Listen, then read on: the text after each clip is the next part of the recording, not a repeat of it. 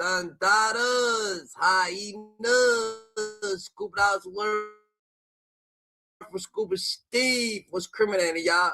I rock with the King X. Don't forget the Kennedy doing his memory march right here on YouTube. We conducting ourselves the most highest. The data life, what you make it. You can't love it, you can't hate it. It's gonna be simply what you make it. The data you hurt. We're putting out 2026 permits. The data right here on YouTube. We building pyramids every year. The data. Remember, God chose you because He knew He could trust you. God's best kept secret. The data you hurt. We on the highest frequency, the data. We're smiling, the data. We're staying more aware, staying coherent of the shadows, the data. So let's stay more aware than ever, the data. You heard the data. That's just what it is, GGs. So, if you mark it, we gonna spark it. If you ping it, we gonna sting it. If you drop the load, we gonna flock this load. You heard, you tagged it, so we bring the static, the data. Maino violates 50 Cent, the data, but he instantly regressed the shit, the data. Maino instantly regressed the shit, the data. Why you think? And you know why Maino is the one talking so much? Because Maino wasn't around. Maino talk about, oh yeah, Maino, man, you wasn't invited to the Diddy party. Stop fucking acting like you hurrah, you all this shit, the data. Maino, you was not invited to the Diddy party. Jim Jones brung you as a guest, nigga. Like, no one invited Maino to it. No one invited Maino. Like, come on, Maino, no one invited you, the data. Like, how does that work, GG? So we gonna have to stay more aware than never, the data, thinking that Maino, the data, is over here doing it good. What's good, GG? What's popping with you, the data? You know what I'm saying? Shout out to you, the data, still king, the data. What's goody, the data? What's up with this dude, the data? What's up with Maino? And the real reason Fab and all these niggas and Jim Jones and all these niggas is mad, the data, they only mad. Fab is only mad for one thing and one thing only, the data. One thing and one thing. Oh, yeah, here it is. This is why Fab is mad, the data. Fab is mad for one thing and one thing only, the data, and this is it, the data. This is why Fab is mad, the data. Like what happened here, the data? Woo! Happy birthday to Fabulous. The only nigga that got the name that I want. Make a wish. Just blow it out. It's your birthday every day. Every day's a birthday on Drink Champs, goddamn. I like when you like this, Daddy. Yeah, where you put my bag? Daddy, I like when you scrambling. Look at Fab. Fab's looking depressed as hell. Fab, why the fuck are you sticking up for this dude, the data? Look at this nigga. Look at Jadakiss. Jadakiss like, yo, I know you're not letting. What the fuck is going on here, the data? I know y'all niggas ain't allowing this nigga to talk to y'all niggas like that, the data.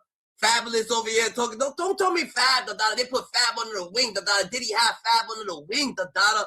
Like, what the fuck is going on, the data? Fab, you got the. Oh my God, I don't give a fuck. I'm like, yo, don't talk to me like that. Don't talk to me. I would have been sarcastic about it, but I'm like, yo, don't talk to me like I'm your wife, nigga. Like, nigga, like I ain't with none of that shit, GG. Scraping when you scrambling and scraping for shit. Look back on where I became. Did you miss me though? For real, because I'm saying it seems like a thing. I miss this birthday party, man. But I'm talking about for your birthday. Did you miss me though? But did you miss me though, the data? Like, what's going on with this shit, the data? Like, yo, Maino. Yo, Maino, I don't think Maino never went to the Maino never went to the party, the data. I don't think Maino went to the party, GG, the data. Maino could. That's why Maino's so quick to talk, nigga. You know what I'm saying? Maino's quick to talk because he never been to the party, the data. But guess what, the data? Your partners, I think they've been there, the data. They've been there. Why won't you party with me for your birthday, man?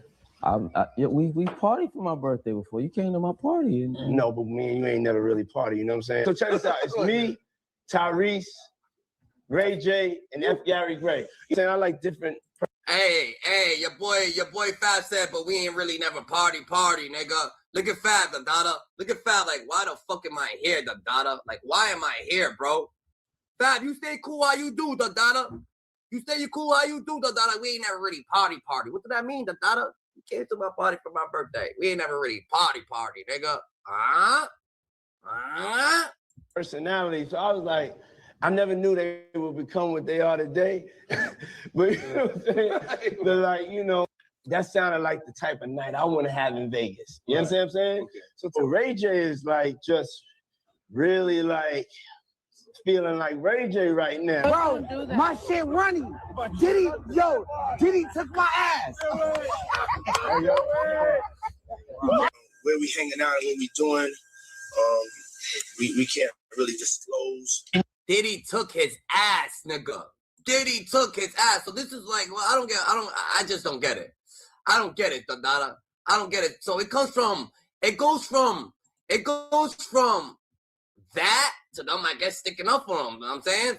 From that kind of conversation, Diddy was coming out. I would have stood out of that shit, Dada. If I was Fat Boy and these niggas, Dada, you ain't gonna catch me up in there, Dada. But then it goes to this, Dada. Niggas is, you know what I'm saying? Then they want to stick up for the nigga. After Diddy did all that, got you scrambling and scraping it, why the fuck are you still mentioning this man, Dada? Want to create a documentary about you without your approval, how would you feel if it happened to you? It's like Definitely not acceptable. It's facetious and petty. right. It's like somebody putting out your tape. Yeah, if you want to, yeah, exactly. It's like Without your permission. And you're not an actual. Hope niggas ain't got no sex tapes out, Dada. Why the fuck are you even creating sex tapes unless you're a porno star? Real shit, Dada. Like, I ain't got no sex tape. I don't need no sex tape. It's like that's what I'm gonna do, nigga, looking at, like, I want to look at some past shit. Like, I don't know why they do it. I couldn't tell you. Star. And they doing the lighting wasn't good enough. yeah, they're trying to make you just look bad. What? Oh, they caught me on a bad day. Right. I wasn't even on my. This thing caught a weak one. You see Damn. that the lighting is dark? Damn. You see that You ain't trying to freeze your hands off this winter. These gloves might be for you. That shit different right there, Dada. Not only are they waterproof, Why the fuck did they stick? And they want to beef with them. And it's crazy because you know you're gonna have beef with 50. Dada fucking with 50. You know you're gonna have beef with the man. But hey, this is what y'all call GG. Yo, Maino, Dada. Like, I don't get why you getting in all these motherfuckers' business, Dada. Maino swears, Dada, like he's doing. Maino's like stop smiling, Maino. You're smiling way too bright. You didn't smile that much, Dada, when your teeth wasn't fixed, Dada. Your teeth is alright, man. Small out put here. this on the internet? Word up. But I would I feel. ain't gonna front. I think if they saluting you, First of all, they want somebody doing a documentary about you. You wanted to be a dope documentary. it gotta be dope. Showing who you are, what you. Oh yeah, and Jim Jones was featured in this documentary too, which makes it a little more personal for him, especially in some of the newer footage when Diddy was going into Harlem. Jim Jones is right there, so I bet he could feel some type of way about. So this is the real reason they mad at 50 Cent, bro? That's why y'all wanted to bring it up, because that was around Diddy, so y'all feel. Bro, you can't feel like you gonna protect someone, who's fucking got trauma charges. Anybody with no trauma charges, they worse than a rat, you heard? Like, them niggas right there on the pedestal, you heard? 50 producing this and trying to show Diddy in a certain light. What you've done. I don't know. You've accomplished. Like, a documentary is a big thing. Like, you don't want nobody doing a documentary about like trying to just make your whole character look weak. Like, that's petty behavior. I want to know the company that did it so we can talk, you know what I mean? Because if it's on me, I need, you know what I mean? I don't understand why that's like legal to do though. I don't think like without anybody, like if you're doing Why is Diddy singing a grown ass man? Remember, these niggas is over. It doesn't matter. I'll sing my niggas happy birthday, whatever. But the way he was doing it, and asking and saying scratching and scrambling.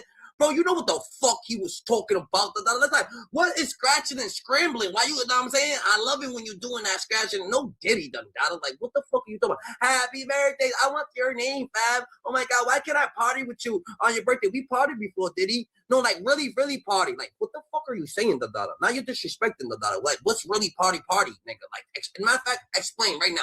I would have made that nigga explain what the fuck he was talking about a lot. Like, yo, how about you just explain what's really party? So we could know what the fuck be going on, Dada. I don't know what really party is. I ain't gonna say yeah or no, Dada, because party might be anything, Dada. Like, what's the party? documentary. If I'm doing a documentary on you, why wouldn't you want and I fuck with Fab involved to interact? Because Fab's cool. Fab's cool like he usually be cool and shit like that, but niggas want to fucking sit there and tarnish fucking Nas. You know what I'm saying? Niggas want to tarnish thing. It is what it is, bro. I guess it is what it is. It's more like a mockumentary. You know what I mean? It seemed like when you don't use the person, it's more like you're against them anyway. Right. So when you're that's doing why shit I think it should be How could it even be called? No shit. Why did it no shit? Why did I use R. Kelly on that fucking thing? No shit, Like, why ain't y'all talking about R. Kelly's documentary? R. Kelly didn't make his documentary. R. Kelly didn't make his Netflix documentary. Yous did. Jay-Z did, R. Kelly didn't make his documentary, Let's get right, Yous wanted to roll out that documentary out there, Why did they took 7 names out of there, They took 7 names from that documentary, the Diddy documentary. They took out Clyde Davis, They didn't want to mention Clyde Davis because Clyde Davis is the boss. They scared to mention Clyde Davis, That shit would have been done. They would have mentioned Clyde Davis. It would have been a rap, straight up, They took out Clyde Davis, They took out Kevin Hart. I heard Kevin Hart was supposed to be in the documentary, They took Kevin Hart out, Kevin Hart, Mr. No homo, I don't want to be in the next year on the bed, Mr. We thought Kevin Hart wasn't on that side, I heard Kevin Hart got a $50 million, because he got $50 million to wear the skirts and wear the dresses, and to make his this is why I heard no Diddy, his booty hole unvirgin again, whatever that means. Kevin Hart, he took $50 million to make his booty hole unvirgin again.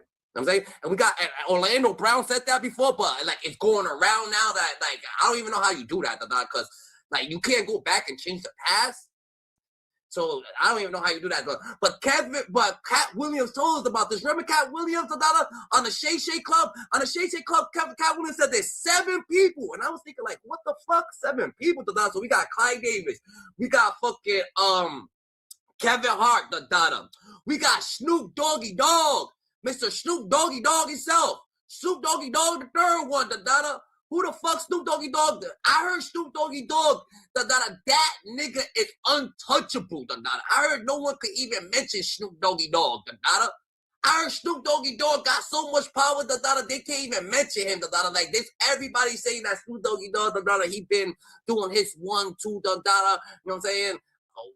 He been trying to be like Magic Don Juan, doing his little 1, 2 or whatever, 1, 3 or whatever the case may be. Niggas been on himself for the Tupac situation, all this, but Snoop Doggy Dogg, nigga, that's the 3rd person. Who is the 4th person? Who is the 7th? Who is the 4th person? Who y'all think the 4th person? They took Clyde Davis, Kevin Hart, Snoop Dogg out of the situation. They took Snoop Dogg. Justin Bieber. Why didn't they mention Justin Bieber, I feel Justin Bieber is the 4th one. They didn't mention Justin Bieber because Justin Bieber is a victim. And if you mention Justin Bieber, that's just like bullying him. Why the fuck are we going to mention Justin Bieber? Justin Bieber actually get our word. He was a fucking kid, You over here, you groomed this man, You didn't even groom him. You just took advantage of him, You let him sleep near you, You took advantage and start touching this man, You do that. That's crazy advantage, You don't take advantage of people like that, That is crazy wild, So Justin Bieber is the 4th one. Who is the 5th one? The one at least, the one who brung Justin Bieber to this dude, Who brung Justin Bieber, to Diddy? Usher. Usher is a victim too. Why Usher didn't get a victim? Why? That's number 5. Why Usher didn't get called in the documentary? Why didn't they call Usher in the documentary, why did they call Usher into the documentaries, That shit hit different, Salute, peace of love, Salute, You know what I'm saying? Like they took a lot of people out of these documentaries. That's 5. And who's the next 2, The next 2, who could have they had in the documentary? Let's see, Like, who could have they really had in the documentary, I couldn't even. They should have had a Mace. Why Mace? Mace gotta be number 6. Mace knows a lot, and Mace be quiet, I don't know why Mace be so quiet, because Mace is quick Cam, he speaks his shit. He says he let Cam talk his shit. He don't care, he let Cam talk his shit, but there's something about Mace that he can't say. Mace can't say shit, There's something about Mace, because they gonna fucking fling him. Mace, we don't give a fuck what happened with you, We simply don't care, bro. We fuck with you. I fuck with all Mace music, I fuck with Mace, I fuck with Mace personality, I fuck with Mace. Like, Mace, welcome back. But we need you to actually stand on business. You're gonna stand on business, Mace. Mace, we need you to stand on business, Mace. If you're gonna stand on business, Mace, we need you $1,000, Come on now. You say God worked, Show us that God really worked, What's up? Peace and love. Hey, greetings. Greetings, Dada. I feel like if they was gonna do the if they was gonna hit the podcast, Dada, and if they was gonna make that documentary and they would have had them people in it, we would have had a good insight. But what can they do? Clyde Davis is Clyde Davis. What you gonna do with Clyde Davis, Dada? Clyde Davis runs shit. I heard Clyde Davis even run streaming now. Like he's into the streaming bag, Dada. You know what I'm saying? Clyde Davis ain't one of them niggas. It's crazy, right? Because it's crazy that you saying that about this documentary and all the people not in it. That's why I think that because Diddy will want everybody in it. If you're gonna make a documentary about it, you might as well put everybody in it. That's what 50 fucked up at to make it seem like it's just really a vendetta. So yeah, that ain't gonna work. Because this the only way to tell Diddy's story is to put everybody in it that's supposed to be in it. Like what you mean? I do feel like maybe Diddy don't care about putting other people in it. He would like other people in it. But I also feel like niggas got too much power. Nigga, Diddy try to put niggas in it. Diddy try to put some tapes out. Niggas wasn't having that shit. That was like, nigga, they grabbed them tapes. Nigga, they said, "What tapes you talking about, Diddy?" I don't know, nigga. It's either you go to jail, we gonna put out the Epstein files. And the Epstein files, they got nothing but Caucasian people, rich Caucasian people that been doing some wild, crazy shit. That's politicians. So either it's gonna be the celebrities or the politicians that's what I feel. I feel like Diddy would love someone else to see that's why it's an argument about what 50 did. Because if you're gonna put it out. Like, how you gonna leave people out? You can't do it because that's not right. If you're gonna do it right, put everybody in it. You know why he couldn't put everybody in it? Because they would have sued the fuck out of 50, boy. And they would have sued the fuck out of 50, boy. I feel like, and he why get sued? Why play? I'd rather play it safe than that. Why even like the Meek Mills? Oh shit, number 7, Meek Mills. Meek Mills gotta be number 7, So if Meek Mills is number 7, I feel like just like how Nicki Minaj knows that was fucking Meek Mills, fucking Diddy, that's the only person who's saying it, No one else is like that. No one else could stand that that's really Diddy and fucking Meek Mills. No one could actually say that. It sounds like him. It's wild crazy that it sounded like him. It's wild crazy that it's not an AI tape. I don't think that man got fucked by no man, bro. I ain't never saying that shit. I ain't gonna never say that, bro. Man, Meek Mill ain't no faggot. Meek Mill ain't gay, bro. That man, man. Hell, fuck. Man, that's the shit that I never I understand what you're saying, though, but, nigga, what the fuck are you talking about, Dada? You ain't letting a nigga call you daddy, nigga. And that nigga was looking like his ass was hurting when he was in that pool, nigga. Know what I'm saying? He was fucked up, nigga. He was fucked up, nigga. He was like, we don't know nothing about that shit. We don't know nothing about what goes on, Dada. They gotta go sit down in the pool for an hour. We don't know nothing about that shit, nigga. The fuck is that, nigga? Yo, go sit in the tub for an hour, Dada. They know about that shit, Dada. They know, no Diddy, no Paul, no that. They know about their ass leaking, all that shit they be talking about, that shit that Ray J talk about. You think that shit's coming out? You think these niggas is just making that type of shit just up in their head?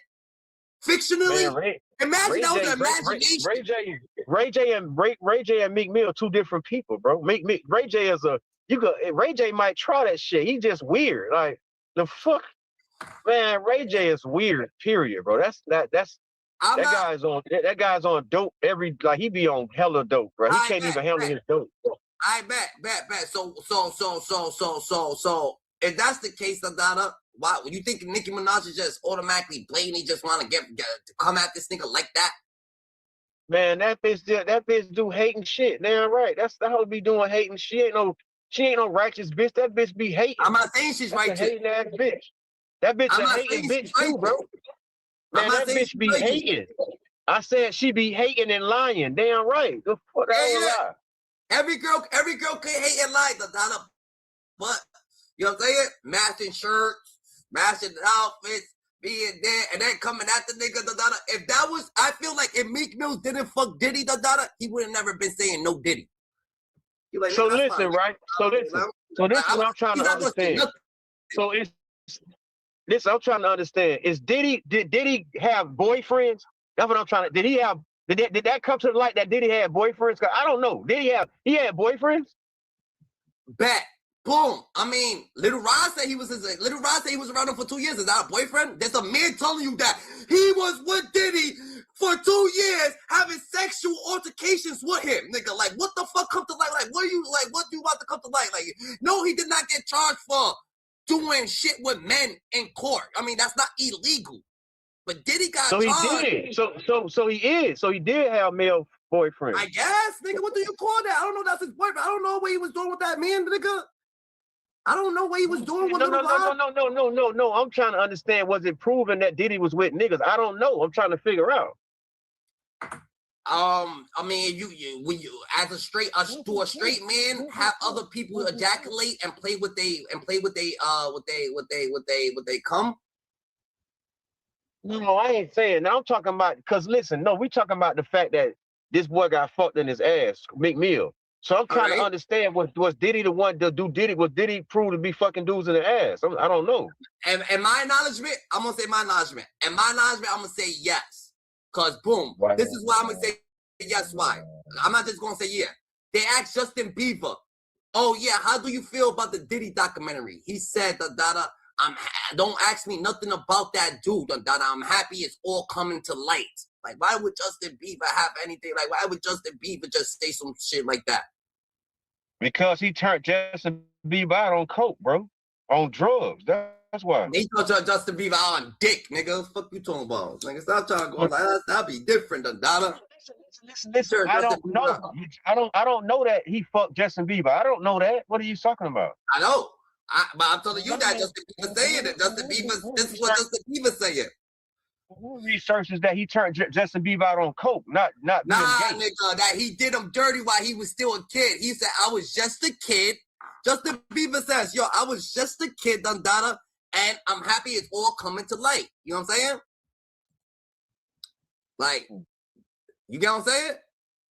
Hey, I don't know. I mean, because you could speculate what that means. I thought they said it was coke, bro. I thought he got turned out on drugs real early. He had to go to rehab. He had to go to the rehab and all that stuff like that. I never knew he was dealing with no punk shit, no gay shit. Dada, like, it ain't just rehab, Dada. Like, this is wild crazy, Dada. This is wild crazy. Fighting over the Frosted Flakes, Dada. Me and Usher used to wake up in a band, fight over the Frosted Flakes, Dada, and do that little 1-2 or whatever the case may be, Dada. Like, that's just what it is, Gigi. This ain't speculation, nigga. This is just what's coming out their mouth. I can't say nothing that they ain't say they self. You know what I'm saying? Damn. He knows better than to talk about the things that he does with Big Brother Puff on national television. You ain't trying to freeze your hands off. How happy this nigga was, Justin Bieber, Dada. Justin Bieber was like mad, fucking like happy and coherent. After posting that video in the caption, said, "LOL, how they just let him do whatever to them." From there, Maino appeared on Angela Yee's. Like this dude did it to a couple people, Dada. Not just him, Gigi. Yeah. You know what I'm saying? Yeah. Not just him. So I feel like this ain't even what we talking about. The documentary series. We're talking about the documentary series coming out, and says 50 have the right to put the documentary series out, on what you call it, on this person. Does 50 Cent have the right to put the documentary out on Diddy? You know what I'm saying? She had the right to put that shit out. Let me see. Let's hear what Maino had to say, Dada, real quick. Let's hear what Maino had to say. Way Up podcast and addressed the stuff that 50 posted on his Instagram. On the squatters. Yeah, he called you guys squatters and said you guys owe $250,000. So is that true? I don't know nothing about that. So that's Maino's response. He just basically said, "Hey, I'm with the smoke and all that." He didn't, though, mention or like really address. He kind of just like, man, I don't know what he's talking about the rent of the podcast and owing $250,000. He didn't. He kind of just brushed past that without really addressing it like that. But so we don't know what. I'm just saying that to say we don't know if it's true or not. It was just kind of weird how Maino didn't really address that. Then after that, 50 sees that, and on his Instagram, he posts something that would really shut things down for them, like immediately if he actually does this. And this is like next level petty. This is like This is why you don't beef with this guy, because he just knows stuff about you that is very private, will find out things and will twist it and just destroy your whole life. So he posts a photo of him, very aggressive looking, and then he says, I didn't have this on my list of things to do, but if you insist, I'll make time. I'm working on buying the space where you film and 50% of your podcast. You know I don't cap. So that would be insane. If he ends up owning that building that they're recording the podcast in, and then on top of that, owning 50% of that podcast, I don't know how that would work. Maybe they're tied to a certain company and 50 just come in and offer them X amount of dollars to own 50% of it. That would be hilarious. At that point, nah, you just buy the building out, the data. I feel like 50 Cent's gonna buy the building, the data. I'll buy the building and still rent it to them, the data. Like, you niggas, y'all gonna have to owe me for rent, the data. Buy the building and rent it to them. Matter of fact, y'all can have that. You heard? he's basically their boss. That's crazy. That's like next level stuff, but we'll see, man. They'll probably address it on their podcast and they'll talk about it. And I think Jay-Z is their boss. Like, real shit, I actually think Jay-Z gets a part of all that shit. One of them do, or Diddy does. Maybe Diddy still runs that shit. Maybe Diddy still runs Revolt and all that shit. That's what I'm thinking. I'm thinking Diddy still runs Revolt. These niggas is nervous to talk to G. You know what I'm saying? Niggas want to, you know what I'm saying? Get it right. About Maino, Jim Jones, Dave East, and Fabulous. Now, he exposed them because they kind of spoke about him on their podcast. So they had a discussion on whether or not it's okay that people could do a documentary about you without your permission, and if they think it's right. They never said 50 Cent or Diddy, but because 50 Cent has been in the news headlines for doing this documentary about Diddy, 50 Cent kind of felt like they were talking about him, but they didn't really want to say his name because they didn't really want to smoke. Is it acceptable for someone to create a documentary about you without your approval?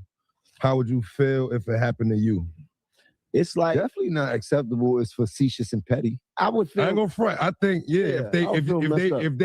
if they saluting you, first of all, they want somebody doing a documentary about you. You want it to be a dope documentary. It gotta be dope, showing who you are, what you've done, no bullshit, everything you've accomplished. Like, yeah, documentary is a big thing. Like, you don't want nobody doing a documentary about like trying to just make. It's not a documentary about his life. It's not an autobiography. An autobiography about everything you accomplished and everything. That's you. That's your personal autobiography. You know what I'm saying? That's what you hold. But documentary could be a documentary about anything. It could be a documentary about your relationship, about Diddy's relationship with his employees. A documentary about Diddy going to the bathroom. About a documentary about Diddy fucking sending people to New York. A documentary about them making a band. A documentary about Diddy with this person. Like, your whole character look weak. Like, that's petty behavior. I don't want to know the company that did it so we can talk. You know what I mean? Because if it's on me, I need. You know what I mean? It's too. What's that shit called? The data. Like, it's too. These dudes is too smart to not know what's a documentary. Who could make a documentary? You could make a documentary. Anybody can make a documentary. The data and an autobiography. Like an autobiography. The data. That's about yourself, the data. Maybe you be writing your own autobiography. I'm feeling the data, but y'all niggas should be knowing about that. If y'all don't know about that, the data, then y'all know why y'all deals be all shot, fucked up and shit like that. Cause like, come on, I don't understand why that's like legal to do though. I don't think like without anybody. Like if you're doing a documentary, if I'm doing a documentary on you, why wouldn't you want the person involved to interact? Really a documentary is more like a mockumentary. Yeah, you know what I mean? It seemed like when you don't use the person, it's more like you're against them anyway. Right. So when you that's do why it I think like it should be. How can it even be called a documentary? You can do something with it. Like, why is it called a documentary when it's not? It's still a you know, it's not an autobiography, but it's a documentary because once you become a public person. Bro, none of them Pablo Escobar documentaries I watched, none of them people knew him. They all, That's what I'm saying. You know what I mean? Like, once you become, if you're a public person, you're in the news. Do it. There you go, Dave East. Let's say something that makes sense, bro. Like none of those people who made the Griselda Block documentary, who made the fucking the Larry Davis documentary, who made the Darn Hargrove, who made the Rick Ross documentary, who got paid for the Rick Ross, who got paid for that, like who actually got paid for the Rick Ross documentary. I'm talking about the real Rick Ross, Ricky Freeway, because ain't that what's that shit called? Damn, that Cali thing, that Cali show, that shit was based on Rick Ross's life. He didn't get paid for that, right? You can be Google. So do you think that it's wrong or not? I think it's wrong. I'm not with Snow something or snowfall. either. I think that. I'm not with it. Do we all agree that it's wrong? Thumbs down for that?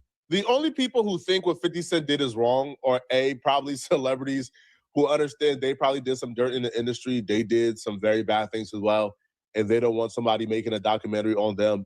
But the concept of a documentary don't really need the other person to be involved. If this person is a public figure and you have access to people around them who could tell the stories that they are involved in, you don't really need them, right? I'm a YouTuber. You can damn near say I drop mini documentaries every day. Should I have to seek permission to each person before I speak? No, hell no, right? That doesn't even make sense. Facts. Right? Usually when a person is involved, they're not going to be completely honest. They're not going to be completely raw. Usually if you involve somebody in the creative process for their documentary, they're going to want to be viewed in a pretty good light. And if this is a terrible person like Diddy, how do you make a documentary telling the truth about Diddy with him involved? Clearly you can, right? Because Diddy is going to want to be looked, in a good light. Even though they never said 50 Cent name, they never really hinted towards 50 Cent. 50 Cent still thought they were talking about them. So 50 Cent responded back to their podcast on Instagram. 50 Cent responded in 50 fashion. He somehow dug up some information that nobody knew. And he would write, these guys are squatters. They owe $250,000 for the space they are filming their podcast. These bums are trying to win Best Dressed Awards and can't pay their bills. I didn't know this. And I'll be real, they are filming in a pretty nice space. But why do you owe $250,000? If this is true, Maino, Fabulous, Jim Jones, and Dave East ain't learned nothing about business while being in the music business for what? Like, they don't want to. They trying to probably get they ain't paying for their space. They're like, yo, fuck it. They ain't trying to pay for no space. That's just their space. Maybe they brought it. They acted like, who knows? I don't know what's going on. So I ain't gonna try to act like. I can't say it. You should have looked it up. You should have called the people who own the building. That ain't hard to do. Ask if they selling the building. 20 plus years. Like, what do you mean you owe $250,000 for a podcast space? You guys could have rented out a podcast studio for $1,000 a week. You guys only film one episode a week. What? How do you owe $250,000 and you guys are like 6 episodes in? This makes no sense to me whatsoever. This was directed directly at Jim Jones. 50 Cent wrote, I understand Diddy was your hero. Stay down with him. I don't care if you let him play with your butt. Then act like you don't remember. Yo, listen, man. Now I'm going to go on record and saying I don't believe that Jim Jones. Jomo Chu, the holographic. Jomo Chu is the holographic Pokemon card. If Jomo Chu was a Pokemon card, he'd be the holographic Pokemon card. The Dada Jomo Chu, the Dada, we got him, the Dada. Yo, Jomo, the Dada, you wildin', nigga. That's why you over there, the Dada, on that, like feeling like that, the Dada. You gotta relax sometimes, Gigi. Like, that's not even right, the Dada. If you feel like you got something, the Dada, and you're scared that 50 Cent might have to expose it because he doing the doc, he did the doc, nigga, simply, the Dada. You know what I'm saying? Like, don't get all nervous because he doing the doc, the Dada. Don't put your... Why all 4 use the Dada? Like, Diddy got lawyers for this shit. Why use on here, the Dada? I would rather hear Diddy's lawyers speak like, yo, the doc series that 50 Cent put out, the Dada, and like we could get a nice elaboration instead of you just saying, oh yeah, he's hating, he did a mocker dyke, or he did this, or he did that. Like, what the fuck? What about all these other documentaries that are getting done, the Dada? Did they get paid for them, the Dada? That's what I'm saying, the Dada. All these people don't get paid for their documentary. You seen Ricky Freeway Ross, Ricky Freeway Ross, the Dada, Rick Ross Freeway. The Dada, you see his documentary, he was heated, the Dada. Like, you know what I'm saying?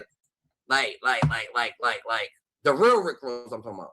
Like, you know what I'm saying? Niggas, like, what you saying? Anybody can make a doc. Was there anything homosexual with Diddy? That's nuts. That's crazy. But I feel like why a lot of these people are coming forward to defend Diddy, they see themselves in Diddy. They see what Diddy did as not really egregious, right? Like, when if you had to hook up a lot of these rappers to a lie detector tests, like, for real, bro, like, yo, what y'all think gonna happen? If you hook up a lot of these rappers to a lie detector test and you ask them, hey, yo, you think Diddy beating up Cassie in that hotel should be a death sentence for his career? A lot of them will tell you, hell no, man, hell nah. A lot of them don't really, listen, these people are misogynistic. these people are essentially predators. They've been in the music industry that's male dominated for 20 plus years, bro. You think they think slapping up a woman should be a death sentence? Absolutely not, bro. You ask them, hey, man, you think Diddy paid male escorts to have threesomes with him and his woman? Should that be a death sentence? Man, they'll say, hell nah. But they can't say it publicly, right? So they got to disguise that or disguise their support with vague, open-ended questions like, do you think doing a documentary about somebody's life is okay? But 50 read through it, man, so 50 ain't going. 50 would also target Fabulous next by reposting a compilation of Diddy wishing, male rappers a happy birthday in a very flexible, zesty way with the caption, how do they let him get away with this? At the end, 50 Cent then topped it off by saying that he's about to purchase the space they're filming their podcast in. 50 would write, I didn't have this on my list of things to do, but if you insist, I'll make time. I'm working on buying the space where you film and 50% of your podcast. I don't cap. Initially, when I heard this, I'm like, bro, certainly 50 Cent got it wrong. Certainly he just made a mistake, probably heard the wrong information. Because why would Maino, Jim Jones, Fabulous, and Dave East, 4 successful rappers, why would they owe? Gotta look it up, GG. You gotta look it up, da. Who runs it? What building is that? Where that building at, da? Like, where that building at, da? And how the fuck he gonna get 50% of the podcast, GG? That's different right there, da. He's gonna put it on his own fucking channel. Money in the podcast place they film at. So I thought maybe 50 Cent got it wrong. And then I heard Maino address the issue on Angela Yee's radio show. And his response pretty much confirms to me that 50 Cent is 100% right, 1,000% right, bruh. That Maino and them owes on that building, which to me, bro, that's just embarrassing, bro. Y'all start a new business venture, and 2 months into it, y'all are in debt $250,000, bro. Like, come on, man. Last night, I woke up today and I was like, what is going on? I heard. So it looks like 50 Cent has taken shots at the Let's Rap About It crew. Yep. Smoke. It's very smoky. Now, 50 posted this. Documentary is a big thing. Like, you don't want nobody doing a documentary about some, like, trying to just make your whole character look weak. Like, that's petty behavior. I don't understand why that's like legal to do though. Documentary is more like a mockumentary, shit like that. Do you think that is wrong or not? I'm not with it. All right, now he posted that clip, and then he also posted, and I got to make sure I got to see like what's true and what's not true. Call us squatters. Yeah, he called you guys squatters and said you guys owe $250,000. So is that true? I don't know nothing about that. Okay, so you guys have pages. Yeah, he ain't want to lie, da. We gonna have to give it to Maino for that one right there, da. Maino said, I don't know nothing about that, da. He ain't want to say, yo, 50 Cent's fucking lying, nigga. Hey, yo, Jimmy, da, that nigga, his what he say, his boysta is all in arriba. That's what he says. What he be trying to say? The boysta is all in arriba, da. He should have just said that. He should have said, yo, he should have just posted a clip of Jim Jones saying, hey, yeah, the bat's all the way up, da. Like, nigga, but he said, I ain't talking about that, nigga. That's his shit, da. Fuck all that. What are you talking about? Okay. All right. He asked you a simple question. Did y'all pay y'all rent? That to me is a very simple. You asked me, hey, Flacco, all right? Are all your bills paid? Yeah, my bills is paid. Yeah, it's paid. Yes, it's 100% paid. Hey, Flacco, is your credit card bill? Yes, it's paid. Yeah. Somebody asked me, hey, Flacco, is your credit card bill? Oh, I don't know what they talking about. Look at that. But did you pay? I don't know what they talk. But did you? I don't know what they talking about. That's as guilty as it gets, man. So yes. That's Maino, da. You know what it is, da. You can't be a smart person but following a dumb person. You smart and you following a dumb person. You just as smart as a dumb person that you following, da. And Maino, he's following a bunch of fucking, I guess, people that got a certain type of mindset. You know what I'm saying? Like, everybody elevates their mind. Everybody go up, everybody go and think. So you could just tell, these is grown-ass men, that actually, you know what I'm saying, getting emotional when people just saying like stuff about them. Like it wouldn't even matter, Dada. Like it don't matter if it's not true, but Dada is crazy, GG. Like that type of shit, Dada. Like you wouldn't even pay attention to it. You'd be like, what the fuck you talking about, Dada? Like, what? They owe $250,000 in that building and they squatting. Now, to put it in perspective, though, you said What? you weren't taking aim. No, we not making our podcast not going. We don't talk about people. We take things and internalize it. We was talking about, it was a general conversation about do people have the actual right to make a documentary about you, and how would you feel if it was you? But I get where you're coming from. But you should have said it, Dada. But you should have said that shit just like that, Dada. Like how the fuck are you gonna sit there, Dada? You know the Diddy doc is out, nigga. Everybody's saying that you sticking up for Diddy. Now you don't want to stick up for Diddy, Dada. Now, Maino, you don't want to stick up for Diddy, Dada. You're like, yo, you was just coming that fucking DJ Academics, nigga, for saying for some wild shit, Dada. You was just saying DJ Academics this, DJ Academics that, Dada. Now you're sticking up for Diddy? Out of all people, Diddy? Like, niggas be contradicting everything they be fucking doing, Dada. So now you was just hanging with DJ Academics, then you diss them, Dada. Then you stick up for Diddy, Dada. It's like, yo, you're over here, you're over there, you're over here, you're over there, Dada. Doesn't really fucking matter with you, nigga. You just bouncing around, Dada. Like, what the fuck? Now he's like, no, I don't want no people. I don't want no people 50, Dada. I was just, why the fuck are you poking a bear? Trying to act like you're tough, Dada. Like, that's how you know so people became tough, Dada, too old in their life, nigga. If you was tough your whole life, Dada, it's just like, yo, Dada, like, yo, like you try to, like, yo, just, like get yourself away from people, Dada, so you understand, Dada, so you won't have to, you know what I'm saying, get involved with no nonsense, Dada. But this dude, Dada, it seems like he's just, like wants to be tough, Dada. He wants to be at all the concerts. He want to make sure that all the people is like, I don't know what he's doing, Dada. I think he's like a big youth figure or some shit like that. Like, you know what I'm saying? He got niggas checking in with him or some shit or whatever. He want to act like people's checking in. That's why niggas keep that nigga all the way to the right. Like, you know what I'm saying? Niggas keeping him all the way to the right, bro. You got to stay to the right, bro. You heard? We can't have you all in the mix. That's why when he was mad at DJ Academics when NBA Youngboy was in town, the NBA Youngboy fucking with DJ Academics, he got, you know what I'm saying? No one feels no sort of way about DJ Academics, but you got to stay on the outside, Dada. You can see, look at us from over there, Dada. Don't come all the way inside with us, Dada. We don't fuck with you. We don't want you painting a narrative, trying to act like we checked in with you, trying to act like, no, that's not what happened. You fuck with us, you fuck with us. If you don't, stop trying to paint a narrative, stop trying to look cool, stop trying to do cool shit, Dada. Just be you.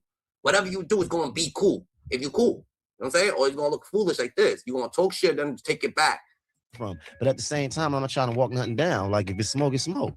All right. Well, here is the full conversation of what you guys were talking about, because it was really just about legally. Can you? Right. That's what it was. And then you started talking about sex tapes, because somehow it always comes back to that. Here's what happened. Is it acceptable for someone to create a documentary about you without your approval? How would you feel if it happened to you? It's like definitely not acceptable. It's facetious and petty. Right. It's like somebody putting out your sex tape. Yeah, if you want to make, yeah, exactly. I don't know that that's funny. comparable, because a sex tape. You got to make sure your can't likeness just put correct. that. Yeah, but documentaries, people can do them, and they do them all Right, we know the that. time. Yeah, so we know that. But you know, everybody panties is in bunches. Oh my God. it doesn't feel like this is a big. No, it ain't nothing. Yeah, But the thing is, the like, intention listen, was not to if come at him. If you shooting and you saying they and these guys and you got a picture and I'm in a picture, Bro, if you real nigga, stop trying to cause subliminal acts. Stop trying to fucking talk subliminally, nigga, and trying to act like you wasn't talking about 50, nigga. Like, oh my God, nigga, stop trying to fucking play funny, Dada. You know what I'm saying? Like, stop it, Dada. Stop trying to act like you're throwing a rock at me, but you're really playing catch with your boy, Dada, across the street, nigga. Like, relax, nigga. You know what you're doing, Dada. These niggas is acting funny, Dada. They just shooting back. It's with whoever. It's with whoever, whenever, however. We know. Whatever. We know. Yeah. All right. Well, thank you for clearing that up, because people are like, you're not going to be up here and not address it and talk about it. But Absolutely. We don't make our podcast not constructed to be doing that. Like we make it about. Yeah. So you trying to get your podcast up, Dada. That's just what it is, Dada. You're causing trouble, bro. You're causing fucking trouble, Dada. You ain't know what you're doing, Dada. But guess what, Dada? You already caused the trouble, Dada, and you already picked the side, which is Diddy's side. So stay there, Dada. It is what it is, Dada. You know what I'm saying? You can play the fool, but you ain't gonna play him twice, Dada. And Cat Williams warned us about all this, Dada. Cat Williams told us about all this shit, Dada. He didn't be wanting to party. And you gotta tell him no. You got to tell him no. I did. When that Netflix series come out, it's a rapper coming out with a Netflix series. I won't say no name. I don't want to spoil it for him. I'm not a friend of his. I don't want to, spoil something he got going on. But I will say this: he's doing a phenomenal job to the point where I was in awe. So you have something huge coming up, which is a documentary about P. Diddy, Puff Daddy, P. Diddy. Yeah. Did he do it, right? Yeah. I know you've been heavy on social media talking about it. And I'm the only ones that vocal about this long before that. Yo, did he do it, Dada? He did it. He did it, Dada. And I think he did it to Jim Jones, Dada, because Jim Jones is over here. He's trying to fight. He ain't fighting, Dada. You could tell the dude, Dada. These niggas, you could tell people that who just drained from the situation. Like Jim Jones, he don't want to fight the situation, because he's drained already from Diddy. He don't know what side to pick. He don't know if he should pick Diddy's side. Diddy did him dirty. He don't know he should be on 50 side. You know what I'm saying? 50 Cent's going against him, Like, he just don't know, bro. Like, he don't know what side to pick, These niggas is drained. Look at Justin Bieber. He's drained, Look at Meek Mill. He's drained, Gilly the Kid gotta be jumping in for Meek Mill to tour 24/7, Like, yo, leave him alone, I'm like, damn, Them they drained, because it was around Diddy, Actually. Oh, you've been saying this for a long time now. And then no one was, why is he saying this? And now it's coming out like crazy. But I also didn't participate. I also didn't go to the Diddy Combs was still filming himself a week before he got arrested, months after the feds had already raided and taken all his tapes, and somehow that footage got to 50 Cent, who's now put it in his Netflix documentary. Right now, the internet is on fire over newly leaked footage filmed just days before Diddy's September 2024 arrest. The clips show him directing a videographer, speaking openly about deeply questionable business, ordering lawyers around, and reacting aggressively when fans approach him. People are calling these secret tapes, and the fact that they somehow ended up in the hands of 50 Cent's production team has ignited a new wave of speculation. But what truly escalated the moment is Cat Williams stepping into the conversation.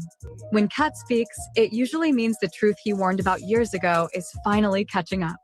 This video breaks down what's actually shown in that footage, why 50 Cent chose to include it in the documentary, and why Cat Williams believes this moment proves he was never lying. We'll examine the claims, the backlash, the quiet tension inside the entertainment industry, and the legal alarm raised by Diddy's team, who insist the footage was illegal and never meant to be seen. We'll also look at how former Bad Boy artists, security staff, assistants, and even jurors helped shape the narrative now dominating social media. Let's start with how this footage surfaced at all.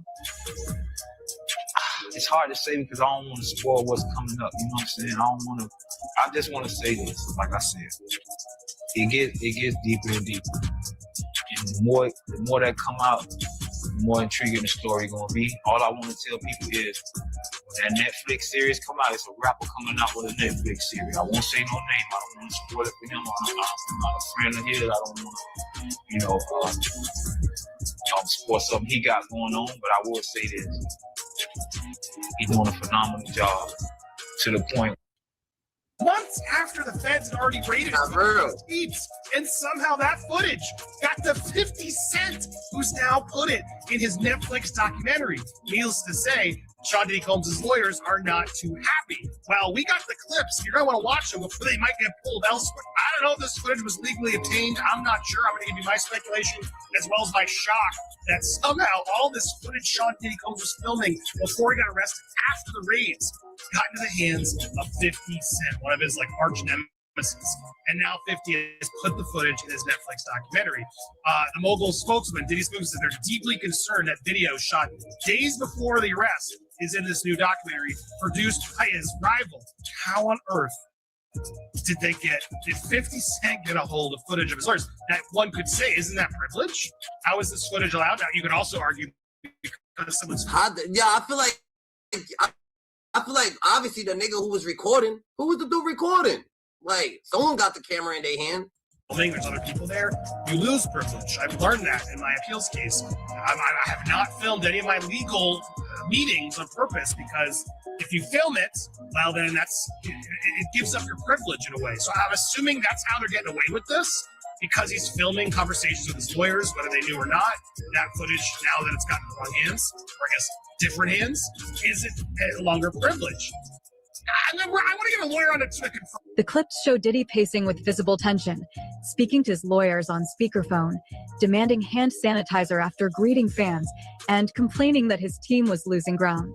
There are moments where he talks strategy, moments where he seems distracted, and moments where his confidence appears shaken. In one eerie shot, federal agents can reportedly be seen on a rooftop in the background. That detail alone sent shockwaves online. The biggest question quickly became, how did 50 Cent get this footage? Diddy's legal team claimed it was stolen, that it violated attorney-client privilege, and that it was never intended for public release. But legal experts pointed out a critical detail. Diddy willingly allowed his lawyers to be filmed, potentially weakening his own legal protections. The fact that this footage landed with 50 Cent, given their long-running feud, only made the situation more explosive. And this is where the tension truly... You know they mad, Dandada, because 50 got the bag, Dandada, by himself, Dandada. They mad 50 with Gwen did a documentary, Dandada. That shit's right below Stranger Things, Dandada. Stranger Things, Dandada, hit like 24 days. He did 50 Wayne got the bag alone. He did the doc alone. Why did y'all do the doc? Y'all niggas, this podcast, but 50's in a whole nother fucking, like, level, Dandada. 50 Cent's doing some other shit, Dandada. That's why they trying to talk about 50, Dandada. Like, 50 does movies and shit like that. He got a fucking movie studio. To the most hated podcast. And that's different. Hey, what's up, y'all? Y'all know my slogan. I don't know it all, but I know what I've been through. Now, before we get into this video, make sure you check us out on Patreon at www.patreon.com/hookah_anonymous. You guys been telling information that you wouldn't find anywhere else on our socials. So make sure you become a member. And after you do that, head over to our official Instagram page at hookah_anonymous and follow us there. Now, without further ado, let's get into what you guys came here to see. Now, before we even get into the video, y'all, let me tell y'all this. If you're looking to be a YouTuber or start a podcast or want any type of casts and drama, it's going to be mentioned. But the thing with that is when you have that type of reputation, you have to always maintain it because you've built a whole audience that is geared towards seeing you in controversy. Now, if that's something you're into, then so be it. But more than likely, if that's the route you're trying to go for, your platform is not going to last that long. And even if it does, your network of business wouldn't last because you're basically beefing with everybody. Now, I say all that to say this. Since Jim Jones, Maino, Fab, and Dave East have came out with this podcast, it seems as if they've been taking the controversy approach. More so Maino and Jim, because Fab and Dave East seem to just be the cool guys of the podcast. They don't say too much, and when they do, they're just giving their opinion on certain topics. Whereas Maino and Jim, it seemed like Maino is the sheriff on the platform, where if anybody says anything pertaining to their podcast, he's usually the one that will respond. All last week, we see him go back and forth with DJ Academics after Academics clowned them for the way they dress, being that most of them on there are over 50 years old or approaching 50. That whole situation turned into Maino versus Academics, where things got a little heated, and a few social media jokes have turned into actual allegations being thrown around upon other things that may have went too far. Now, fast forward to today, Maino is now going back and forth with 50 Cent after 50 would accuse their podcast of being squatters at the studio they're using to shoot their episodes. Now, we don't know how 50 got this information, just like we don't know how he got them Diddy videos for his documentary, but that's another story. 50 would accuse them of being over $200,000 in the hole and refusing to leave the studio despite owing that much money. Now, is 50 telling the truth, or is he just trolling? This would be a good question because aside from us not knowing how he even got that information, none of the co-hosts of the show have denied it. Facts. And they saying refusing to leave is wild crazy, the data. So it's like, maybe, this nigga found out that niggas probably trying to buy the property, trying to, trying to refuse to leave. probably thinking 50 Cent got his hand on it. Now you fuck, nigga. You're not gonna take it from him, the dada. Yes, Maino responded to 50 Cent trolling, but he also never said that 50 was lying about them owing that money. So we're going to get into what they both had to say. But before we do, make sure you hit that thumbs up button so we can get this video into the algorithm. And if you're not subscribed to the platform already, make sure you do so now. Let's get into it. Now, at first, I thought that 50 was just being 50, and he decided to just start with them for no reason. However, I guess 50 isn't always crazy, and sometimes it's a method to his madness. As y'all know, he has put out the Diddy documentary, where it was basically just a whole doc of Diddy slander due to the tension between the two. Some people agree with it, some people didn't, and they feel that 50 is kicking Diddy while he's down. And even Marlon Wayne stated that 50 has to be careful because in that business, it can be Diddy today, 50 Cent tomorrow. At least that's what I got from what he was saying during his interview. However, 50 and Marlon Wayans have gotten into it with each other all last week, trading blows and trolling on social media due to the remarks that Marlon had towards the documentary. And honestly, he really didn't say much, so I thought. But to 50, it was enough for him to strike. So that he did. Now, when it comes to Jim Jones, Maino, Fab, and Dave East, they would basically do the same thing Marlon did when it came to the documentary, which was critique it in the light that 50 Cent felt was negative, which is why he felt the need to respond. Documentary about you wanted to be a dope documentary. You gotta be dope on who you are, what you've done. I don't know, boy. Fact. That's like saying, yo, you was talking about his documentary and Maino, you a sucker, bro. You a sucker. Why didn't you just say that you was talking about? Look at what the fuck are y'all saying tonight? You know you was talking about it. You say it's not even a documentary, it's a mockumentary. You're talking about this, Dada. So you're coming out his work, Dada, when other people would say, yo, we appreciate it. Niggas that actually work with Diddy, niggas that actually fucking this like this, like, yo, we like what he's doing. It's a good fucking documentary. We salute his work. We ain't trying to put out. He put it out. Y'all niggas is over here coming at it. What the fuck, Like you're coming at him, and then you so scary, you refuse to say you was coming at him. The whole world knows you was coming at him. What are you doing? Like, be real with yourself, Like, what the fuck are you lying to us? You know you was talking about 50 Cent. You was talking about this. It's not a thing. It's a mockumentary. Jim Jones. Like, what the fuck? And then you came out your mouth, Maino, and said, we wasn't talking about 50 Cent's documentary. We was talking about documentaries, period. What? You a sucker, Dada. You a real sucker. You've accomplished, like, a documentary is a big thing. Like, you don't want nobody doing a documentary about some, like, trying to just make your whole character look weak like that. That's petty behavior. I don't want to know the company that did it so we can talk, you know what I mean? Because if it's on me, I need, you know what I mean? I don't understand why that's, like, legal to do, though. Documentary, more like a mockumentary, shit like that. How can it even be called a documentary? You can call a documentary when it's not. Once you become, if you're a public person, you're in the news, you can be Google. So do you think that it's wrong or not? I'm not with it. Now, everyone's going to have their opinions about the documentary. They force the thing about opinions is no one's right and no one's wrong. It just is. But what I would say, yo, Fab, don't let them force you to say something, nigga, so you could be cool with them or try. You cool how you cool, nigga. You cooler than them, nigga. Like, stay cool how you cool, nigga. Don't be over there, doing what Jimmy and these nigga Maino's doing, That's just gonna, like, bro, you gonna get some peace. Like, everybody fucks with you. Do not do that, Don't do that, GG, because you gonna have people lashing out now. Is this. Many people have shown distaste towards 50 Cent in regards to this documentary, saying that he's being petty. But that's the thing. Any other time, they all celebrate 50 for being who he is, which is petty, and they get on. So my point is, you can't be selective when it comes to when you want to promote the pettiness and when you don't want to. You must be one way at all times, but in our culture, as of lately, we promote all the toxic behavior. We just hate to see it when it pertains to us or someone we actually like. I think that'd be called bias. Anyway, 50 would clap back after hearing what they had to say towards the doc, as he accused them of squatting in the studio they used to shoot their podcast.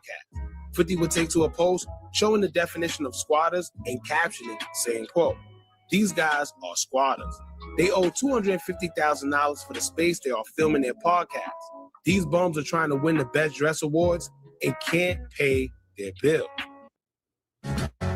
Everyone's gearing up for the holidays. Happy together. Maybe they trying to win the building or some shit. I don't know what the fuck they doing. Once again, we don't know how true this is, but none of them have said that it was a lie. I'm trying to figure out myself how these guys owe $250,000 off of just the space alone. I don't even think the podcast made that much yet. So that'd be a terrible overhead. I'm not saying they ain't making no money, but $250,000 for just a studio to shoot would be hustling backwards. And if it's true, I'm just wondering how that even managed to get that much out of hand. Now 50 would take things a step further and post. Now they all fucking split it into it and shit like that. Maybe they all using it for all different type of things, Dada. So they ain't worried about it, GG. I'm gonna know Dada ain't strictly legit. Old infamous videos of Diddy celebrating French Montana and Fabulous birthday. Y'all remember when French had his shirt off? In the other video where Fab was looking uneasy, while Diddy was saying that they never celebrated their birthdays together. Yeah. Happy birthday to you. Happy birthday, dear French. Happy birthday I got the one to you. It's a special birthday for both of us. Stop. What do you mean by that? Yeah. Birthday to you. Woo! Happy birthday to you. Woo! It's fabulous. They got the name that I want. Make a wish. I don't know what Your birthday every day. Every day's a birthday on Drink Champs, goddammit. Put my bag. I like when you like this, Daddy. When you put my bag. Daddy, I like when you scrambling and scraping. When you scrambling and scraping. Look back on where I became. Did you miss me though? For real? Because I'm saying, it seems like you miss me. I miss this birthday party, man. Man, if I'm talking about for your birthday, I want you to party with me for your birthday, man. We partied for my birthday before. You came to my party. No, but me and you ain't never really party, you know what I'm saying? So check this out. It's me, Tyrese, Ray J, and F. Gary Gray. You saying I like different personalities. So I was like, I never knew they would become what they are today. But you know what I'm saying? But like, you know, that sounded like the type of night I want to have in Vegas. You understand what I'm saying? I don't know. Jadakiss was like, yo, he ain't gonna talk to me like that. Why he ain't talk to Jadakiss like that? I know Jadakiss ain't party with him, Dada. He don't want to fucking, he wasn't fucking bigging up Jadakiss, and this is your artist. You was bigging up Fab. You're not even trying to big up Jadakiss. You should have bigged up Jadakiss.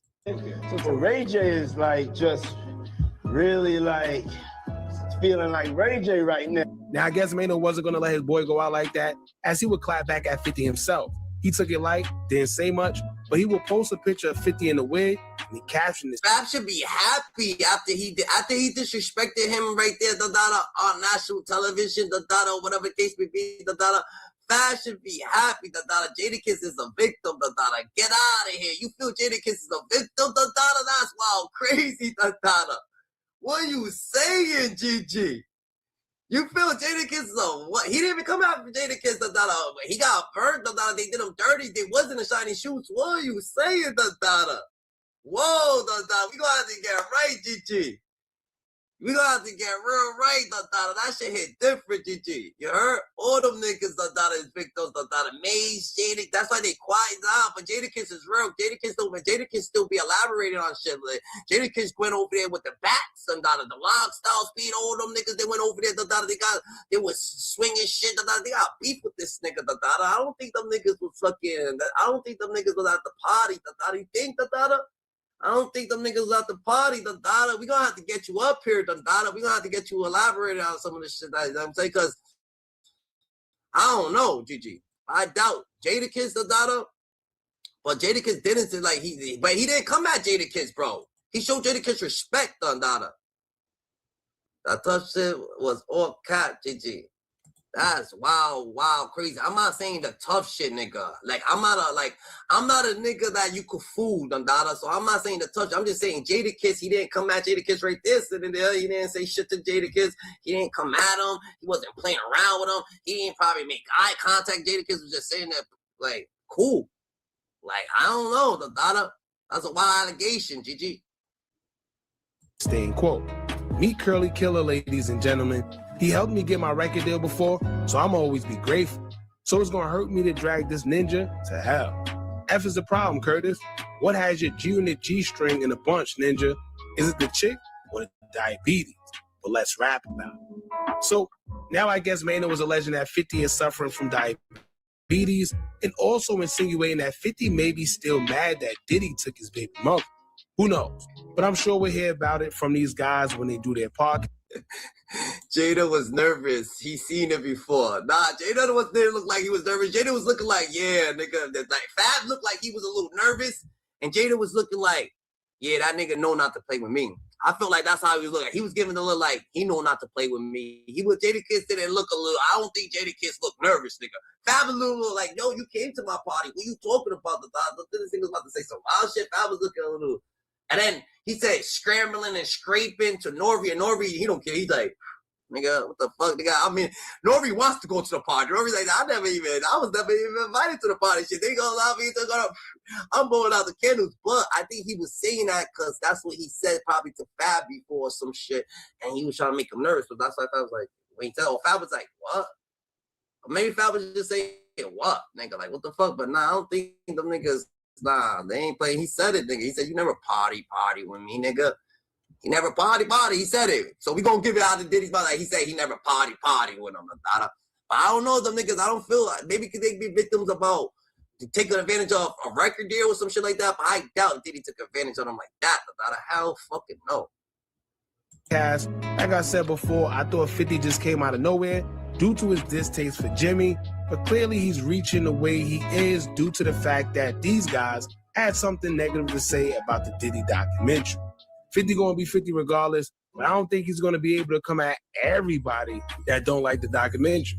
But knowing 50, he's gonna diss or die trying. Now 50 recently took things a little step further. That's crazy, GT. Diddy did victory. That's crazy. You really think he victimized all of them, nigga? You gonna have to say some more. You have to give us a little more elaboration. Just speaking like that, you feel like he victimized all of them? I feel like he took advantage of all of them, maybe in different ways, but not all in that way, bro. All in that way is wild crazy, bro. Like, you know what I'm saying?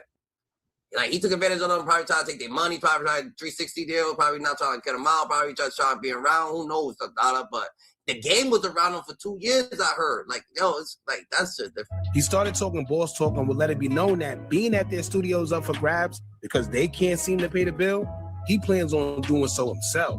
50 responded to Maino for the last time as he would state, quote, I didn't have this on my list of things to do, but if you insist, I'll make time. I'm working on buying a space where you film and 50% of your podcast. Sheesh. Now let me tell you right now, if he pulls this off, he won, right?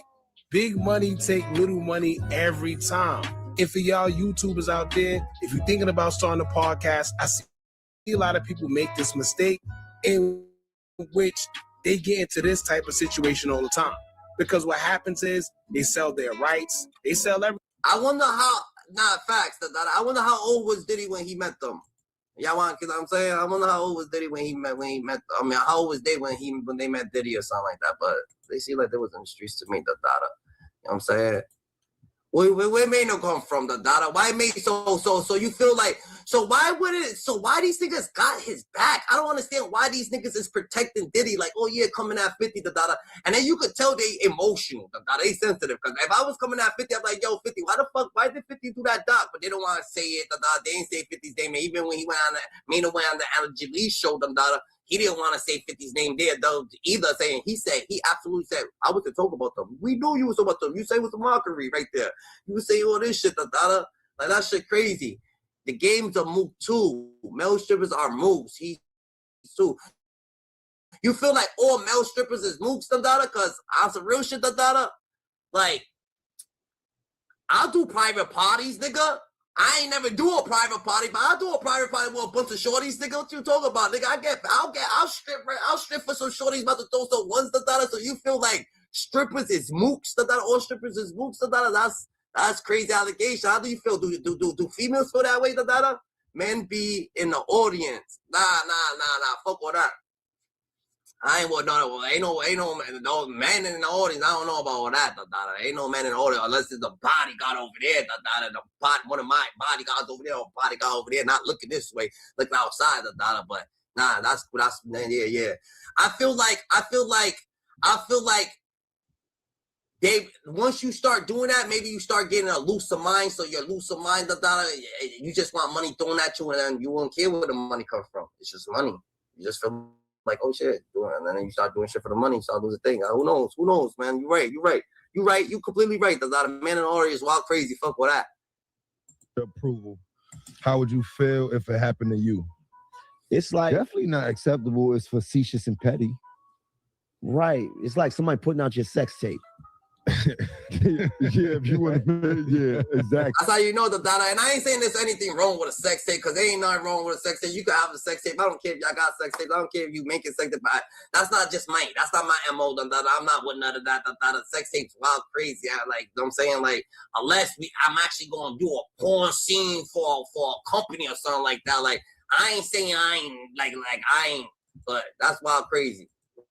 Like, what are you talking about? Cause why you? It's like without your permission, and you're not an actual porno star. And they do it. The lighting wasn't good enough. Yeah, they're trying to make you look bad. What?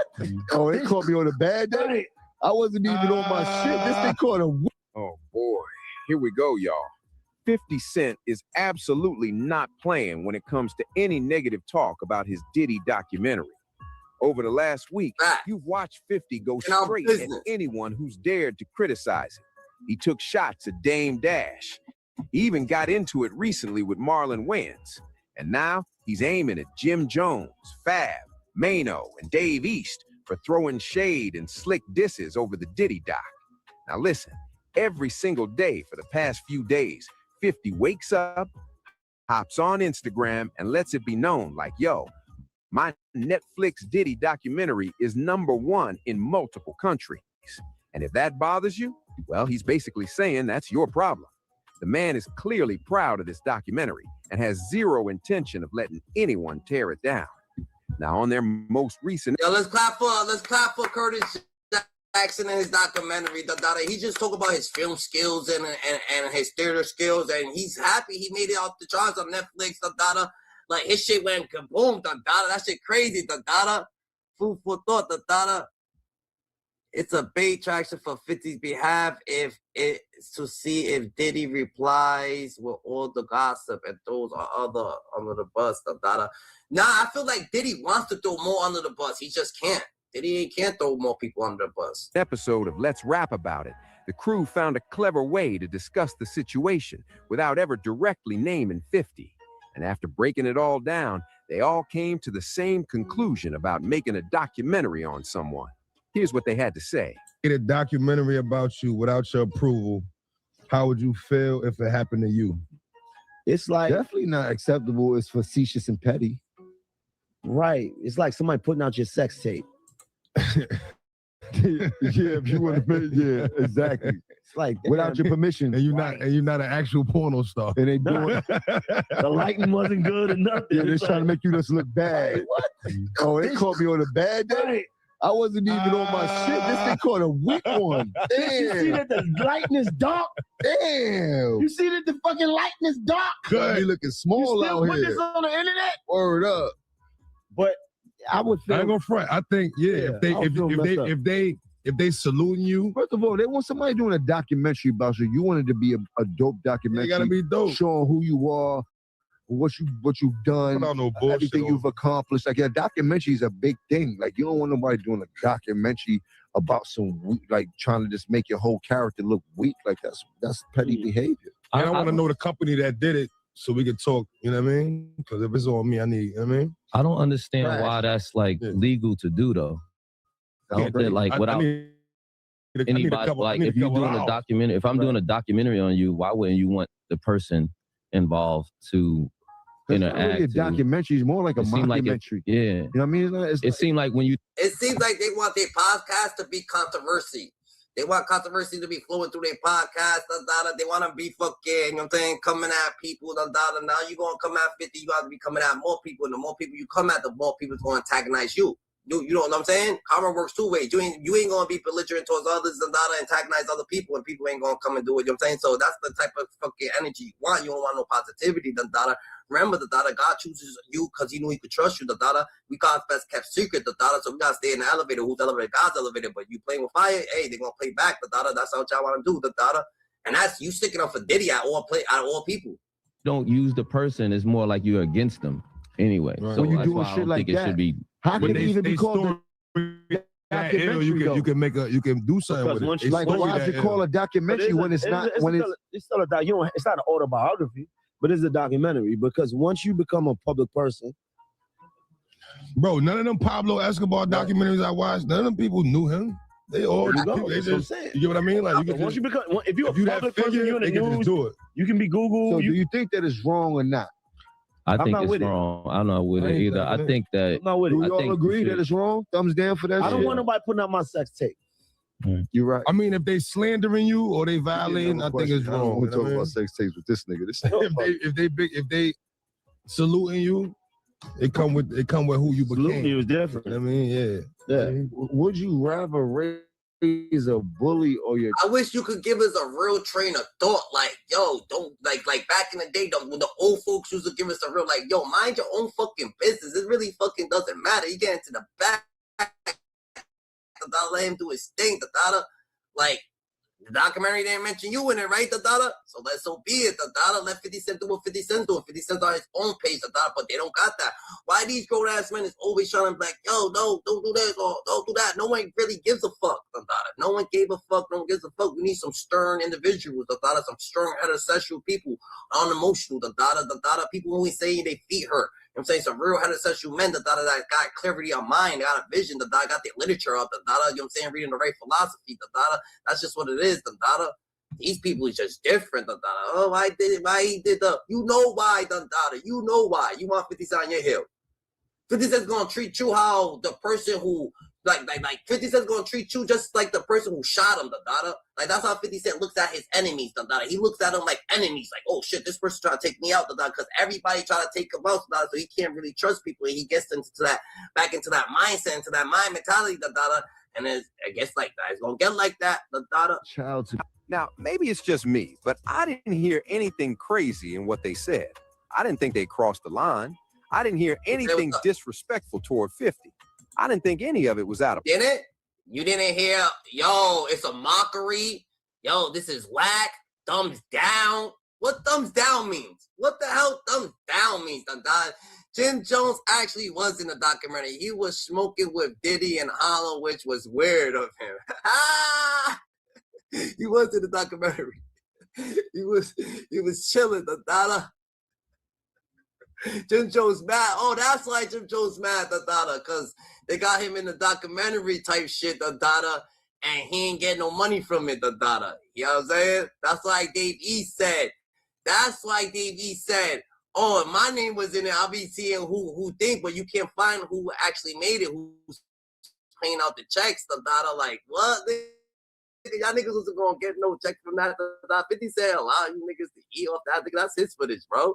Like, what you talking about, That's weird of him, This nigga was with Diddy, That's why they sticking up for Diddy, Like, but even though if they sticking up for Diddy, why do you care to jump in Diddy and 50 Cent's beef? Like, you could be with Diddy, you could be with 50 Cent, they beefing, nigga. Why jump in it, nigga? Why say anything? Why come at 50 Cent's fucking, you don't know how 50 Cent feels about his film editing ethics. You don't know what 50 Cent feels about his documentary, his stock. You know what I'm saying? He been doing this shit for a while. He's happy. Hell yeah, that shit wild crazy. That shit wild crazy.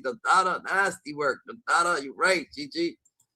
That shit different. That shit hit different, bro. That shit hit different.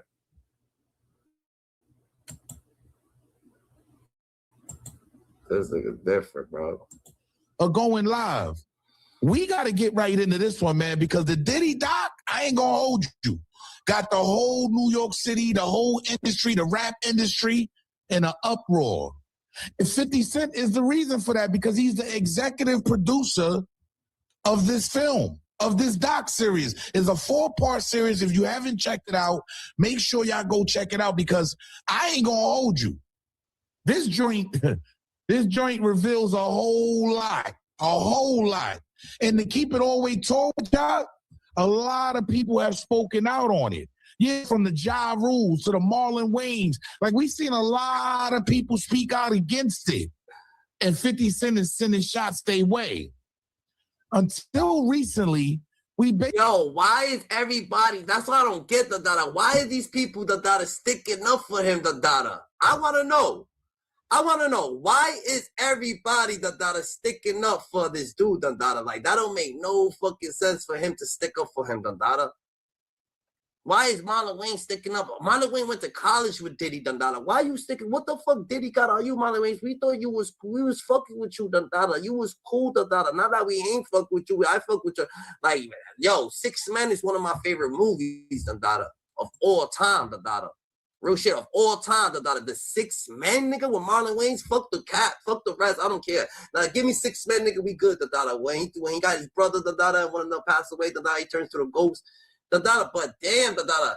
As for 50 Cent, Dundada, why you beefing with 50? Why jump in the situation? It makes no sense, Dundada. What the fuck do you got to hide, Dundada? And then you say, oh yeah, you left early. No, Denzel said that.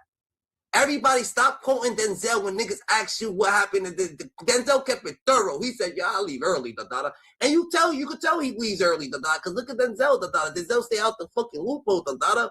But choose is different, bro. Use is different, bro. We ain't having that. Dada. Stop quoting Denzel when Denzel speaks. Dada. 50 Cent are all you hills. Dada. Y'all should be clapping for the Diddy documentary, Dada, but y'all not. It's just a documentary. What the fuck, Dada?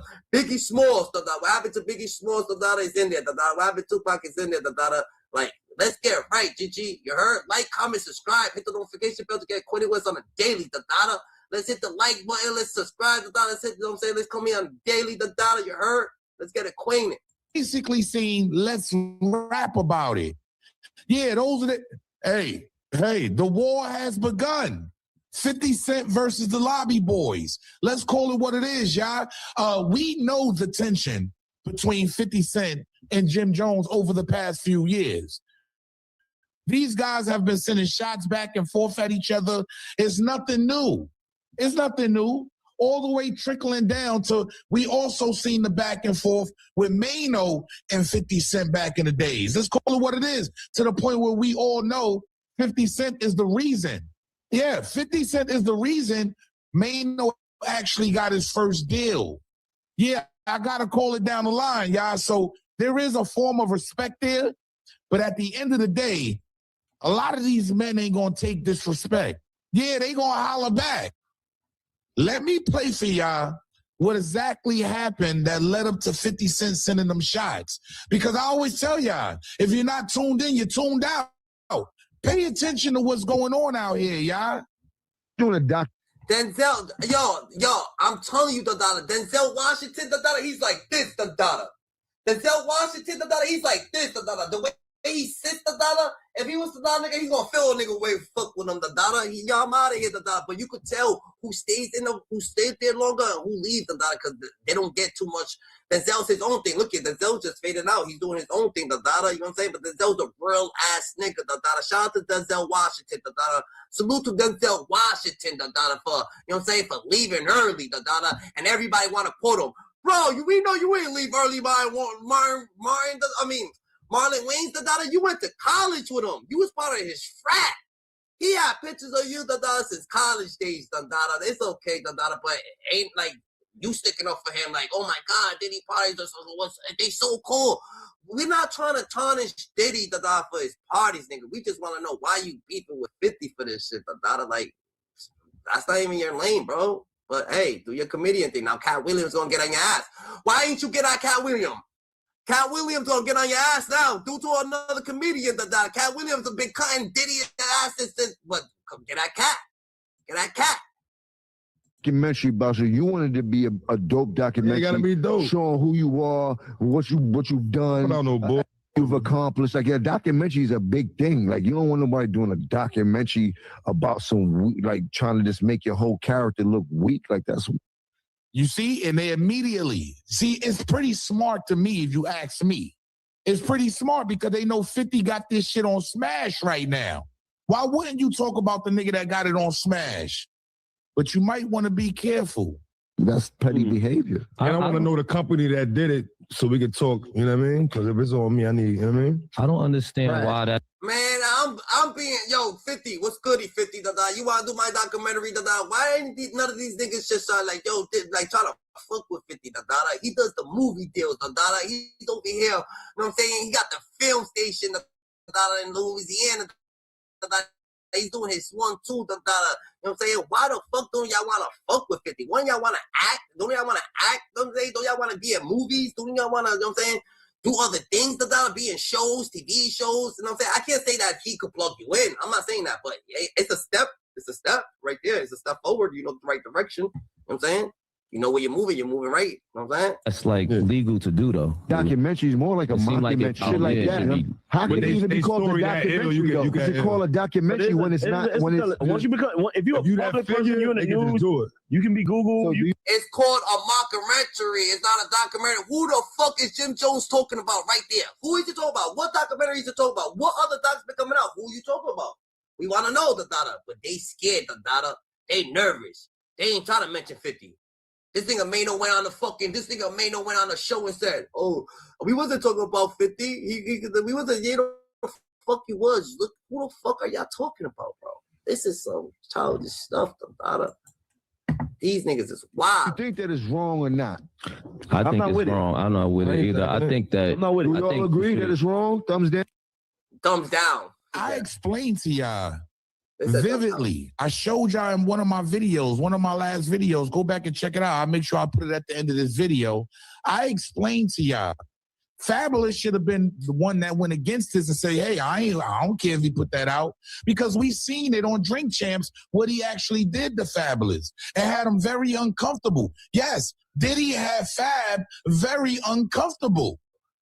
At the end of the day, we got to break this down, ladies and gentlemen, because 50 Cent sends shots at the Lobby Boys. Yeah, why care the Dada? Fab trying to be, but they be forcing Fab to say something.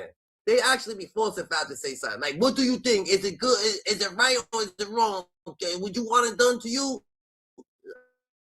Like, Fab just want to answer like, nah, but they forcing Fab actually to get in this fucking situation.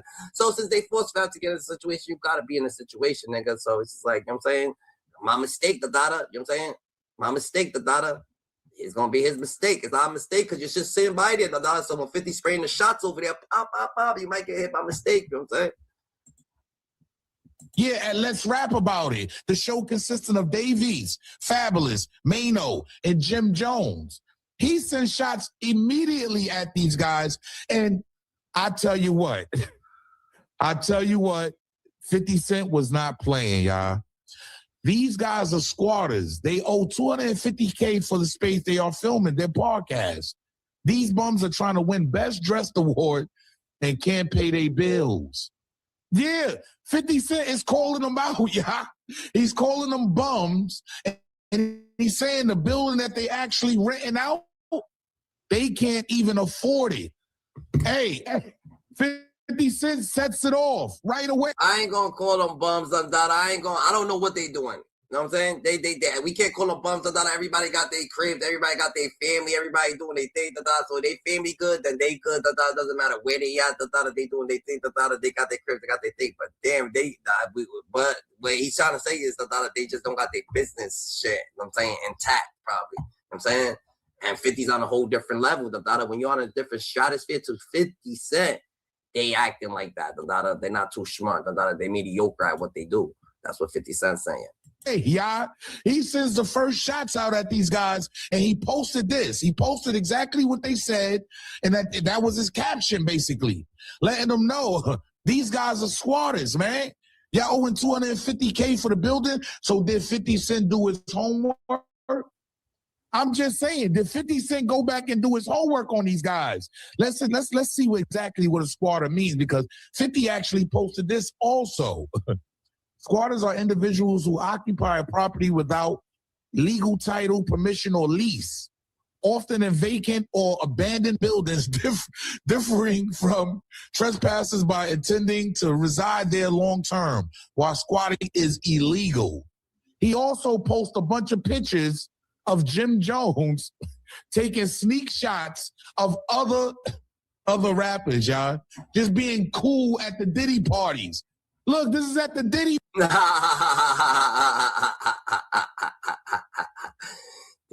GG. That shit crazy. Parties. Look at Jim Jones. This is wild. I ain't gonna hold you. This is wild, y'all. Look at 50. Jim Jones loses jersey home and foreclosure. It missold for $100. Nah, that's a fact, the Dada. That's a fact, the Dada. 50 Cent's over there trying to purchase the building, the Dada. You know what I'm saying? But you know how 50 Cent gets, the Dada. These niggas would have had their shit intact when they fucking with 50. Yeah, remember when he lost his credit? Hey, look, I'm just saying, y'all. This ain't me posting this. This is 50 Cent posting this. But you know they wouldn't go without being quiet, y'all. Look, with Javante Davis. Look. 50 is not playing, man. 50 is going to let it be known how he feels. He's going to put it on wax. And that's why I feel like these guys need to be very careful. But at the end of the day, we know Maino has been going back and forth with academics, WAC 100. He's been going back and forth with everybody online, and he finally gets it. I'm going to say that again. He finally gets it because Maino's one of those guys, when it comes to social media at one time, he used to get angry. He used to get mad. He used to curse people out. He used to get on the phone with them and tell them. So you feel like Maino gets it, that Maino just gonna be sticking up for Jim Jones, Dada, to where it's done and over with, Dada. He's gonna be over there, Dada, talking shit about 50 subliminally. He mentioned Max B, like, oh yeah, I ain't gonna be friends with Max B because of you, Dada. Like, what is you doing, Dada? Like, but whatever, Maino, you do your thing. You do your 1-2 how you want to do your 1-2, Dada. About themselves. He didn't play this social media game. But now that he knows he's in the podcasting game, this is how the game works, my G. Yeah, this can either help you or knock you off. At the end of the day, I got to show y'all this because look what Maino posed against 50 Cent. Yo, 50 Cent took out the best of them, Dada. He took out the whole fucking Murder Inc., Dada. He took out so many. And you think Maino? And he, guess what, Dada? He put Maino on, Dada. He brought Maino to get his first record deal, Dada. Like, what the fuck, Dada? Maino, Dada. You should be saluting the hand that feeds you, Dada. He brought you to the fucking, but hey, that's what it is, Dada. He helped you get you signed. He helped you get signed, man. Yeah, Maino put this up against 50 Cent, and this is his caption, y'all. Maino hustle hard, be killer curly ladies and gentlemen. He helped me get my record deal before, so I'm going to always be grateful. So it's going to hurt me to drag this nigga to hell. Look with me. Hey, yo, I got to keep it real. Maino shooting. It's going to hurt me to drag this nigga to hell. Fuck is the problem, Curtis? What has your Unit G string in a bunch? What has your Unit G string in a bunch, nigga? Is it the bitch or the diabetes? Hey, yo, I ain't gonna hold you. Academics gets inside Maino's comments. And he's kind of upset because he feels like Maino's not keeping the same energy. I feel like he is. Just by firing back at a 50 Cent, you're keeping the same energy. Nah, Dada, he ain't fired back, Dada, because he said he wasn't talking about 50 Cent. He said, yo, I wasn't even talking about 50 when we simply knew he was, Dada. Maino, you got to do, this is what academic says, y'all. Maino, you got to go to the car and make a video. I hope you got to push to start. Keep the same energy. So a lot of people, and not just academics, because you see he got 82 likes on it, and that was in the morning time. So imagine what he got on it right now. A lot of people are feeling that Maino ain't keeping the same energy, but I feel like he is. And at the end of the day, he has to be grateful for 50 Cent because Maino probably would never been known because 50 Cent is the one that got him his first deal. So you got to respect the game. At the end of the day, I think that this can help. Let's rap about it. Yeah, this can help. This ain't helping, right? Let's rap about it. He got beef with Cameron. He got beef with these people. He's having beef with these other niggas. He thinks he's cool with Frenchie, but he's only Frenchie because, I don't know, probably the Diddy's like, I don't get it, but I'm telling you, like, this ain't about to help, You don't see what happened. We thought Ja Rule, the people Ja Rule was going to help him. We thought that shit was going to help Jadakiss. We thought that shit was going to help Fat Joe. We thought that shit, but Fat Joe said it out of his own mouth. That beef with 50 Cent didn't help him. It didn't help him, Dada. What the fuck? It ain't gonna help him, the Dada? He said it's gonna help him. Well, since when people with 50 helps, the Dada, that nigga be taking shit out. The Dada. Y'all better, you better have a dope documentary on who you are, what you've done, you've accomplished. Like, yeah, documentary is a big thing. Like, you don't want nobody doing a documentary about some, like, trying to just make your whole character look weak. Like, that's petty behavior. I don't want to know the company that did it so we could talk, you know what I mean? Because if it's on me, I need, you know what I mean? I don't understand why that's like legal to do though. Documentary is more like a seem like it shit like that. you know? How can they call it a documentary? You can call a documentary when it's not. Once you become, if you have a opinion, you can be Google. Do you think that it's wrong or not? I think wow, guys, it's done erupted, man. It's crazy, but 50 Cent posting. Make sure you like, subscribe, download the channel, download the app. But 50 Cent is definitely he coming out the woodwork, man. And he got these boys talking. This documentary, Fabulous, Jim Jones, all of those boys over there, they're not liking this documentary. They're saying that it's a mockumentary, is what Jim Jones calls it. OG, you there? Man, I'm right. And all of these dudes are sitting here, you know, got all of their damn opinions. How many of them was in court for puppet, first of all? When all of this stuff was going down, they was quiet as church house mouses. They didn't argue about white America when they did the documentary on R. Kelly. Now everybody trying to get a hand in. And I'm going to make a documentary and my homeboys is talking about me.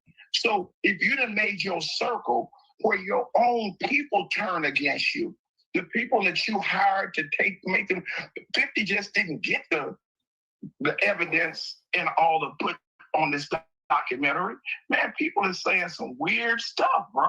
So now these Mainos and Jim Joneses, they're trying to eat off of what I'm doing. Man, that's crazy.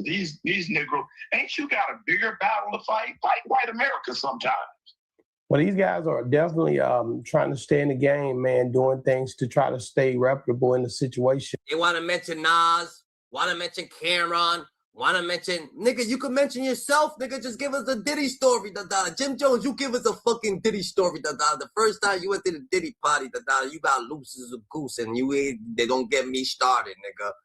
You know what I'm saying? Y'all could go viral right now, y'all got it, nigga.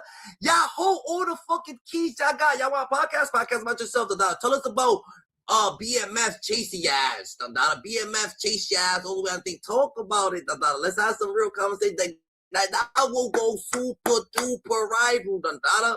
When BMF chase you, da-da, and all that shit, da-da. Tell us about you fighting, da-da, at the airport, da-da, with them 2-ass old dudes, da-da. Like, let's talk about it, GG. Like, that's what you want to rap about? Let's talk about it, GG. There's plenty shit that you could talk about to go viral, Jimmy. That's what you want to do. Just do it. Just simply do it. Because niggas are starting to laugh at you, da-da, not with you. And they really, really feel like, okay. They really, really feel like it's a thing where we should, at any rate, I guess, go battle for battle over something like a documentary. What do you think? Do you think 50 should have did the documentary on Diddy? Puffy think he should have done the documentary. Keeps him irrelevant. But the problem is I'm always mad about something because I didn't have the idea first. Not just like if one of them like I ain't mad about 50 doing the documentary, da-da. 50 said did the documentary, da-da. For real, da-da. It's keeping him relevant, it's keeping him thing, and plus he's killing 2 birds in 1 stone, da-da. He really, da-da, got smoked with this dude, Diddy, da-da. Him and Diddy, da-da, got that little situation. So 50 said doing his documentary is the same shit that I'm saying is what he needed to do, da-da. And he's #1 on Netflix. I know that's a plaque, right? I know he got a plaque for being #1 on Netflix. Let's go, 50, #1 on Netflix. They don't clap for winners, but we clap for winners over here. They don't clap for winners. We clap for winners over here. Everybody's like, yo, they gonna kick 50 when you, 50 when you down the dollar. Watch, the karma gonna come around. They gonna kick you way down. 50 Cent was already down the dollar. He was down all the way out the dollar. Shot 9 times the dollar, bleeding out the dollar in the concrete the dollar, and they already kicked him. They kicked him then. What are you talking about? Things how they did the documentary. They wouldn't have kicking back. been worried about. Oh, I'm just, I'm getting. You act like 50 Cent's over here trying to demolish niggas or trying to take niggas. Nah, he's just kicking back. They was kicking him for a long time. He just making it equal. This is just fair game. You know what I'm saying? He just making it equal. My money. That's our excuse all the time, huh? Man, I'm just getting my money. So because 50 getting his money now, and this dude, Maino, you are too broke to try to go against 50. He will hire somebody to put your ass in the infirmary, bro. You'll be in ICU just for free. So 50 Cent is not good with this because he posted their documentary, which I mean, there are comments about a documentary on his page, and 50 Cent has also posted the squatter situation. He says squatters are individuals who occupy property without legal title, permission, or lease, often in vacant and abandoned building, differing from trespassers by intending to reside. Can we look up Can we look up the property, the address where it's at? How about y'all locals look up the address, where Jim Jones is located? Find out who owns that building. Find out how do you get the lease in and everything? What's going on? Right there, you got it. That's light.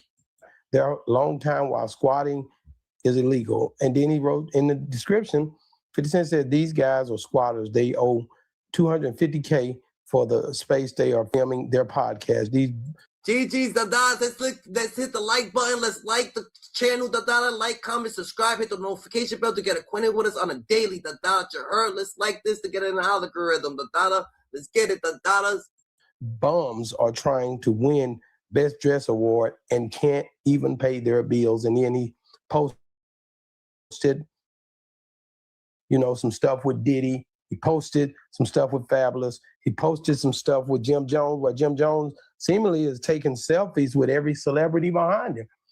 So he's like almost looking groupie-ish according to the way it's coming off when you see it, where he's posting a picture of standing in front of Pusha T, posting a picture standing in front of Tank Davis. And he's doing it in a selfie mode where they're not looking with his face in it. So it makes it look almost cloudish. You know what I mean? Now check this out. Hypothetically. I'm not going to say hypothetically. Now, 50, I just want you to hear this. Now, they'll be feeling ass out if next week 50 buy that space, right? Right. They owe 250,000. You know he got 250,000, right? Right. Now, if 50 buy that space and have some goons come put them out, how they gonna look then? Gonna look crazy. Boy, look at here, 50. You hear me? Go over there and put them out. And let me just talk about DJ Academics for a second. DJ Academics he knows the art of war. This was hilarious to him when 50 Cent pulled up on this situation. So what happens a lot of times on these podcasts, they looking for information to talk about. They have to talk about ongoing topics. That's the part of this that some people are not able to contend with, because not only do you have to do it, but you have to do it in a style to where it's something that people are wanting to listen to. I've been doing this for a minute. We got 6,000 uploads on videos and interviews and all kind of stuff. And it's a chemistry you have when you do so much of it and so many times. So a lot of times when I'm looking at this, these guys are making novice mistakes. You're not going to be able to battle Academics if you don't have your stuff together, because he's in that room, that dark room. And he's not only in that dark room, but he's posting his stuff as it happens, hours and 2 hours and 1 hour. He remind me of myself, the way that he pretty much is able to push this stuff out so fast. And you're getting all of this stuff out, and it's not enough for them guys to keep up with it, because they have to have a camera guy to come over and sit down with them. And unless they go in their car, and just sit there and look at the camera and start talking back, they're not going to be able to keep up with the battle, not with the likes of academics and not with the likes of 50. 50 is going to post. He's got people that's working this plan. Yeah, when you beef with academics, that dude to be streaming the data. So the streamers, they be doing they want to. They already got their platform, the data. So he got the streaming people already thrashing them, the data. 50 Cent's gonna thrash them from the filmmaking, the Netflix thing. Like they would want to be fun. They would want to be cool with the people on Netflix, not come at the people on Netflix, the data. These people be trying to act like they like I don't know, like delusion goes to their head. They be trying to act like they selling the most amount of records or this or that. I mean, y'all comfortable, y'all do y'all want to. I'm happy for you, GGs, hyenas, y'all good. But it's just like, bro, y'all coming at. Why would you want to be in cahoots with Netflix? Don't be coming at Netflix. Game, and you have to have your stuff together. And I don't know if they know what they've gotten themselves into. Trying to figure this out. Now, it'll do good for the show if they're able to capitalize off of it.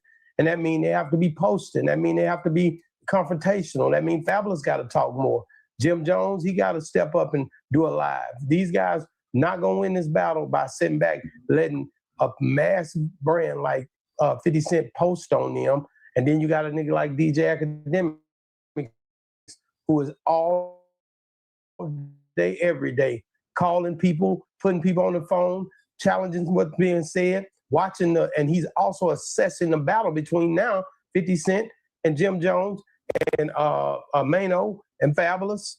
Davies, he's assessing that and he's telling them you're losing. So now it's a thing where he's already predicting that you're losing with his massive following. So it's hard to get around those type bros unless you know how to maneuver in this algorithm. And I think they jumping in the way they should because they need the traction, but I don't know if they're able to capitalize on it because they don't understand the battle. But again, you got what you're saying is absolutely true.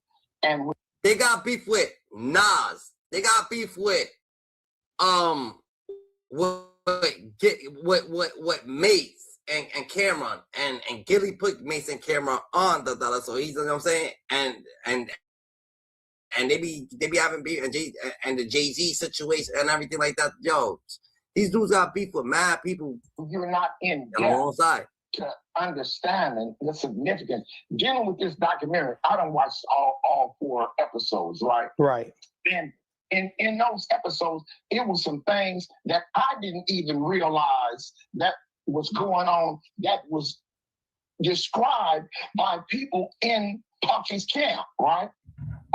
One of the dudes out of Compton when Jake got killed, right? Right. Most of us didn't know that. That's a fact, GG. Let's hit the like button. Let's hit the like button to get us on the algorithm. Come on, let's hit the like button, GGs. To put Puffy in a headlock, right? Right. And shield himself with Puffy. I'm like, damn, is that right? Did that go down like that? Because talking about at that party in Atlanta? Yeah, at the party when Jake got killed. Yeah. When they said that boy Hawk killed him, and so Puffy's best friend described the incident and how the incident went, right? That these are factual things that happen. So when you spouting off at your mouth about, the documentary and it shouldn't be exposed like that, this is information people want to know about. And this is not some random police officer from Atlanta. This is a dude that grew up with, that you did dirty, that you made. I didn't know nothing about that. This dude was part of Bad Boy Records and that Puffy turned around and made him sign his shares back over to him, and then later on fired him. So now you got somebody with spoiled grapes. Okay, now. And let me stop you there because and you know how I feel about this. We ain't hearing Diddy's side of none of this now. This is just people talking. No, it ain't no side. It was just people talking when he got convicted. Correct, but it's just people talking. He basically standoffish. Yeah. We're hearing everybody slander what Diddy did and what he did to them, but these guys was opportunists. They was all looking for a way to get in the industry. They was trying to figure out a way to stay hot. This is what these guys was doing. And that's the life. I don't care what it is. And still in all, is if things happen and there a lie to it, it'll all come out. But then when you try to portray that you've been all this, man, you know, it's just like my association with you and all the good things, and I just turn around and tell a blatant lie on you. Why would I do that? And you treated me good. Man, I've been in these streets and I've seen how power and money changes people and changes loyalties. Wow, what do you think when Maino say this is gonna hurt, but I'm gonna drag this nigga to hell? What does that mean? Man, it's just, hey, you get your just desert. What I was just telling some of my neighbors yesterday, and we were talking about the people that they know in the neighborhood, and they were going back talking about how my memory is back. I was telling them about stuff when the first murder happened in Compton in 1969, and they're like, so Celeste was saying, man, your memory is so good. How do you remember all of this stuff? And we were talking about one of our friends is in jail right now. He's been down about 27 years, and he called me the other day and said that he got another 70 days to do because he's supposed to get out on the 29th. So now he's not getting out until March because he has a destruction of state property 2 years ago, and they charging him $90, right? Okay. My first was to get let me send him this $90. But you 74 years old.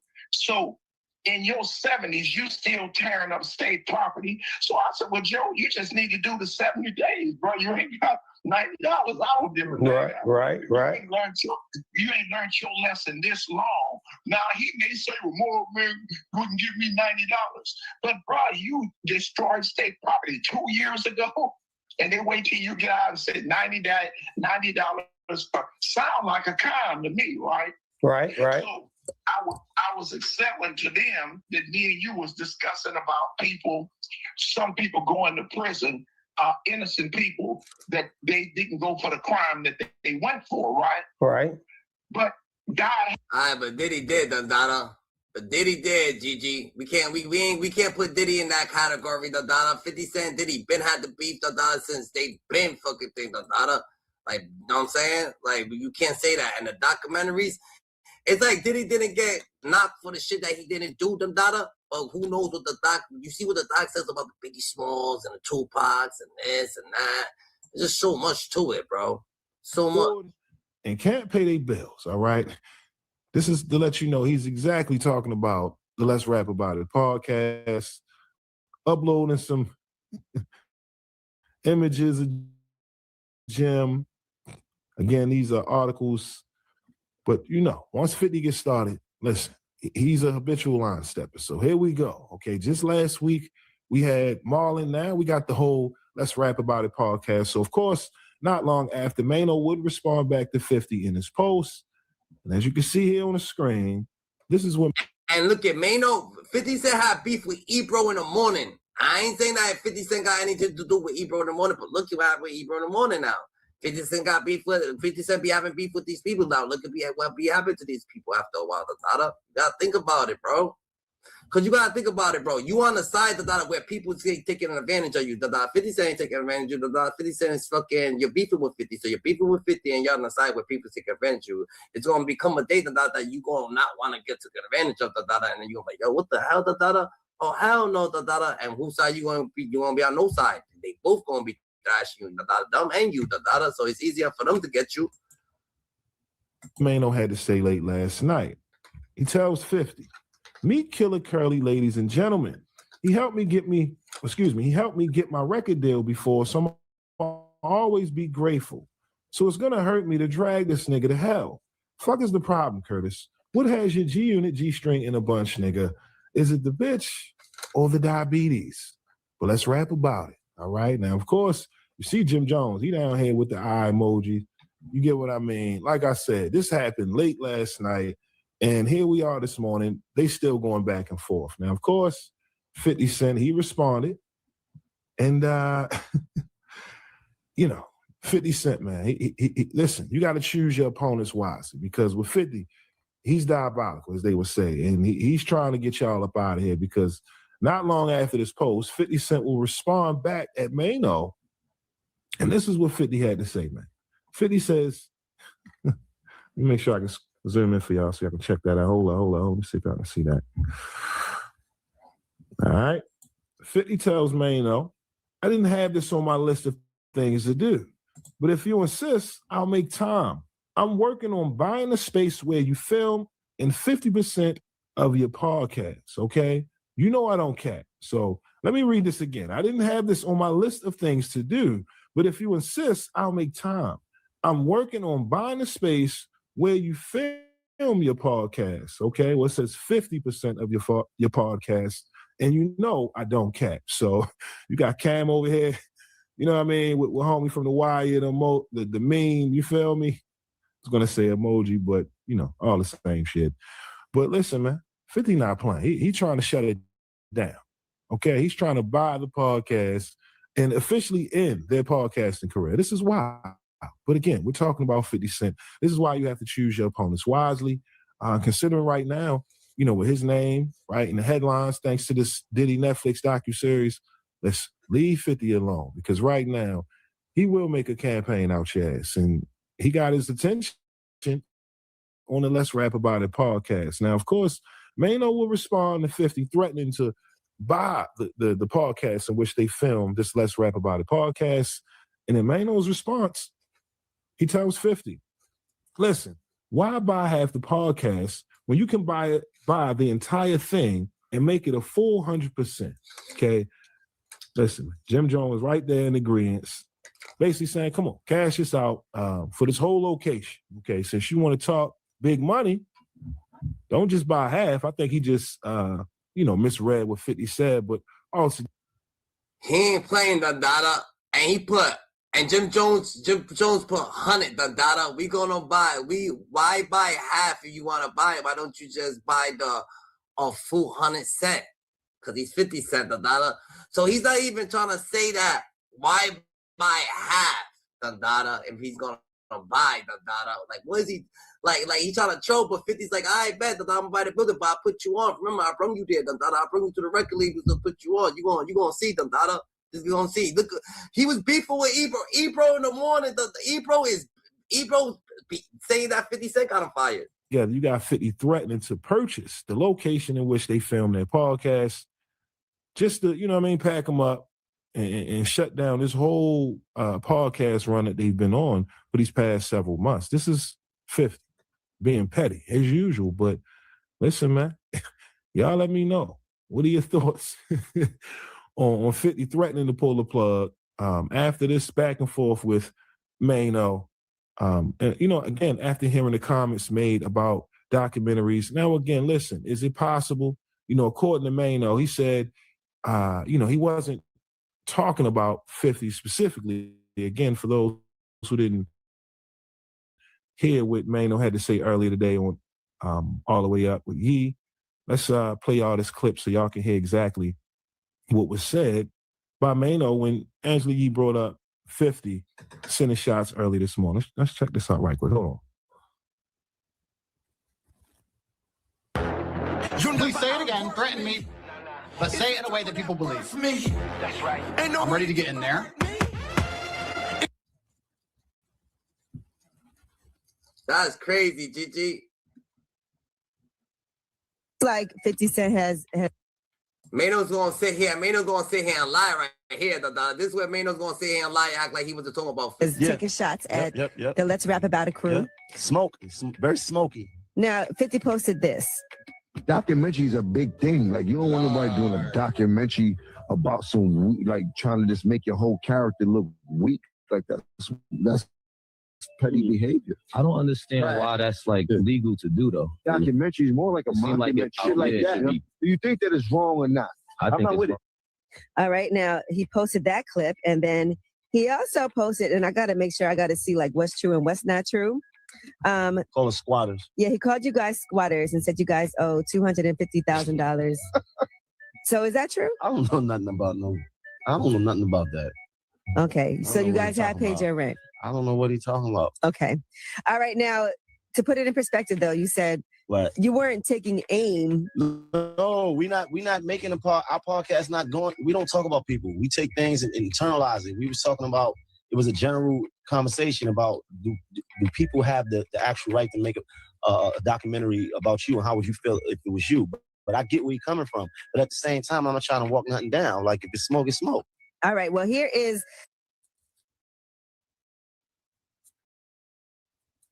It's smoke. All right, y'all heard that from Maino. If it's smoke, it's smoke. Okay, so listen.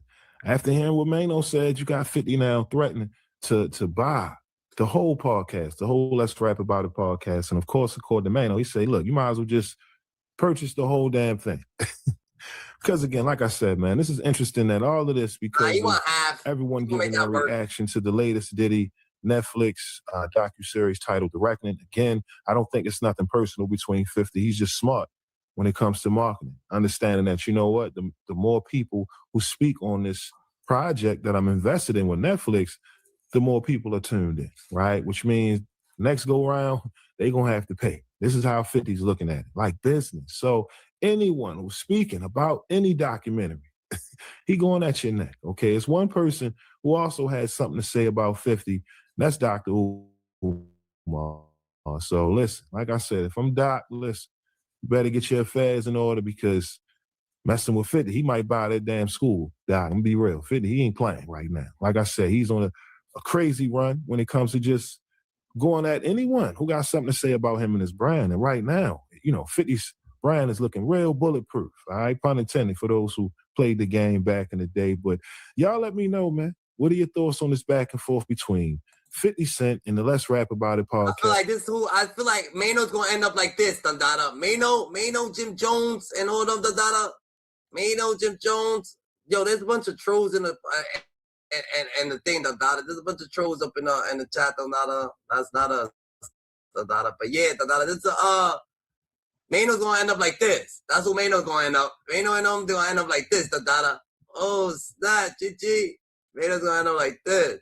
And now, the worst enemy you could ever possibly have, 50 Cent. This man did so much damage to New York radio that he just cannot catch a break. You know it's bad when you leave a job or you get fired, and everybody is mostly happy that you're not there anymore. Usually when good people get fired, people say, nah, man, nah, him, he should never have lost that job. That company is gonna miss him. But when it comes to Ebro, everybody is saying good riddance, Hot 97. Thank you for saving New York radio.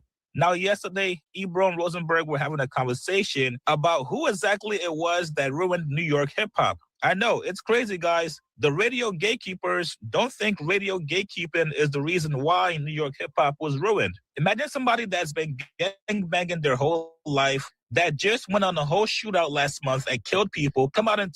He's gonna end up like that, Dada. But yo, Dada, like he's gonna end up like Ebro in the morning, Dada. So yo, do you think 50 Cent's gonna do a doc on Snoop Dogg, fucking Jay-Z? Like, why did they keep writing stuff like that? Like, where does this get? Where are they getting this from, Dada? Like, do you actually think he's gonna have a doc on your boy Snoop? Uncharacteristic and frankly terrifying silence of Calvin Brodus, better known as Snoop Dogg. Now, we all know Snoop. He's the internet uncle. He's the guy who comments on everything. If a cat falls off a roof in a viral video, Snoop has a commentary on it. Now, if there's a new snack food, Snoop is reviewing it. If the Olympics are on, Snoop is there holding the damn torch. He is arguably the most online celebrity of his generation. This dude lives on IG, and he lives for the engagement. But recently, something shifted. The atmosphere changed, and it happened the exact moment 50 Cent dropped his hip-hop shakeup on Netflix. I'm talking about the documentary, The Reckoning. Now, this documentary didn't just drop. It actually exploded. It hit #1 in the US, it hit #1 in the UK, and it has the entire industry shaken. Everyone is talking about it. The blogs are on fire. Twitter is in a frenzy, and 50 Cent right now is doing victory laps. And Snoop Dogg, the man who usually has a joke or a meme for every situation, he went dark. Complete radio silence regarding the documentary. No support, no defense, no jokes, nada. And you have to ask yourself, why? Why? They said 50 to Clyde Davis, Snoop Dogg, Jay-Z, Justin Bieber, but Justin Bieber's a victim, man, and Usher's a victim, so we can't say that. Them names, da. He took a couple people. 7 names he took out the documentary, da. They saying he's gonna have he's gonna actually be coming at them. With the most vocal man in hip hop will suddenly lose his voice. Is it just awkwardness? Is it loyalty? Or is it fear? Because the report's coming out now, and we are going to break down every single one of them today. Suggest that Snoop isn't just being quiet to be polite. He's being quiet because he might be next. Now, what could this mean for the U.S., for fans, if Snoop Dogg is actually implicated? Because I know there's been talk about him being on some actual videos. What do you think that would look like if he was brought up in the cases as well? Check all the gifts off your list this season with Boscov's biggest deals yet. Save on women's active and designer. They said, they want to see the video when he was in the office. So I talked to him about Tupac and Suge and shit. That's the video they really want to see. Shock me. I think that Snoop's PR team has really made him look good. You know, just like a trustworthy neighborhood guy. His alliance with Martha Stewart, and they've really painted him out over the past almost 10 years, I'd say, to be a different figure. And as somebody who lived in Long Beach for a long time, I mean, people idolize Snoop, but unfortunately he is tied in timelines, in videos and evidence to Sean Combs. And if we just look back at his life, it's not as clean as what we remember or what we see right now in the media. Right. Yeah, people around our age, man, we remember the old Snoop getting into everything, but it's like, I guess the newer generation, they're seeing him from a different light than like the early 90s. And we saw him, on trial for murder and different things like that. We know the real Snoop. Now, we are talking about the allegations that go back 30 years. We're talking about the tapes. We're talking about secret memoirs. And we're talking about the night Tupac Shakur died. Today, we're connecting the dots that the industry has tried to erase, so buckle up. Now, to understand the panic that is allegedly happening behind the scenes right now, you have to understand that Snoop and Diddy aren't just industry acquaintances. They aren't just guys who see each other at the Grammy Awards and nod. They are, by Snoop's own admission, family. Now, Snoop has gone on TV. He has sat in interviews and he has explained that his kids and Diddy kids are the best of friends. They've been best friends since they were 6 or 7. Now, this isn't a casual connection. This is a Snoop and Diddy kids is best friends, da. So why ain't Snoop fucking? So why ain't nobody got their back, da? Or Snoop had their back, da, on a low, on a low ski, da. I don't know. Snoop and 50's beefing, da. Let's see what Zip with the Drip got to say about this buying the building shit. Because Zip be having something. Let's see what Zip got to say about this. He also posted, and I got to make sure I got to see like what's true and what's not true. All the squatters. Yeah, he called you guys squatters and said you guys owe $250,000. So is that true? I don't know nothing about that. Okay, that's a good answer. He don't know nothing about that. That's Jim Joe's facility. Why would Maino know about the financial workings of the property? He's not. That's not his business. That's his man's spot. My man say he got a spot pull up. You're not worried. You're not asking, yo, who owns this? How much of this do you own? Do you own any money? You're not asking those types of questions. So that's a good answer. Okay. So you guys have paid your rent. I don't know what he's talking about. Okay. All right. Now, to put it in perspective, though, you said you weren't taking aim. No, we're not making our podcast not going. We don't talk about people. We take things and y'all do talk about people on the podcast, bro. If you're gonna talk about them indirectly or directly, you're gonna have to talk about people on your podcast. You're not gonna be able to sustain with the podcast if you don't talk about them. And you was talking about your boy 50, da. Don't try to act like, no, we wasn't talking about him. We was talking about like anybody that was making a documentary. No, you was talking about 50 Cent making the documentary about Diddy. That's what you was talking about. You called it a mockery or mockery or whatever. Like you was coming at it.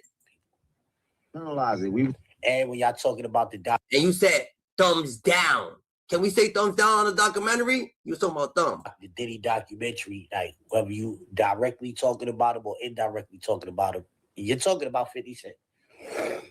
It was a general conversation about do people have the actual right to make a documentary about you, and how would you feel if it was you? But I get where you're coming from. But at the same time, I'm not trying to walk nothing down. Like if it's smoke, it's smoke. All right. Well, here is the full conversation of what you guys were talking about, because it was really just about legally. Can you? Right. It was. And then you started talking about sex tapes, because somehow it always comes back to that. Here's what happened. If you want to say, exactly. I don't know that that's comparable. Because sex tape, you got to make sure your light is correct. It doesn't feel like this is a big. No, it ain't nothing. But the thing is, the like, intention was not to come in. If you shooting and you saying they and these guys, and you got a picture and I'm in a picture, I'm shooting back. It's with whoever. It's with whoever, whenever, however. Whatever. We know. Yeah. All right. It's with whoever, whenever, however, nigga was. Since you so infatuated with saying that.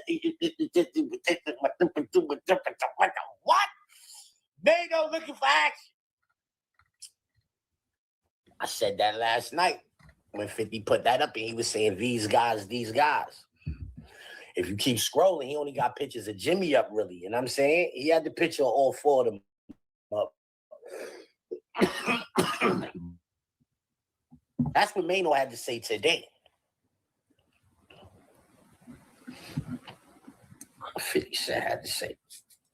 Because 50 Cent, you know, that nigga don't be wasting no time with this shit, man. That nigga's like... So 50 Cent posted this with the start spreading the news. He said, I didn't have this on my list of things to do, but if you insist, I'll make time. I'm working on buying a space where you film and 50% of your podcast. You know I don't cap.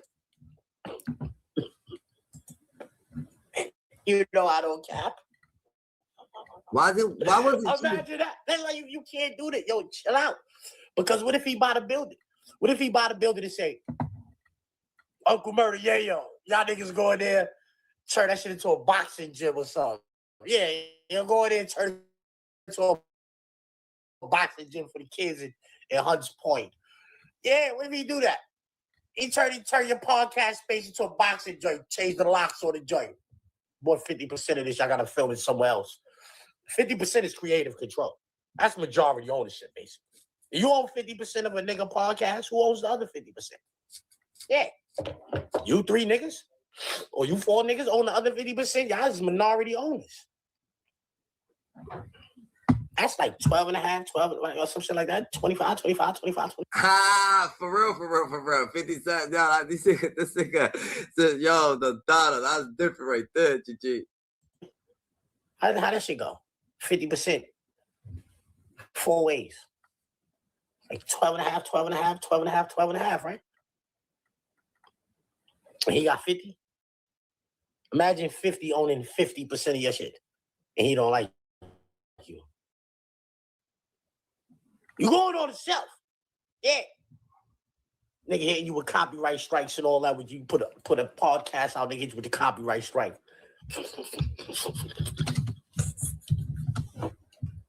Oh, yo, Maino, what you going? I'm saying like,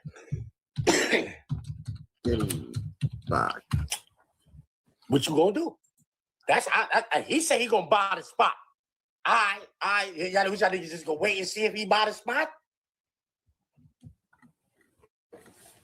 You can't be sitting on your lapels like that. Yeah, you can't be sitting on your lapels like that. And I'm saying you gotta do something. You gotta move fast. Y'all niggas gotta buy that. Y'all gotta buy Fab. They say Fab had 25 million. Fab, you gotta buy the spot before 50 get it. And get that 50. Y'all gotta buy that up before 50 get it, bro. What y'all doing? Y'all want all of the smoke? I'm saying y'all niggas prepare for that?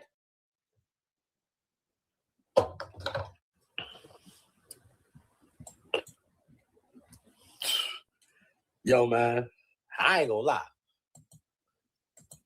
If I had as much notoriety as Maino and all of that, fuck that. If 50 Cent was dissing me, I'd diss that nigga back too. Yeah, If he was dissing me, I'd diss him back too. Shit. What do you think you is, nigga, right? So I ain't mad at Maino saying he with the action, you heard? But I feel like Maino was frauding though. I want to know why Gene Dill, because Gene Dill knows it all. Why Gene Dill wasn't in it. You know why? Because Gene Dill, he had too much receipts. Gene Dill was gonna get fucking Diddy locked up for way more shit. They was like, yo, we can't put Gene Dill on this shit. Like, if Gene Dill's in the documentary, GG, that's just gonna hit different. That's just what it is. Why wasn't Gene Dill actually in the doc? His former bodyguard who saw everything firsthand finally did an interview, and he's not holding back anymore. Here's what you need to understand. Gene was supposed to be in the Netflix documentary. He talked with 50 Cent for 45 minutes. They had plans, but then something went wrong.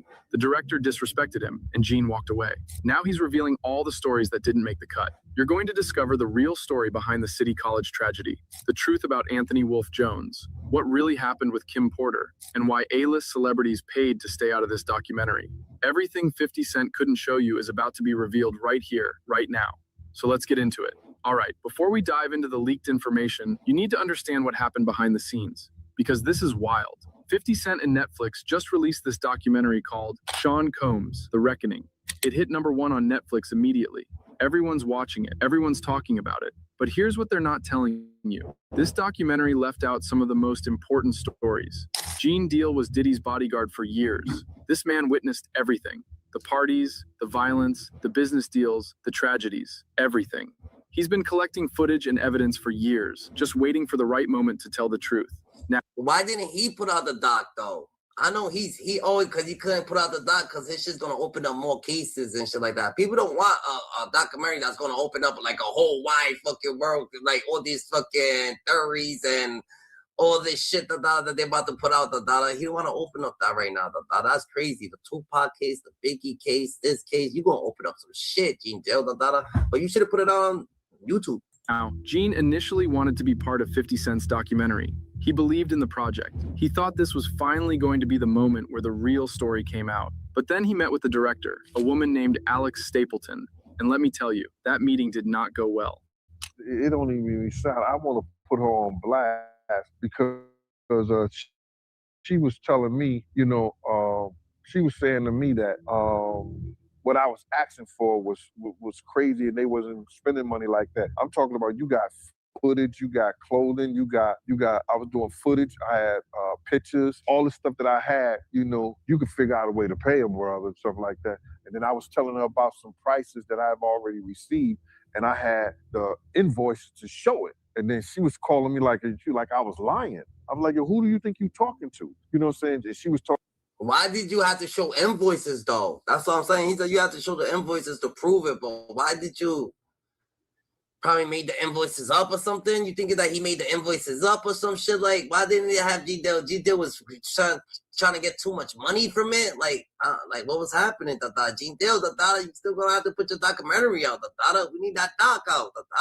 Talking about, there's no way nobody paid. Nobody what? I say, first of all you people come with these documentaries and stuff, the first thing you tell me, y'all tell these people out here, y'all don't pay. So if you can make a picture look like $10,000-$15,000, you know what I'm saying? You can sit here and tell me that you're gonna pay me for my time sitting right down here with y'all. You understand? So then, one thing led to another, and I was like, all right, well then, F you. I spoke to 50, and then she said 50, and this is exact words that came out her mouth. 50 does not determine what goes in and go out of this documentary. Gene wanted to do this right. He tried to put together a package deal with 2 other guys who knew Diddy from the beginning, Tim and Kirk Burrows. These 3 men could have told the complete story, from Diddy's childhood to the street stuff to the business empire, everything. Gene asked for $50,000 for all 3 of them as a package. That's fair, right? Especially when you consider the value of the footage and evidence they had. But here's where it gets messy. Alex Stapleton, the director, told Gene something shocking. She said 50 Cent doesn't determine what goes in the documentary. He doesn't control who gets paid. She basically said 50's name is just being used for promotion, but he doesn't actually have power over the project. Gene felt completely disrespected. He had invoices showing what other documentaries had paid him, He showed her proof, but she called him a liar. Can you imagine? This man risked his life protecting Diddy, witnessed actual crimes, collected evidence for years, and the director treated him like he was making things up. And here's the crazy part. But why you have to show invoices and stuff like that? I'm not saying that you should have. I'm just like, I want to know, like, what you mean? I was like, yo, this is why I'm getting paid the dollar. That's just what it is, GG. Like, while Gene was trying to negotiate a fair deal for everyone, Kirk Burroughs was making secret side deals. That's how the industry works, right? Everyone's looking out for themselves. Gene was trying to help everyone get paid fairly, but Kirk was cutting his own deal behind the scenes. So Gene walked away. He refused to participate. And that's why the documentary you watched on Netflix feels incomplete, because the man who knew the most refused to be part of it. But now he's ready to tell you everything they left out. Let's start with something the documentary barely touched, how Bad Boy Records was really structured. Because this is important. This explains everything. Kirk Burroughs, one of the guys I just mentioned, owned 25% of Bad Boy Records from the very beginning. Diddy owned the other 75%. But here's the twist. It was all under his mother's name, Janice Combs. Why would Diddy do that? Why not put the company in his own name? Gene Deal knows exactly why. It was a scheme to avoid legal liability. See, Diddy knew he was going to be sued after the City College tragedy. We'll get to that story in a minute, but just know, 9 people died at an event Diddy organized. Their families were going to sue. So Diddy made sure the company wasn't in his name. Smart, right? Evil, but smart. But then Diddy decided he wanted Kirk's 25% too. According to Kirk's own testimony in the documentary, Diddy showed up with a baseball bat. He threatened Kirk's life, forced him to sign over his stake in the company. Kirk tried to sue in 2003, but the case got thrown out because too much time had passed. Think about that. Kirk co-founded Bad Boy Records. He did the work. He built the company alongside Diddy. And then Diddy took everything from him with violence and threats. Kirk ended up homeless at one point. Meanwhile, Diddy became a billionaire. Yeah, that shit different than Dada. That shit hit different than Dada. He on 25% just signed it over. The Dada just signed over. Just like Eazy-E though. Off the company they built together. The documentary mentioned this story, but they didn't go deep enough. Gene Deal could have explained the whole scheme. He could have shown how Diddy used his mother's name to hide money and avoid lawsuits. But none of that made it into the final cut. I wonder why. Well, what I feel about the documentary, they left a whole lot of key things out. If they was going to do something and they're going to say in the reckoning of Sean Combs, the reckoning, or Diddy, the reckoning and stuff like that, it should have been a lot of people that we lost because of him. You know what I'm saying? It wasn't only Big. It wasn't only Tupac, you understand? For the atmosphere that he put those kids in. You got a guy named Anthony Wolf Jones, who was from Bad Boy, from its conception as doing security and being one of the financiers of Puff having to have some money to keep Big and Craig Mack around before he got to Clyde Davis. Now this is where it gets really dark. Gene Deal says there's a whole murder story that the documentary completely ignored. And I'm talking about Anthony Wolf Jones. Wolf was Bad Boy's head of security from day one. This man was there before Clive Davis, before the record deals, before any of it. He was one of Diddy's most loyal soldiers. He knew everything, and I mean everything. Where the bodies were buried, who got paid off, what really happened at those parties. Wolf knew it all. And according to Gene Deal, Diddy's actions directly led to Wolf's murder. Now, Gene says the documentary team didn't have the intel to tell this story properly. They didn't. I'm not even gonna lie, the documentary does feel kind of left out. They should have put Gene Deal in there. Gene Deal been doing this shit, and they should put Jaguar White up in there. Why did they have the Jaguar White girl up in there? Jaguar White been exposing that. They should have had Cat Williams in there too, because Cat Williams told people not to go to the parties, That's a fact. Why did they leave this shit out? Oh yeah, ain't why motherfuckers gonna be getting, I guess, sued or something like that.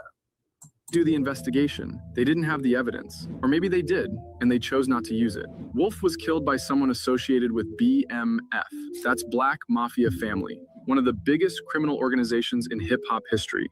And Gene is saying there's a direct connection between Wolf's death and Diddy. But the documentary barely mentioned Wolf at all. They showed a few pictures, said he was security, and moved on. Why? Because this story is too dangerous. It involves real criminals, real murders, real organized crime. Netflix didn't want to touch it. 50 Cent probably didn't want to touch it either. But Gene Deal is saying this story needs to be told. Wolf's death wasn't random. It was connected to everything else. It was Puff, Heavy D, and Jessica. You know what I'm saying? Jessica was the reason why those kids lost their life because she locked the door on those kids running down the step. You understand? You could see her name in a news article, but they didn't mention nothing about her taking place, but they try to put Heavy D, God bless the dead, out there and they put Puff out there. You know what I'm saying? She should have been the main one because she is the one who locked the door on the kids. You understand? She is the one who locked the door on the kids and all those kids lost their life. All right, this next story is going to make you angry because the documentary told you about the City College tragedy, but they didn't tell you the whole truth. Gene Deal was actually there that night. He witnessed everything, and what he's revealing changes the entire story. December 28th, 1991.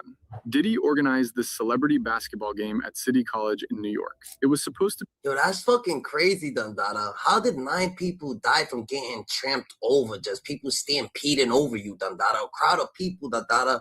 Like, that's crazy, Dundada. Like, some timid people must have been, like, who you could just imagine the people that was athletic and stuff like that, that was just there chilling. Like, what the heck?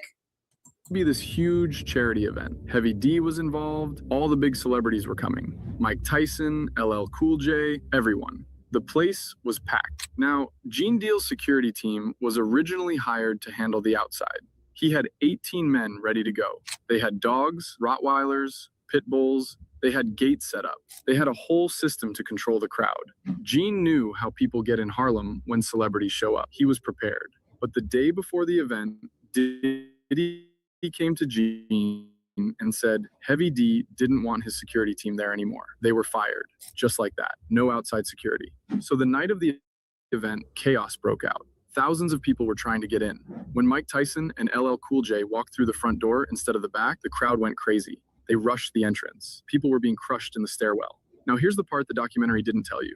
There was a woman named Jessica Rosenblum. She was one of the promoters alongside Diddy and Heavy D. When Jessica saw the crowd surging, she panicked. But she wasn't worried about the people. She was worried about the money box, all the cash from ticket sales. Gene says Jessica grabbed the money and locked the door at the bottom of the stairs. She locked it to protect the cash. And when she locked that door, she trapped hundreds of people in that stairwell. 9 people died, 9 kids, crushed to death, because someone locked a door to protect money. Gene couldn't get down the stairs because of the crowd. So they locked the door for the Fetty, Dundada. And Puffy knew that shit. That's crazy. And everybody just got trampled right there at the door. It happened at the door, Dundada, because everybody, all the force, just everybody running down. Boom, doors is locked.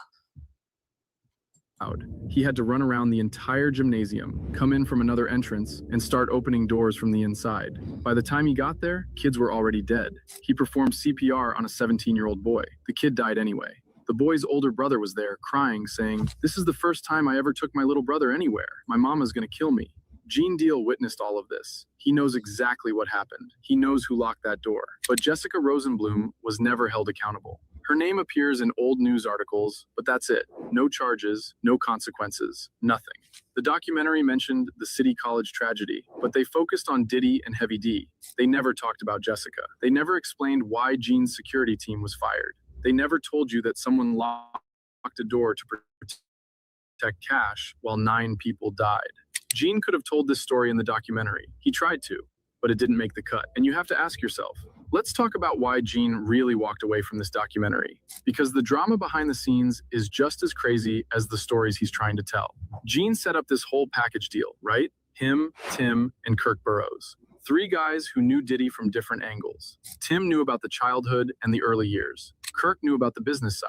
Gene knew about the streets, the violence, the security stuff. They all together, they all knew it. But guess what? Greed is always going to take them apart, Like, yo, but you should have just did it for the. You should have just did it for the community. You should have just went out there and did your thing, or whatever they was trying to pay you.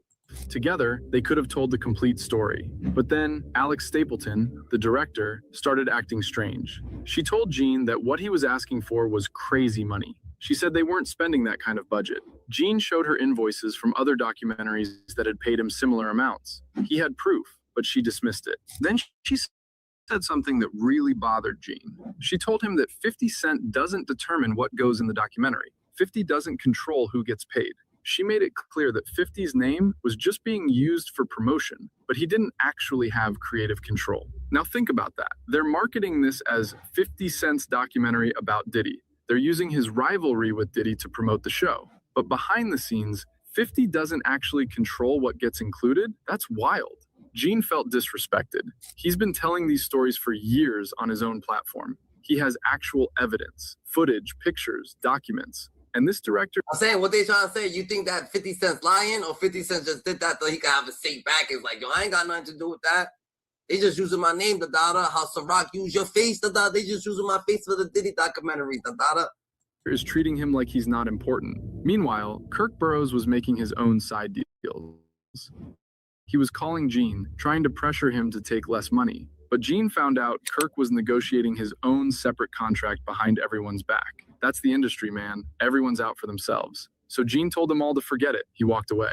And that's why the documentary feels incomplete. That's why so many important stories got left out. The man with the most knowledge refused to participate because he was treated poorly. Here's something that really bothers people who watch the documentary. They barely mentioned Kim Porter. Diddy's ex-girlfriend, mother of his children, died suddenly in 2018. She was only 47 years old. Officially, they said it was pneumonia. But a lot of people have questions about what really happened. Kim Porter knew everything about Diddy. She was with him for years. She saw the parties, the business deals, the violence, everything. And then she dies suddenly. And the documentary doesn't really address it. Multiple sources have said the documentary deliberately avoided the Kim Porter story. It's too sensitive, too controversial, maybe even too dangerous. But Gene Deal has information about what really happened. He knew Kim. He protected her at times. He knows things. But none of that made it into the documentary. They showed a few pictures of Kim, mentioned she was the mother of his kids, and moved on. For someone who is such a huge part of Diddy's life, I feel like you can't mention stuff that you ain't got no hard evidence. How you gonna mention some wild allegation about it? This is a dot. You can't mention no wild thing. You gotta keep it squeaky clean. It has to be squeaky clean, the data. So you know what I'm saying? I feel like for the documentary, a lot of people still said that it changed their perspective on Diddy. So I guess it changed their perspective on Diddy. I've seen a lot of people, you know what I'm saying, say that. So that's unknown.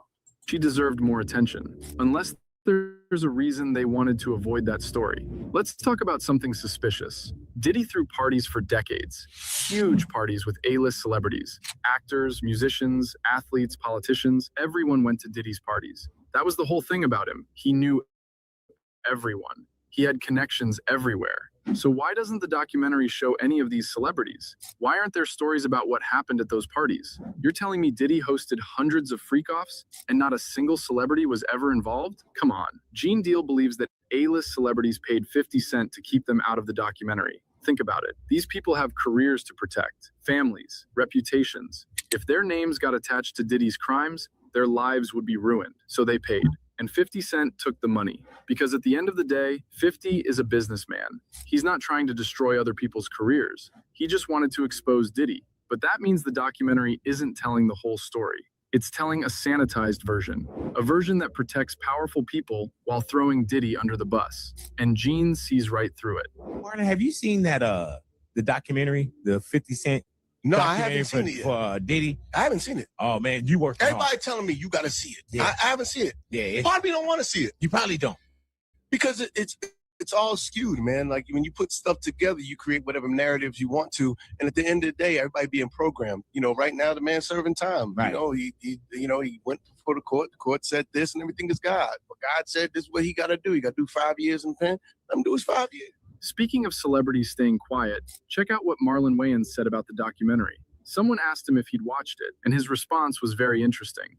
Marlon said he hasn't seen it and probably... Yeah, that shit's different. Marlon Wayne said he left the party extra early trying to get that quote from Denzel. Marlon Wayne, you a little different. won't watch it. Then he said something that caught everyone's attention. He called it a narrative. He said when you put stuff together, you can create whatever story you want. Everybody's being programmed, he said. Now, why would Marlon say that? Is he defending Diddy? Or is he calling out the documentary for being biased? Or maybe, and this is what a lot of people think, Marlon has his own experiences with Diddy that he doesn't want to talk about. There have been rumors for years about Marlon and Diddy. Nothing confirmed, just whispers in the industry. And when Marlon refuses to watch the documentary and starts talking about narratives and programming, it makes you wonder, what does he know? Gene Deal probably has information about Marlon too, about a lot of celebrities, but none of them wanted their stories told, so they stayed out of it. How did you get that footage of Diddy? I figured most journalists would not disclose their sources. Does he know y'all have this in the doc? I would doubt he knows. So when this airs, that'll be the first time that his legal team, Diddy, that everybody knows that this footage is now seeing the light of day, perhaps. Now, let's talk about the most controversial part of this whole documentary, the footage, the behind-the-scenes videos of Diddy before his arrest. Where did 50 Cent get that footage? The documentary shows Diddy in his hotel room in New York, talking to his lawyer on speakerphone. He's discussing strategy, complaining about the media, trying to figure out what to do. This is intimate footage, private conversations. Diddy had hired a videographer to film him during this time. Maybe he thought he was going to make his own documentary later. Maybe he just wanted a record of everything. Whatever the reason, someone was following him with a camera. But here's the problem. That footage belonged to Diddy. The videographer was working for him. There were NDAs signed, contracts in place, and somehow 50 Cent got his hands on it. Diddy's lawyers immediately sent a cease and desist to Netflix. They called it stolen footage that was never authorized for release. They demanded Netflix pull the entire documentary. Netflix responded by saying they obtained the footage legally, but they won't say how. 50 Cent won't say where it came from. The videographer hasn't spoken publicly. So what really happened? Did the videographer sell the footage because Diddy never paid him? That's one theory. Gene mentions in his interview that Diddy has a pattern of not paying people. Maybe the videographer was another victim who decided to get revenge. Or did 50 Cent pay someone to steal it? Is this footage actually illegal? We don't know, but it's definitely shady. And it raises questions about everything else in the documentary. Gene Deal has firsthand experience with Diddy's violence. And one of the stories he tells is about protecting Misa Hilton, the mother of Diddy's first son, Justin. After Gene stopped working for Diddy, Misa asked him to be her bodyguard. She wanted to go out, to live her life, but she was scared of Diddy. She knew what he was capable of. Gene charged her $2,250 for a couple hours of protection, and he made it clear to her, if Diddy shows up and sees you with me, he won't do anything. Diddy knows who Gene is. He knows Gene isn't scared of him. The documentary includes a story from Eric Sermon, the rapper and producer. Eric talks about a time when he was in a car with Misa, and Diddy showed up and attacked her. Diddy swung on Misa right there in the street, in front of Eric. Eric said Diddy invited him to come around the corner and fight, but Eric didn't do anything. He just went to listen to music instead. Gene thinks that's wild. He says if he had been there, if someone was in his car and Diddy attacked them, he would have protected them, no matter who it was. Gene confirms that Diddy had a serious problem with violence against women. Everyone knew it. It wasn't a secret in the industry. But people looked the other way because Diddy was powerful and rich. The documentary... Shit, Gene Deal would have went up on there, Diddy would have a new case, They ain't got time to be trialing this nigga. They was like, yo, you know what we have to do? They don't want to trial Diddy again, That shit was crazy wild, That whole situation was crazy, Ain't trying to fucking go through that whole situation again. They're like, yo, this thing's gonna open up a can of fucking... The truth is finally coming out. Crazy, Let's get into it. So here's what you clicked on this video for. Cat Williams has finally stepped into the Netflix Diddy documentary chaos, and he's not holding back. And the crazy part is that Cat Williams has been talking about this shit. He's calling out 50 Cent for protecting certain people and keeping the real players out of the final cut. Remember when Cat went on Club Shay Shay and said, all lies will be exposed? Yeah, he was talking about this exact situation. And honestly, the man was spot on. Here's what you're getting from this video. I'm going to break down the 7 names that were completely scrubbed from the documentary, straight from Cat Williams himself. We'll talk about why these people were protected, how Cat Williams predicted all of this before anyone else saw it coming, and the connections between these celebrities and Diddy that Netflix clearly didn't want you to see. Now get this. We need to hear it. People allegedly tried to bribe 50 Cent to remove controversial names from the doc. But here's the thing. Cat already knew these names would never see the light of day. Whether we're talking about the dirty tapes or the Netflix documentary, certain people are just untouchable. Period. Listen, in 20 years, won't do an interview. Nobody's ever talked to her, and she's never been interviewed anywhere. And now, understand, I'm not talking about one person. What I just told you applies to 7 people. How they all end up with that. That's part of what you get. I came in this business saying I was going to expose. That's crazy. What 7 people he's talking about? And then this dude's talking about the 7 people that was taken out of the documentary. What 7 people was taken out the documentary, GG? I talked about Michael Jackson, when I talked about R. Kelly, they canceled me for these things because why would you talk about another black dude? Race is not where the line is drawn. It's God's side and the other side. And we don't care nothing about the other side. Period. Period. All of these big dick deviants is all catching hell in 2024. It's up for all of them. It don't matter if you Diddy or whoever you is. TG Jakes, any of them. All lies will be exposed. That's all. And anyone who takes that the wrong way, know why they take it the wrong way. The truth is the lie. Now, before I start this video, I want to let you know that we are not right there, the data. Cat called out. Cat Williams has been called out the data. The truth, know exactly why they have a problem with it. That wasn't just talk. That was a warning. Fast forward to today. 50 Cent produced a documentary called Diddy, The Reckoning for Netflix. The documentary features never-before-seen footage of Diddy right before his arrest. We're talking behind-the-scenes moments, strategy meetings with his lawyers, and some extremely serious allegations. Diddy's legal team was furious. They sent cease and desist letters to Netflix, claiming the footage was stolen and never approved for release. They labeled it a shameful hit piece, but Netflix didn't back down. The documentary still dropped. Here's why this matters right now. Diddy was sentenced to 4 years in prison on prostitution-related charges after avoiding the larger RICO case. But this story is nowhere near finished. There are more than 150 lawsuits headed his way, and some of them involve minors. Yes, minors. Federal authorities have already said more charges could be coming. The investigation is not over. In fact, prosecutors on Diddy's case are now communicating with prosecutors connected to Tupac's case. That alone shows how deep this goes. People are also claiming they have Diddy tapes ready to leak, and those tapes allegedly show other celebrities doing things they never wanted the public to see. And speaking of Cat, he recently cracked a joke that pretty much confirmed everything. Listen to this. Just gave Diddy 4 years. Say that again. 27 years, 4 years. Meanwhile, they tried to give me 4 years, but 2 blunts I had no intention of smoking in the first place. Same 4 years. Hell give up. Being an ass-kicking devil worshiper is not. I bet we need to find the deleted scenes that was gonna get on there. Like, how would the documentary would have really looked, the data, if 50 Cent would have just never had it all extra sanitized and cleared up and shit like that. How was he gonna start this documentary? Is this it? Boy, they're having the times of their lives, you know, where we hanging out and what we doing. We can't really disclose. The you of then was on a path of self-destruction. Oh, for sure. Yeah, I would, for sure. 100%. Yeah. It would have been no bueno. It was bad. I don't know if I'd be alive for sure. It was dark. 50 Cent just dropped the most talked about documentary of 2025, Diddy, The Making of a Bad Boy. It hit Netflix in early December and instantly shook the internet.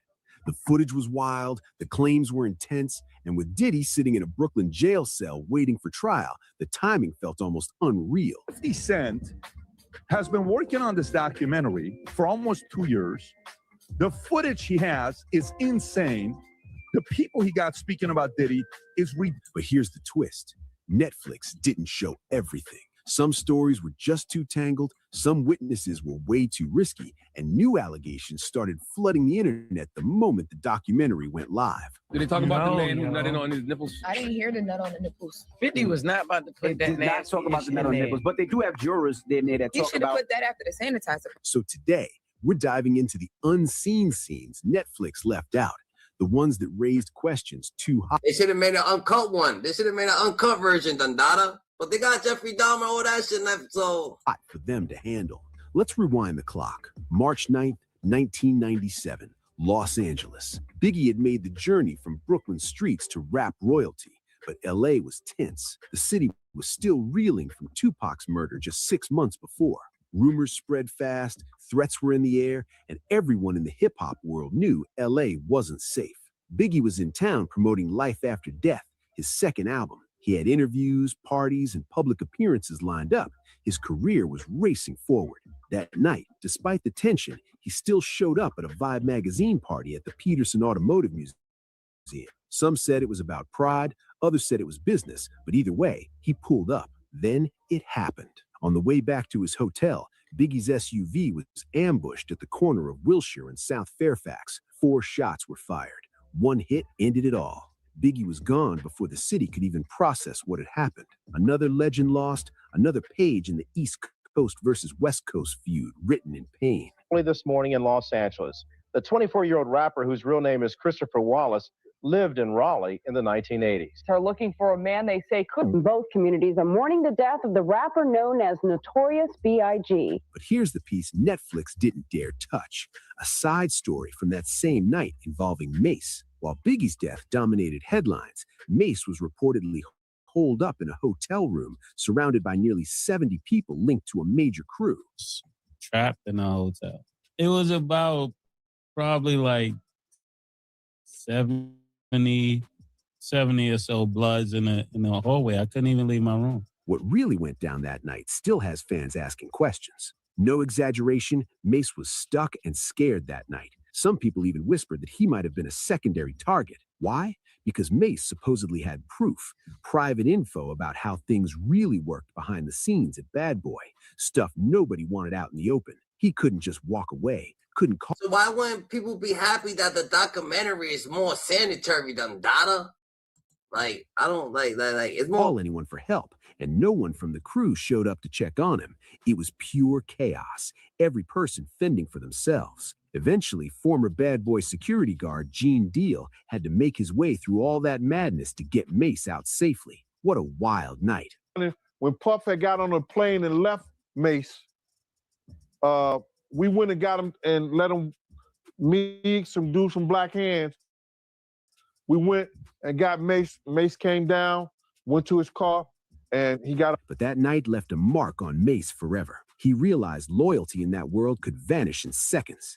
The people he thought had his back were gone, and that truth hit deep. Years later, Mace finally spoke out about that night in L.A., what he saw, the tension backstage, the hidden stories, and the secrets he claimed could have torn the whole crew apart. He hinted at truths Netflix didn't dare touch, stories about power, fear, and loyalty inside the Bad Boy world, things that could have completely changed how people saw the documentary. But if you thought that was shocking, wait till you hear what came next. Just one day after the documentary dropped, on December 8th, 2024, something major hit the headlines. A new legal filing surfaced, one that had the entire hip-hop world talking. A woman, identified in court only as Jane Doe, updated her ongoing lawsuit against Diddy, and this time she added another major name to the list, Sean Jay-Z Carter. The filing claimed that both Diddy and Jay-Z were connected to serious misconduct allegations. I know Jay-Z's fucking happy he don't even got a video with fucking him up there, Dada. He ain't playing. Dating back to an after-party following the 2000 MTV Video Music Awards. Woman who accused the 2 hip-hop artists of sexual assault when she was 13. The moment this news broke, the internet exploded. Fans, media, and even other artists were stunned, wondering if this case could change everything people thought they knew after 50 Cent's Netflix bombshell. Take a second to really think about this. These weren't small claims. We're talking about 2 of the biggest names in hip-hop being pulled into a case that shocked everyone. And the timing? Absolutely wild. The Netflix documentary dropped one day before this lawsuit hit the headlines. If this had happened just a week or 2 earlier, it could have changed the entire story Netflix told. Jay-Z didn't waste time responding. He called the claims ridiculous and said the lawyer behind it was just trying to stir things up for attention. And Jay-Z denying any wrongdoing, Jay-Z calling the allegations frivolous, fictitious, and appalling. He made it crystal clear he believed the accusations were nothing but a dramatic reach. Meanwhile, Diddy has always referred to Jay-Z as his brother, showing how deep their connection runs in the industry. That kind of bond, loyalty, power, and shared history made them a force in hip-hop that few could rival. 2 icons tied together by decades of music, business, and influence. What's that? That's Mob King? Niggas feeling marvelous. You heard? You gotta get the shoes though. Y'all know what it is. But here's what makes it wild. This story was too huge, too controversial, and still never made it into Netflix's final cut. The streaming giant clearly decided to play it safe. Now here's where things get even more interesting. Tony Busby, the lawyer behind this case, has a reputation for taking on big names, especially Diddy. He's been involved in several high-profile lawsuits before, so when Jay-Z's name appeared in the new filing, many believed it wasn't random at all. It looked more like a deliberate move, an escalation that even Netflix didn't see coming. So just one day after the documentary went live, the entire story flipped. Viewers who had just finished watching it had no idea the real-life drama had already shifted overnight, and that's what makes this so wild. It really makes you wonder how much of the truth, the behind-the-scenes chaos, and the risky details ever make it on screen. The Netflix version of Diddy's empire missed one of its most explosive turns, the Jay-Z, Diddy, and Jane Doe case that instantly rewrote the conversation. But that wasn't the only missing chapter. Another major name tied to Diddy's world was quietly left out too, Kim Porter. Her story, deeply connected to the Bad Boy legacy, was... That's fact. They left out Shine. What happened with the Shine situation? Nowhere to be found in the documentary, even though it's a key piece of the puzzle. Kim Porter wasn't just Diddy's ex. She was the mother of his children and someone who stood beside him through decades of fame, power, and pressure. She saw everything that went on behind the scenes, the business, the parties, the polished image, and the reality beneath it all. And the events leading up to her passing made people question why Netflix stayed silent on her story. Kim died unexpectedly on November 15, 2018. The official report listed pneumonia as the cause, but her final days raised eyebrows for many fans and insiders. What's goody, big man? What's popping with you, Shout out to big man, who followed her story closely. Just weeks before her passing, Kim attended a Hollywood premiere with Diddy, the Netflix debut of the holiday calendar, starring her son, Quincy Brown. Reports say she wasn't feeling well, running a high fever and showing flu-like symptoms, but she still showed up. Those close to her claimed Diddy, always conscious of appearances, wanted her there for support, a picture-perfect family moment in the spotlight. But behind that red carpet glow, something didn't feel right. And that's where things started to get even more mysterious, because Kim Porter's story might be the missing thread that connects everything. Cameras flashing, lights blazing, the perfect family picture. Quincy stood in the center, his twin sisters by his side, Diddy out front, and Kim Porter smiling softly for the cameras. But behind that smile, it was clear she wasn't feeling well. Her health was slipping. And though she powered through the night, those close to her could tell something wasn't right. But that red carpet moment wasn't the whole story. Word spread that Kim Porter had been thinking about writing a book, a tell-all about her life in the music industry and what it was like being close to one of hip-hop's biggest power plays. We breaking down all the scenes that they forgot to mention in the Diddy documentary. All this been going out, they forgot to mention all this, put all this into the Diddy documentary. I mean, key factors and the Diddy situation, but I guess this was just a little situation, maybe it could be more episodes, They could have a whole fucking series of this shit, you know what I'm saying? It's popping, big man, was goody. Yes. Some friends claimed the book was going to focus on raising respect for kids in the Hollywood spotlight, but fans speculated it could have included things Diddy wouldn't have wanted out in public. Her relationship with Diddy had always been complex. They met back in 1994, welcomed their first child in 1998, then split when Diddy started dating Jennifer Lopez. They reconciled, had twins in 2003, but separated. Bet that. We're gonna check that right now, You said 50 Cent broke the building. All right, let's see. Did again in 2007, after reports of another child outside the relationship surfaced. Through all the highs and lows, Kim remained an anchor in Diddy's life, a dedicated co-parent and a steady presence for their family. But behind the fame and glamour, darker moments existed too. During one of their breakups, Kim was said to have been dating music executive Shakir Stewart. Reports claim Diddy didn't take it well, and tensions between them reached a breaking point. Months later, tragedy struck when Stewart reportedly took his own life, though whispers and speculation around the circumstances lingered online for years afterwards. None of this made it into the Netflix documentary. In Kim's final days, one thing stood out: her love for her kids. She was said to have sent them to Diddy's house while she tried to recover from her illness. Just 3 days before she passed, she told Diddy to take care of them. Those words, looking back, feel hauntingly powerful. While Kim Porter's story was left out of the documentary, another key figure tied deeply to the Bad Boy legacy also didn't make the cut. Gene Deal, Diddy's former bodyguard. This man knows in that empire better than almost anyone still talking about it today. If you've ever gone down a rabbit hole about Diddy online, you've probably seen Gene Deal's interviews. He's been speaking out for years, sharing what he says are untold truths about the music mogul, stories that paint a far more complicated picture than the public ever sees. Gene has been open about the things he witnessed, claiming he saw both the loyalty and betrayal that came with the power surrounding Bad Boy Records. He was there during the peak of Diddy's empire, when Biggie was alive, when Puff Daddy was shaping the sound of an entire generation, and when every deal, every party, and every late-night studio session came with high stakes. Gene says he saw everything, the business moves, the inner circle drama, and the tension that followed success. And the craziest part, none of it made it into 50 Cent's Netflix documentary. Gene's side of the story could completely reshape how people see Diddy's rise to fame, because according to him, the world only got to see the shine, not the shadows behind it. Gene Deal's interviews have pulled in millions of views. He's appeared on podcasts like Anything Goes with James English and teamed up with other insiders to talk about secretive parts of the music world, things like hidden tunnels, strange rituals, and mysterious behind-the-scenes stories that fans can't stop debating. But if you watch 50 Cent's Netflix documentary, something stands out immediately. Gene Deal is completely missing. Not one clip, not one mention, nothing. Why? Because his stories are heavy. They're the kind of claims Netflix would rather skip than try to fact check or challenge. Gene doesn't tell simple gossip. He dives into experiences that are difficult to prove and even harder to explain. One of his most talked about stories takes place in Central Park back in 1999, right before Diddy's well-known nightclub trial.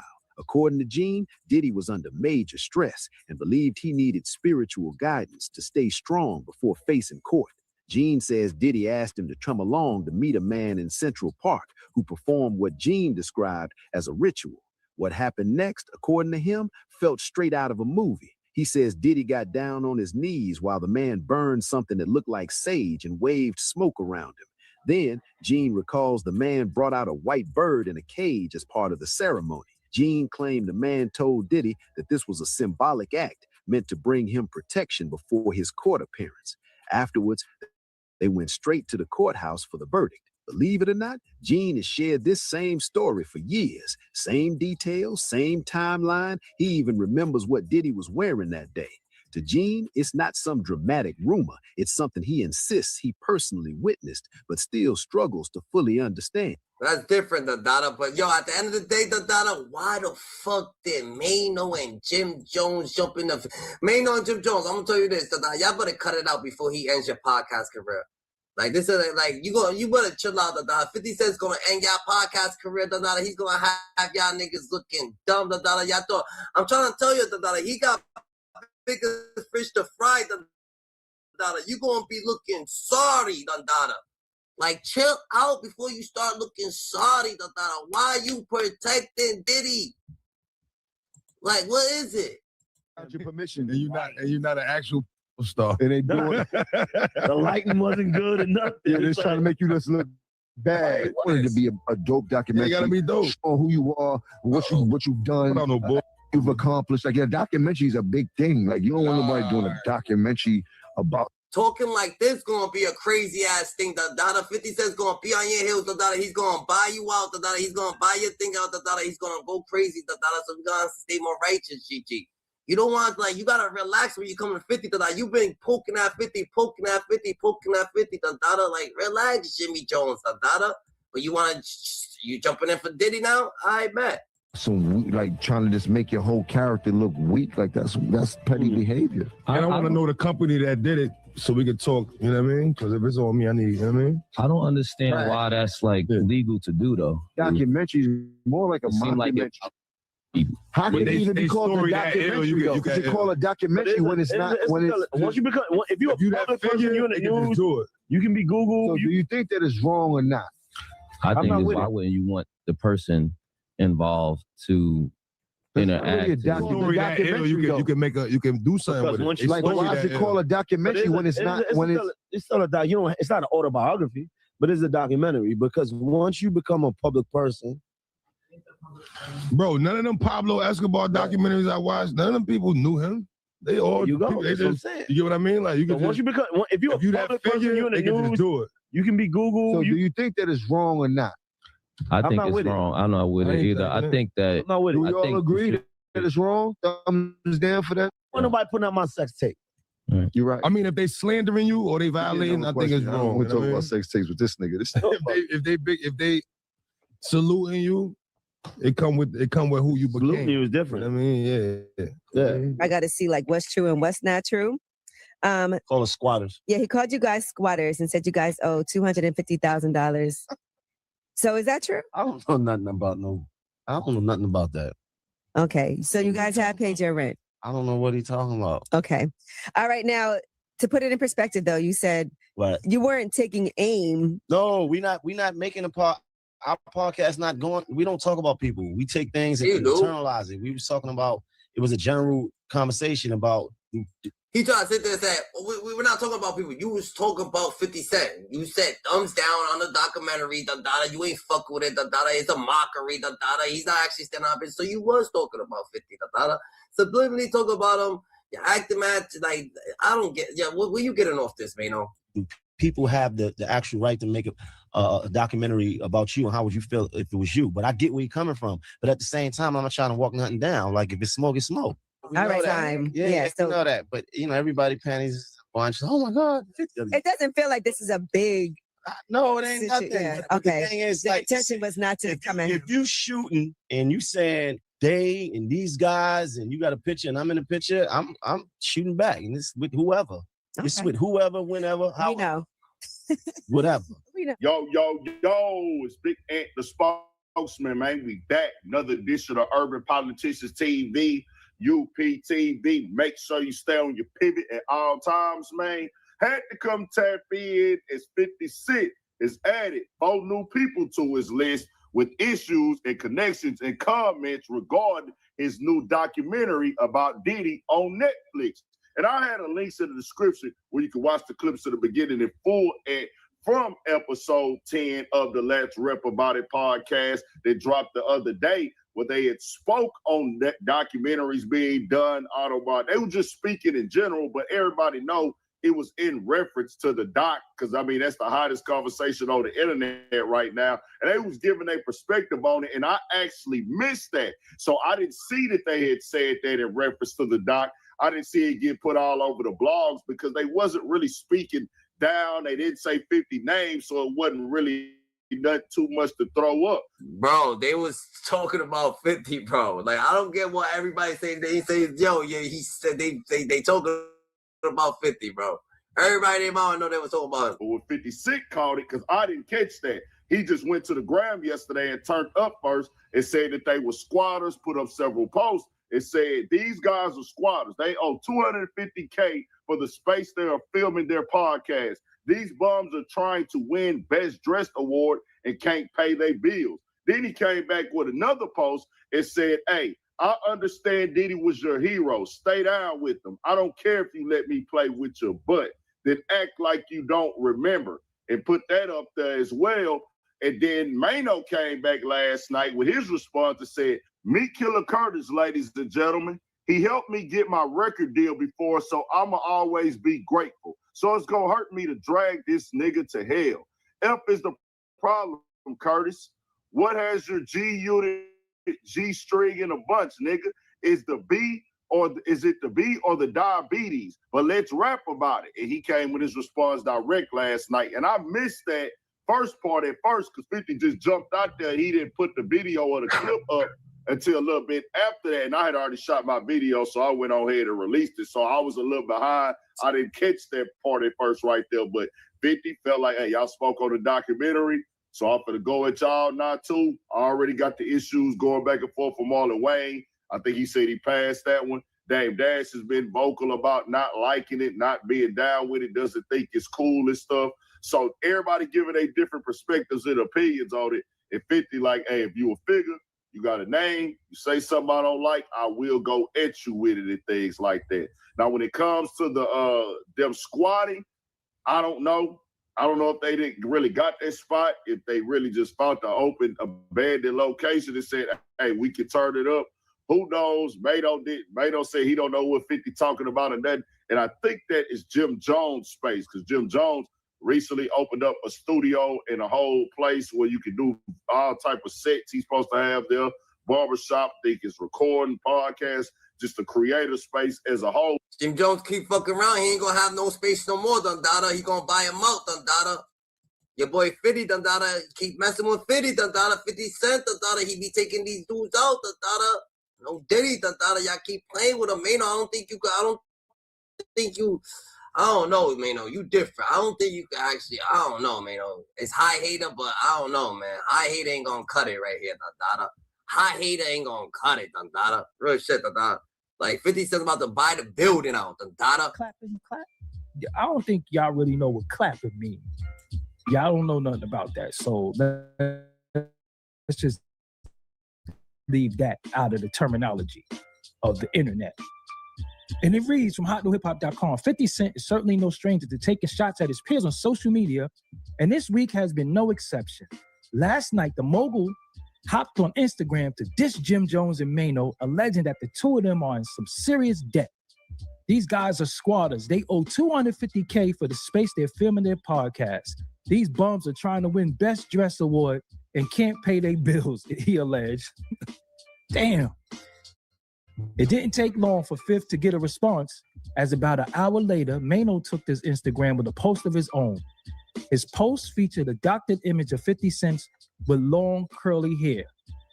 And it said, "Meet Killer Curly, ladies and gentlemen." His caption began, "He helped me get my record deal before, so I'ma always be grateful. So it's gonna hurt me to drag this N-word to hell. F is the problem, Curtis. What has your G-unit G-string in a bunch, N-word? Is it the B-I-T-C-H or the diabetes? But let's rap about it." Ooh, that was good. Ooh, that promo was fire right there. I'm gonna give him that. The Let's Rap About It podcast. And then he hashtagged. That was dope. Yeah.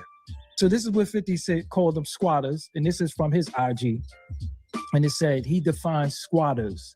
Squatters are individuals who occupy a property without legal title, permission, or a lease, often in a vacant or abandoned buildings, differing from trespassers by intending to reside there long term, while squatting is illegal.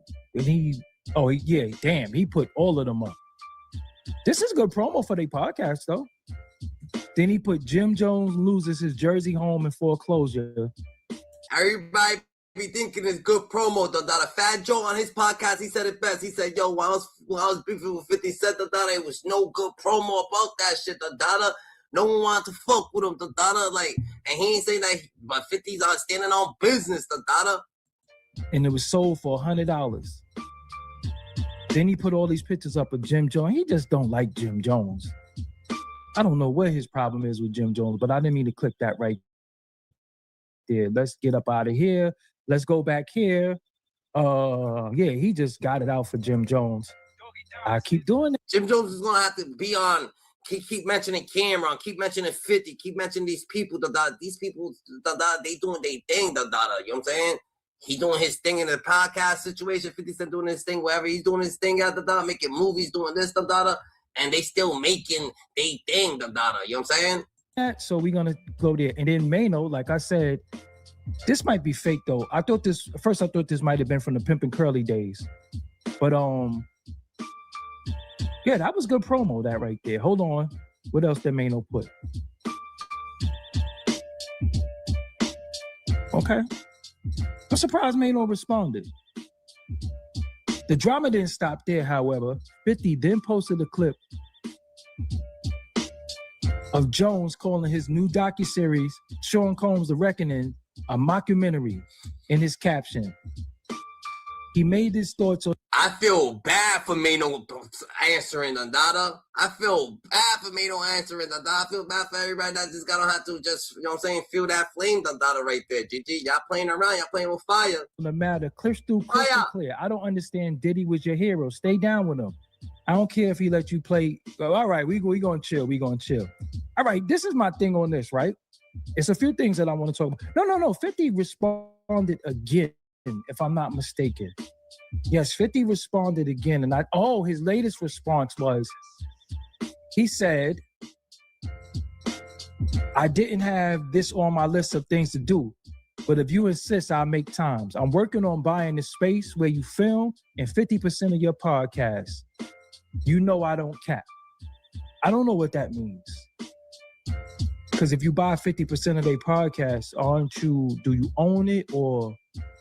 He's like, yo, the data, like, and then they went and called their people like, yeah, 50 Cent been calling, asking, you know what I'm saying, how much, you know what I'm saying? We don't know, we talk about them. Nah, ain't no number.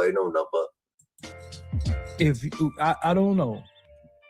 I see people in the comments being despicable though, as usual. You know, when people don't like people, the people who don't like the people that they talking about just can't wait to go in the comment. Yo, people be talking about people that I don't like, I don't care for. I don't say nothing. And then nobody comments. I just ain't that type of guy. But I'm a different breed. That's Anyway, what it gotta be. 50 Cent did assist Maino getting his deal. So that's why you should have been like, why the fuck did they jump into Diddy? Like 50 Cent did a doc on Diddy, but yeah, Jim Jones was in the doc. He wasn't in the doc, but he was in the doc smoking with Diddy. You know what I'm saying? They was smoking together. You know what I'm saying? With Atlantic, if I'm not mistaken. I know Maino has always treaded lightly when it comes to 50 Cent because he wanted to show his appreciation for what 50 did for him. And I think Maino's just tired of it. Maino pledges his allegiance to Jim. Of course, 50 and Jim always, going at it. But what the hell Dave East and Fab got to do with this? And I'm going to tell you something. I always talk about this.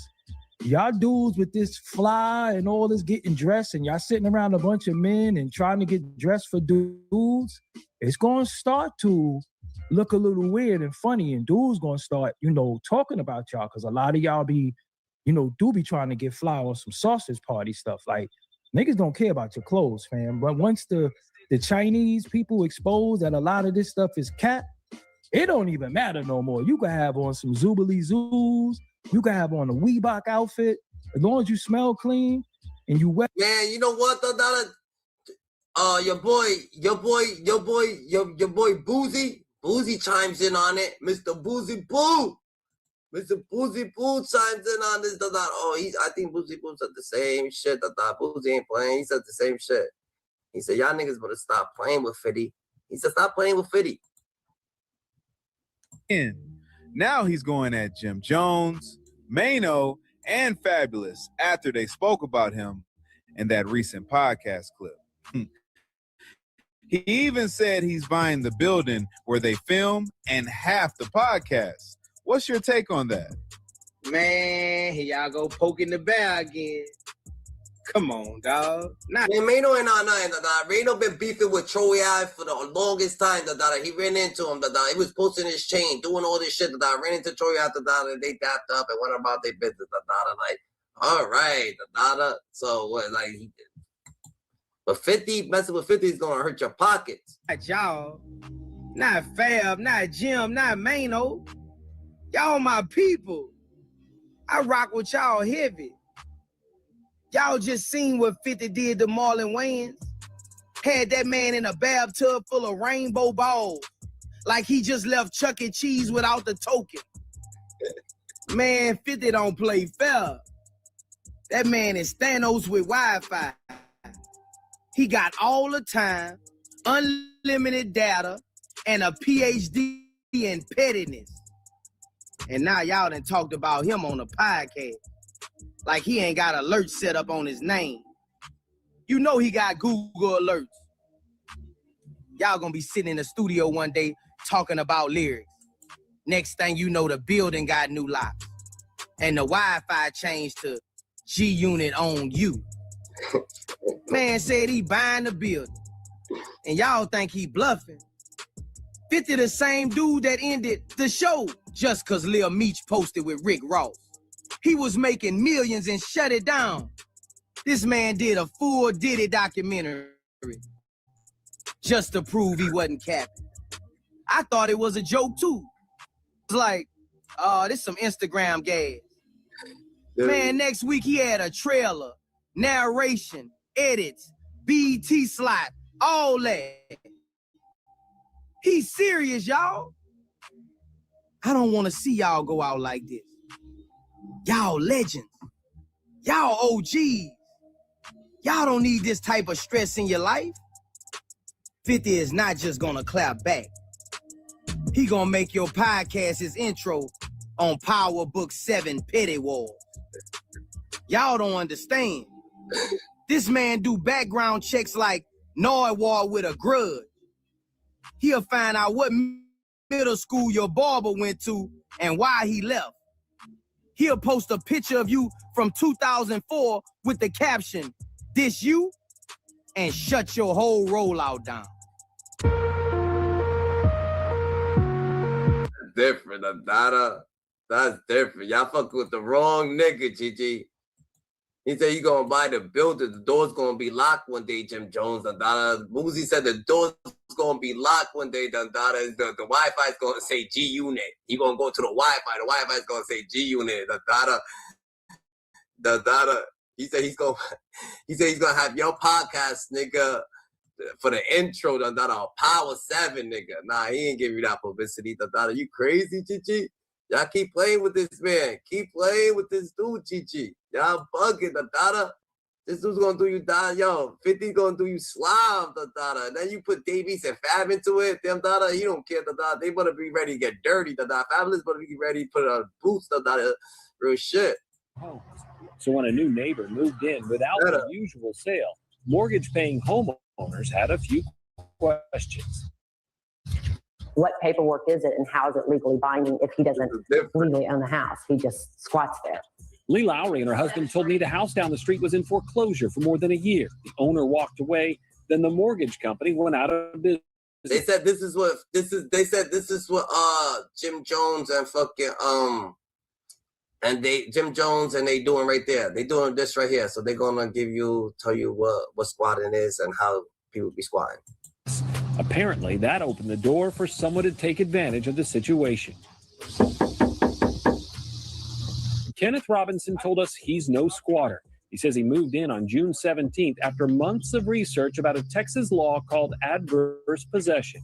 This is not a normal process, but it's not a process that's not known. It's just not known to everybody. Robinson says this piece of paper gives him rights to the house. It's an online form he printed out and filed at the Denton County Courthouse for $16. It says the house was abandoned and he's claiming ownership. I went through, looked at it, and added some things here, you know what I mean, for my own protection.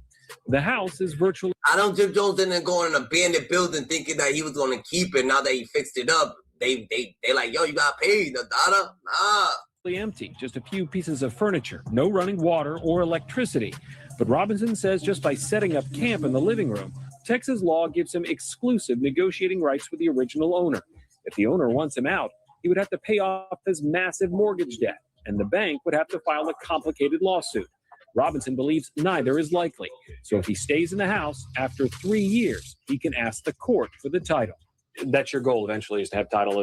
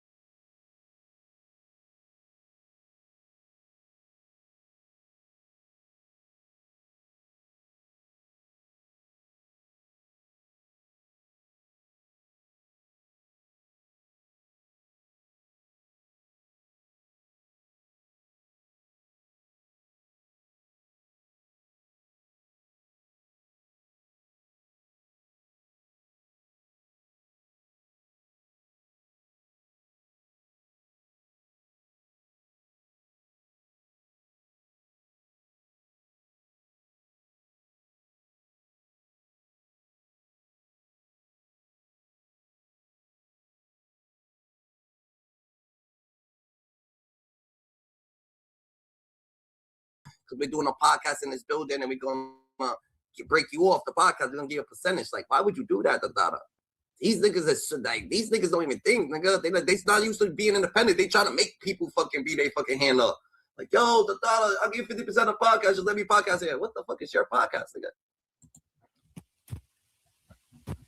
Shit different. Your podcast, nigga, you gonna get 50% of it? And I said, okay, fine. Right? He's been saying this for since October. And so he keeps trying to build it, but he won't sign the lease. He's like, I don't like these terms. I want like 6 months of build out and ridiculous bullshit. We also have a partnership agreement where half of what he's building now, his media, belongs to us. But he won't tell us how much he's making and doing all these things. So he said half of what he's building in that building belongs to us. 50% belongs to us. Everything bro. And when Jimmy's mad. Jim Jones mad. Like, yo, fuck this building. I don't even want this building no more. Like, he got beef with the nigga the landlord. He got beef with the fucking landlord. The landlord's telling 50. This nigga got a 6 months lease. He's building shit down there. He ain't telling us how much he's making off it, and we own half of it. Woo. Wait till them low. That's what the content he's creating. If you want to buy that too, I'll sell you half the company. He's not a business. He's like insane. To me, it's worth very little to nothing. But if it works out for you, I just throw that in as a sweetener. Okay? So what I'm trying to say is he signed a lease with me. Right now he owes, I'm going to say... That nigga said, if it's okay with you, I'll give you 50% of the podcast for a sinker. Nigga, you buy the building, you get the podcast free, nigga. 50% of the podcast. He don't even want the podcast. He don't want nothing to do with that shit, He said, nigga, I don't want nothing to do with that podcast, I don't just keep it. Take it off my hands, You buy the building, you can keep this shit, You heard, You could keep the building, Come up on here. 50 cents a weird ass dude. I didn't know this, though, This is police shit. This is police shit, nigga? For what the fuck you talking about? For calling the landlord and the landlord saying, yo, peace and love owes me fucking $500 on rent. You buy the building for $1,000. The radio shit, the music that he's making in there, I own half. You can keep it for free. How the fuck that's police shit, nigga? Matter of fact, it doesn't even matter if it was police shit, nigga. All that shit's out the window. These niggas is podcasts. They doing the most foul shit. They're not even worried about that type of shit. They're not worried about that. Fuck the police. We can't use the police shit. What the fuck?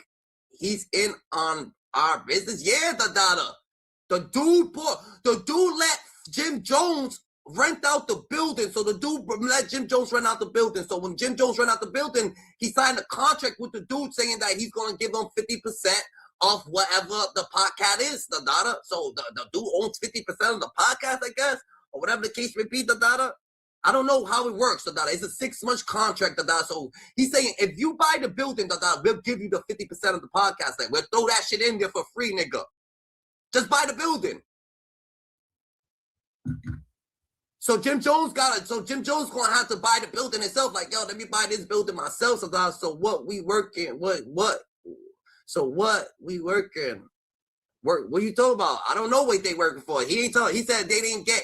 He said he don't know how much they making. How the fuck this nigga gonna get in our business? Hey, 50 Cent. 50 Cent called the landlord. It's not your business no more. It's the landlord's business, nigga. The landlord's business now it's 50 Cent business because 50 Cent is purchasing the building, nigga. So now I know what's going on in this building, because I'm purchasing this bitch. So your business is my business now since I'm about to be the landlord of this bitch. So if you about to buy, nigga, you're about to buy a fucking house, nigga. You gonna tell the house, the landlord's gonna tell you about, yo, you got tenants in there. You could kick them out if you want. Or you don't kick them out if you want, But these niggas is dirty. They doing this, they doing that. They be loud through the night, or they be doing this, They be having things. All right, we got some good clients. You got some good tenants over here, which is the farmhouse, We got a bit.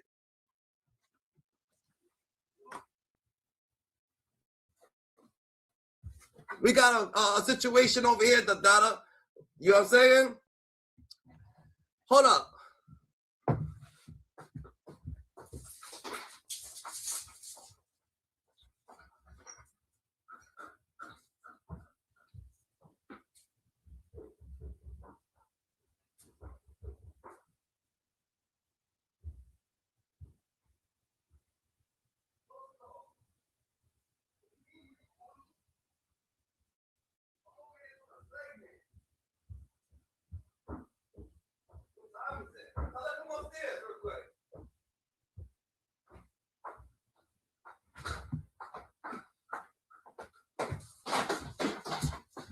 Yeah, the data. That's some hating ass shit. I mean, is it some hating ass shit, the data? When 50 Cent did the documentary, the data. So 50 Cent is doing the documentary. Is that really some hating ass shit, the data? Do you feel that's some hating ass shit, the data? I don't feel like that's some hating ass shit, the data. 50 Cent did the Diddy documentary. They gonna call it a mockery. And so come on, serious real quick. All right, hold on. So 50 Cent did a documentary and shit like that, the data. So at the end of the day, the data.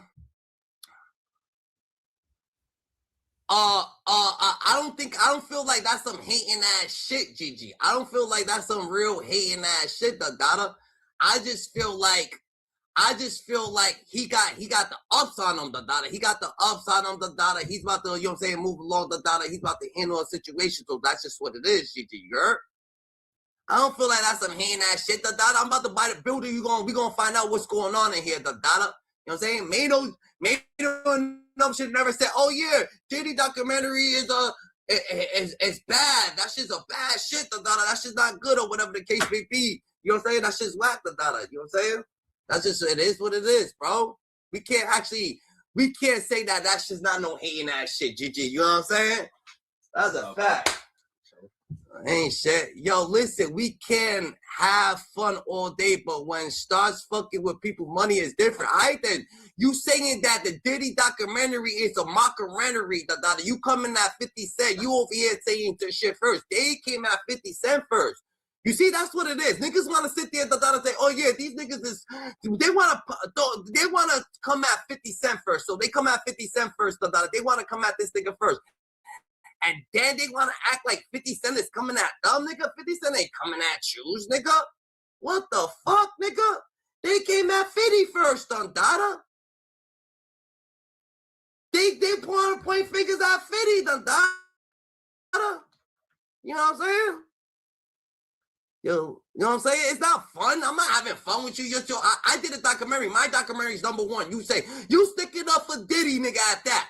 What's up, all these niggas sticking up for Diddy, da-da? Me, mind your business. I'm beefing with Diddy, da-da. Mind your fucking business, nigga. 50 mad because Diddy fucked his bitch. Hey, da-da. It could be. He could be mad that Diddy fucked his bitch, da-da. Diddy's mad at him that he's doing his, that he made the segment. Hey, they both mad, da-da. But 50 Cent got paid, da-da. 50 Cent, Diddy didn't get paid for fucking 50 Cent, bitch, da-da. You know what I'm saying? 50 Cent fucked Rick Ross, bitch, so Diddy try to do it to him, da-da, but ain't nobody give a fuck about that shit, da-da. What goes around, comes around, da-da. We don't care about that shit. Have the bitch, nigga. We got a pocket, nigga. We're #1 on Netflix. We're #1 on Netflix. We don't give a fuck, nigga. We don't give a fuck. We're #1 on Netflix, nigga. Fuck you talking about, GG? The Diddy documentary's #1 is higher than the Stranger Things, GG. You heard? But yeah, I'm about to fucking, I gotta run real quick, yo, peace of love. Peace of love. Hold on, yeah, I gotta head somewhere real quick, GG. Shit crazy, we gotta talk about it. These niggas they're not about nothing, These dudes ain't about nothing, nigga. That's a Finny. And they know Acura.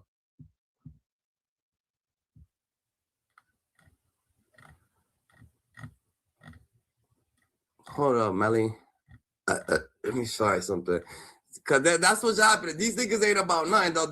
Oh, the Jam Master J shit just got fucking unhooked too. That's ill. Jam Master Jay. Jam Master Jay it got overturned. The Jam Master Jay situation got overturned. Alright. 50 Cent, he's buying the fucking buildings, nigga.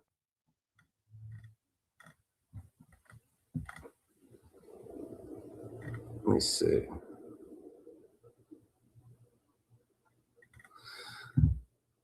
They're not, but he's not living like that though. Let's see. Let's finish what he was saying. In a short way, at least 80,000, if not 180,000. The monthly rent on the old lease. Not this. I want to rent it, and I said, okay, fine, right? He's been saying this. God damn. Talk to me, right? What's going on out here? Got the landlord on the phone. Like, yo, look, homie, whoever it is, Jim Jones or Maino, but I believe it's Jim Jones. I want you to pull up this 50 Cent post where he said Jim Jones wired the money. 50 Cent got like a blue blazer on. I got you, fam. Tell that. Okay. So it says, so Jim wired the 200K over. Okay, cool. He may turn out to be a good tenant after all. Samuel, if you need me to make them pay, just give me a ring. I'm here. All right. So now let's go back to Maino saying, in order for 50 to buy half of the podcast, he got to come see him. You see where I'm going with it? Like, right. Which one is it? Is it Jim Jones? Is it Maino? What's your thoughts, King? Well, to be fair, when Maino addressed it earlier this week on Angela Yee's show, man, 50 Cent's taking out everybody because everybody want to fuck with 50. So 50 Cent's over here taking out everybody. The data. That's just what it's going to be. The data. That's just what it is. Everybody want to mess with 50. So 50 Cent, the data, he's standing on business. All right, hold up.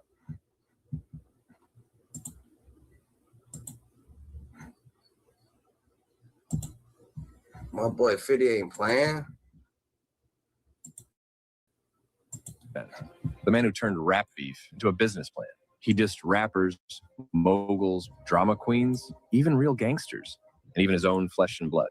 He ended Ja Rule's run, exposed Diddy, checked Jay-Z, clowned Nas, and made the whole industry scared to say his name. And by the end of this documentary, you'll have seen 21 people who tried to take him on and found out the hard way why that was a mistake. Some got embarrassed, some got erased, and some never recovered. And we'll be ranking every single beef along the way. So get ready to see who got scorched, who barely survived, and who got buried. So roll yourself up some of the finest sticky icky and lock in, because you don't want to miss it. Keep watching to find out who survived and who got slaughtered. This is 50 Cent versus everybody. 21 beefs, 21 takedowns. Diddy. Hey, yo, I don't have no beef with Fifth. He loves me. He loves me. In 2023, a lawsuit hits the internet. Overnight, the man once known for bad boy records, the shiny suits, the flashy persona, and now a whole lot of baby oil, becomes hip-hop's latest villain. And watching from the sidelines, 50 Cent laughing. Does it feel like all these years you've been the only one calling this out? I look like I've been the crazy guy for a long time. They said you're a hater. They said you're crazy. You do this, yeah. And now everybody's complaining, my ass is hurting. Because this story didn't start with lawsuits. It started decades ago with pure disrespect. Long before the trolling and the memes, there was tension in the air. Two moguls, one from Harlem, one from Southside Jamaica, both chasing the same crowd. And from the jump, 50 was testing Diddy's armor. On the track How to Rob, 50 came straight for him. City Street is starting to look like something to eat. I snatched Kim, tap up, you want to see her again? Then check down to the nearest ATM. That was 1999. 50 wasn't even famous yet, but he was already picking fights with the richest man in rap. Then, just 2 years later, things got weird. Fresh out from getting shot 9 times, 50 was rebuilding. And of all people, Jennifer Lopez, Diddy's girl at the time, told Puff to get 50 to write for him. So he did. 50 Ghost wrote for G-Dep's track, Let's Get It, even writing Puff's verse. Get worldwide coverage. Got so many spots, I don't even buy luggage. You love it. He went from robbing Puff in lyrics to writing his lyrics. But when things got hot in Queens, Diddy backed off, didn't stick around. And to 50, that was betrayal. So when did it spill into the music? The real first shot came on Get Out the Club. And when that pretty I see Diddy, they want me to trick. I ain't P. Diddy. From there, it became all smoke. He mocked Diddy's fight with Steve Stout on the track Poppin' Them Things. Did a video release, my baby mama cuss my out. I kicked that we back friends like Puffy and Steve Stout. Then he told him to get out the mirror on the track I Run New York. Puffy, I said get out the mirror for a second, let me talk to him. And it didn't stop there. On the track, The Bomb. That shit legit, the Dada. This is the beef right here, the Dada. But yo, GG's the Dadas. I ain't even trying to cut y'all short, the Dada. You know I don't never do this, the Dada. But I'll be back, the Dada. Matter of fact, we gonna let this rock out, GG. We gonna let this rock out. 50 went full savage.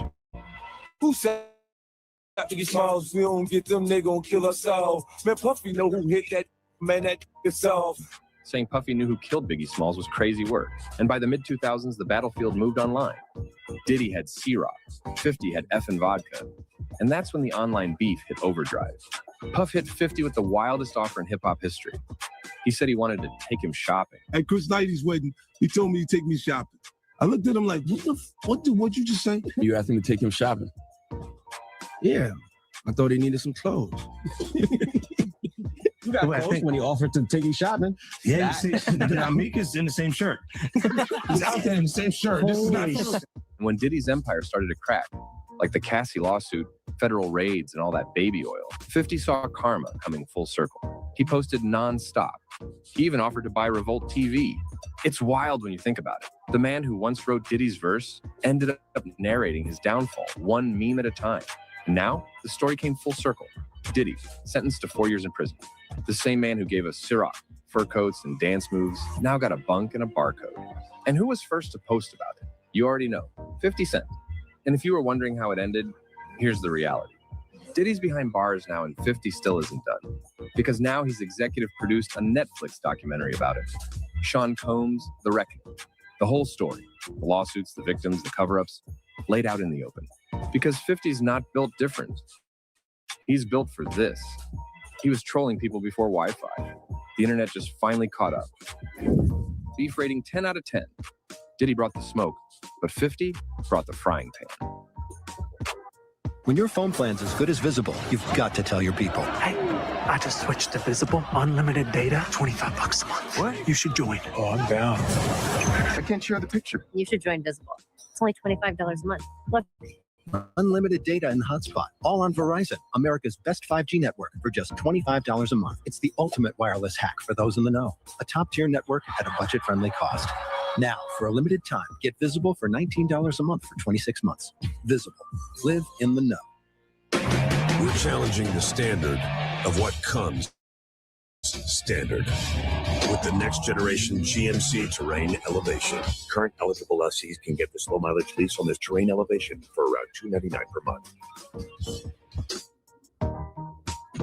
Ja Rule. He's a fucking liar. He's a compulsive liar. Southside Jamaica, Queens. That's where 50 Cent came up. Hustling on the corners, building a rep as a fearless street kid who could rap just as hard as he fought. And just a few miles over in Hollis, Queens, that was Ja Rule's turf. He had Murder Inc., chart-topping hits, and was running New York radio. And let's not forget his iconic catchphrase.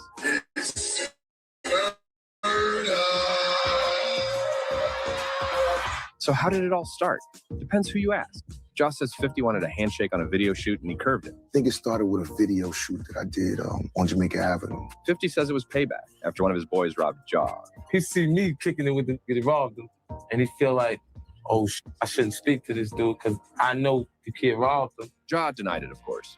I heard that someone robbed you of some of your jewelry. That's a false story. That's a story he made up. This wasn't just music. This was Queens versus Queens, and the streets were watching. So when did the beef spill into the music? The real first shot was on 50's track, Your Life's on the Line. Murder, I don't believe you. Murder, murder, your life's on the line. It seemed like 50 wasn't buying Jaw's gangster reputation until the beef went to another level when he got into an altercation at the Hit Factory, where 50 ended up getting stabbed by one of Jaw's boys. But that didn't stop 50 Cent from continuing to diss Ja Rule. Hey, you heard the rumor this shit, nigga. 50 got stabbed. What's the rumor next shit, huh? 50 was real mad. Tore that nigga Ja head off with the fofo mag. After this drop, 50 got shot 9 times outside of his grandmother's house. And the streets were talking. Were Ja's crew involved? Well, 50 miraculously recovered. And when he did, he got signed by rap powerhouses Eminem and Dr. Dre. He promised them that he would keep the old beef off the table. But Ja kept going. He kept dissing 50. What went down with that cat 50 Cent? What went down with that? Who? That cat 50 Cent. Who? And then he made the biggest mistake of his career. He brought Eminem and his daughter Haley into the crossfire. On the track Loose Change, Ja said this. Damn, you claim your mother's a cat and Kim is a known so what's Haley gonna be when she grows up? Eminem turned to 50 and said, do what you gotta do. Translation, go nuclear. So that's when 50 Cent and his crew, G-Unit, dropped Automatic Gunfire, a mixtape dedicated entirely to dissing Ja Rule. On the intro, they wasted no time and hilariously ridiculed Ja Rule's voice. Ja Rule has gone back in the studio with his CD player to bring you new old hits like this. To me. Then came the legendary album, Get Rich or Die Trying, and on it, a track called Back Down, where 50 didn't hold back.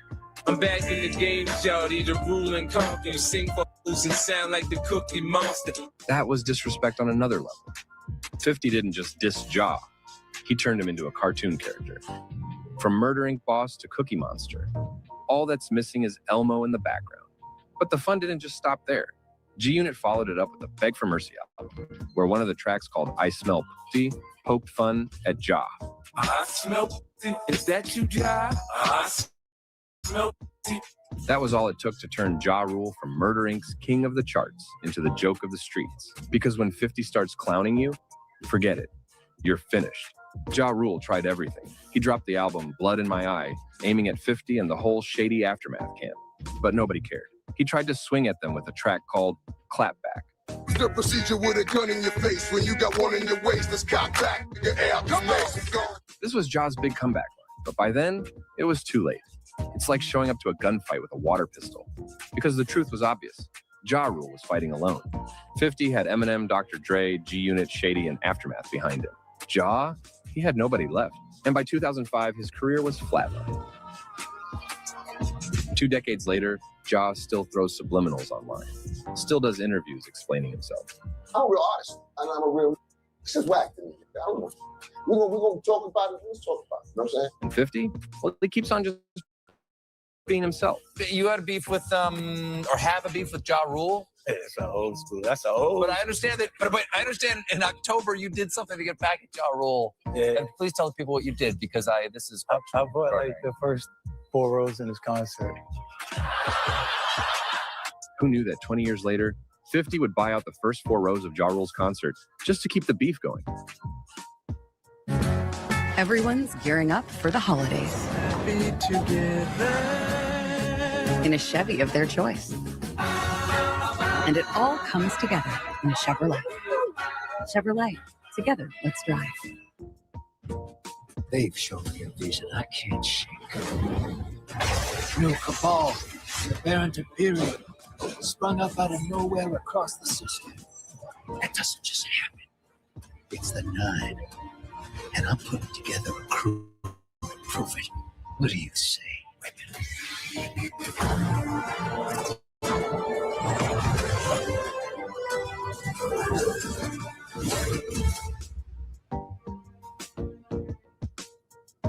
Beef rating, 10 out of 10.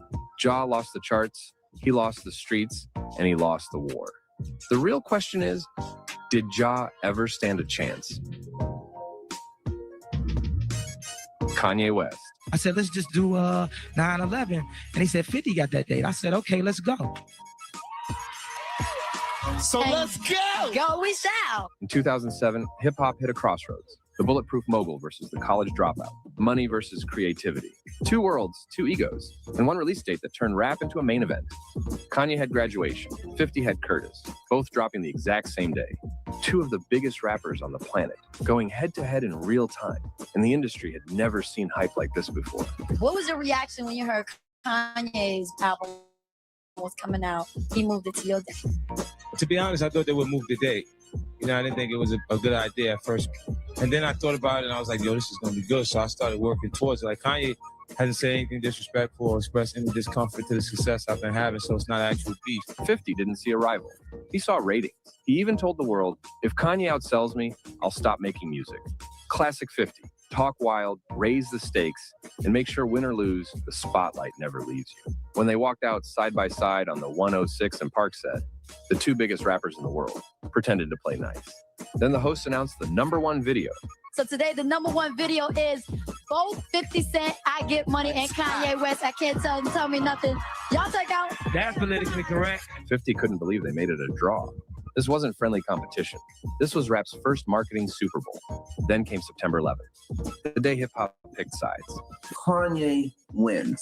I don't care what 50 Cent got in the tank. He is not beating this album at this time. He was right. Curtis did 691,000 first week. Then Graduation came in with 957,000. On paper, Kanye won. But in the headlines, 50 was still in control. He didn't lose. He monetized the loss. The whole world tuned in for a rap battle, and 50 pocketed the attention like royalties. You all robbed 50 Cent of his Grammy. He was the most important thing. He was the soundtrack to our life in 2003. Now, when it was my turn, I was just being an advocate for what was the best out there, which just so happened to be me. Even Kanye knew that 50 built the blueprint. And Kanye, he just followed the map. And 50, he never let it die. I wish he would come take one of my awards so I could black his eye in front of everybody. That's pure 50, turning a sales defeat into a stand-up routine. Throughout the years, 50 would mock Kanye just to keep the beef alive and keep the eyes on him. Kanye, because he'll rant and make sure everybody's thinking about it. About it. He's going to be at the award show like, no, you're supposed to respect artistry. And to this day, he's still poking fun at him. The first thing they say to you when you go to media training is stay away from politics and stay away from religion. Okay? Like a first date. You see what it did to Kanye? The beef that started as a chart battle turned into a 10-year comedy tour, starring 50 Cent as the narrator. And in reality, the whole thing was a setup. Two of the smartest in the game turning drama into dollars. They say it's beef. That's a new terminology for battling. It's only a sport where people really going for that #1 spot. So yeah, Kanye won the numbers, but 50 won the narrative. The villain who turned a release date into a global spectacle. Beef rating 7 out of 10. Kanye won the sales, but 50 owned the show. The game. I'm kicked out the group. Well, guess what? You don't kick me out of the group. I'm the G&G unit. At first, it was a dream team. In 2004, Dr. Dre brings the game into the Aftermath family. Man, to be signed to Dr. Dre at that time was pretty huge, but I also felt like I deserved to be. But Game's rollout needed muscle. Enter 50 Cent and G Unit. Next, we're going to get on Game TV up next. We got feet. We want you to get some feet. We want you to get some cute feet. G-Unit's in the house. Dr. Dre had the beats, but 50, he had the blueprint. He built Game from scratch. The image, the hooks, the structure, the hits. And those hits were goated. Go ahead and beat me. I'm Raps MVP, and I ain't going nowhere, so you can get to know me. But when the Games album, the documentary, dropped in 2005, it didn't just go platinum. People were saying it was better than 50 Cent's The Massacre album. The student was outshining the teacher. And for 50 Cent, that was the one thing he couldn't tolerate. 50's active beefs at the time were with Fat Joe, Jadakiss, and Nas. He dropped the diss record Piggy Bank to air them all out. But Game would also catch a stray. Bank sells, well, sells, game sells, I'm rich as hell. Even when 50 showed love, it came with a flex. He was reminding everyone who built the machine. But behind the scenes, the tension was real. Game didn't want to inherit 50's beefs. He wanted to stand on his own name. So he went public saying he had no issue with any of 50's rivals. I don't have a problem with nobody. I don't have anything to do with that record, Piggy Bank, that 50 Cent got or anything else. So he was trying to separate from you completely. So 50 clapped back in his own interview and dropped a bombshell. The path to better sleep starts now with the Sleep Savings event at Raymore and Flanagan. Save up to $500 on Tempur-Pedic and more. Or enjoy flexible financing so you can buy now and pay over time. Don't miss the Sleep Savings event only at Raymore and Flanagan.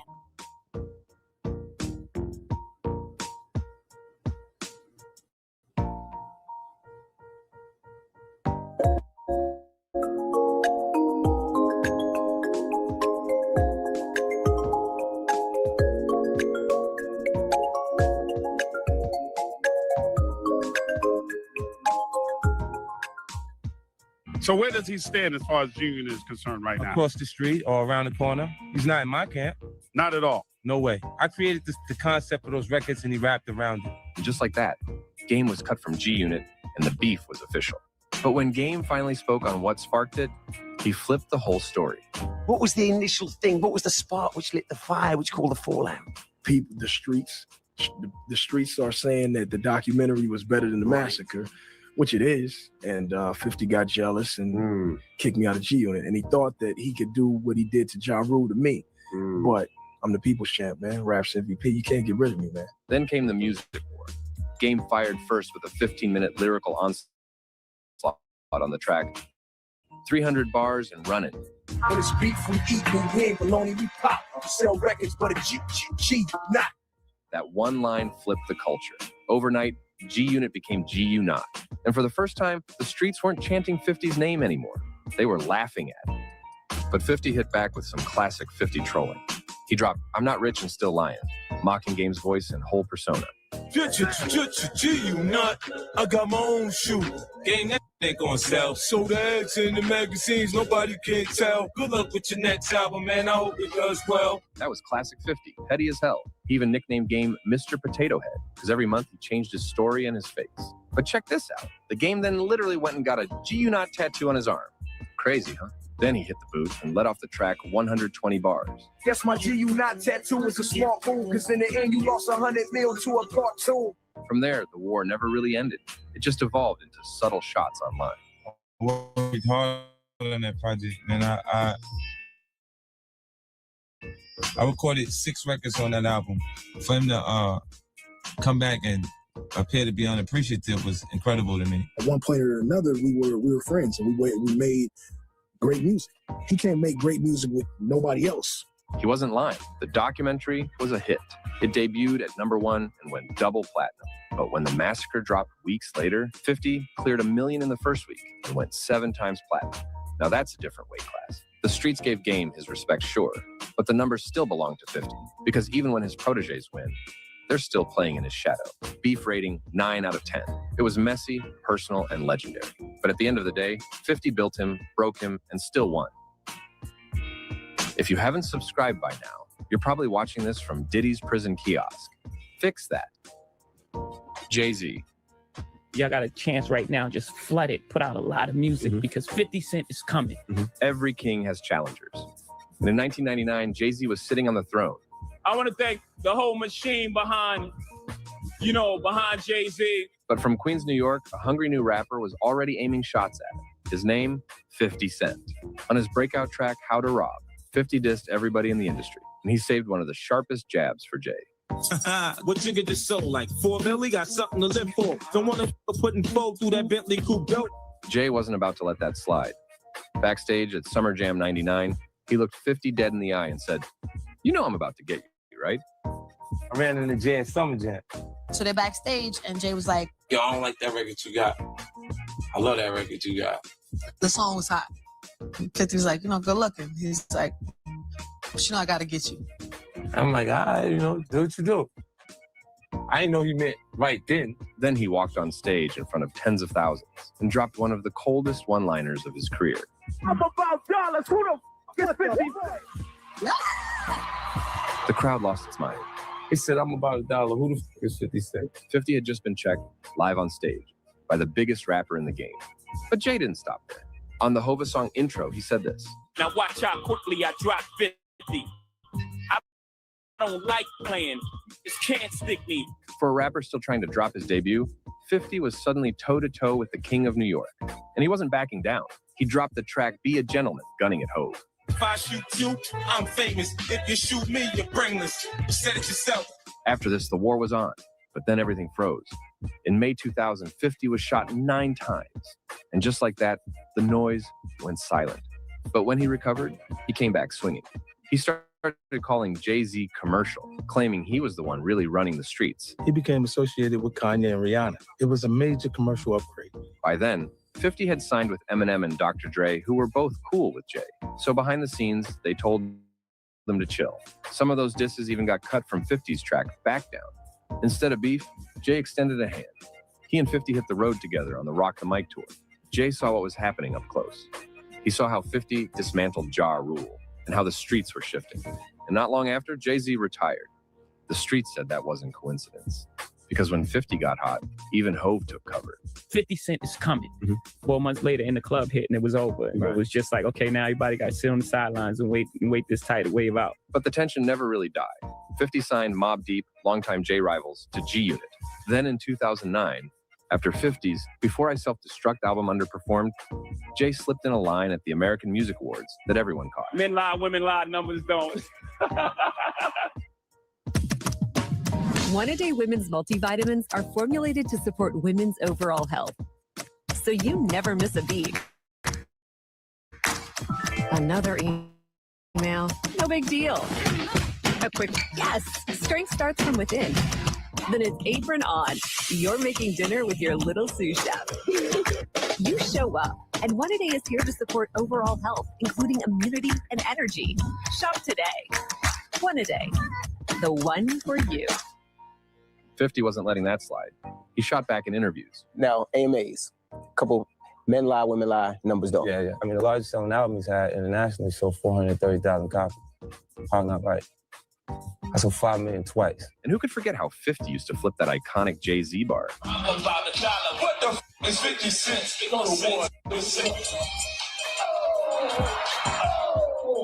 And 50 made it very clear that he had no fear whatsoever of Jay-Z. When he's saying he's not afraid of 50 Cent, why would you have to make that clear when no one's ever asked me if I'm afraid of Jay-Z? Since then, the shots have been mostly one way. 50 keeps the jokes coming.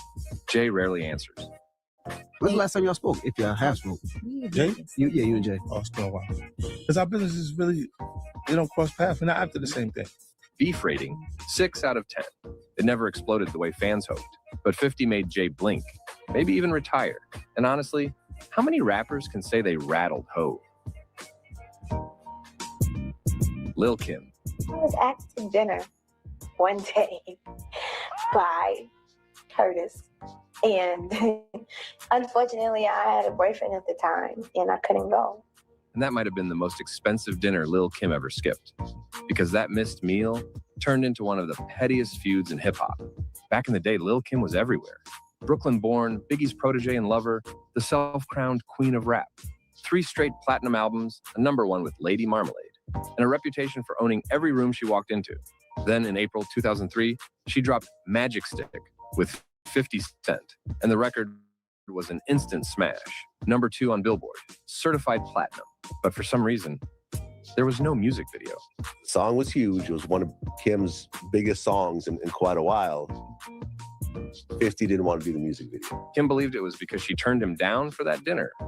I think he let his emotions come in between the business side of it, especially because, I didn't do what he wanted me to do.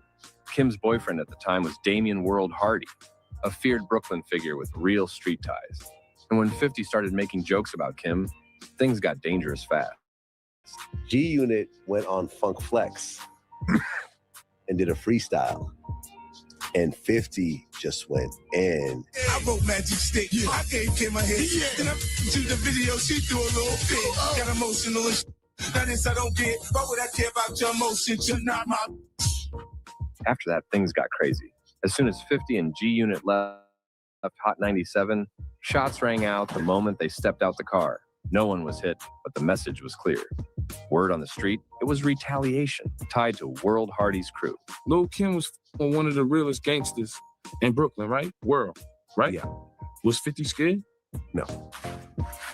Where did you go? So 50 being 50, he doubled down. On the track Love Me with Eminem and Obi Trice, he dropped this. I'm convinced, man, something really wrong with these. I thought Lil' Kim was hot, did she start From there, it wasn't music anymore. It was personal. But eventually, years passed and the beef died down. 50 and Kim even shared the same stage again, performing Magic Stick live in Australia. But peace never lasts long in 50's world. Over the years, Kim's look had changed a lot, and 50 saw an opening. He brought it back the only way he knew how, online, posting memes, mocking Kim's face, comparing her to an owl. And honestly, he had a point. The resemblance was crazy. Kim tried to clap back, talking about that dinner date he once asked her on. But 50 wasn't done. Next came the leprechaun meme. Him laughing, saying he didn't know why it was so funny, just that it was. And Kim fired back again. You're obsessed with me. This is getting creepy. But once 50 turns you into a meme, it's over. The internet crowned him undefeated. And 50, he couldn't have agreed more. Like everything about me was a hit for hip hop at that point. Because even the songs that I missed the album that I recorded, like past it, like Magic Stick worked for Lil' Kim. Beef rating, 6.5 out of 10. Kim had the wand, but 50 made the magic happen. Big Meech. Where you going after you get out? The neighborhood ain't accepting that. Did you? Oh, you bitch ass. We heard you's a rat. Before all the memes and the chaos, there was Big Meech, Demetrius Flannery Sr., a mythical gangster legend who co-founded BMF, the Black Mafia family. He and his brother Southwest T went from teenage hustlers in Detroit to running one of the biggest drug pipelines in America, billboards in Atlanta, celebrities in their orbit, millions moving through the network. Meech wasn't trying to live like rappers. Rappers were trying to live like him. And while he served a 30-year sentence, his son Lil Meech was literally playing him on TV in 50 Cent's hit series BMF. Everyone's gearing up for the holidays. In a Chevy of their choice. And it all comes together in a Chevrolet. Chevrolet. Together, let's drive. Hey, Sky Zone here. Are you ready for fun? Good, because our walls are literally made of this stuff. Gather your crew and get ready to jump, slam, dodge, conquer, and climb. Sky Zone is fun for everyone. So book your tickets now at skyzone.com. But then Big Meech is surprisingly released from prison early. A sentence cut nobody expected. And before anyone can even celebrate, the first thing we see is him standing with Rick Ross, 50 Cent's biggest rival, the man who built a hit song off Meech's name. I think I'm Big Meech, huh? Larry Hoover. Now Big Meech was co-signing it. This is the first time it's ever been done. Me performing BMF with the icon himself. This shit gonna be special, epic. Get your tickets right now. I'm back. To 50, that wasn't a welcome home. That was disrespect. So he threw the first punch. He posted a photo of a rat with the caption, "I think I'm Big Meech." Only 50 Cent could call a mythical gangster legend a snitch and make the whole internet laugh first and ask questions later. And Meech responded fast about the allegations. I wasn't going to address this because I'm not trying to let nobody trick me off the streets. But I never folded, never told, never will. Death before dishonor, always with me. But 50 didn't just go after the legend. He went after the son, the kid he built into a TV star. Then he leaked Lil Meech's infamous text message, which said, "Gross. But he gave my dad bread so he could afford to pay his bills until our next season starts." And in classic 50 fashion, he responded with, "What next season?" And the internet erupted. You know Lil Meech is a little punk ass. Okay, Vlad, let's talk about it. It was funny, you know. I was like, why would Meech need to go and do something with Rick Ross? And what came to mind, he must have needed some money. 50 bullying Meech because Meech ain't no internet. 50 is an internet. And 50 just made it all one big joke. Yes, Charleston White is correct. I'm a rapper, not a dealer. Be sure to catch my new show, 50 Ways to Catch a Killer. Then came the moment everybody remembers. BMF gets canceled. 4 seasons, gone. And instead of offering support, 50 grabbed the cancellation and turned it into a comedy special. First, he drops a photoshopped pic of Lil Meech homeless on the street. And of course, 50 was deeply concerned about the widespread assumption that he had any involvement in the cancellation. Next, he drops another edit, Lil Meech out of work, all dropped with one brutal caption. And of all people, nobody summed it up better than Fat Joe. Some rappers think they war ready and they beef ready till they step into the beef. And then they get somebody coming at them crazy. You know what I'm saying? Do you know what it's like to have beef with 50 Cent? But behind every joke at the Sun was a message meant for Big Meech. They try to use that I need to order protection, but why it feels like I'm the bully out here then? If I needed protection, you needed protection, and your protection gone. That's the truth. After all that, the Meech camp tried to play it cool, moving like nothing happened. But the industry saw the writing on the wall. If I had 50 money, I wouldn't talk about Meech. I wouldn't talk about Big Meech, Little Meech. I wouldn't talk about Ross. 50 is really, something's really wrong with that motherfucker, bro. Like, he loves the shit. He's with the shit. Beef rating 8.5 out of 10. Because only 50 Cent could put the Dad's legend and the Son's career in the same body bag. Higher or lower? Let us know. Fat Joe. Is it true that you lost a $20+ million endorsement deal with Brand Jordan because of your beef with 50? Yeah. Every rapper knew one rule in the mid-2000s. If you stood next to Ja Rule, you stood against 50 Cent. And that's exactly what Fat Joe did. By then, Fat Joe was running with the Terror Squad and had just dropped Lean Back, one of the biggest anthems in the streets. Lean back, lean back. Hip-hop was finally giving Joe his flowers. But 50 didn't do flowers. He did warfare. So when Joe stood next to Ja Rule on the track New York, that was it. He became a target. 50 smelled blood and went straight to work. On Piggy Bank, he clowned Joe's biggest hit. Fat or lean back was in the club. My shit sold 11 mil. It shit was a dud. Then in the music video, 50 animated Fat Joe in a boxing ring and knocked him out. That's straight disrespect, but I can't lie, it was hilarious. And let's be real, calling yourself Fat Joe, that's like handing 50 the ammo and loading the clip. After the humiliation, Joe tried to play it cool in interviews, but everyone knew he felt that punch. I ain't never have a problem with him, but he want to be disrespectful.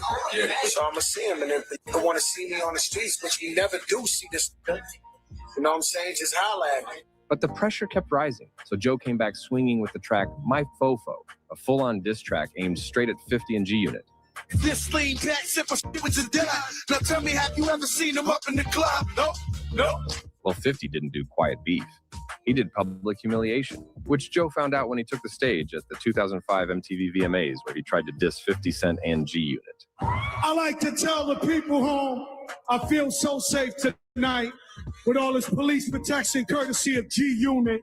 Later in the show, 50 hit the stage, grabbed the mic, and fired back in front of millions. Fat Joe is hey, man. Pussy boy. Fuck boy. What? You know what niggas is true. The whole world watched as they humiliated Fat Joe on national TV. But 50 wasn't done. When Fat Joe announced his 2007 album, Elephant in the Room, 50 dropped a mixtape called Elephant in the Sand, same week, full of disses. And when the mixtape outperformed Joe's album, 50 held a fake funeral, crying over Joe's sales like he'd just lost a friend. Hey, what's up? This is 50 Cent. But the worst part, this exact beef ended up costing Joe millions. Is it true that you lost a $20+ million endorsement deal with Brand Jordan because of your beef with 50? Yeah. When me and 50 went at each other live on the MTV Awards. And then I get a phone call the next day. I'll never forget, I was in Jamaica. And it was like, yo, Big Joe, because, you know, Michael Jordan called me Big Joe. He don't call you Fat Joe. He called me Big Joe. So yeah, Big Joe, you know, I don't like controversy or this, maybe in the future, this, that. Bring comfort home this holiday season during the Buy More, Save More sale at Raymore Flanagan. Or enjoy flexible financing so you can buy now and pay over time. You're in charge of the savings, only during the Buy More, Save More sale at Raymore Flanagan.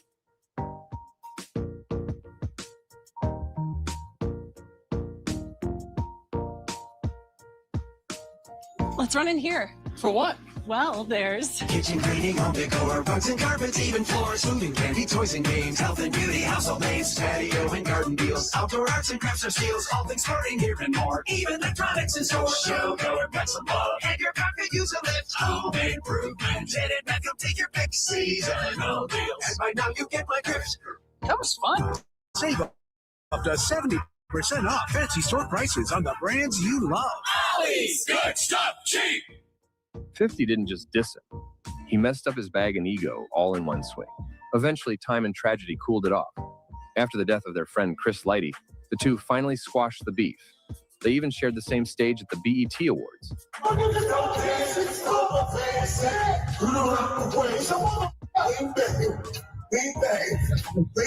And the crazy part? None of this had to happen. It all started with Joe's loyalty to Ja Rule. 50 Cent just told me this. You said, yo, you know the beef was never with you. He said, you just too loyal. Who's with him was he's loyal to a default. When you look past, time go by, you look back and you go, what is that problem? Beef rating, 7 out of 10. Knockout finish for 50, and Joe never stood a chance. Does a 7 feel about right? Let us know in the comments. Rick Ross. Honestly, I'm a businessman.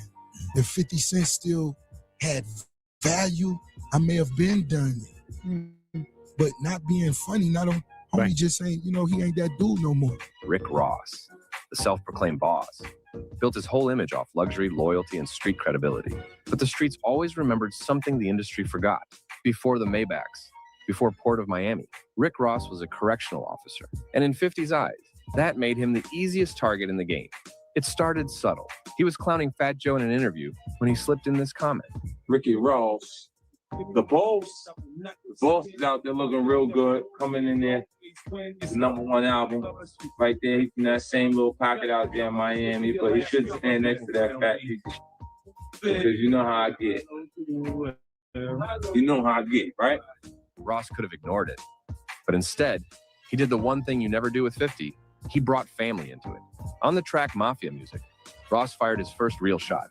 I love to pay your bills, can't wait to pay your rent. Curtis Jackson, baby mama, I ain't asking for a cent. And that's when 50 started what would become the pettiest beef the rap game had ever seen. First, he fired back with the track Officer Ricky. Listen, Officer Ross, tell you straight something. Try and come flipping, cause you asked the police, my criminals. 50 wasn't just rapping, he was tearing down the brand. And then he declared the beef was official.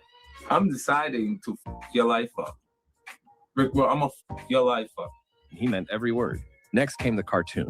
God damn it, you ain't even showed me a badge before we start shooting. You have to identify yourself as a police officer.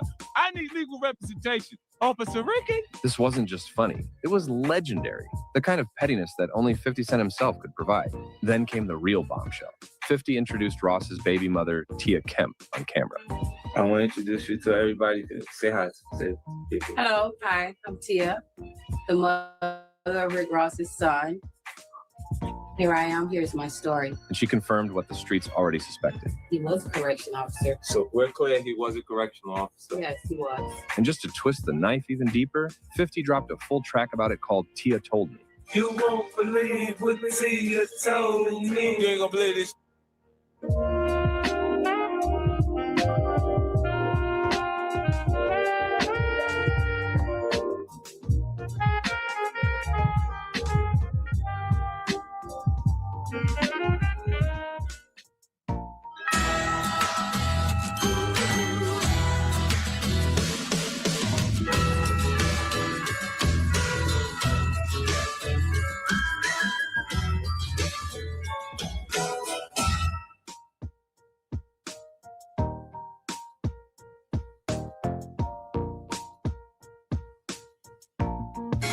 Your friends so on me.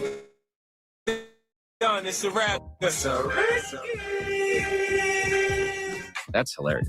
But Ross tried to act like the track didn't even exist. Well, he has a song out that actually just came out yesterday. Now, are you going to respond back to him after this?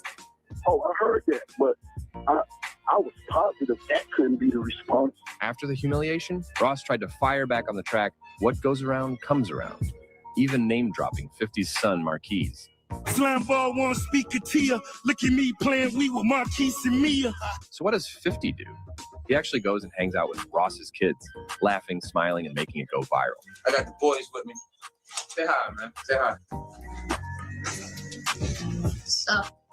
What's up? So we're gonna tell you. This wasn't rap beef anymore. It was diabolical warfare. You attacking Rick Ross. And is it me attacking Rick Ross, or is it Rick Ross attacking me? But why would you even respond to a Rick Ross? Why ignore it when I could destroy him and create a portfolio of dead bodies? Then came the breaking point. 50 Cent had a thing for baby mamas. And this time, he went too far. He leaked a sex tape of Rick Ross's other baby mama, Lastonia Leviston. So she sued him and won $5 million. And as a result, 50 had to file for bankruptcy. And to Ross, that was poetic justice. 50 financial woes, I never speak of them. Years ago, pimping Curly, we know we eat to them. From there, the beef lived online. First, the interviews. You talking about Rick Ross's album? Is that Rick Ross? You talking about Rick Ross's? That's, oh my God. If 50 Cent still had value, I may have been done it. But not being funny, not only just saying, you know, he ain't that dude no more. Then it moved to Instagram, where the trolling got even louder. Curtis. You so infatuated with my lifestyle. He might need to go get the Dream Chasers or the 305 Killers. The beef is still going on to this day, but in true 50 fashion, he always got the last laugh. What is it with you and Ross that's just been going on for so long? I spell it to you, right? Nothing else works for him. I get covered across the board. They get covered on the hip hop blogs. Beef rating 10 out of 10. 50 might have lost a few million, but he gained a lifetime lease inside Ross's head. Surely you can't argue with this one.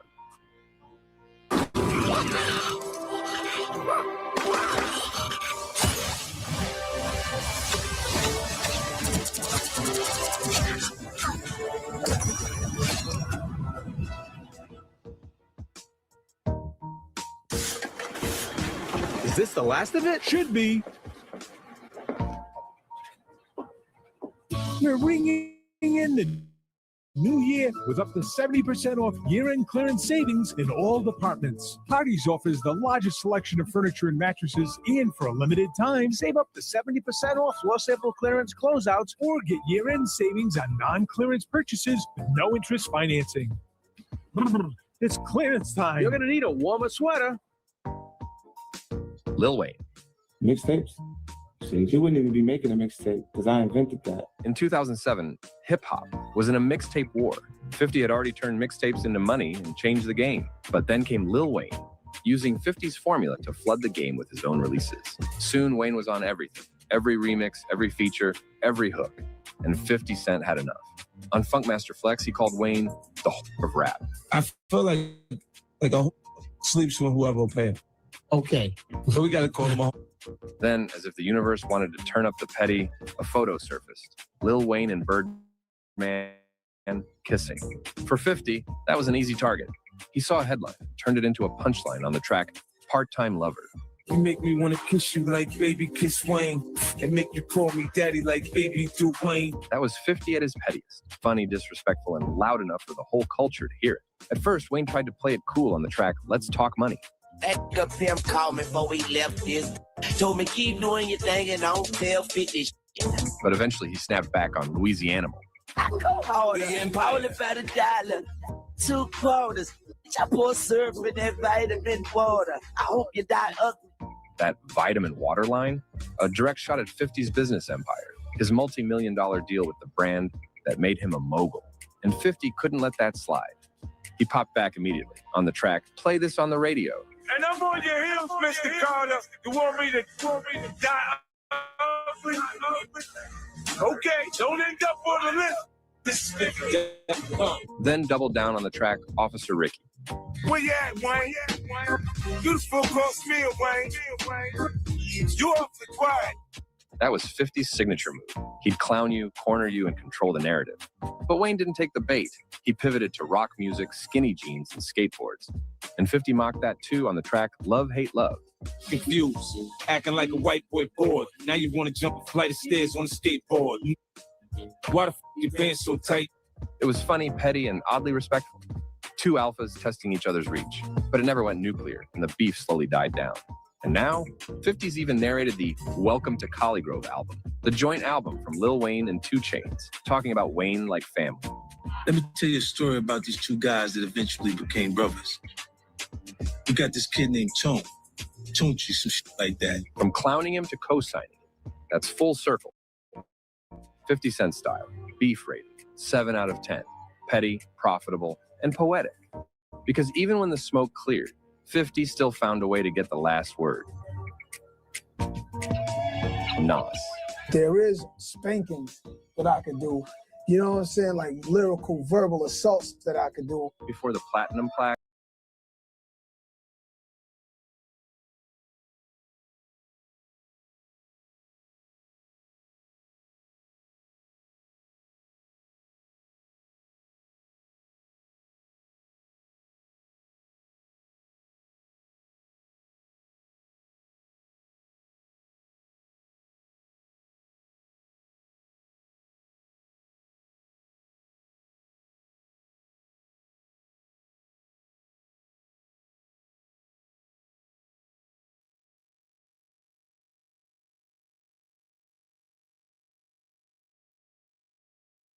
Mayo, another one.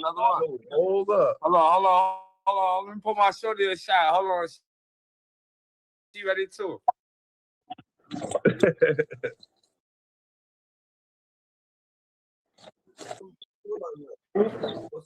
Eric gonna take a shot? Who, Ari? Yeah. Gonna take a shot. She got antibiotic.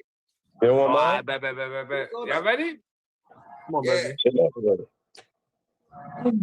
Yo, Happy New Year, nigga. Happy New Year's Eve. Happy Everybody. New Year. Happy New Year's Eve.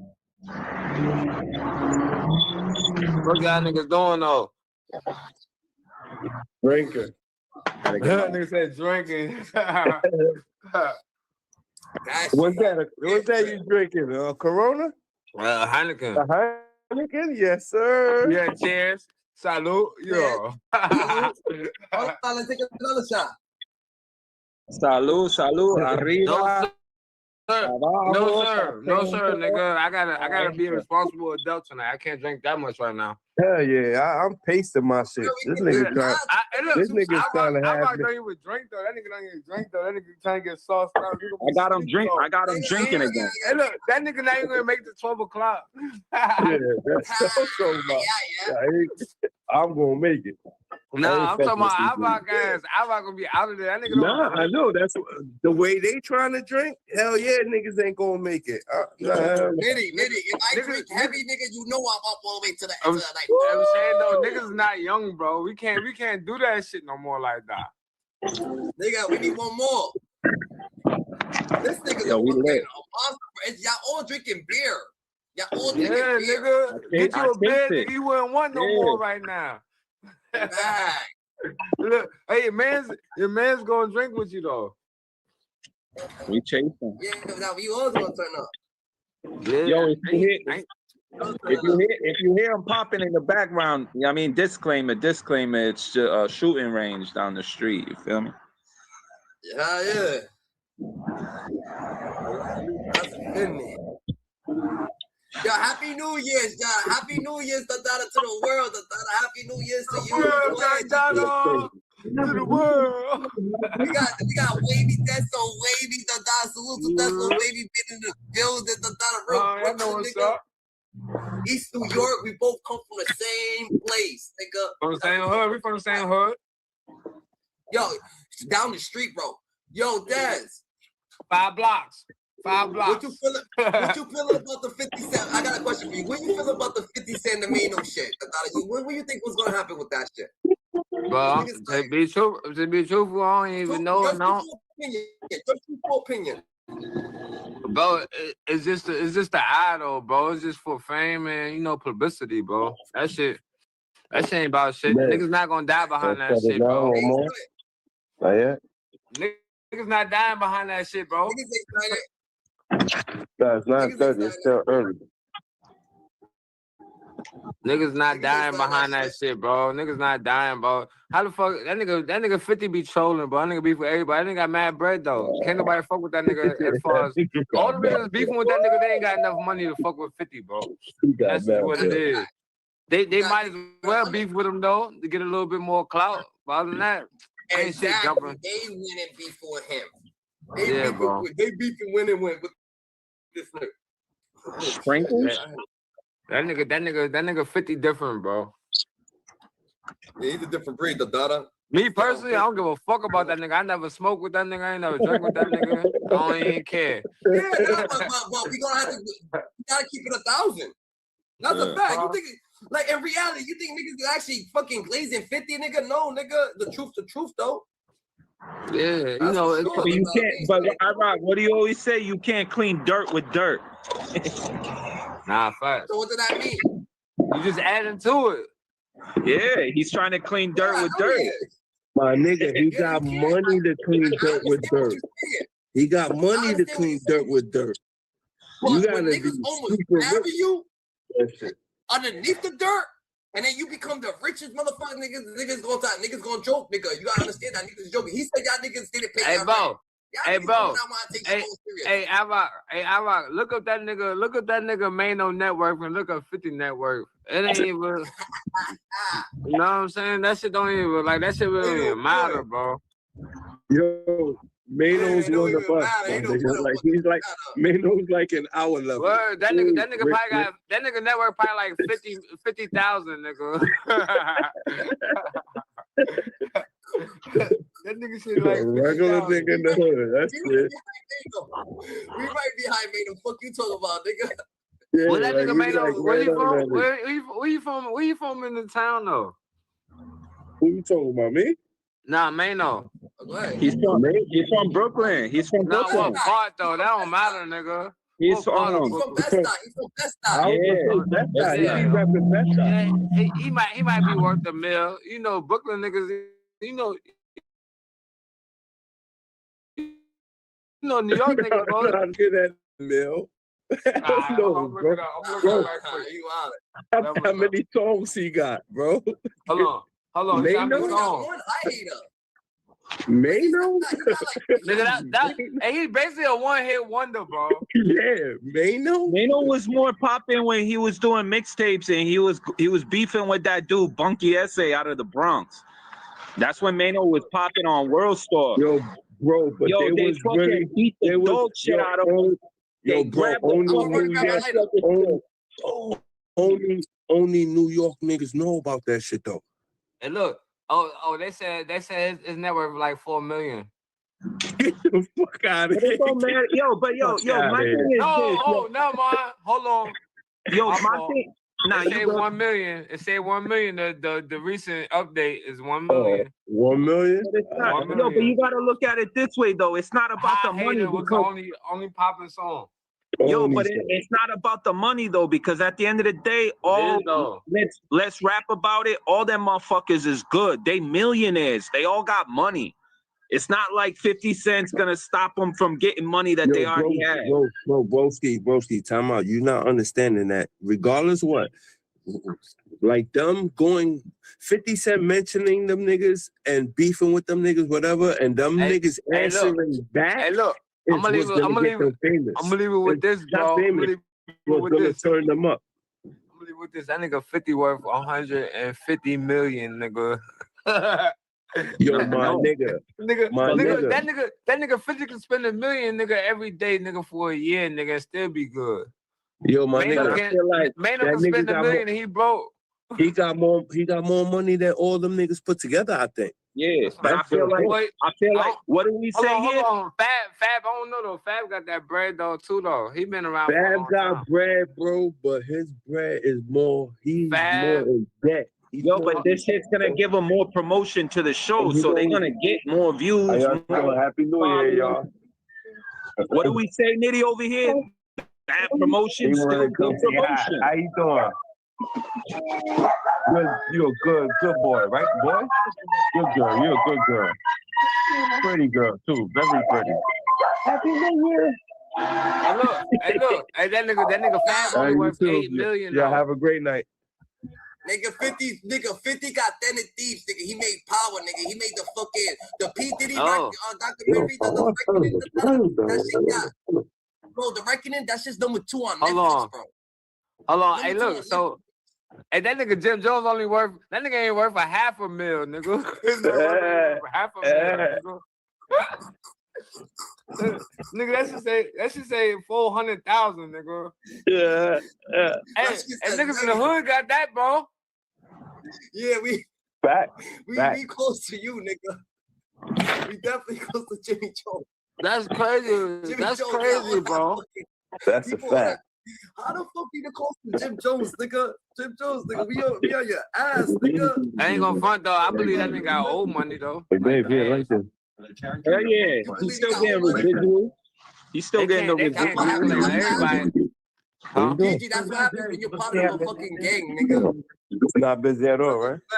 It's busy? When you're a living nigga, part of the gang, nigga, you gotta pay for protection, pay for this, pay for that. He's still getting that publishing from Dipset. Yo, how much is Dave East worth? That's crazy. He probably got like 4 million. If you Google it, he's probably like 4 million. Yeah, bro, I just Googled all that shit. I just looked up, bro. I just Googled that shit while we just now. He got mad money, bro. He probably like 4 milli. Yo, he owned. Yo, you know Burner. You know Burner, right? Jim Jones? Nah, Davies. Oh nah, he's probably hold on. I'm looking up right He quick. got like 4 million. He got like 4 million. I give him 2.5. Yeah, I was gonna say he's more than he's gonna be more than Hold on, Maino. look it up right now. So, 2.5 though. I get 1 second. I 4 milli. Yo, but listen, let me land it. Yo, he owns his own weed strain. You know where that weed strain comes from?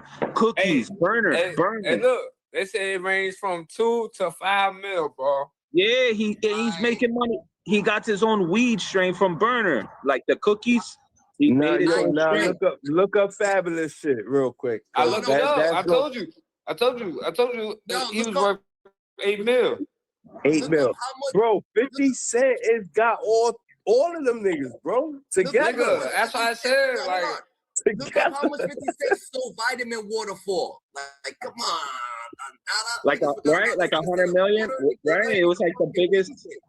How much he get? Like 100 million for it? It don't even matter. That nigga up, bro. He ain't get 100 million over. Yo, He ain't get bro, 100 that million nigga over the vitamin sold water. though. He sold water, my nigga. That nigga got rich off of selling water, bro. Like, what the fuck? With food coloring. Allegedly water. Allegedly. Right? Allegedly. That's crazy. Yo, they pop it. Oh, they stop. They shooting? Yeah, bro. They shooting the semis, bro. Now over here, there's a whole bunch of fireworks. They shoot.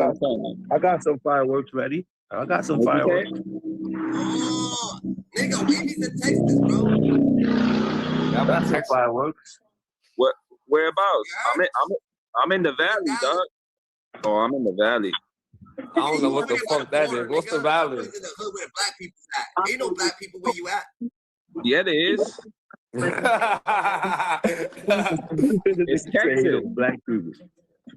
Yo, I'm in the valley, the Rio Grande Valley, south of San Antonio. You heard? Like by the right next to the, you like 2.5 from me though. What's up? Nigga, link in, nigga. I'm right next to the Mexican border. I'm at the bottom though. What's going down? That's where Diddy at, huh? That's where you at, huh? Hell no, not where I'm at. I'm in my crib. You don't hear shit like that in my crib. They don't know. Yeah, they. Fireworks real quick. What happened? Light one of the fireworks. Buster, chill. They passed by, Papa.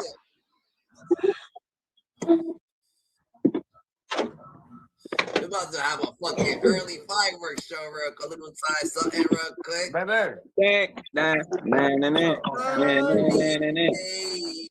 Because these single shits, I'm gonna save for another day. I ain't gonna do these single shits. We're gonna take for another day. We just gonna do the cake. Yeah. 2 fucking cakes. Yo, GG's, Dadas, Hyenas, Scoop Down to work for Scuba Steve was criminating y'all. Come on, baby, let's go do one. We got GT on the panel, you heard we doing our million march right here, we put in our permits. God chose you because you knew we could trust you. God's best kept secret. We're in the elevator. Who's elevated? God's elevator on the way to the top, you mark it. We gonna spark it. If you pink it, we gonna sting it. If you drop the low, we gonna flock this low. You heard you tagged it, so we from the static hyenas. Hey, I had to see where you was going with it. Go. That's that big the big Damn, yo, I don't know what's going on. You see? Somebody probably got shot already, bro. Somebody already got shot. Hey, niggas get shot every day. He be all right. He tough, right? He tough, right? You tough, right? You tough, right? Yeah, hi. Come on, boys. Where peace and love at? I thought he was gonna pull up. Hey, DG, what'd you see? What they saying? What they saying on your shit? My nigga got the fresh black New York brim though. You heard? Yo. That's if a you Brooklyn hit the nigga right there. Yo, put weight on. Where's the lighter, babe? You saw that big ass lighter? No, rocket batata. Yo, Wavy, if you hit those 3 buttons, you can see the options. You can see you can see the back chat, you can see the comments in the actual chat. If you hit Nigga, those, I ain't never been on this shit, nigga. This shit different. I know I'm put you on game. Look at the bottom of the screen. Oh, You see the 3 dots? Bet. I see it. Nah, that's the only one we got. I could keep adding gas to that shit. Oh, he backed out. You see? He left. Wavy. He be back. He be all right. Probably get a phone call or such shit. But yo, it's the 2025 funeral. We're gonna say RIP to 2025. It's moving on. Stepping a stone. You know what I mean? Water under the bridge. You know what I'm saying? Bury the hatchets. We gonna take 2026 by all means necessary. You know what I'm saying? No fear. We just going strong, moving forward. You know what I mean? The wheels are gonna keep rolling. We gonna ride this motherfucker till the wheels fall off. That's a motherfucking fact. Maybe So what's your New Year's revolution? I ain't got one, nigga. What's your niggas' New Year's revolution? More money, more money. I gotta tighten up the core. You know what I'm saying? I gotta watch what I eat. You know what I'm saying? I want to get my 6-pack. You know what I'm saying? I want to shred some pounds for the health. Niggas ain't no fat nigga. I ain't fat, but I just want to get toned up before my body starts shutting down type shit. You know what I mean? How many push-ups you do a day? I could do like before I gas out, like no cap, because I don't do push-ups. I could do like 2025. I could do like 2025 before because I don't do them. Nah, but I do a good 100 piece. That shit is crazy. I'm being honest though. I can do like 2025 straight. You can do 2025 push-ups. Before I gas out, like before it starts getting like, you know what I mean, the friction. Okay. You talking about straight? Yeah. But like, I don't know. I don't really count them, bro. I just do sets. I just count my sets. If I can do 5 sets in like 30 minutes, you know what I'm saying? I'm straight with that. Believing in yourself, no matter what. 5 sets, like, but 5 sets of 20. You know what I'm saying? So that's 100 push-ups. 100 clips. That's light. That's light. That's all right though. It's better than a blink. Yeah, but you can sing too, right? That chick in the wheelchair. That's what you act. You know what I'm saying? You good with 100. You want to watch this real quick, or you want to? Yeah, you can pause it. I got to start doing sit-ups though too. I got to be committed to the sit-ups. Pause. You know what I'm saying? Yeah, nah, facts though. Those shits definitely get it right, nigga. And them jackknives, them 6 inches, nigga. Right. And the leg raisers too. You know how to do the leg raisers? Yeah, it's 6 inches, bro. All them shits though. That shit work, nigga, on the core. And then my father said, do the bicycle kicks. Start doing the bicycle kicks while you down, bro. That shit feel crazy, but nigga, that shit help. That's a fact. That's what I'm gonna do. Maybe I'll do some working out content. You feel me? Niggas is busting shit. You said we gotta do a working That was out back content? there over that house. Well, just me in general. I'm gonna show that I'm gonna be committed to what I'm saying. I do a deck of cards with you, bro. My sit-ups is my pet peeve. Like I don't want to do it, but I gotta do it. Them shit's different, nigga. Yeah.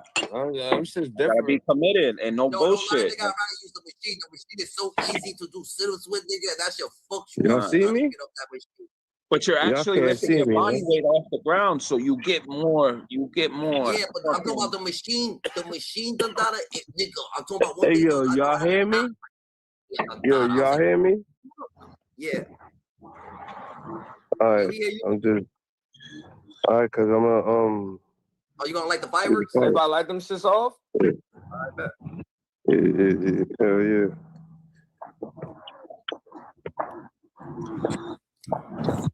You run over here. You photo bombing me, too. Happy New Year's. Happy New years. Yeah, but they've been shooting. I think somebody got shot. Happy New Year's. Bullet hit somebody probably. Happy New Year's. Happy New Year. Happy New Year. Happy New Year. Did he shoot his fireworks? That's Arlen it. said that they didn't even invite her. Fern told me. All right. They didn't invite her to All the club. right. They're whack. Yeah, they're whack. I don't blame Hey, you. nigga, I'm about to slide on y'all niggas, bro. I'm about to get ready. I'm about to slide. I'm about to go downtown, nigga. Alright, have fun, bro. Be safe. And Yeah, stay be dangerous. safe out there, yo. You going out? Stay dangerous, Be careful out nigga. there. Yeah. Stay You dangerous, already stay know. vigilant, Yes, sir. stay more aware than ever. You never know. The terrorists are here, yo. So you gotta. Hey, I'm good. Fuck them, nigga. Fuck them. Fuck the terrorists, nigga. Go ahead. They trying to free Palestine. You heard me? Good shit. Good shit. That's Yo, where you go. Fuck that shit, nigga. Yo. I'll pay. Read the crowd. Hey, nigga, I'm from the town, nigga. Nigga not scared of shit, bro. If it's Well, my read time, that it is one. what it is. You I'm right, just though. You ain't saying. gotta be scared, but if it's my time, it's my time, my nigga. I'm a chosen one, bro. I'm good. Stay focused. Stay You heard focused. that, Read nigga? that room. I'm Shake staying that. dangerous, nigga. I'm gone, nigga. In a minute. Yeah. Nigga, stay dangerous, nigga. All 2026, nigga. Happy New Year's, niggas. Good. Salute. Blessings from GT, you heard? That's a fact. Nitty lit those shits up. Nitty, your shit was hitting. That was the smaller one out of the ones I got too, because I got a one that's 36 shots and a 25 shot. Huh? I ain't saying nothing. Come on. Hell no, we ain't doing another one yet. We waiting till midnight. Nah, listen These to are my someone white do another boys. one. I'm on summertime. I'm on Yeah. summertime. Let her do another one. Yeah. Another one. Another one. Another one. Not gonna happen. Come on, Summer. Just You grab like it, one. Summer. Like that shit. Just grab that shit. Grab the one you want. Go like. Well, what they tell you? If you want to like it, Grab the one you want to want to like it. Yo, tell her the motto. If you tag it, we gonna tag it. If you stab it, we gonna. Nitty knows him. Nitty used to be on the Gizzy with me. I used to go. Nitty used to be on that time. Nitty used to mark it, nigga. How does it go? If you spark it, what is it? If you tag it, we spark it. You mark it, we gonna spark it.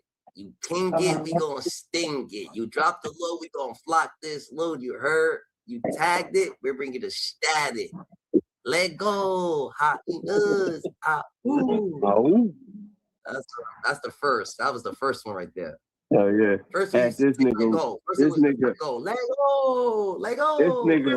this nigga Ralph fell in love with that shit. Ralph, he was like, oh, when he first played with us, he heard that shit. He was like, yo, what the fuck?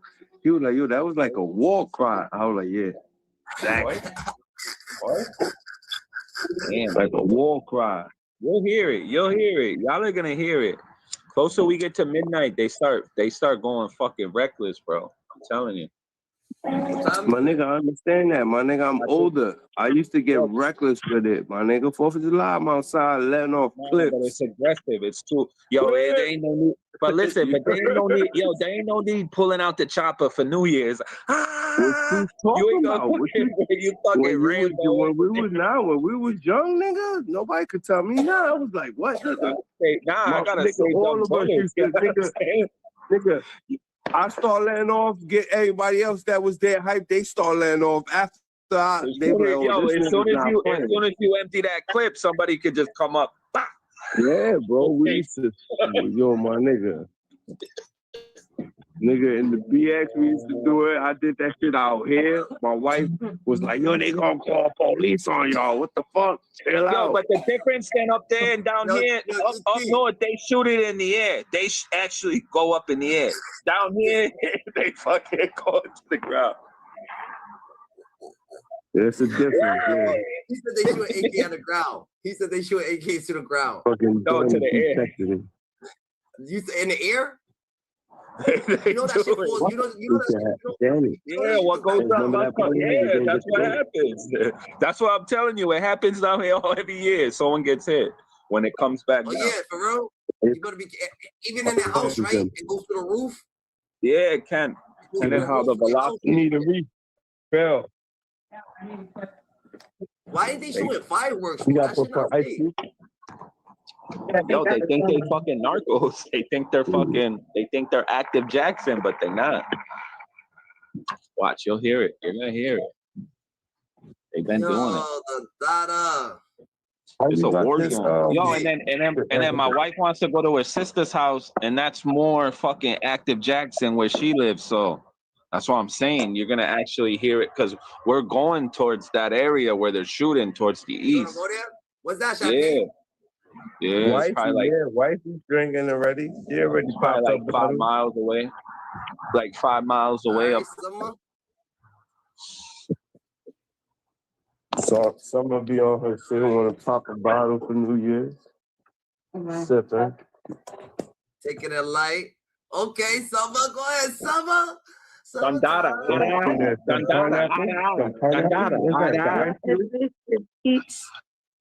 Feeling summertime. She got some peach. She got some peach ice cube. For the broskies to summer for the 26th. Like old Heisa Diddy. Shit is lit. Can I smoke? Cause I'm ready to smoke a cigarette. Thinking that shit's done. Yo, Diddy. Ask Summer, did she listen to the new Aiden Ross track? The new Aiden Ross. She don't even know who that is. Nigga, he's a streamer. He's a Jewish streamer.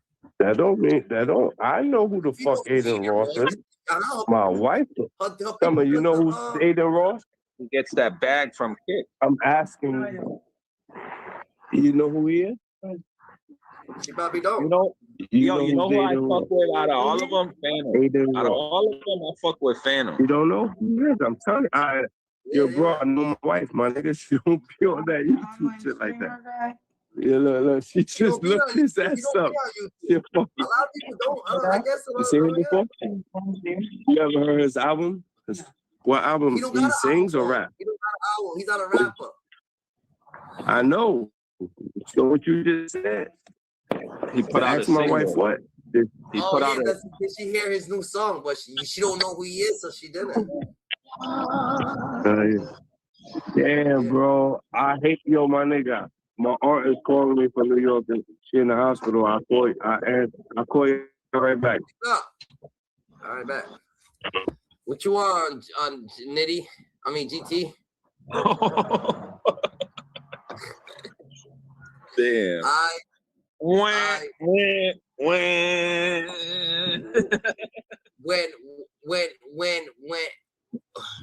the referees leave, then we gotta act up. Shot at clock. Nigga, I got my cup up. Where's yours? You see that shit? I don't see it. Nah, I see breaking news. You're hiding it behind breaking news. I can't see it. Bro, you gotta put this side. You are lying your ass up. Nah, put it more centered. Keep it centered. So I'll see. I can see if you keep it centered. Here, nigga. He said keep it centered. Oh, you I don't see it how you right there. I can, but if you go the other way how you were, I can't see it. Nah, I was never over there. You are. You have the back behind. Hitting you, the data. Let's get right, the data. You want. I bet.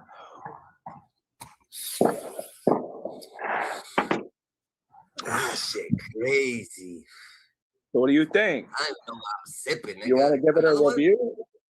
You want to give it a review? No, but you want to give it a review? Look at the jar I got. Yeah, that shit fucking thing.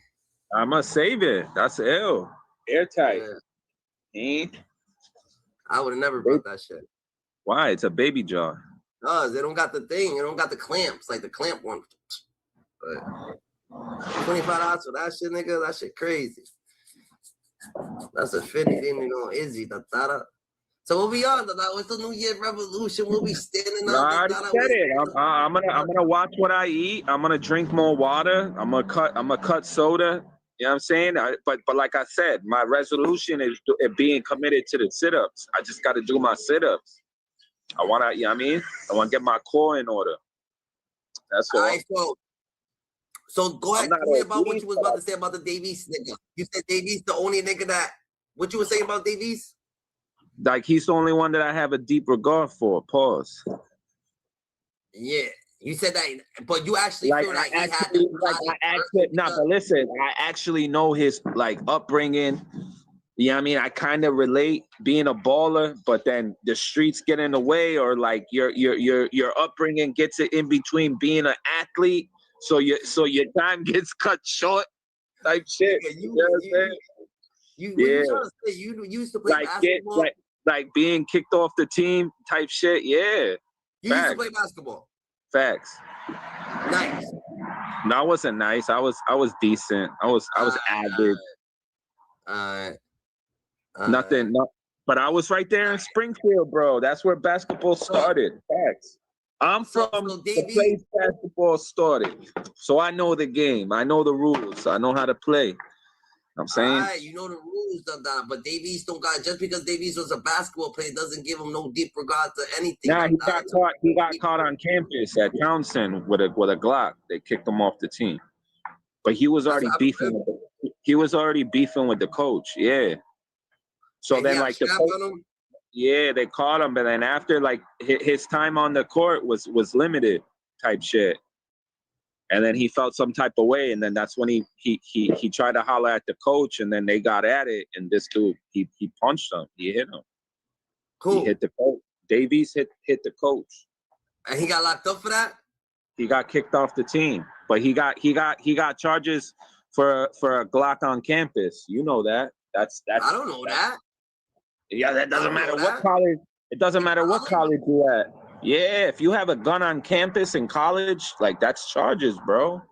Doesn't matter what college and what state. It was his gun. It was his legit gun. Allegedly. It was his gun? Yeah, allegedly. Right. But he got in trouble for having a gun on campus. Yeah, exactly.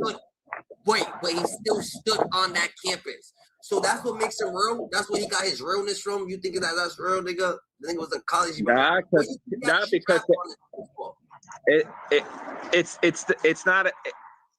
it's not all about that situation. It's the scenario, because after, you don't know what stress that motherfucker went through. You know what I'm saying? You want to be a baller and you already like there, but then that happens and it ruins your career. Yeah. You know what I mean? Because we can't say where an individual really goes mentally in that type of time, because everybody handles it different. So it's like, fuck it, I can't play ball. What are you gonna do? You know what I mean? Real motherfuckers that really can like fend for themselves and take care of themselves, they're gonna say, fuck it. Nobody wants to hire me. I'll go back to the streets. I know how to get money. Okay. So you think a mediocre, I'm not talking about mediocre, but you think a nigga, right, that got beef for nobody and holding a gun, right, and bring it to school, to college, right, could actually win in a situation against somebody who was beefing against the biggest team ever, which is the Supreme Team, and they actually almost got him? Nah. 50 didn't go to college. You don't got I know. I see what you're saying, but like I'm not discrediting 5-0. 5-0 is bigger. He's big. He's big dog. He's top dog. Like, you know what I'm saying? He's the big homie. Like, I get all that. Like the accolades, yeah, 50 Cent has more. I'm not trying to make you join the 50 side. No, I don't want you to. I want you to stay on the Davies side and stay on the Jim Jones side and stay on the. But in reality, do you actually think these people even got a chance worth beefing with this thing? Because he got different. What? He got like different. He's not like one trick pony. Like he could do different shit. He's not just going like, you want to rap against him, he'll do some other shit. He don't want to rap, he'll do some other shit. You want to do this against him, he's gonna do some other shit. But he does have other business endeavors. You know what I'm saying? Just like 50. One, he has his own dispensary in Manhattan. Two, 2, he owns his record label. So whatever artists he has over there, you know, he's getting bread off them. Right. Then 3, and then 3, and then 3, he did that fucking Wu-Tang saga on Hulu.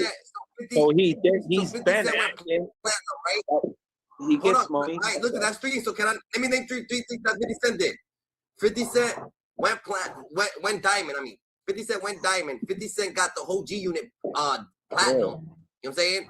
50 Cent also sold vitamin water for 150 mil, 80 mil, and he also and 50 Cent also got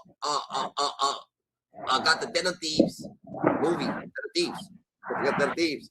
Yeah, he's been doing movies. Fab sound good. That was 50's beat that made Fab sound good.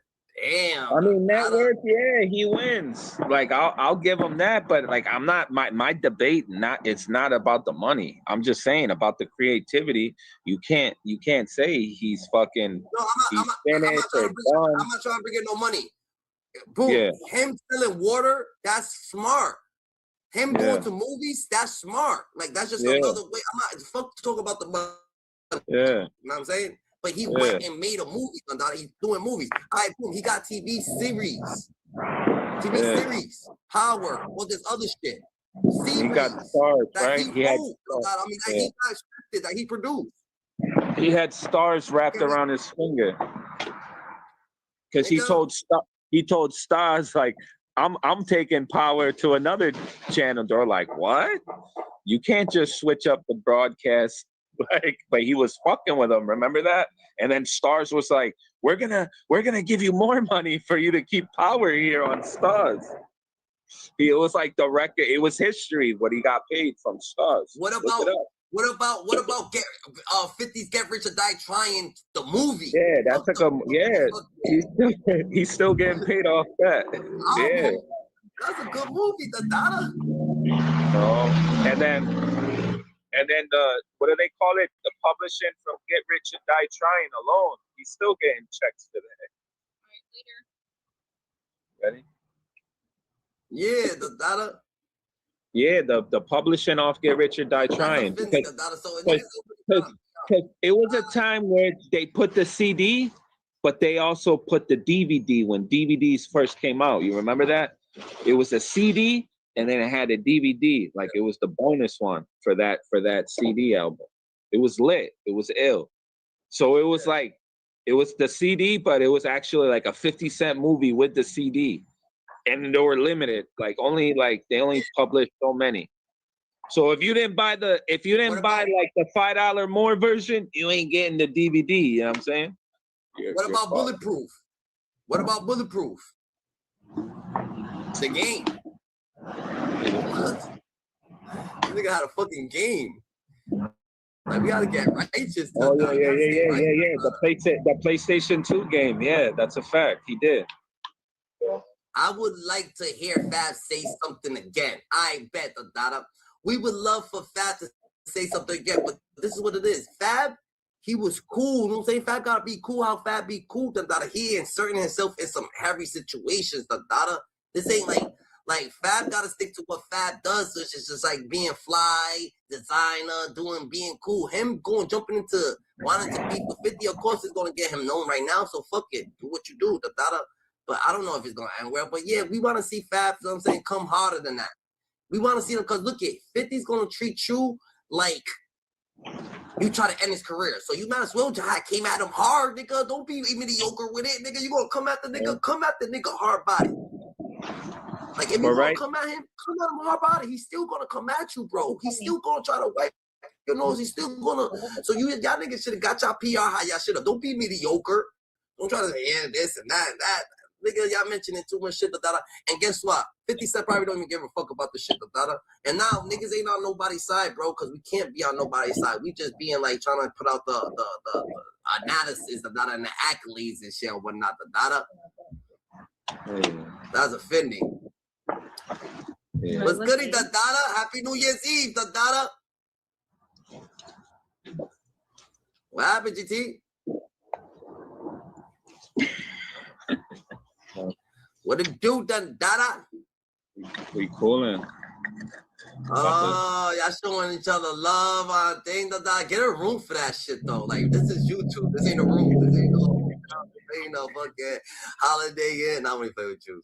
Got lipstick on you. Alright. I'll be alright. Okay.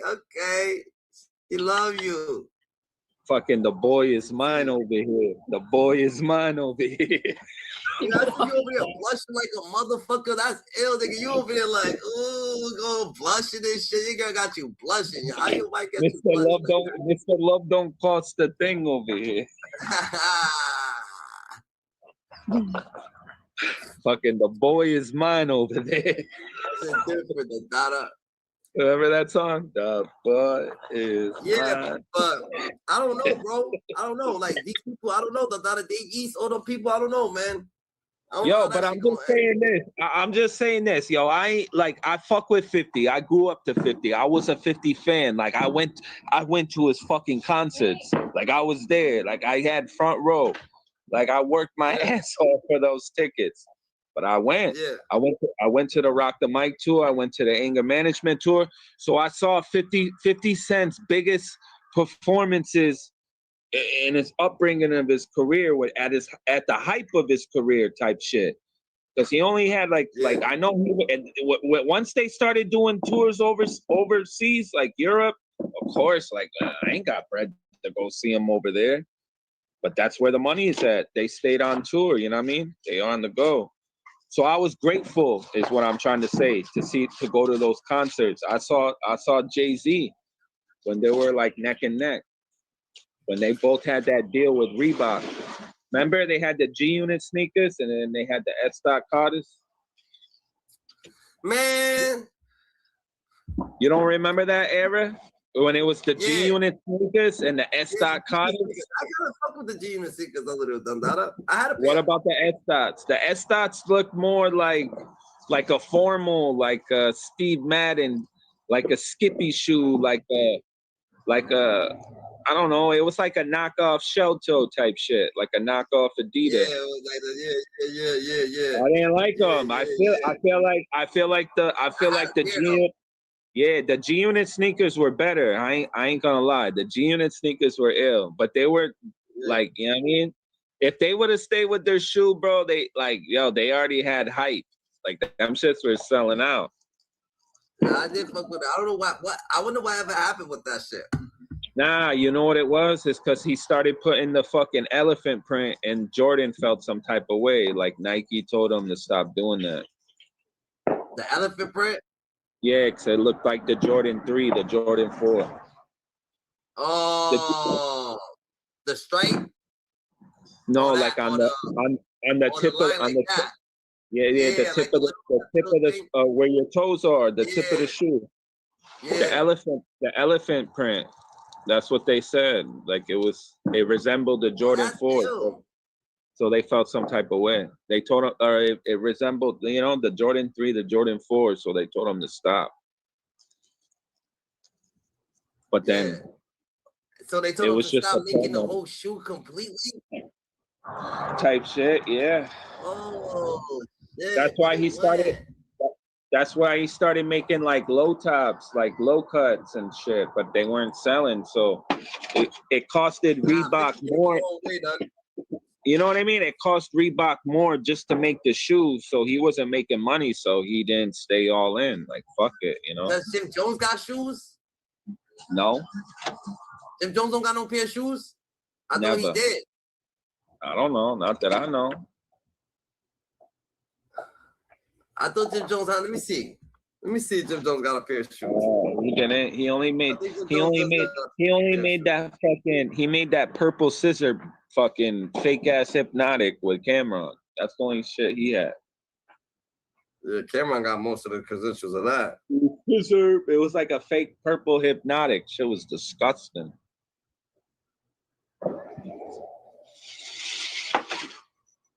Nah, he's trying to. But if he had a shoe, this what would it look like? West Side Gun got a shoe. Look at it. Yeah, that's boo boo.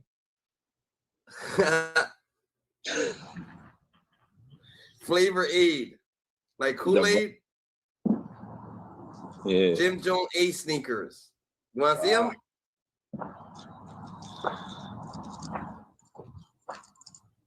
You fuck with them? Fuck no. I wouldn't wear them. Shit's a boo boo. Hey, they cost $60 though. Not bad. They cost $60 though, Dada. Damn, we started early.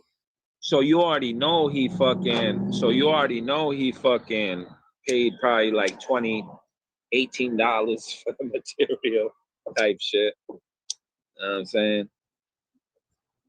Yeah. Another 10, 12 for the factory.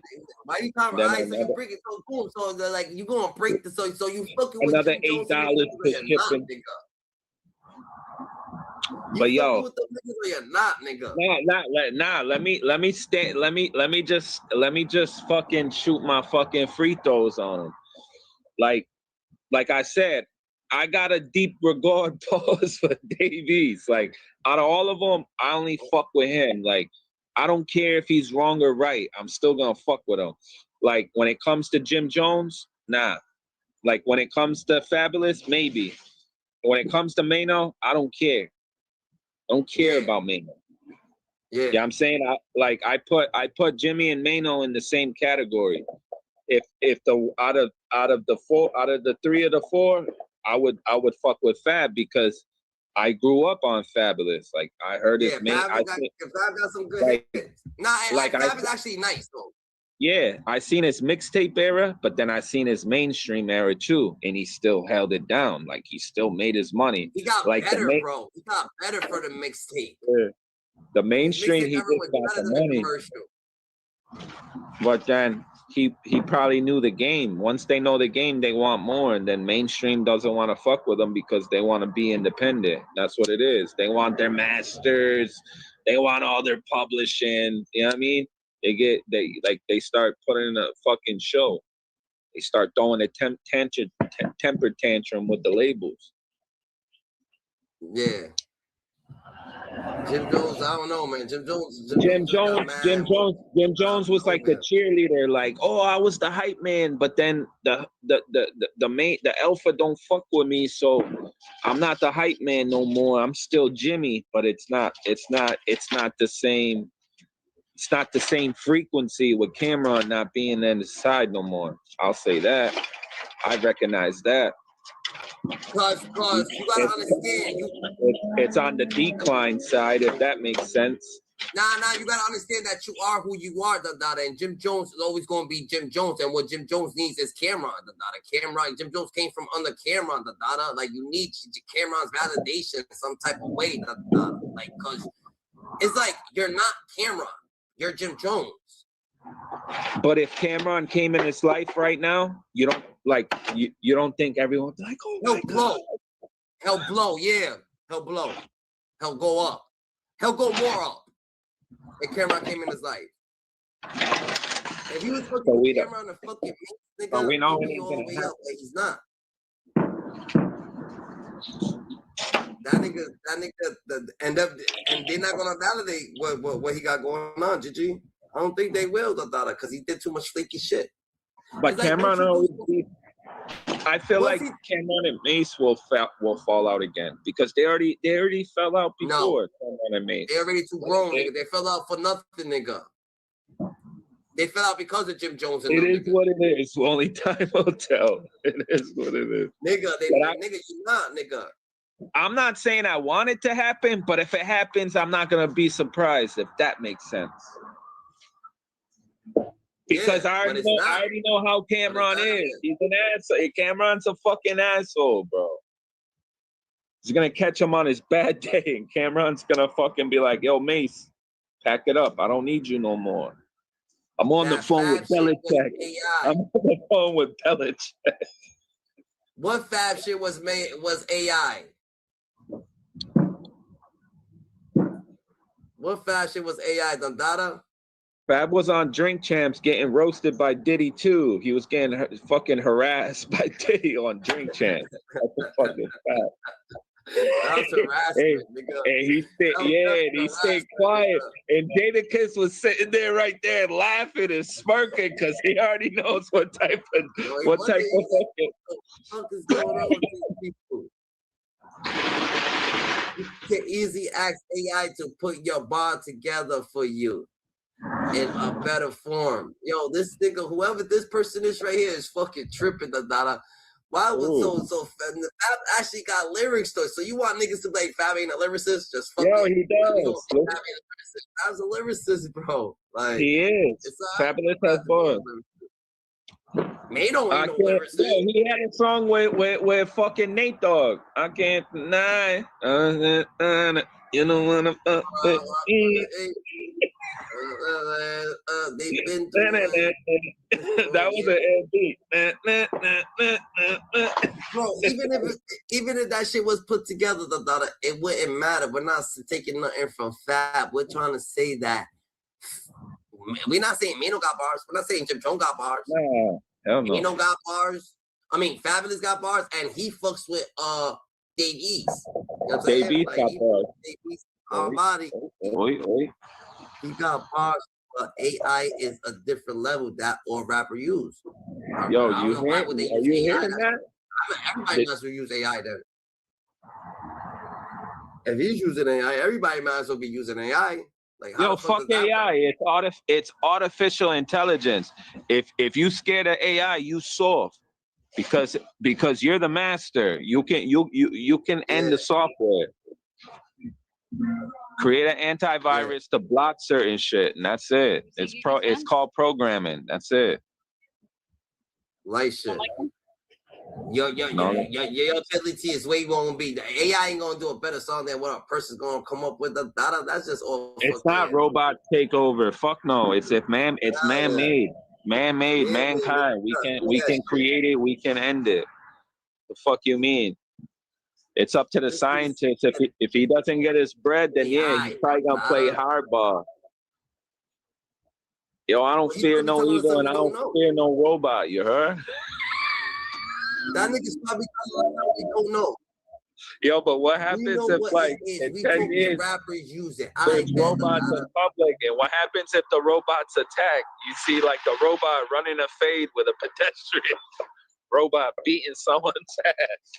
Are you gonna say, "Yo, robot, chill"? Or are you just mind your business, keep it moving?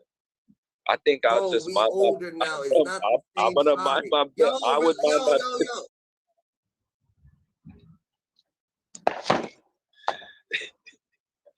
Yo, he's scared of AI. Yo. Doesn't mean that you can't make a hot song, the data. Just because niggas ain't older doesn't mean you can't make a hot song, the data. But if you feel like AI is gonna take over, if AI is taking over what niggas got going on now, the data, like we're not gonna like I don't know. Take Chris None's advice. Yeah. I mean, yo, like you can say what you want, bro. Just hit the panel. Hit the panel.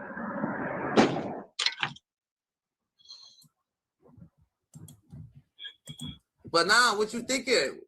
Like niggas gotta be realistic, DG. I feel like if you scared of AI, you soft. Put that in fucking description. This guy's soft. He's scared of AI.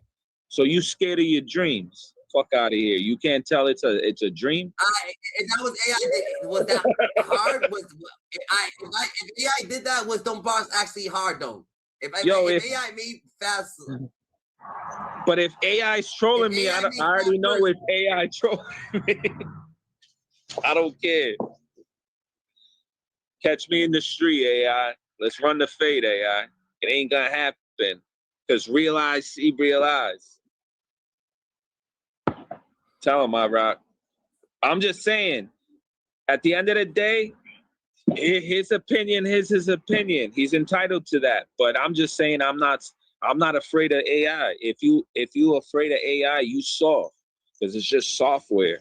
It's not in the physical form. It can't hurt you. It can fuck with you. It has no emotion. It's just gonna make it's gonna make memes. That's it. That'll make sense, bro. You telling rappers don't use AI? I don't It's know like what rappers do. I don't have to worry about. I don't have to worry about AI in the grocery store running down on me trying to get that fade. You know what I'm saying? Like, doesn't work that way. If I'm banging AI's girl, I don't have to worry about AI trying to pull up on me when I'm fucking doing my 1-2. Like he asked you if rappers is using AIs.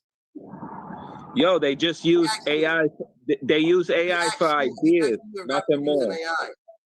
They use AI for ideas, nothing more. It's just like, how do you say? It's just like that little push to start. You know what I mean? You know how you get shit in place, put words and shit in there. Gives you like, you know, gives you something to build off of. If you fucking you stumble or you're just stoop, you can't go forward. So you're just like thinking of ideas. Oh, you got a brain fog or some shit. You're just done in the moment. They use AI, so they'll use AI. Like, yo, what can I use off of this? Or if I'm producing and doing production, like what sound or what instrument's better with where I'm stuck at, and then AI will listen and just be like, boom, use this, or give you ideas, use this. Yo, Gigi, hold on. At the end of, yo, Gigi, we over here, we're sipping, nigga. It's New Year's Eve, you know what I'm saying? He's just fucking, I don't know what the fuck he's doing, he's in his own zone, but he's drinking, he's drunk, whatever the case may be, he's having fun. I just started. I'm not drunk. Yo, I'm not drunk. I'm an adult. I'm entitled to. I paid for that bottle. Get off my dick, B. If you got something to say, hit that panel. If not, kick rocks. Because you a troll, AI. AI's coming to your door before it comes to mine, fool. Get that right. Because real eyes see real eyes. Shot a clock. Niggas is standing out business. What's his name? Hey, yo, like Scorpion, get over here. What's his name? No, and niggas got some professional shit, right? But today is New Year's Eve, so he's trying to, you know what I'm saying? Niggas is just coming up with shit. Master. He's being serious, GT. That's what he's trying to tell you, Dundada. He's being serious about the AI shit. You keep talking about fucking fighting the AI when he's saying that rappers is using AI to fucking make raps. You're talking about fighting AI. What the fuck are you talking like? It is true. No, I'm saying they do use it when they're stupid. Like they use it for ideas, nothing more. That's what I said, if that makes sense. You know what I'm saying? It's just like an extra push. It's another idea. Like, yo, I rock something like we ain't this. gonna stay on the AI topic though. So what's up with the AI topic? They fab use AI. Was the bars hard enough? That's what it is. Was the bars even hard enough to even care if they fucking use AI? Was them bars even the bars is not affecting 50 career? Yeah, exactly. It's just a freestyle. Chill out. 50's a go. You know what I'm saying? The bars is just it made shit look nice, but he did say some power shit and bring up some baby mama shit. You know what I'm saying? He did say a couple, you know what I'm saying? He did say some shit, you know what I'm saying? You said Diddy pissed on his baby mama?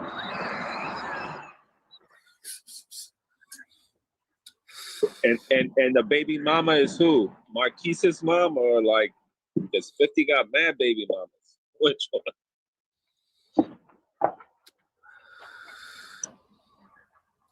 Yo, so Maska, it is what it is.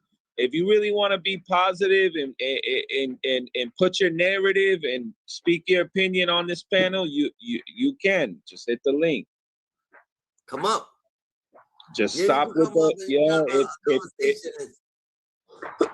it will be more funny if you say your jokes to me on the panel, if that makes sense. I don't think he said any jokes. He didn't say nothing. Really? No, but he called you a bozo. Yeah. He called you a bozo. Nigga in the red, upstate bozo, nigga. You making this shit look bad, How? I'm just. I don't know. That's what he's saying. I'm chilling. You over here watching me, so whatever you say, I don't care because it's 2026. Words can't hurt me. Boo boo. I King, you know what I'm saying? You got it, King, We standing on business, You know what I'm saying? We gonna elaborate, You know what I'm saying? we gotta stay on a professional timing, we on professional timing, but we adults. Niggas ignorant, doing their thing. My boy's drinking Hennessy. He usually don't drink Hennessy, you know what I'm saying? We're not really drinking like that. My boy's drinking the Hennessy, so he's crashing out. This was his crash out, bro. It's New Year's Eve. Leave me alone. What's wrong with that? It's not even that much. Look, I can't say I'm drunk. I'm buzzed, but I'm not drunk. Fuck out of here. So it's the 2025 funeral and 2026 exhumation. So what that means? It's the funeral and then it's gonna be an exhumation, And then Fab knows all about that shit with the funeral service. Not shit. It's gonna be a cold summer. It's gonna be a cold summer, real cold summer. I think they beefing I think niggas is definitely beefing It's about to be heck dizzy. I mean, it's like they say, bad, like, you know, like the trolling, the bad promotion. It's still good promotion. Like, comment, and subscribe. Saying. Like, comment, subscribe, hit the notification bell to get acquainted with us on our data. I include the King X. Don't forget the Kennedys. We do not millimeter match right here. You already know God chose you because he knew he could trust you. God's best kept secret. And we stand on business. You heard? Mama ain't raised no weak nigga. Life got meaning. You heard? Life's what you make it. Can't love it, can't hate it. It's gonna be simply what you make it. We gotta stay all the way on business. You heard? That's just life in general. You heard? The angels in the outfield, angels in the infield. You know what I'm saying? We staying more aware than ever. We staying coherent in the shadows. You know what I'm saying? And just smile. Actually, we more righteous than ever. Ain't no in between. You heard? That's what it is, GG. We gotta stay more realistic. You heard? All the fake shit. This shit don't even matter. At the end of the day, they not hurting 50. Like real shit. There's nothing that they got going on. That actually hurts 50. And 50. He's helping them. Just talking about them. 50's so big so when he beef with people, he gives them a platform or some type of shit. Like they get more followers, right? They're getting more attention now. Yeah, more attention to some shit to their podcast. What are they gonna say next? And maybe that's what he wants out of them. Maybe it's just publicity. What do they call it? A publicity stunt. A publicity stunt. Maybe they paid 50 for this. You know? But going that crazy, I don't know. But who knows? That shit light. Or what if 50 Cent is the new landlord? We'll find out next. I wouldn't be surprised. Nah, fact. So 50's the new landlord. So he's like, yo, you control me, nigga. This is part of the PR, nigga. The hell we need to get good. Like, what the fuck? We about to pay your rent, nigga. Next year, shit changes. Yeah, that shit's just gonna change, nigga. In 2026, I'm gonna get on your ass, kick your ass out, nigga. You keep playing the data.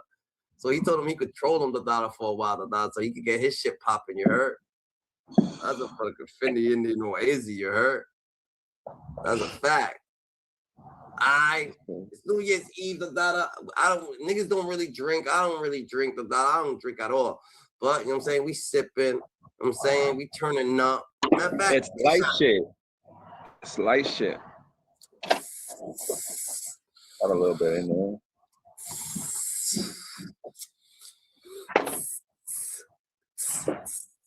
Ow! Auski. Yeah, so that's what it is. What other shit you want to talk about? The dollar? What's going on? The dollar? What else? I'm depressed. Because you was all saying all this shit, but once you started thinking about the vitamin water and all this other shit, you're like, yo, fuck that. You're right though. The movie. No, because I can't say I wasn't supporting 50 because I was there. That's what I'm saying. Like I'm not saying that 50 Cent doesn't have the accolades. All I was saying is it's like Davey still has a bright future and a long way to go. Like he's already established, like got his own weed strain. You know what I'm saying? He puts out good music. Like Karma 4.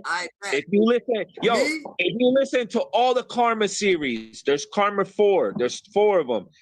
If you listen to that whole Karma series, I guarantee you're gonna find like a shitload of songs. You're not gonna skip to the next song Because all of them are fucking bangers, bro. I'm telling you, he's a good artist, Right. though. So what do you think? What do you think about the Tony Yayo and Uncle Murder making a podcast together? Tell her we're going to Angels. Tell mommy if she's ready to go to Angels. Yeah, to her sister's house. Yeah. Yeah. Say that again. They said, what do you think about the Tony Yayo and Uncle Murder doing a podcast together? That's ill. I fuck with it. Because Murder's gonna give us a wrap up for 2025. When the wrap up comes, when the wrap ups come, he already gave us a 2025 wrap up. He didn't. I don't know. I haven't heard it. You didn't? I don't think it's out yet. I haven't heard it. So Uncle Murder fucking I feel that Uncle Murder and Tony Yayo should fucking diss the shit out of Jim Jones and all these niggas, and then roast them and then get them on their podcast, get their podcast popping. That's what they want to do, but I don't know. I don't think it's just competition. I feel like podcasting in that lane, anyone can do it, but it like you gotta be committed because you gotta have the creativity. When it comes to Tony Yayo podcast, though, it's gonna be more infamous because he could actually talk about the Supreme fucking shit, this shit, like the stories that they got is different. The game getting popped. It starts with predicate selling. Yeah. And him going to MDC, and going to PC because fucking thing tried to get him. Supreme was gonna get him, You know what I'm saying? He went to PC, Tony Yayo. They have to put him in PC. He got mad stories because he was the one in the streets out of all of them. Tony Yayo was on the front lines, like.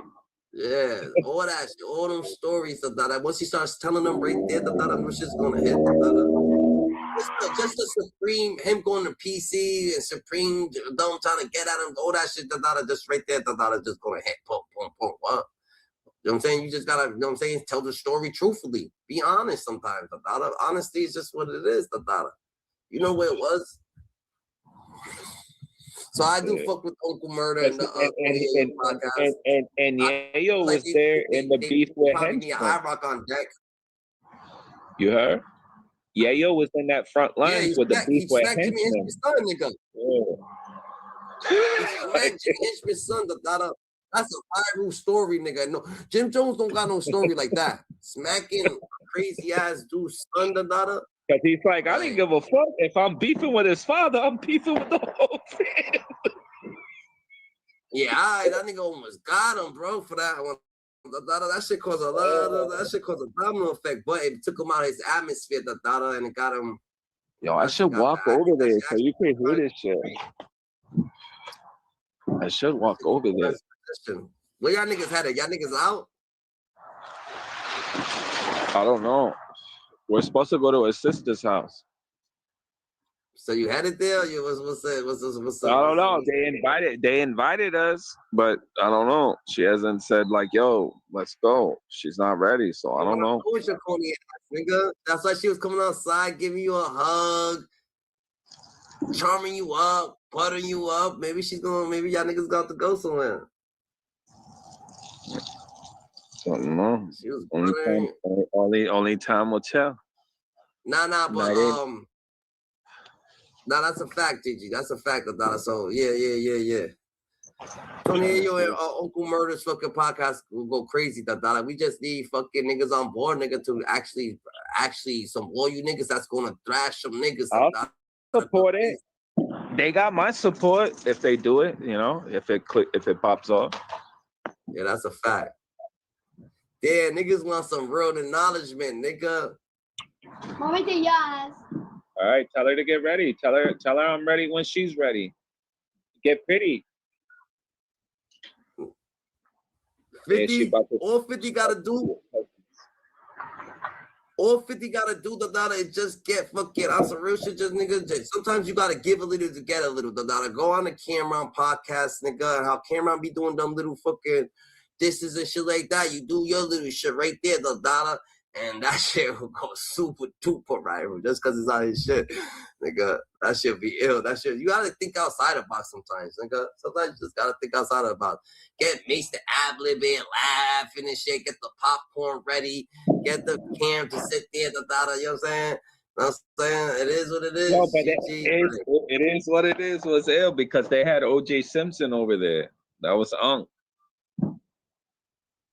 And then he passed away. That was crazy. No, don't want to see them. Okay. Want to go play Proverbs? No! What happened? Close the door. You want to go play Proverbs? Yeah, in a little bit. Close the door.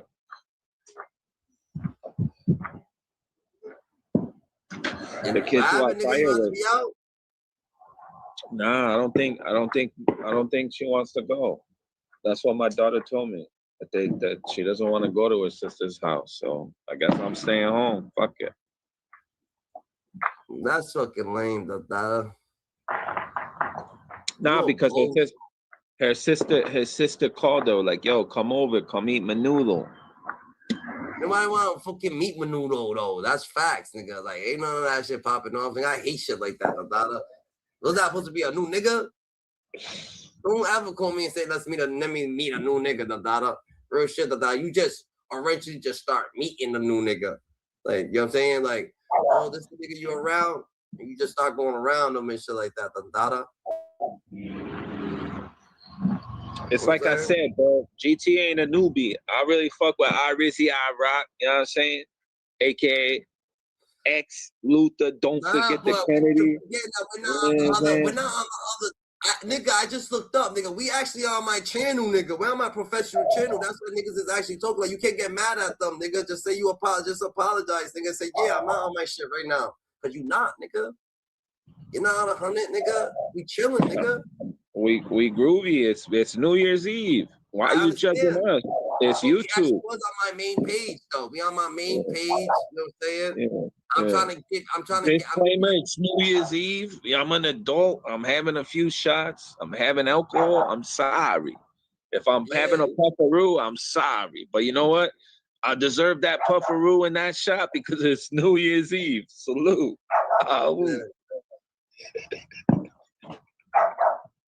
Like, you know what I mean? But niggas need some real knowledge, and they come here now, but you gotta think about it, nigga. Well, Niggas come take here. me to Judge Dewey if it's that serious.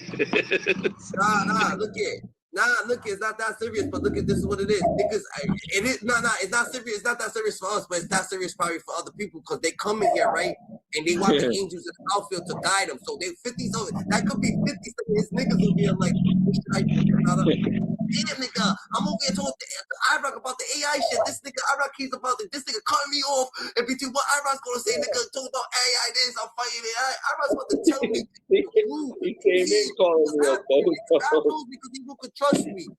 God chose me because he knew could trust me. God's best kept secret, but this is what it is, I can't sit there and say, oh, once he started looking dumb, the numbers went down. You 13 people watching. Nah, you're not lying. You're not right. You could have thought it wouldn't matter. But look at, I'm not here for the numbers going up or down. The numbers gonna go up when I stand on business regardless. I'm gonna stand on business tomorrow. We'll be in here. We're gonna be on business. We're celebrating tonight. Yeah, we're celebrating for a while.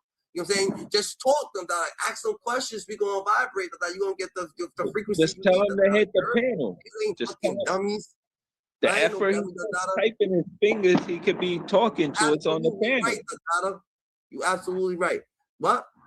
I said, the energy that he puts typing with his fingers, he could just hit the link and come up and talk on the panel if he wants to get a better understanding and wants to elaborate. I understand, but look at. If niggas is coming here, right? And they coming here, and it's the last day of the year. Let us say something meaningful, Dada. They want to hear something meaningful, something worth scaring real quick for the end of the channel, because this is my channel, So let me say something to y'all, and everybody over there, and this is the Hyena Show. This is the main channel, This is the main channel. I didn't mean to say this is my channel, but this is the main channel. So this is the main channel, So let us get the Hyena Show over here, so we can elaborate on what's going on, You heard, So let us say that we love everybody that been here throughout the year, You heard the frequency's always right, You can always come over here, We don't put no malice, You know what I'm saying? We're not being belligerent towards others, We're not antagonizing other people, You know what I'm saying? We're not consuming character over here, We just simply being who we are, And whatever we gotta say, comes forward, and the light. You heard, That's just what it is, We gonna stay all the way on business, You know what I'm saying? We're going to stand all the way on business no matter what, GG. That's the motherfucking fact, So, guess what, Be strong enough. Just make sure that you're gangster enough, you know what I'm saying, to be kind. You're real enough, to stand on business, You're real enough to, you know what I'm saying, to have some courage, to be someone else. To be yourself, you heard? That's real gangsterism right there, Real gangsterism, niggas. You can actually be kind out here, You can actually be nice. I'm so gangster, I could be nice to people, Like, that's how we think it over here, But at the same time, I could say something that could ruin this channel on come up. I understand everything you're saying, And it's not a crazy situation. What you're saying is not a crazy situation, You know what I'm saying? But I'm just letting niggas, they could be themselves, You know what I'm saying? I understand everything you saying, I understand, because obviously, I'm more, a nigga be professional and shit like that, 50 do be in house scrolling YouTubers, Yo said it, I understand, niggas is standing on business, GG. 50 is what, nigga. This is what it is, though. We're not gonna be the person, to be biased or do this, 50 is the nigga, and 50 want niggas to just tell the truth, That's what we doing, because that's what we doing. We gonna tell the truth. So if 50 know he's the top dog, he's like, yo, I want some niggas, to just be truthful, Come over here, with a good eye view, a real vision, and just be truthful. What's really going on, What happened, So, like, he made it to the Supreme era, Niggas keep saying, oh, wait till you 54, wait till 50 already fell, bro. He was almost dead, He had to hide out, They had him blackboard, They wasn't fucking with him, They still ain't fucking with him, They still trying to take everything from him, He can't even fucking, he's mad that he had a kid with a shorty, and she was so fast to just bounce off, I'm saying there's so much shit that goes in with the whole situation, GG, you know what I'm saying? So niggas, this could be 50, you could be 50, I understand, but at the end of the day, we gonna let niggas just be themselves, I'm saying, come up here, and just do what it do, Like, it ain't really like a situation, we was sipping, but now you made him run off. But my man raised no weak nigga over here, G. And niggas don't even drink none of that shit. Now I'm over here, Now we over here. So we'll be elaborating on the data. Now we'll be elaborating on we got 50 Cent in the comments, I got niggas running off on niggas like 50 like what was like nigga, come on, GG. That's a fact. This nigga said, nah, I'm out, Dada. I'm out of here. Life ain't what it seems, GG. Life is what it seems, Dada. This is how it gotta be, Dada. This is what's gonna be, Dada. Can't even lie, GG. But I actually never come over here, to do shit like this, I be more, you know what I'm saying, I'm more professional and shit like that on this channel, But today is New Year's Eve, so I was like, yo, let's just go on the main channel. Y'all niggas could vibrate, y'all niggas could say shit just so niggas could see us, you know what I'm saying? The last day of the year, let us have a conversation, you know what I'm saying? Let's talk, let us get some acknowledgement on some real understanding of real life, nigga, humanity, and what's really going on, what's really real, and how niggas function, A lot of niggas not gonna make it, nigga. A lot of niggas just ain't gonna make it, and making it don't have nothing to do with the money, don't have nothing to do with things. It just got something to do with strong, and what people don't know, the thing that kill them is the emotion. emotion. You're human, so you got emotion. So that's what distracts you. Just being so emotional, at all times, nigga. It don't fucking matter, bro. Everything matters and everything don't matter at the same time. Everything makes you, but everything just don't matter. Like when you're not here, it's not gonna matter. After you gone, it don't matter. After it's already done, it don't matter. After it's just like you can't look back. You can't erase the past. But you're only moving forward, GG. You know what I'm saying? You're only moving forward. You know what I'm saying? You just gotta be. Like, we can't actually speak so smart for motherfuckers to understand You're going to have to paint the picture and every type of angle that is possible so they can understand in every type of category so everybody can understand the shit from the bottom all the way to the motherfucker top. From the 98 years old to the 98, you be like, yeah, you fucking telling the truth. I rock. You know you telling the truth, nigga. When everybody's coming at you, all the young niggas come at you and grandpa come out and be like, nah, he ain't fucking lying. He's telling the fucking truth. Go ahead. You think like that. Like, yeah, oh shit, yeah, you see? Grandpa know what the fuck it is. He real. Nigga, he telling me be me, he telling me stand on business. He telling me I ain't thinking wrong, Everybody's trying to make someone weak, because they want to be like them. Either they want you to be weak or because they just can't be as strong as you. But it's okay, you don't gotta be as strong as me, You know what I'm saying? No one's telling you to even be here, to even do this, But guess what, Guess what niggas gonna do? They gonna throw rocks, and they always gonna want to be like, oh yeah, you're the villain. We're the super villains. Let this nigga be the villain. He's the villain of town. He's always gonna be the villain, I guess I'm the villain, Like, what the fuck, You want me to be the villain? I'm gonna be the villain. We gonna have to be the villain. Like, somebody gotta be the villain. Let it be me, But what the fuck? They started with me. I'm over here doing documentaries, doing my journalist shit, doing my shit about Diddy, doing my own thing. I'm going through my own shit, These niggas wanna joke about me, wanna fucking say shit about my documentary, wanna keep coming at me, GT, wanna keep saying certain shit, Like, what the fuck are you keep saying certain shit about me, What makes me cross your fucking mind, What makes you be proceed for you to proceed to think that this is gonna happen? That's just the truth, Gigi. Like, niggas always gonna cross the mind. Jim Jones can't win this. It's easy to take him out. I mean, you just gotta know. I know how to do it. You know what I'm saying? All you gotta do is just be there, Actually, you know what I'm saying? Jim Jones is one of them nigga crybaby tough ass niggas. We too grown. Once you grow up, you're not crying and swinging at the same. We're not 6 years old, bro.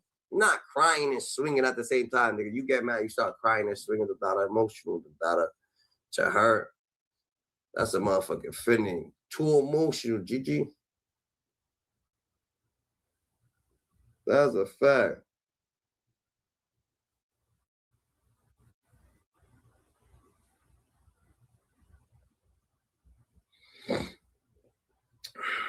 That's a Finny, you know why?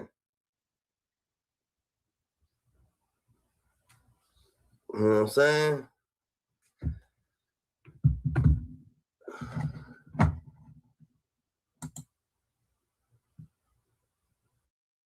Shit get hectic, Dada. Come on, shot o'clock. Where the fuck niggas? Yo, I know my boy did not have niggas. Niggas got nervous, bro. Like, you niggas supposed to. Oh, his phone died. This nigga's phone died, bro. Where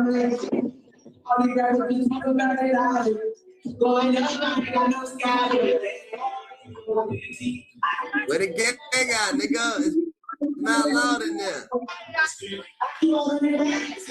The music.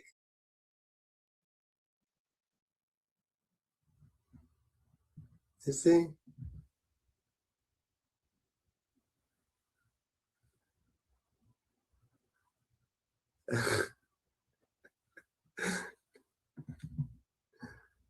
My nigga Friday. What you doing, Friday? What's up, Friday? I'm out here. It's Friday's I'm birthday? out here, dog. What's good, Friday? Hey, I'm out here.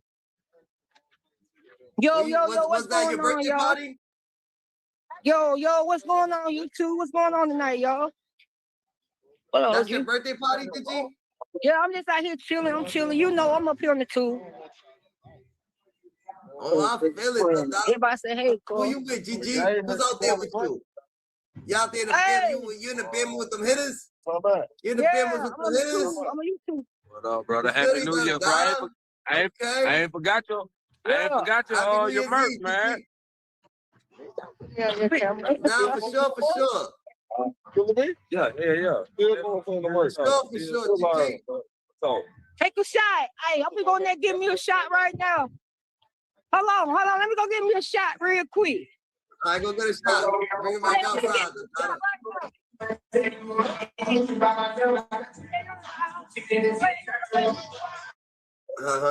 The music. Get the shot. Bring it back up.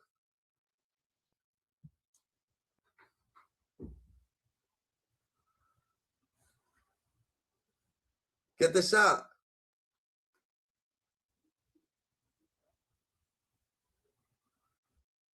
Bring it back outside. Get the shot.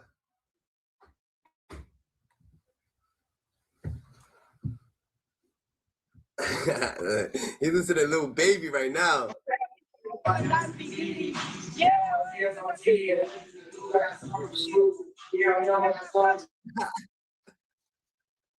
Body's turn. Go outside. You gonna do it now? Happy New Year, Friday, Dada. You heard? Happy New Year. The content creating, you staying down Friday. You know what I'm saying? It's a squad. Yeah.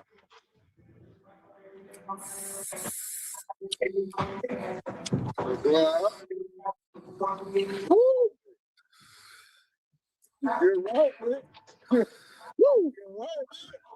Friday's only on with the Dada Friday Nugget. It's New Year, man. What's on my New Year's all right? Okay, see. That's the next slide. Anybody play? Happy New Year. Happy New Year's, Dada. Happy New Year's Eve, Dada. Got an hour left. Hey, I ain't pretty good.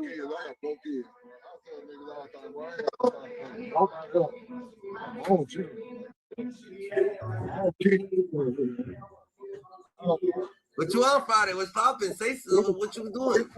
What's criminating? Nothing. Chilling.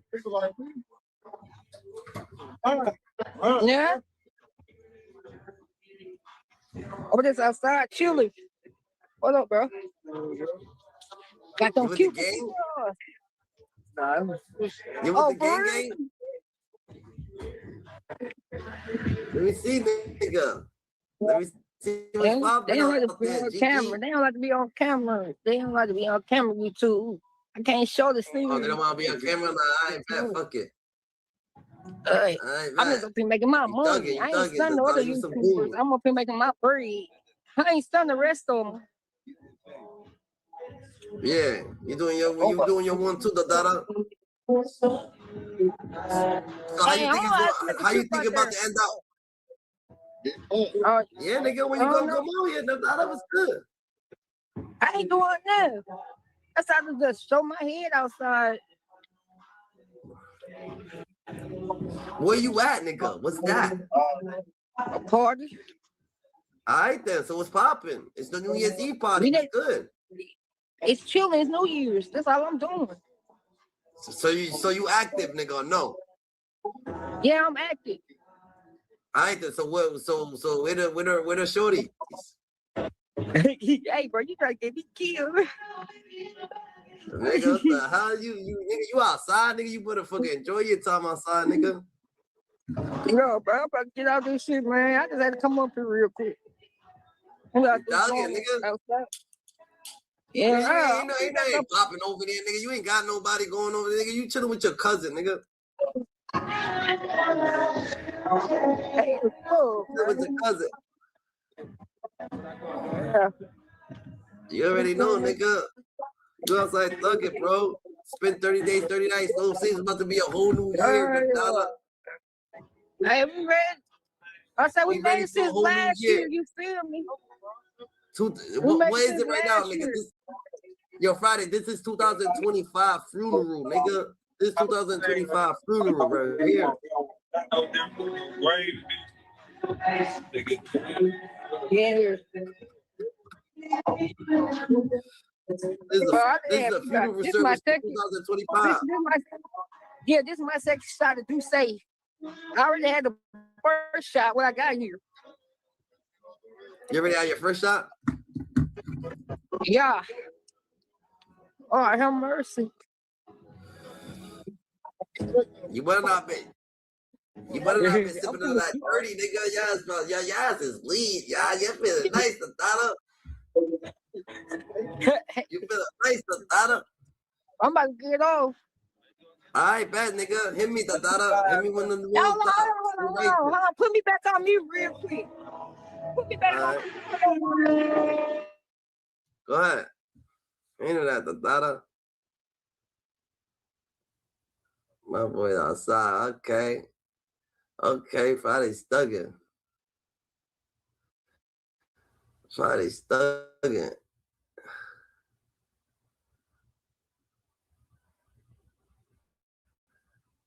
Friday got the family look at Friday's like, yo, they like, yo, Friday's active, the Dada. Yeah, that's offending any no Izzy, the Dada. All right, let's get to some content, the Dada. It is what it is, bro. Let's get to this content, bro. He said niggas, yo, 50 be saying that he got people think the Dada. So we ain't about to mention 50 the Dada unless we, you know what I'm saying? He ain't got time for this bullshit, he said. He only got time for the real, the Dada bet. I bet. What? Dave Dash lost his company for $100. I don't think Dave Dash lost his company for $100 now. They're saying Dave Dash lost his company for $100 fucking dollars. I think Friday's having too much fun. Go ahead, Friday.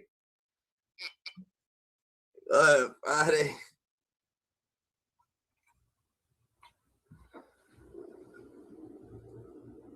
Let's see what's going on with this shit, GG.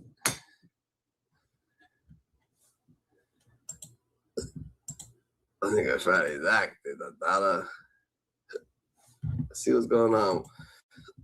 Dame Dash lost his company for what? What was this? $100? $150. Is this even? Why they put 50? Let's see what Friday got going on here. What Friday got going on there? The data.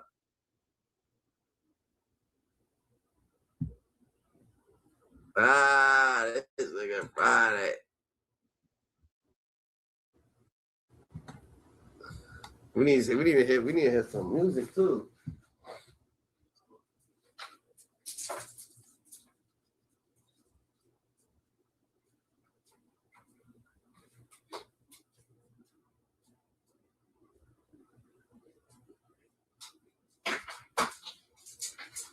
We on a dial.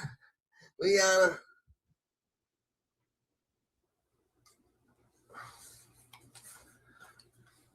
Okay.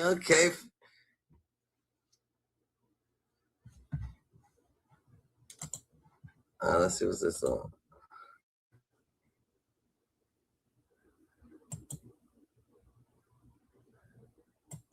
What you doing? You going back out? What you about to be doing? What you gonna be up in there?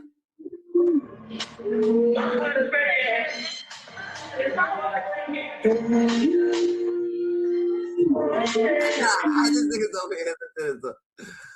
Yo, body's different. He just And the spokesman, man, we back. Another edition of Urban Politicians TV, UPTV. Make sure you stay on your pivot at all times, man. Had to come to a closing end. Dame Dash that found his way into the headlines, news, blogs, the websites. live about it, talked about him filing bankruptcy recently as well. Been speaking on several financial things that he's planning on working on in the future. But it started to hit the timeline yesterday that one of the business problems he was having with this corporation and people that he owed, he decided to auction it off, but he ended up making a major loss. Nobody showed up. Came and got his whole company for $100. And 50 Cent caught wind of this. They've had their back and forth throughout the last year or two or so. And he threw up, dang, $1. He popped.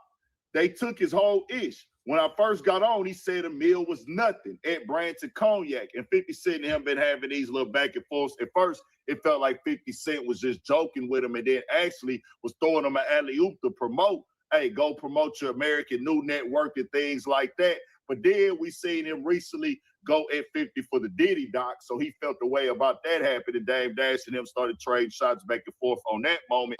It was not going to come out. So how do you feel that it actually is? I honestly thought, based on like moral codes and like coming from where like a street ethic, I honestly didn't think that he would ever do that. Why though? Because I wouldn't. That would be a good question. Why? He has done Because it's just not my job to tell. I'm not a black man that's going to tear another black man now. Let them do that. But also, like if somebody, again, allegedly, it just seems like somebody, violated his baby mother in front of his kid. So yeah, but that's not how we deal with things from where we're from. Did you check him on the back end? Hey, Did you check him on the back end? I know y'all girls, but I'm not answering that. But what I'm saying is,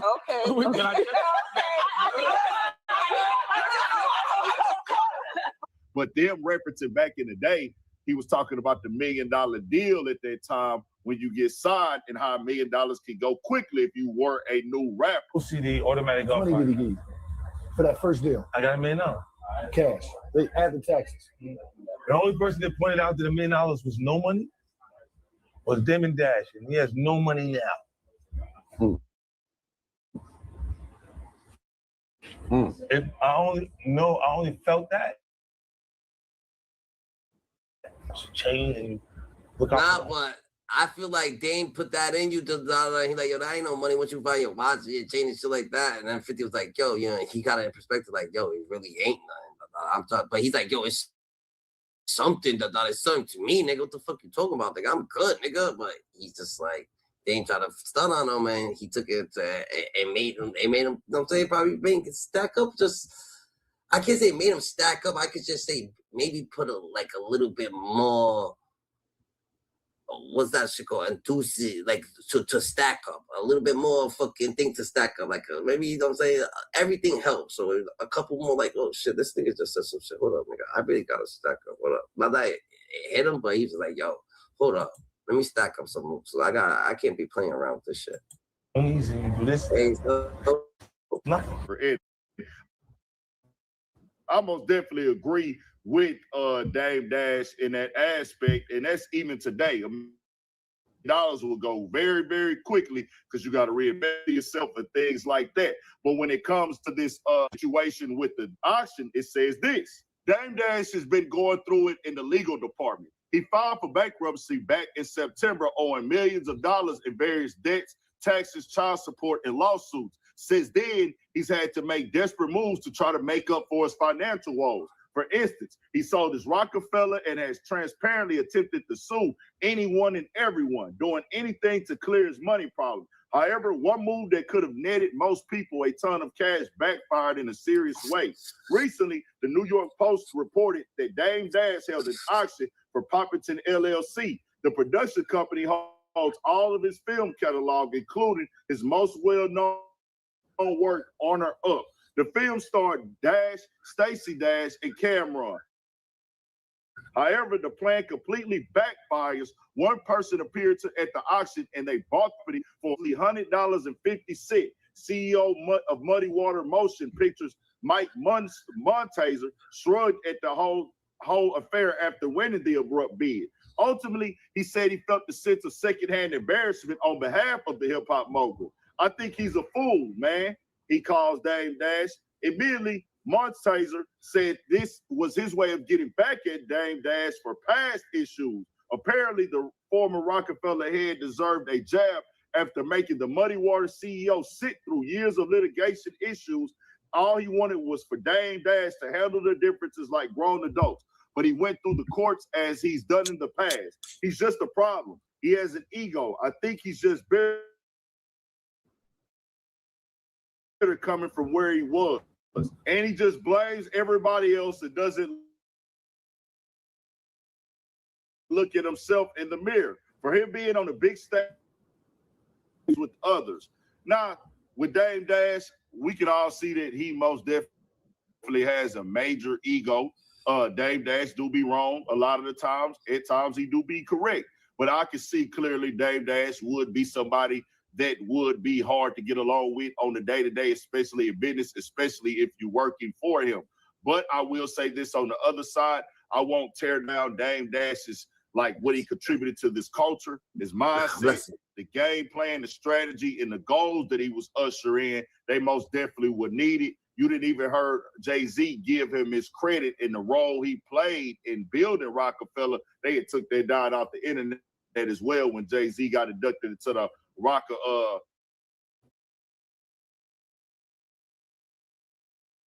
and Roll Hall of Fame. He shouted out Dame Dash and Biggs and all those guys like, yeah, but they took that down if I ain't mistaken because I couldn't find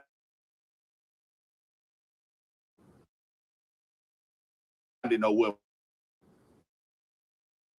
But I remember watching it because he was correct and delivered correctly, came out very aggressive at times, and then, you know, we know now he wasn't handling his money properly and things like that. I introduced us to amazing talent, and we would have got a lot of big moments in the culture if it wasn't for Dame Dash. So I salute him on that and grinding and being that. One thing's for certain, two things for sure. The Dame Dash is always going to be Dame Dash. That's what it is. Dame Dash already went out with Aaliyah. Like Aaliyah's gone. She was a fucking legend, GG. Like what the fuck? Dame Dash always gonna be with Dame Dash already party with he was a boss, nigga, to Jay-Z. Like that was Jay-Z's boss, nigga. Like you know what I'm saying?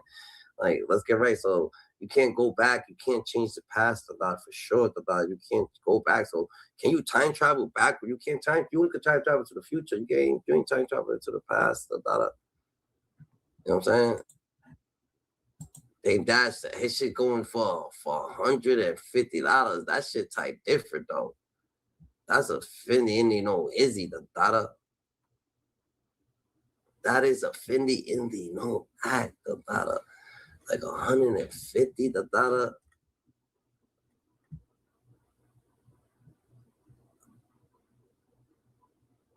Nah, we're definitely not doing that. They trying to get us right there, the Dada. They trying to hit us crazy, the Dada.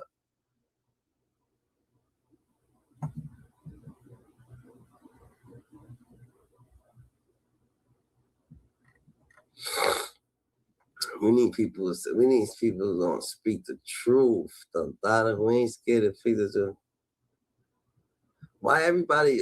I don't understand why everybody think of that 50 Cent the Dada trolling is getting old. Like what is what? I think people do a reaction. Like I'm good with that. The Dada. We gotta figure out how niggas do the reaction to that. The Dada.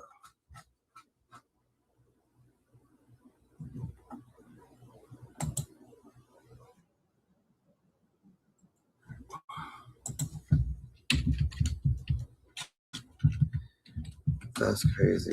I don't think they the Dame Dash for 150 is true though. Like how does the record label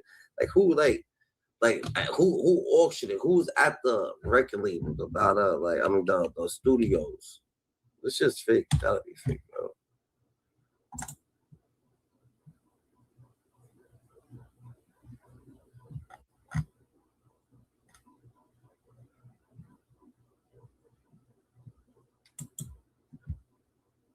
See you then, man. Like, how the fuck? Well, why would you auction it off?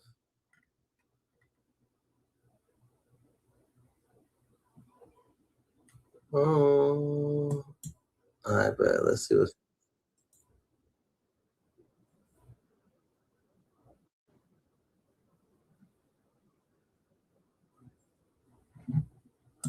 Think there's Ash, man. There's Ash. He lost his studios for 150 though. That shit's different. I don't know. I'm trying to get that. I could have been the actor. Like, what's good? I don't got like I have no security because I'm a good ass actor. Like when you just like I understand that when you when God he hit me like he how can I say this about let me see like God gave me gifts right so some people get gifts so a lot of people get gifts and God he just fucking cursed me with winning.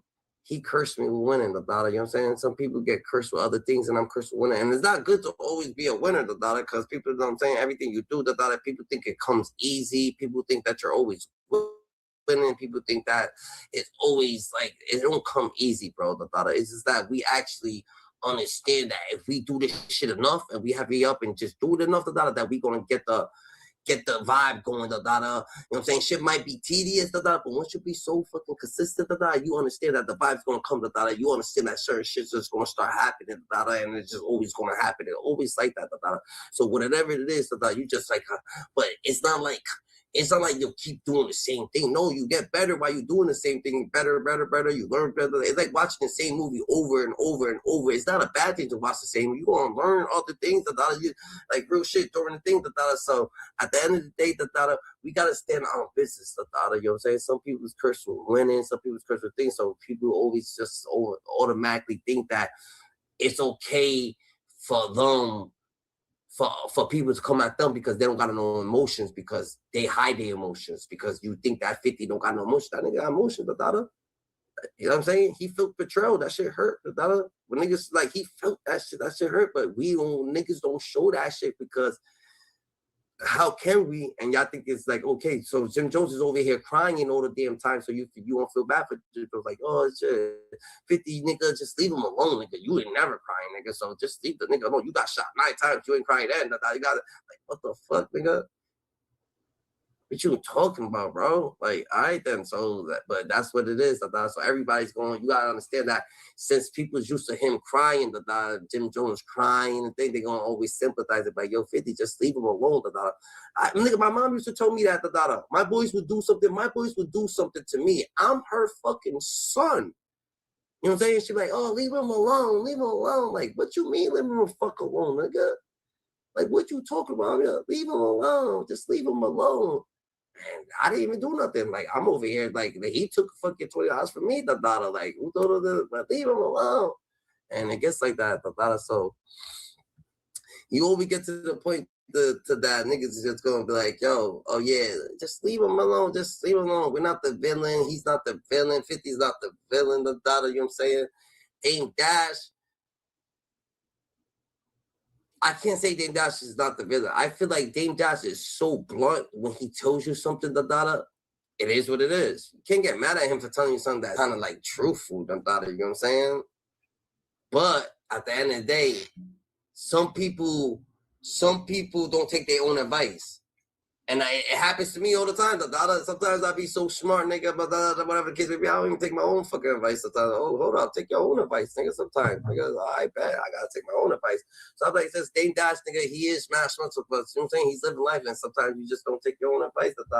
He's grown, he's older, he don't need shit, nigga. You don't need his crib, all his people is straight, legit, ready to go, you don't need none in his name, So if you want to clown him and shit like that, I guess you could clown him, but as for Dame Dash, it's like, boom, it doesn't matter. You know what I'm saying? You know what I'm saying?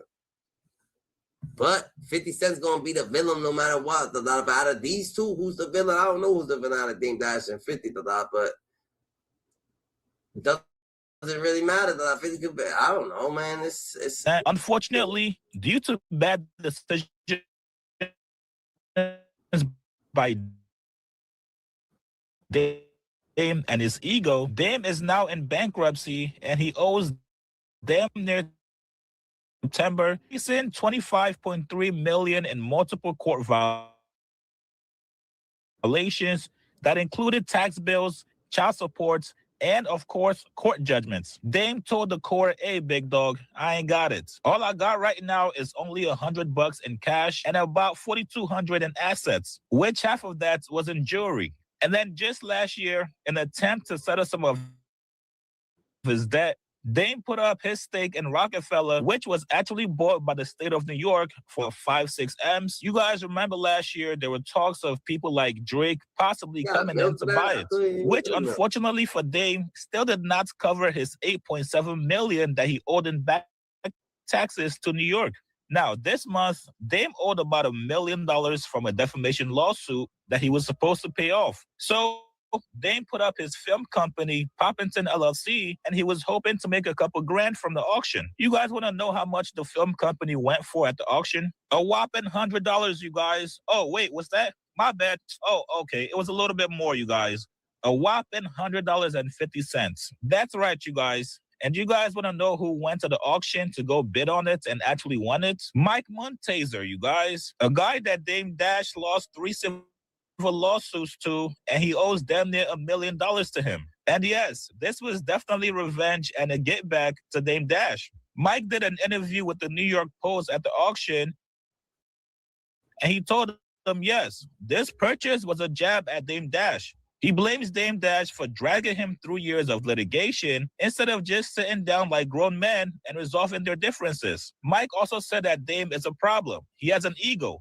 I think he's just bitter, coming from where he was to where he is, and he just blames everybody else and doesn't look at himself in the mirror. Sounds familiar, you guys? Yeah, that's what a lot of people have been saying about Dame. After winning the auction for Dame's studio, this now means that Mike owns Dame's movies like Honor Up, Too Honorable, and also potentially the rights to state property and also state property too. Now, after everybody started to get word about Dame losing his film company, 50 Cent, one of his long-standing enemies, wasted absolutely no time to flame him. 50 said, damn, $1? He popped. They took his whole shit. When I first got on, he said the mill wasn't nothing. But like, you know, I had said something that he learned from, which was $1 million isn't any money. The only person that pointed out that $1 million was no money was Damon Dash, and he has no money now. The realistic look at what $1 million is to the first-time rapper. First of all, it's tax half. So that's $500,000 right then and there. Boom. Now you got $500,000. He said, that ain't no money. Like, after you get your watch, chain, and look out for the homies. You got to get your jewelry game up. So let's say you spend $100 on the low ball side. Now your homeboys think you got way more than you have, and you got to look out for everybody on your block. So put 50 to that. You got to keep your fresh together. So you're going to spend 50 on fresh. Your sneakers, you got to pop tags every single day. So put 50 on that. You have an overhead where you have to maintain all these things every month. So now you might have 20,000 in bills every single day. You know what I'm saying? And there it is. It's gone. There's no more money. It's a wrap. Your million is nothing. $1 million is a lot of money. Why you gonna say there's no money like that? I just never. Remember, it was only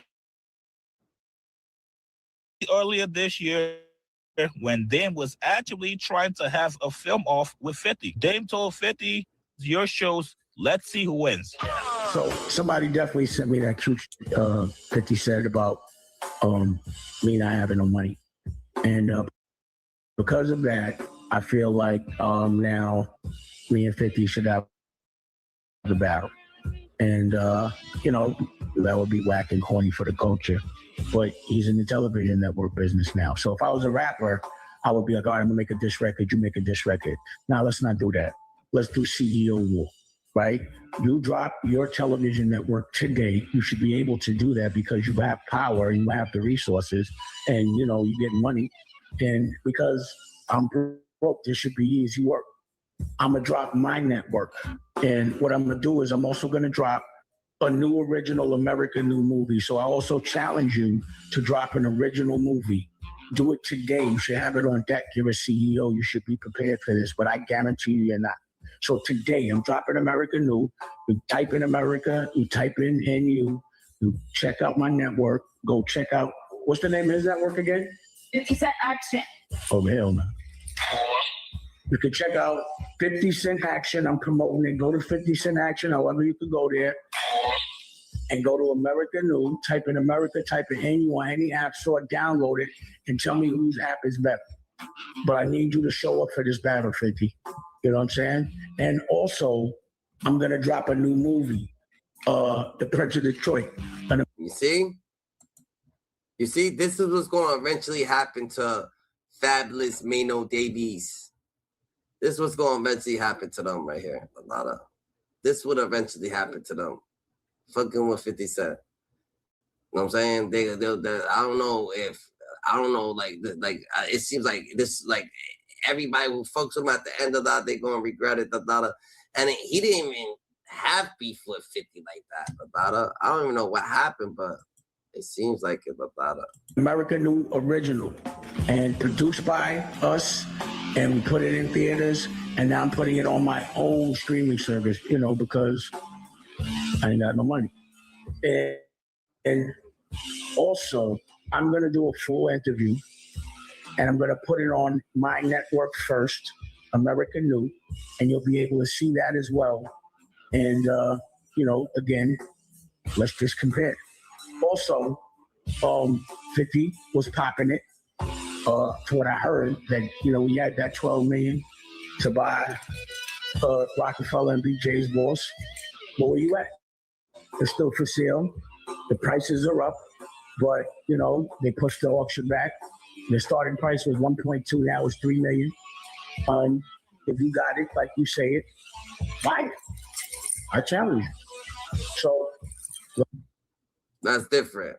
I don't like niggas. They should have brought that. Mace was thinking about buying it. Was Mace being serious though?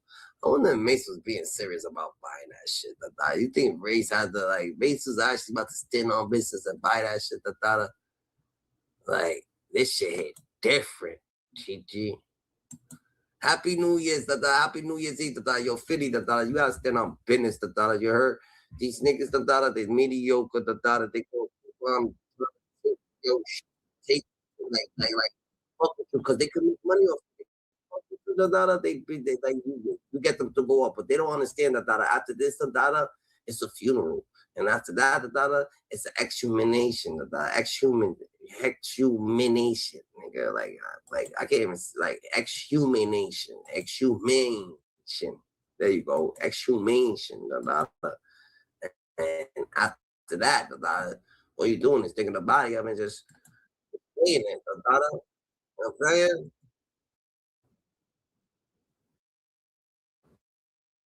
On Larry King,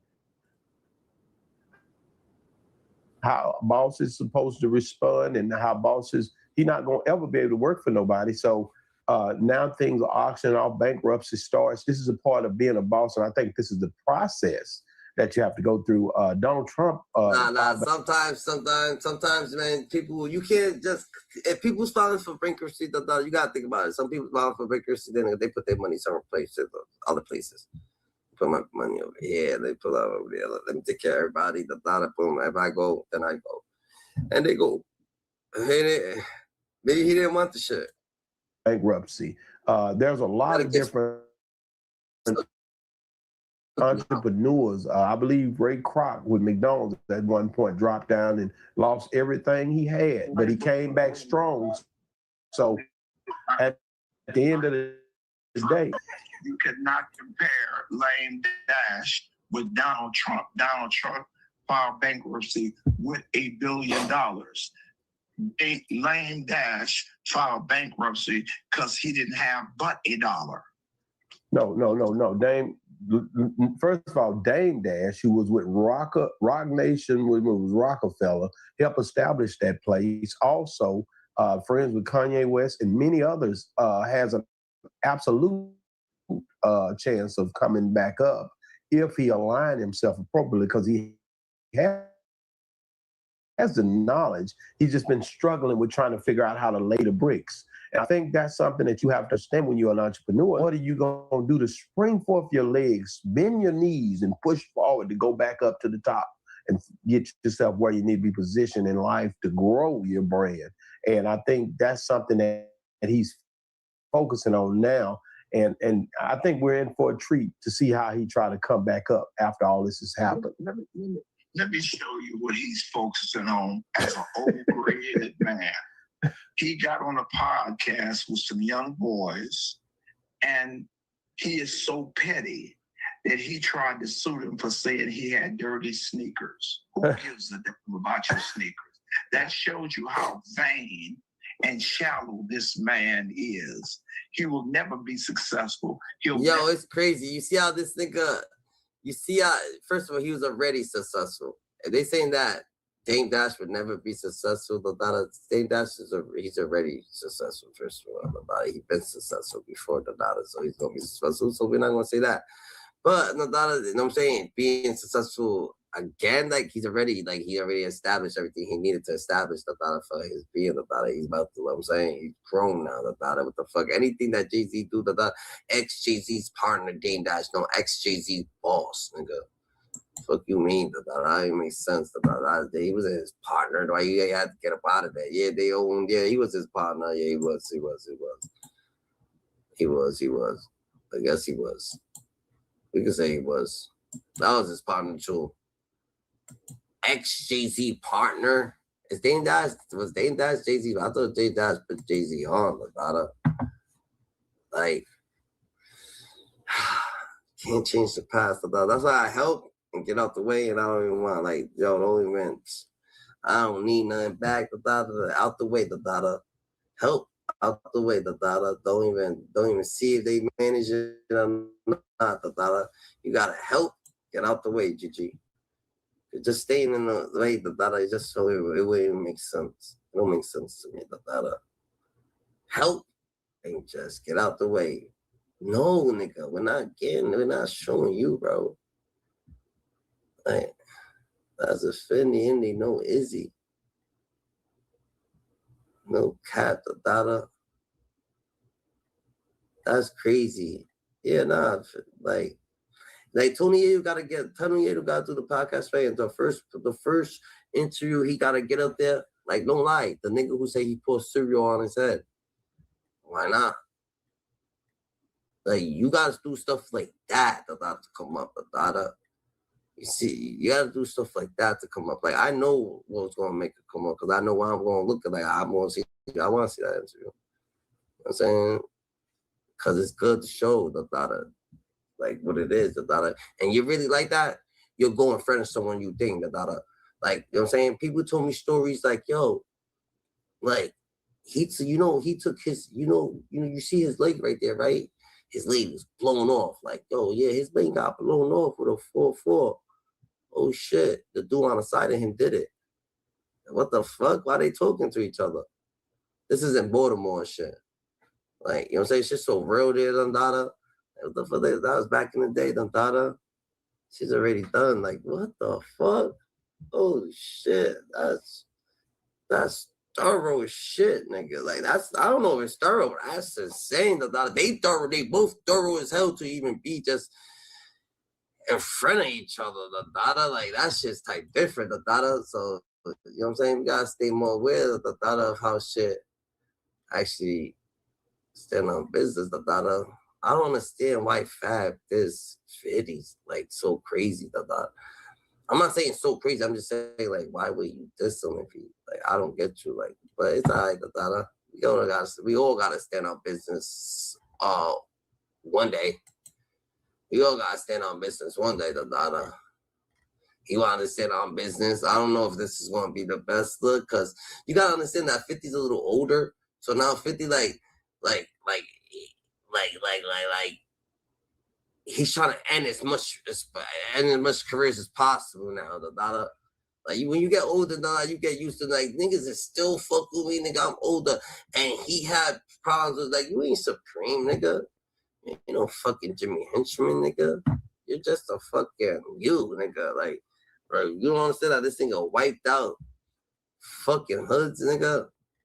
I don't know how you wiped them out, Dada. It doesn't matter how you wiped them out, nigga. Like, it wouldn't matter how he wiped them out. They wiped. And that's that. They wiped, and that's that. Like, what the hell? This nigga's over here doing his thing. Everybody else over here doing their thing. Damn, did he really sell his shit for 100 cash, though? Did Jim Joe escape the... Jim Joe...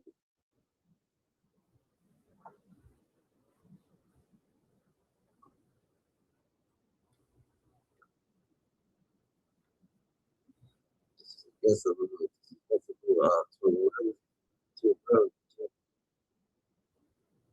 what Jaffe? Let's see something. Let's see what Jaffe the top shooter got to say. Jaffe. Yeah. Jaffe the top shooter. Go cleans up the air about the fake pity.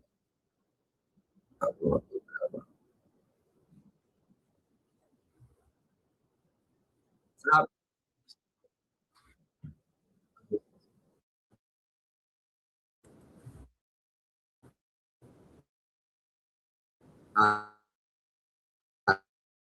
Notice. I don't know. How did that happen? Or how did a nigga get your Jones on the fake page? He hit me up. He said, "Yo, this." He said, "I ain't gonna front."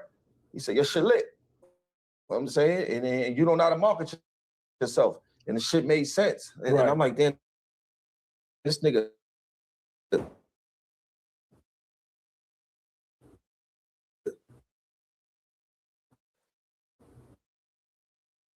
This nigga really not a market. You don't know. I don't know.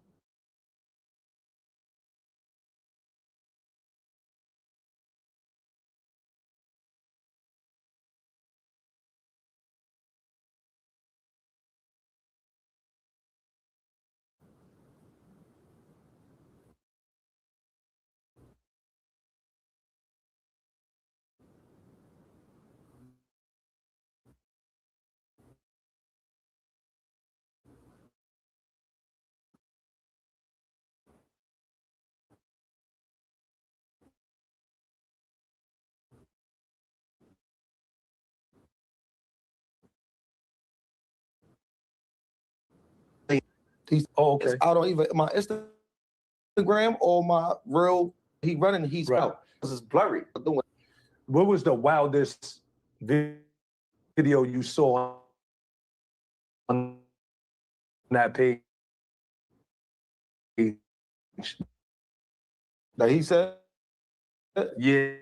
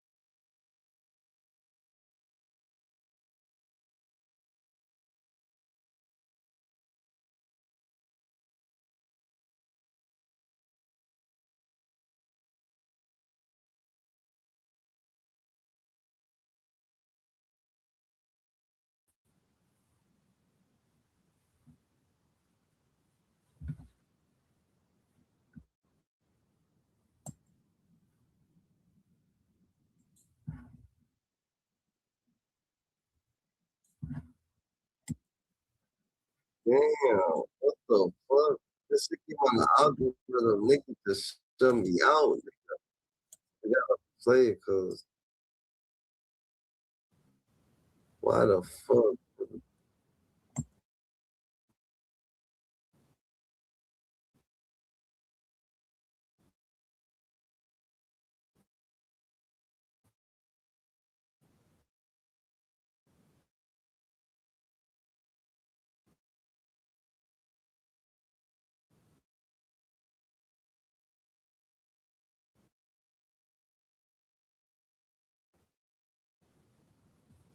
I bet. I guess we can't play that shit. They don't want us to play that shit. We just went through the fucking. I don't even know where we went, nigga. What the fuck? What the fuck just happened with this whole situation? Did you? We was playing just fucking Jaffe top. I don't know what the fuck happened. It was about Yayo or some shit or this thing. I don't know what happened. We got locked up with G Unit, Tony Yayo. Like. This shit's getting real. I bet. Let's see what's got. Let's see what else we got here.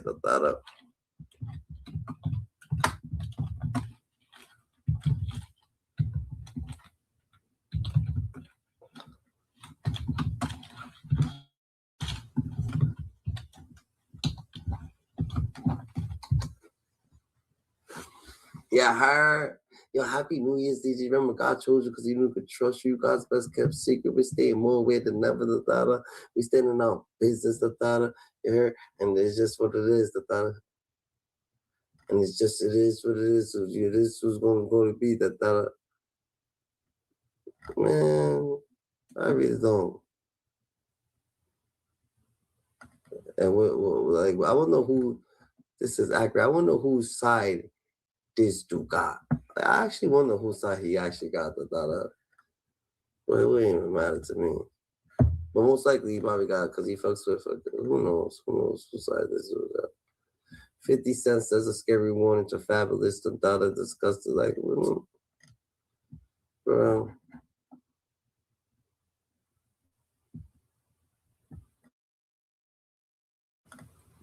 I just don't get how everybody's reacting to the Squatters fucking video. Like that shit's not even, that shit's whack. I want to react to it so bad, but I don't know what happened. Oh, he says 50's beat. He said a lot of people, oh, that's 50's beat. Shit, fuck it.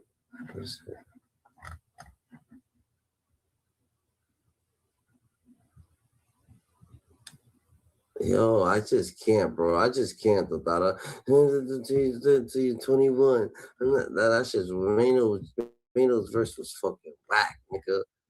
Like Maino's verse was fucking. Yo, I can't stand Maino, bro. Like Maino's like one of them nigga that pillow talks and not take your bitch, nigga. You gotta watch Maino, nigga. I don't even know that nigga like that, but I know Maino's the type of nigga that's fucking pillow talk to your shorty, and you fuck, nigga. And he, to a fake shorty, none of my bitches, but to a fake shorty, I guess, you could tell you gotta watch me, though. I could already see it in them, like, I could already see it in them, You know, the different dude. Oh, we gonna let Fabulous know, Fabulous, we're not letting you, like, Fabulous. Fabulous. And yo, who said something about, like, who said something like, yo, what's this nigga's name? Damn, Loaded Lux. I know Loaded Lux. I know the fuck you're not talking about, oh, yeah, Fabulous and 50. Like, Loaded Lux, what the fuck are you talking about, We would love to know what the fuck Loaded Lux is talking about, We would like to acknowledge what is he talking about, bro. Y'all just would acknowledge real acknowledgement, Like y'all be y'all rappers guys, lyrical, and he's so lyrical. If I smack the shit out of him, he gonna be so lyrical, Like, yo, 6ix9ine know how to rap, 6ix9ine had niggas to fucking drilling outside, Niggas was actually drilling outside where regulars for 6ix9ine shit, But once the situation happened with 6ix9ine, can you actually just be like, yo, damn, this nigga's just talented, but he actually fucking, he bullshitted like that? That shit crazy. That shit, he said he could rap like you. He tricked niggas because you could feel that shit. Nigga, 6ix9ine, niggas on my dick and pop out, boom, boom. Niggas about to go, but they're not him. But yeah, exactly. Niggas want to hear none of that. We gotta stay more aware than ever, bro. You know what I'm saying? You just gotta stay. And I ain't saying because bro's talented. Like that dude's talented, but nigga, you said like Jim Jones, like you saying Fabulous, So what Loaded Lux is talking about? Loaded Lux is over here talking about fam. We gotta hear fucking 50 Cent get back, Like, what the fuck are you saying, Gigi? Like, well, you ain't gotta hear nothing, Loaded. Here, Loaded. What you want, Loaded? You loaded? Loaded was loaded. Loaded be loaded, nigga. The way Loaded be, and Loaded's a smart person. He's a smart person, but it's like sometimes you gotta think outside the box. People be so smart, nigga. They just be stuck in the book. stuck in between chapters. You can't be so smart. You just stuck in between chapters. Like, what the fuck, nigga? Niggas be so smart. They're just stuck in that book, nigga. Like, sometimes, nigga, the smart person's gonna be the one just looking at the book, picking up the book and could throw the book, not stuck between the chapters, bro. You know what I'm saying? And he ain't even read this shit. You know what I'm saying? Like, you know what I'm saying? No, I'm not saying that, but it's just, it is what it is sometimes. You know what I'm saying? Some people could, nigga, you could read a fucking driver's ed magazine, you could read a driver's ed magazine, in and out, in and out, in and out, in and out, in and out, in and out, in and out, in and out, in and out. And someone could never have read a fucking driver's ed magazine, and just was driving. Day in, day out, driving. Never read a fucking magazine, came and passed the fucking test, but knows how to fucking drive, And do you think the person that read the magazine actually knows how to drive better than the person that was actually driving the car? So they would, like, let's get right, that's what I'm trying to say. You gotta look between it, but yo, this shit gets me so mad, though, this fucking... Yo, man. Let's see. First reaction. All right, let's see who's going to do the reaction. Let's do a reaction. Fuck it. Let's do a reaction. Yeah, let's do a reaction. Let's do a reaction. Who's this?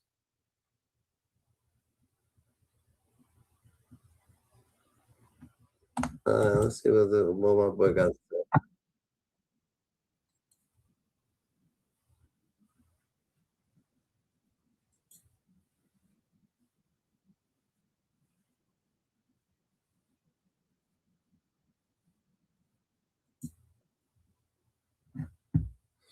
We need the whole setup. Hold on. Before we listen to this, we gonna listen to that, but let's hit a freestyle. And we're not hearing it from these people. We're gonna hear it over here. Loaded be loaded. Loaded always speaks 50 Cent versus Maino, Fab, Jim Jones, Dave East. With, like, what the fuck? That don't even make sense. Like, how the fuck is 50 Cent going against 4 niggas? Like, you niggas is all bums, nigga. No, like, yo, Fat, don't ever. That's like the nigga saying, yo, you fight me with all your niggas, all 4 you niggas. Nigga. I'm just, you done, Dada. What are you talking about, bro? Like, who the hell you think you, like, you got so much to say, Dada. All right, bet. We gonna hear it.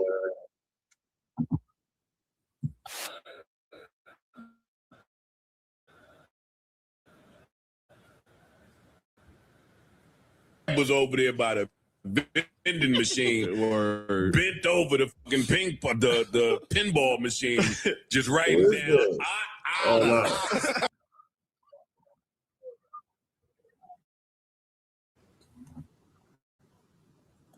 Nah, who this? I can't find. I'm gonna find a good. Hold on. We gonna react to now we gonna react to the whole shit. The squatters. The squatters.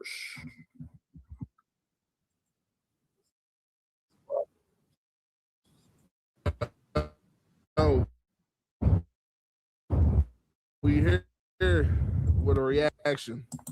I keep hearing, but now I keep hearing more and more about it. So I'm like, yo, I gotta talk about it. So we're gonna talk about it.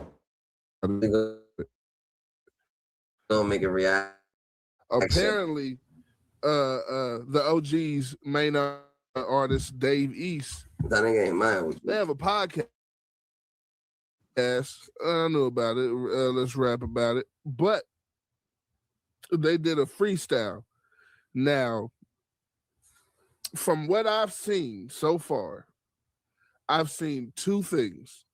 One, that they're using all 50 Cent beats. And 2, that Fab cooked 50. Now, just for a second. The context behind it is important. I don't know if anybody else has paid attention or has been paying attention. Said by Maino about the documentary that 50 did. 50 didn't like it. 50 said something about, yo, these niggas are squatters. They ain't even paying their bill, yada, yada. I can buy they shit, whatever, whatever. It got into like a slight little situation, nothing really too big. But that's what makes it interesting that they're using. Niggas' phone died? So, I know. I just want to get into it. You know what I'm saying? It's called Let's Rap About It Christmas Special. And we gonna see, man. Appreciate y'all pulling up. If y'all want to hear some more shit, let me know what it is that y'all want me to hear. Put it in the motherfucking comment section. Like, subscribe, all of that. And man, here we go.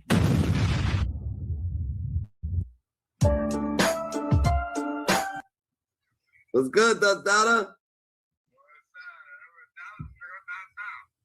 Oh, that shit lit. All right, nigga.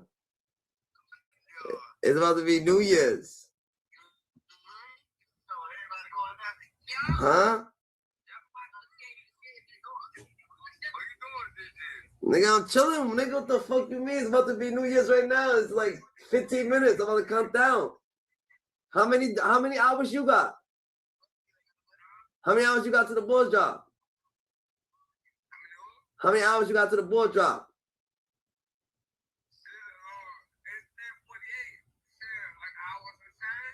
Yeah.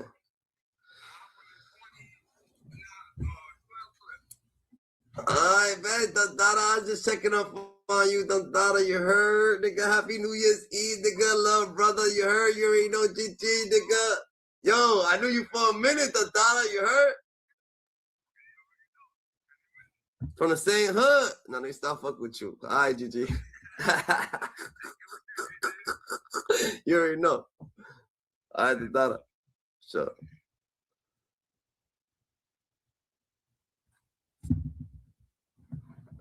Alright, that was my nigga Wavy. God.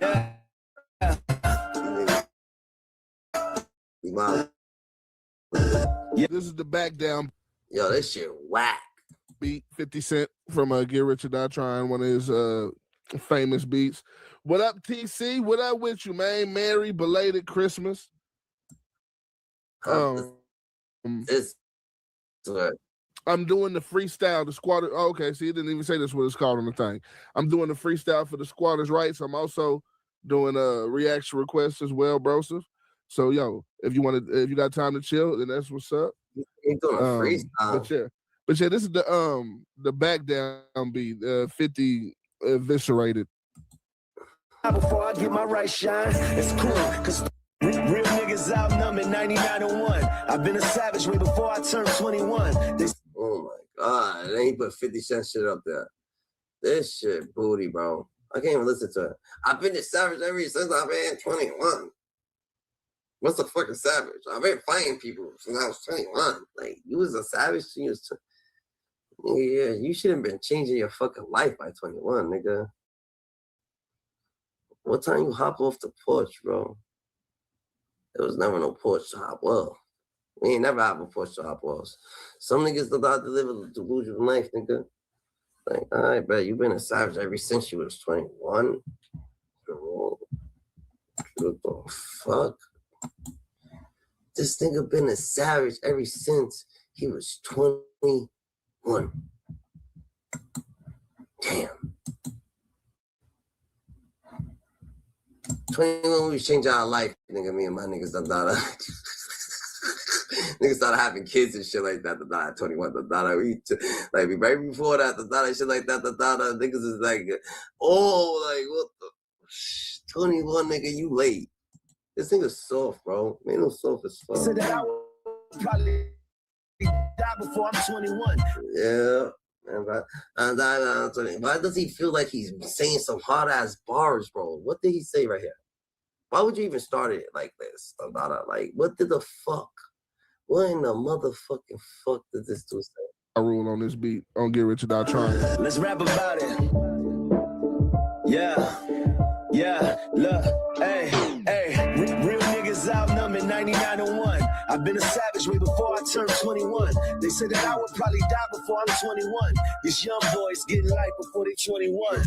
These young boys getting life before they're 21. What the fuck? Nah. We done. I'm supposed to die tonight. Run through the hood, my hands, niggas sing this thing. Somebody's gonna ride tonight. With Owen, AK rolling. Somebody gonna die tonight. We looking straight and lock and loaded. Like, you can't even make a better fucking song. Somebody's going, like, I know niggas, like, shut the fuck up, bro. Niggas been dead since, niggas died at, I seen someone die when I was fucking 12, and I seen someone die, like I was 12 too. You know what I'm saying? It is what it is. Niggas like,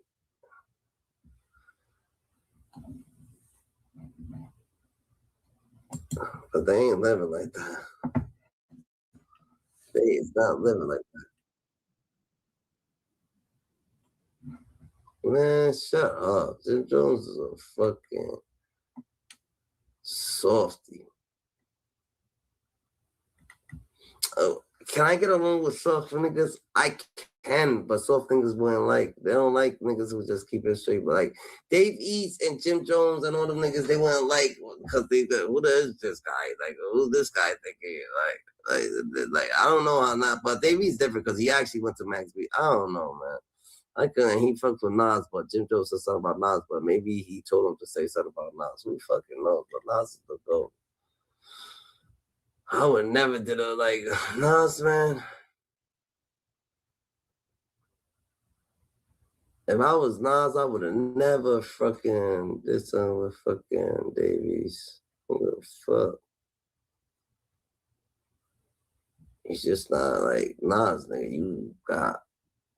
You got the songs you got, bro, for a reason. You had the songs you have for a reason, bro. We fuck with these niggas. Somebody gonna die tonight. We man. They okay, lock and loaded. Somebody gonna die tonight. 50 Cent response to 5 of this. We've been waiting. Like, yeah, 50 Cent ain't got time to be responding. Let's see what the fuck they gotta say over there. Let's see what they say on the West Coast.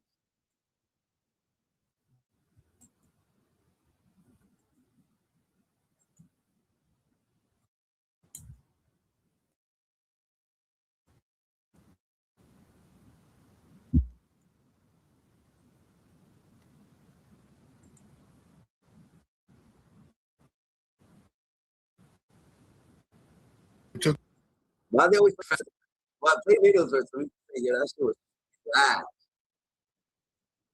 I would never rap over Maino, nigga.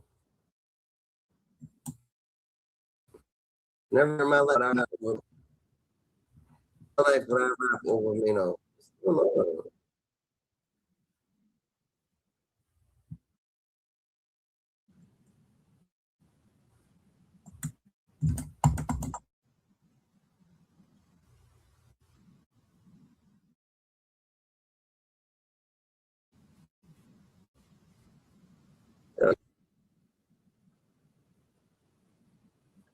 Oh man.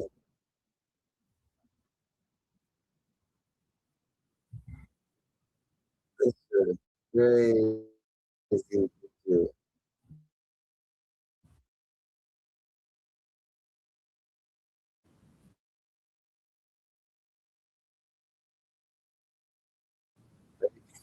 You know, yeah. You know, we're about to be on. It's New Year's Eve position, and I should just going. What the fuck, bro? GG. What's going on with this, dumb? Like, it's just sit together, bro. Nah, we gotta watch it, Pap. Gotta make sure all this business is. But I think the same. We kind of do the same. Figure out everything. Get that move about getting that property before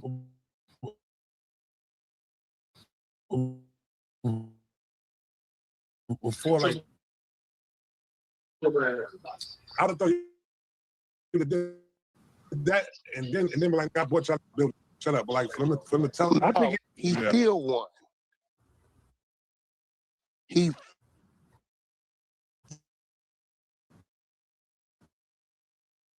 forced that to spend some money he didn't want to spend right now at this moment. You get what I'm saying? He might have was gonna let it go. If he was gonna let it go, he couldn't let it go right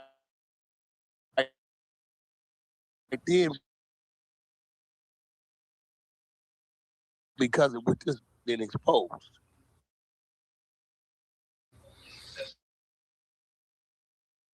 See what I'm saying? So he ain't you. It ain't gonna happen. In power, my speaking, my destroying,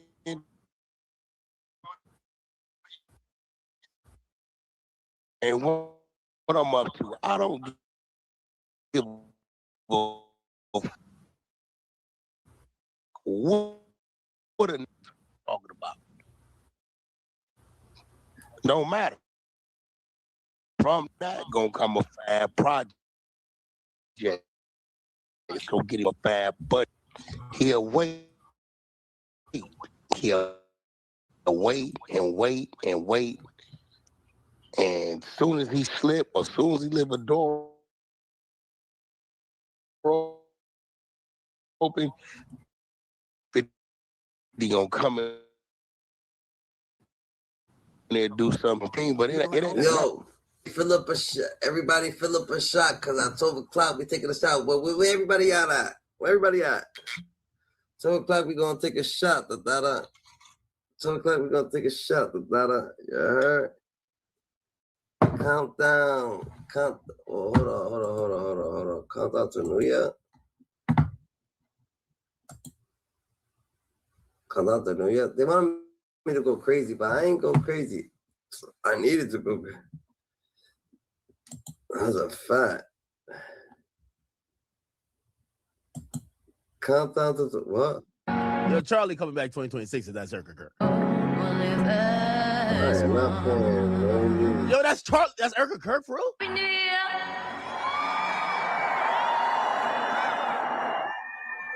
Yo, do the countdown. Get the fuck off stage. Where the countdown at? Where the little thing at?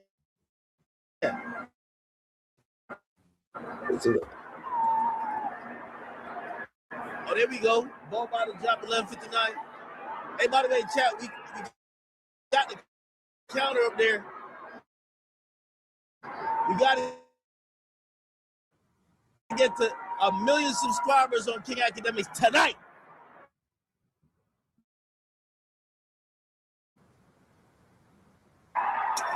Holy. Texas, what is that? Yo, that's how any $2 from school to Steve to die. Just remember the dollar. Life's what you make it. You can't love it. You can't hate it. It's gonna be simply what you make it. The dollar. Remember, God chose you because He knew He could trust you. You God's best kept secret. The dollar. We're in the elevator. Who's elevated? God's elevated. The dollar. And wait to the top. The dollar. Life. Happy New Year.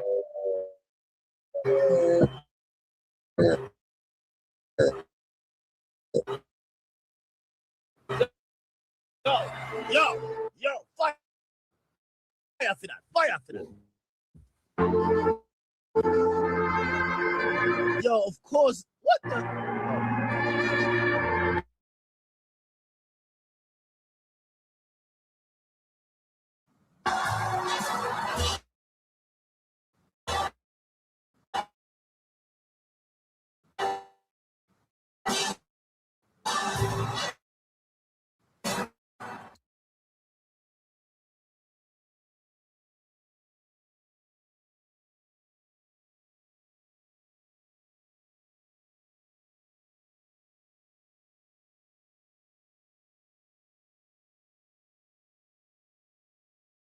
to this because my we ain't playing no more. They said no more. Happy New Year. Streaming it. Anyway, chat. Welcome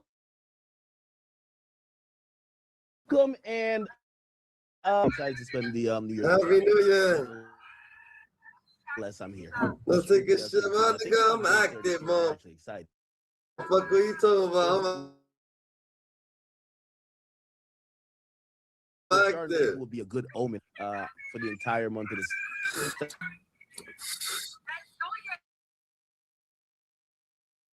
Even though it's not a huge month with I'm fucking live. Content, we have been dialed in. By the way, You know what I mean? milestones is, for example, we're now in 2026, at least on the East Coast. By the way, Australia's been there for like 15 hours ago.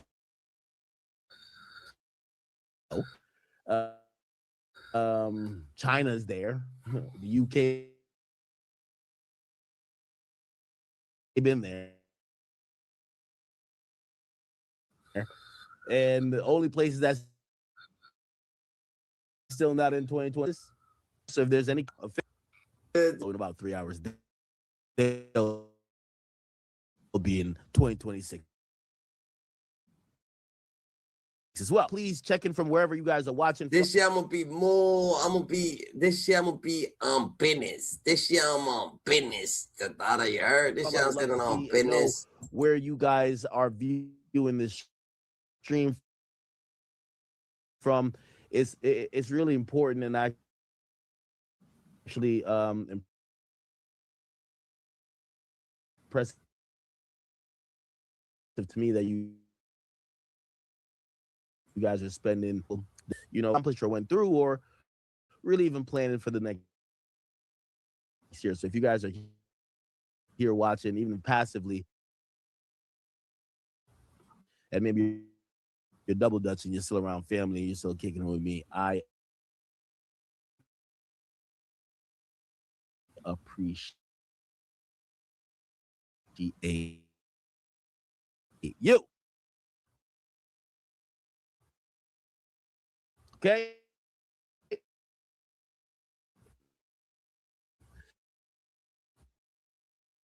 All right.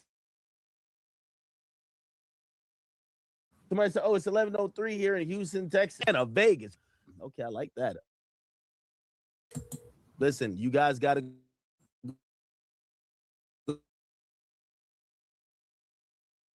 go. And we're gonna go.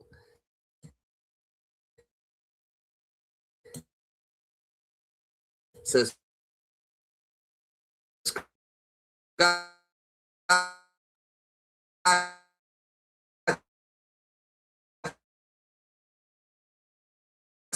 to my channel, subscribe to what we got going on. There's Rizzy.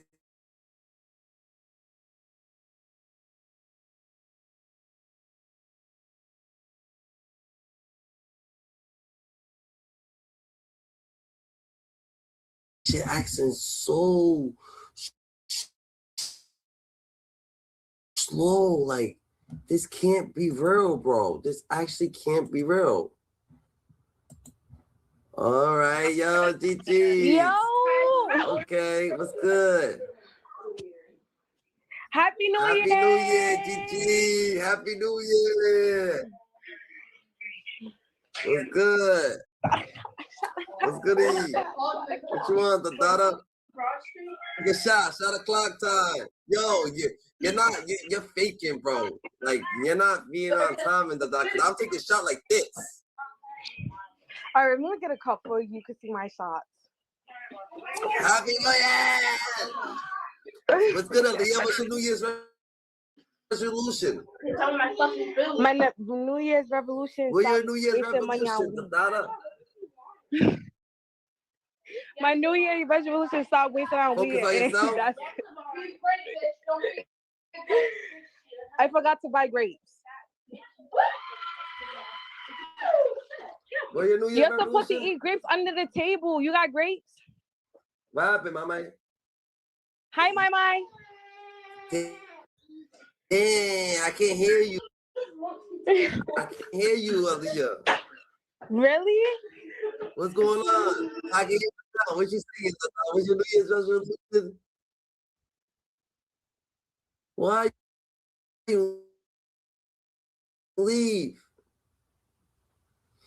When I was calling her while she was joining, so while I was calling her, she was joining. That shit fucked up. Yo, y'all join up. The join up. The y'all niggas bring it in. The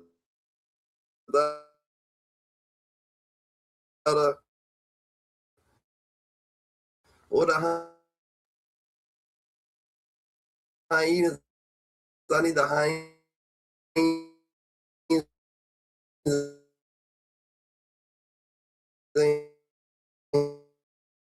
Here, nigga.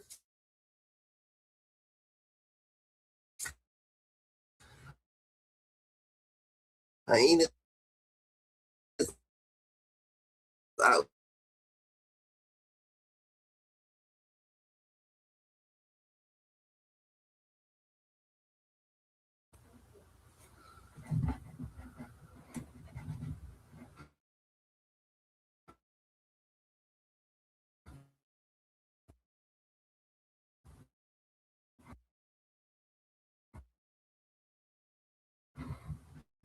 Nothing happened. Nothing happened.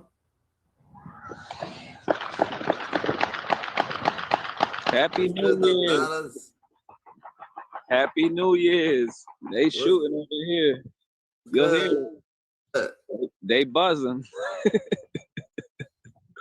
Best believe they buzzing over here in this neighborhood. Bandada. We in the Colonia. We on La Frontera. We in the fucking Razaville, Texas. Catutabe, cabrones. What's good, Dada?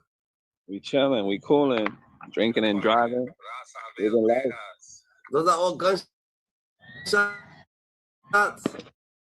Yes, sir. Absolutely. Absolutely. You're going to hear them. Right there, those are all damn, nigga. They buzzing, bro. I'm telling you. You're going to hear the big kabooms. You're going to hear the big kabooms. Just give it time. You're going to hear the... Bro, that's just... It's a war zone right now. It's a war zone. It's purge. It's purge time right now. Yo, what? Yeah, they having war zone. They playing Fortnite. Everyone's playing Fortnite. I promise you, everybody's playing Fortnite.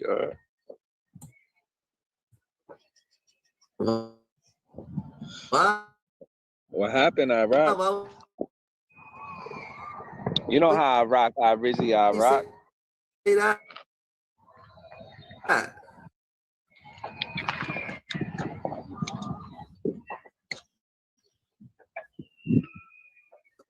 Right now? Oh, that's fun.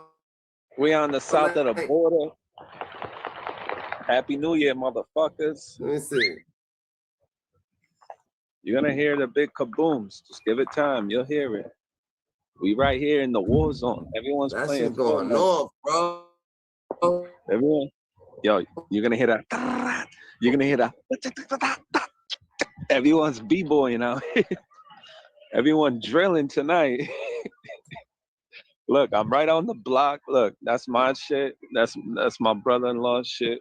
Happy New Year's, my nigga. Happy fucking New Year's, my nigga. Yo, Nitty, they Persian. It's a war zone up Fucking here. New Year's, nigga. Happy fucking New Year's. You heard? Happy New Year's. Shot o'clock. You already know. Fucking New Santa Claus. I've been drinking all fucking night, nigga. I'm fucking gone, nigga. But you got music playing, bro? Chill, hold up. That was the TV. No fault. I'm outside. I'm on the block. I'm at my car smoking because nobody smokes at the party. They fucking losers. Nobody smokes at the party. What type of party you at? I'm in a war zone. I'm in Fortnite, you heard?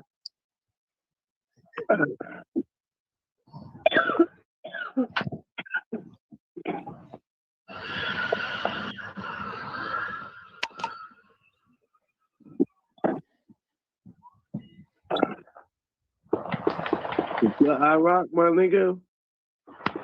Happy New Year, my nigga.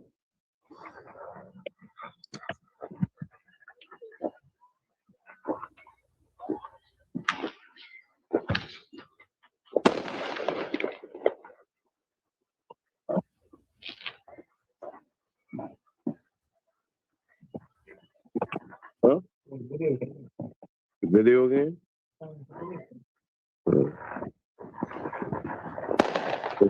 This nigga GT. Feliz Año Nuevo, ya tú sabes, cabrones, de todo mundo.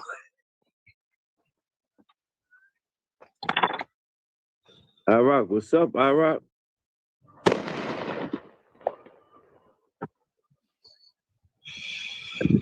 I think he's having technical difficulties over there. He's in the Matrix. That's how it was a little while ago. Everybody in the money was sent me. Yo, listen, Nitty, they buzzing over here. I'm in a fucking war zone. Let's call my sister back up. That nigga, they got Pitbull in Times Square right now, my nigga. Yeah, everybody watch it. See, I'm an hour behind. I live in a fucking rock out here. What you mean? It's not midnight out there yet? Type shit? Nah. Fucking crazy, yo. We just It's only 11:15. You heard something? We get on the plane and fly to Texas. We celebrate New Year's twice. Yeah, type shit. You can. That's crazy. Yo, they shooting and shit.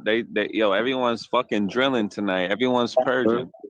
Hell yeah, you already know. Yo, YouTube, what up, my niggas? What up? Happy New Year. Happy New Year. Central time.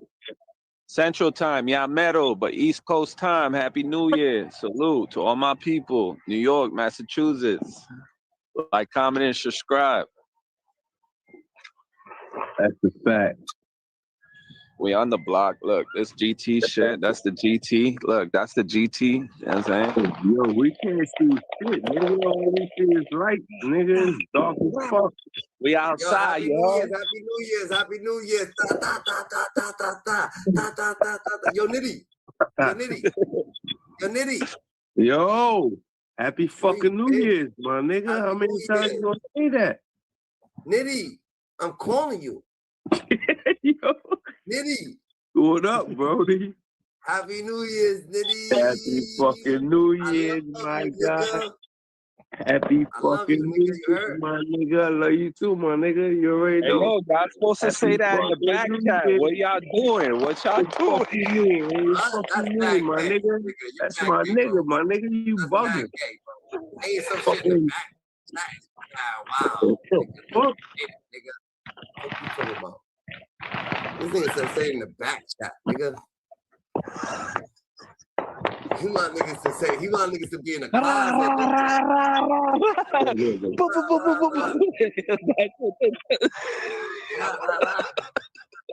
Yo, GT, you want niggas? Yo, GT. Monday. I love you too, you bitch ass nigga. Bet. You already know. That's all you want to say, you bitch ass nigga? Like that, nigga, to me, nigga. I'm gonna fuck with you. And I'm off what? I'm about to crash out. I'm off what? Nitty. Nigga, I was that drunk. Nitty. Yo. Nigga, I was that drunk, nigga. Oh, I got some Hennessy too. I ain't drinking no Hennessy. I think I drunk your bottle, motherfucker. What the fuck you talking about? Look how much I drunk. Yo, bro, you don't know what I've been drinking so far, though. I've been, Can you ask yo, me bro, on New Year's Revolution? mostly, I Can you drank. ask me on New Year's Revolution? What is your New Year's Can I tell you what your New Year's revolution should be? I'm gonna tell you. I want to get 30K, 30K subscribers on YouTube, right? That's reasonable. That's reasonable. Okay. That's reasonable. And I'm gonna get it. All right. I just want 1K. I'm straight for the 1K. Before I go on, matter of fact, before I be so serious, let me hear what the fuck you gotta say. Since you wanna, you know what it should be. Go ahead. What it should be, motherfucker? Let's see what the fuck you was about to say to me.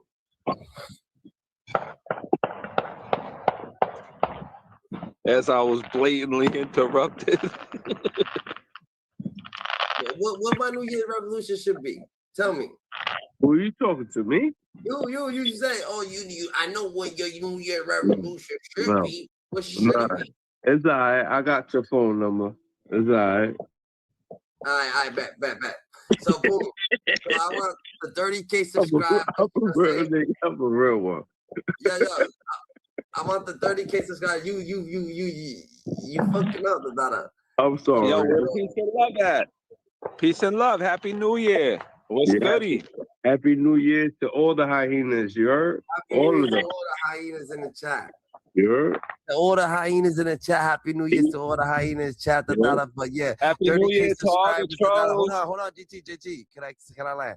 Bro, stay positive. Everybody's a king. Remember, you're a king, You know what I'm saying? Happy New Year to you, King. Happy New Year to you, King, GT, King Nitty, Y'all stay more weird than ever, You heard, Niggas is all gods, We just trying to make it, You know what I'm saying? So my other New Year's resolution is to be more positive than ever, You heard? Even more positive than I could ever be, You know what I'm saying? A real gangster, A real gangster could be kind. A real gangster, a real nigga could be nice. A real individual is somebody who can actually be themselves. Just remember, just be yourself and just be more aware, You know what I'm saying? Stay clear in the shadow. I'm always gonna stay dangerous. Do not try to fuck with me, because I am one of them niggas, and I don't give a fuck, nigga. You know what I'm saying? But guess what? I'm just gonna be positive from now on, But do not try to fuck with me, because you know what I'm saying, you're gonna meet your rift. You know what I'm saying? It is what it is. It's your boy GT52 doing his powwow for 2025, staking down my TPs, sharpening my arrows, making my tomahawks nice and shiny. You heard? We got the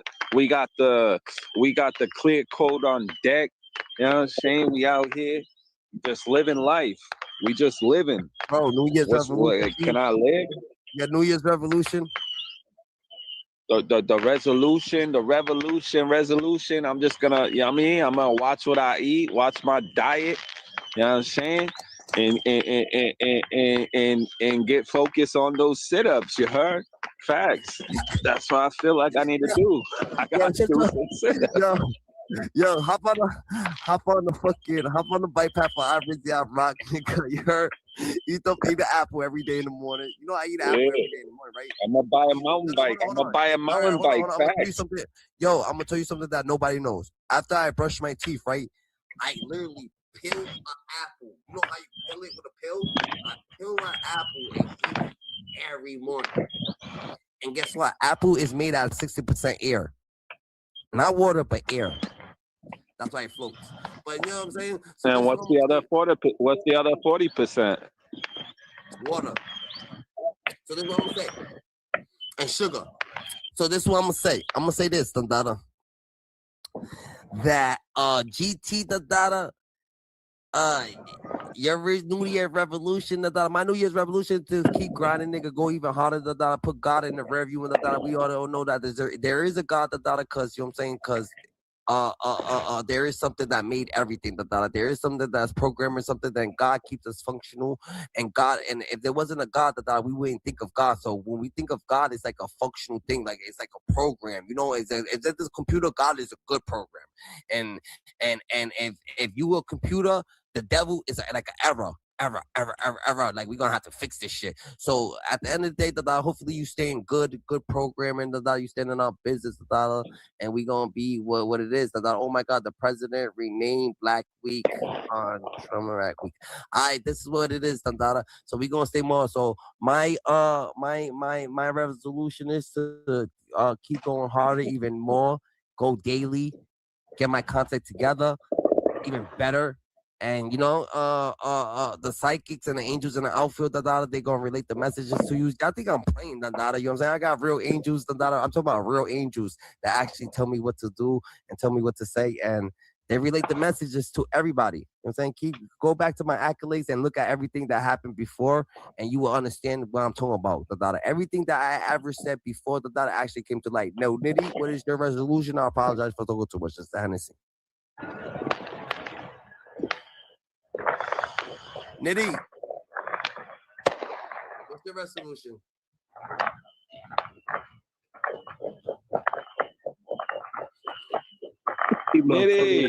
To keep my foot on their fucking neck.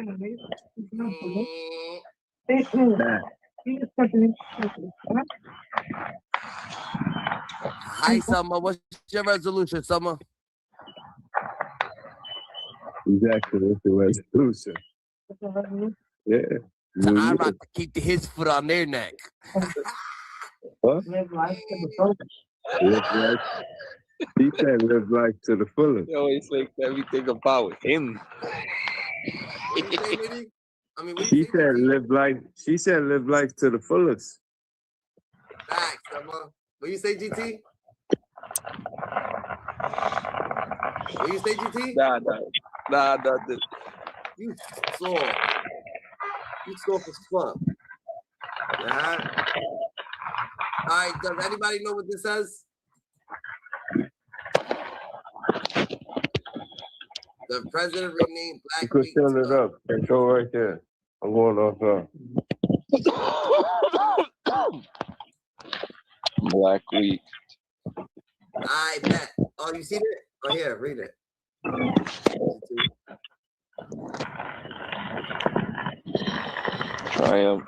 Triumphant week. Triumphant week. Look at this nigga. I mean, you gotta be specific. You gotta be specific. Like, what's Black Week? I never heard Black. I never heard an acronym Black Week. Shit. That was funny. Like Kwanzaa. You know how they don't celebrate Christmas? Kwanzaa. Remember Martin Luther King? Is that even Black Week? Like Black History Month. That's what he's trying to say. No, that's Black History Month. That I don't know. I don't know what he's talking about. He got to be more specific. Yo, all right, let me get this criteria right. So, boom, the New Year Revolution is the GT, nigga. You're gonna get more precise, nigga. We can't have niggas coming up on here, nigga, saying that you a fucking bozo and this and that. You know what I'm saying? You on your business, stay in your business, be professional. Point blank, period. You Nitty, nigga, you number one, the data. At the end of the day, you keep doing what you doing, the data. You know what I'm saying? But at the end of the day, nigga, if you ever try to fuck with me, nigga, I'm slamming you on your fucking head. I don't give a fuck what you think you are, nigga. No, you nigga. Yo, say that one more time, my nigga. Say that one more time. They call you, nigga. I'm from Brooklyn. You from the Bronx, nigga. Remember that, nigga. Shit ain't so sweet. Tell him what you tell him again. Tell him again. What you gonna do? Bronx, Monday.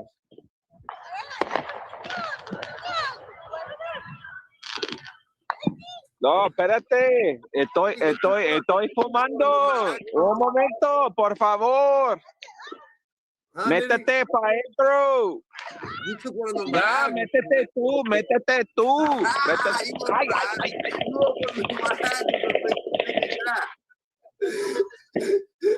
Nitty, look at Nitty. Nitty look like he took a really. He took one of those V's, nigga. Nah, I zoomed in like, what the fuck are we yelling at? I'm like, yo, what the fuck is going on GT shit? What, we're dipping? What, we're going to Netos? Put her in right there. I'll buckle her in. Like, Photo control. Oh, the other way. Like, she needs to be facing the back seat. Yeah, like that. Yo, so like at the end of the day, yeah, we gotta be positive, but yeah, we know our boundaries. Like I feel the same way. Like you ever fuck with me, cross the line, try to backstab me, I'll take you off the fourth rope. Facts. Nah, getting the chair. Nah, King. I'm getting the table. Facts. May I speak, King?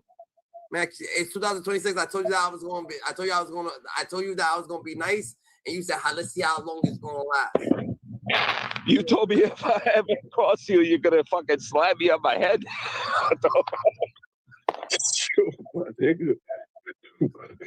How can you be nice and mean at the same time? You can't do that, yo. That's flag on the play. Nah, I do that shit all the time, bro. I didn't say I'll unalive you, motherfucker. Nah, you didn't. You didn't say that, but it's still biased based off your resolution of being nice. So look at this. Liddy.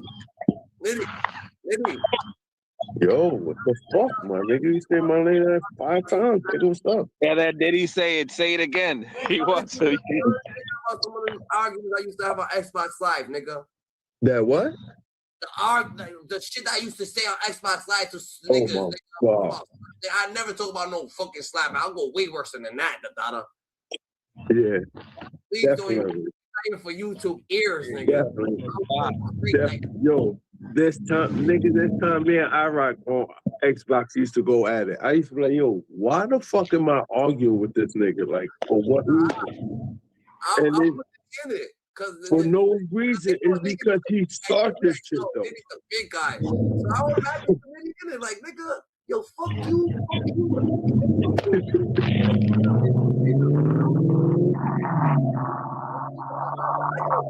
Yo, this nigga's having a drag race while he online. What the fuck going on? This nigga went to go see you. What the fuck you talking about, nigga? Don't play with me.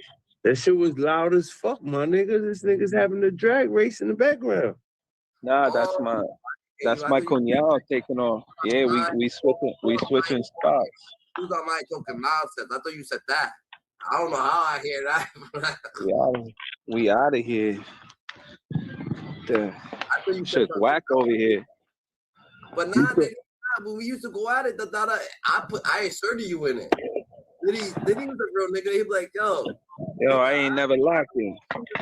I never give a person the reason to feel that type of way towards GT, because GT's a solid individual. I take care of what I have to do, and I'm on my business. I don't get in nobody's way. Yo, do this. Y'all niggas ain't gonna keep putting me in the corner, yo. You know what I'm saying? I'll spar with both of y'all motherfuckers. Nah, yo. Enough's enough already. Enough's enough already. I'm not, nigga, we don't put you in the corner. Look at what this nigga said. Ask this bozo what he thinks about 20. What? What he said? Murder making a podcast. I mean, that's cool. That's cute. If they make it, they make it. They're entitled to do that. You know, it's just another avenue to make money. But they're not known. But they not known to be in podcasters. They're not known to be podcasters. Fucking bozo, nigga. It's not us calling you a bozo. They calling you a bozo too, nigga. What the fuck, nigga? What the fuck? That's why I ain't. Look at his name. Look at his name. Mask off. And for and. Look what he said right here. Look what he said right here. Look what he said right here. He said, what he say? What he said right here? He tried to give you some insight. He said, hold on, let me look. He said 50. What he said right here? With the random bozo. Out scrolling YouTubers. So you may mention 50, nigga. You better remember that he just put 50 said he'd be in the house. Why would he say that unless that's probably 50 right there, nigga? Calling you a fucking bozo. Nah, that's a paid fucking troll to do that. Fuck out of here. That's just somebody. That's just someone popping shit, but they ain't got the balls to come hit the panel and say it right here on the panel, so they can stay in the chat. So, so I'm doing something right because they feel some type of way because GT's up here popping and shit. I'm posted up. So what? What you gonna do about it? Nothing. All right. You know what I'm saying? What he said. Read it out loud. 50 do be in-house scrolling YouTuber. Yayo said it. Okay. 50's looking at us, nigga. Right now, he's looking at you, nigga. What you gotta say to 50? No, he ain't. That's not 50 Cent. That's not 50 Cent. Fuck out of here. Yeah, that is 50. No, it ain't. And if it wasn't, I think like it was 50, nigga. All right. He's a fucking schmidget. So what? Pick on somebody else, 50. You know what I'm saying? No, pick on you. Yeah. Nigga. Because I'm not in 50's way. The fuck did I do to 50 Cent out there? We're talking about all this other shit, nigga. AI. I'm still from Queens. I'm not Jamaica Queens. I'm Flushing Queens. You heard? Corona. You heard? We on the other side. Yo, let me see the whip. Chill out. Chill out.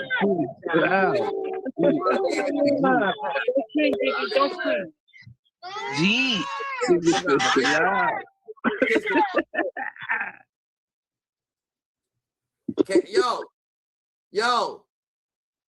Yo, are we taking shots?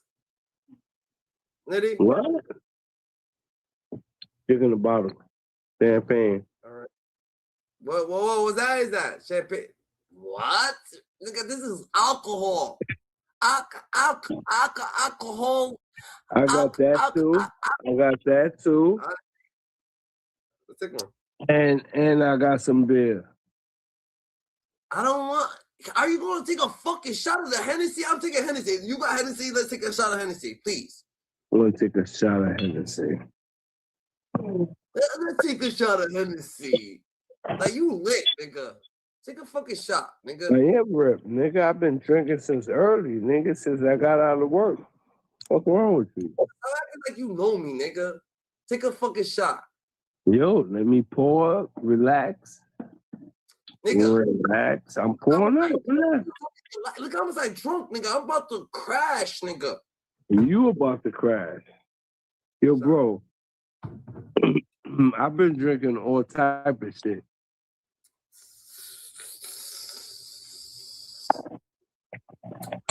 You heard me?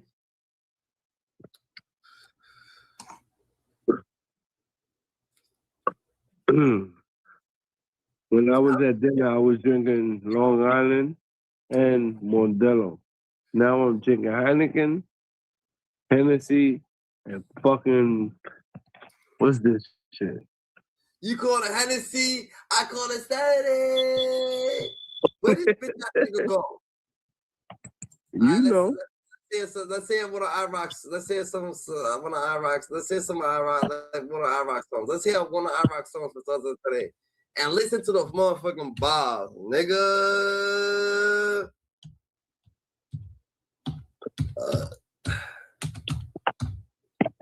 Damn, I'm fucked up. I don't know. I think that shot was I ain't fucked up, but I walked out saying some stupid shit like that. But I'm talking about that shot, kind of like it went like right here. You get what I'm saying, Nitty? I didn't even take another one.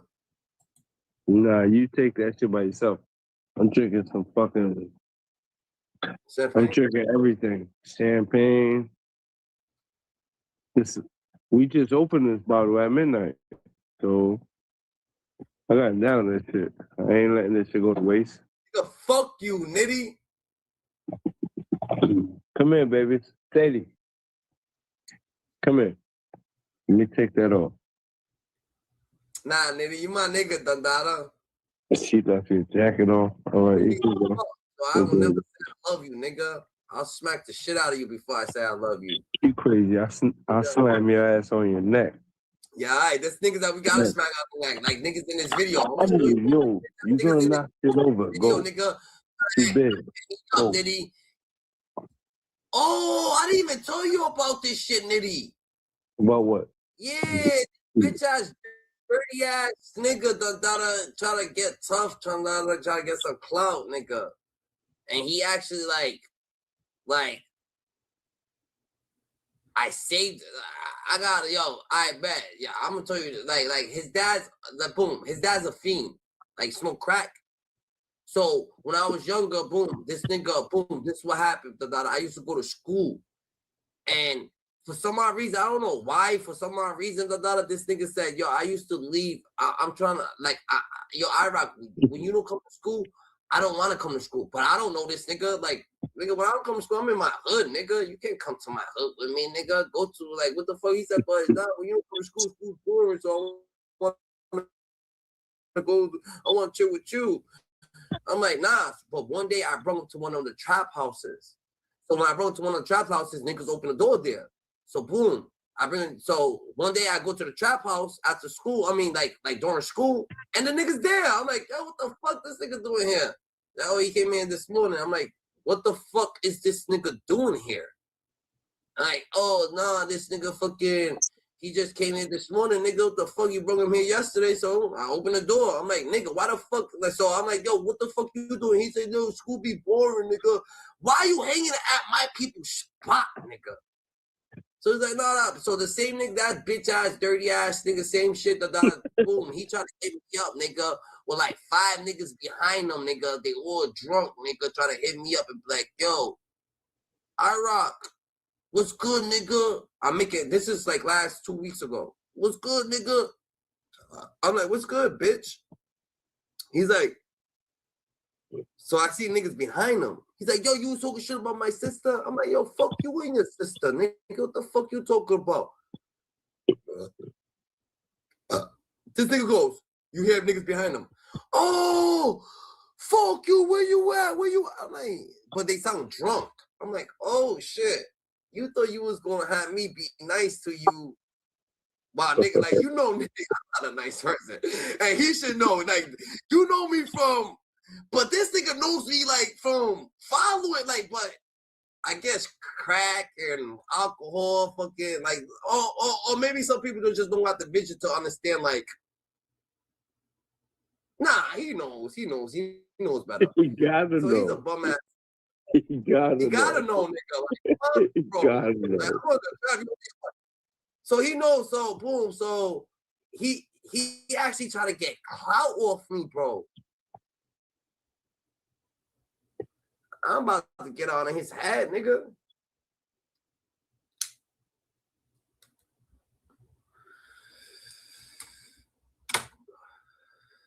So I got this chomo ass nigga. His name is, he's 42, nigga. I'm gonna have to get you to be his ass. Who that? He's 42. Oh, you want me to, right now? Oh, hold on. I told you. I'm gonna send you every. You got your number. You got your shit. To me, it fuck out my shit. Oh nah, but you don't got your phone, bro. Yeah, I wish that like someone, cause it's gonna go through there, right there. Everything's gonna go right there. Yeah. You can't see it, Yeah. though. Are you? To me. All right, but I'm gonna show you who it is, so you good. I'm gonna show you everything, so you can be like, oh, all right, you want it, right? You want everything, right?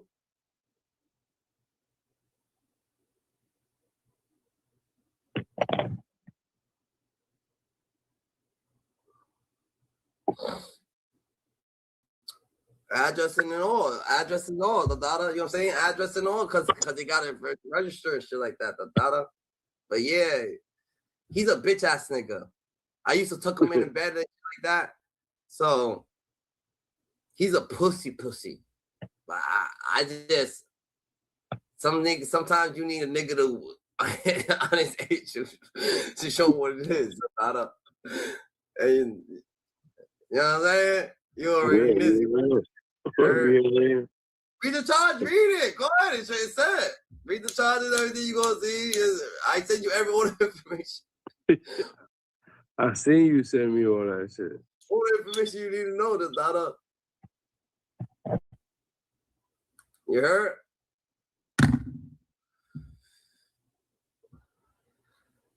Yo, next year we on positivity only, the Dada. I'm gonna tell you this.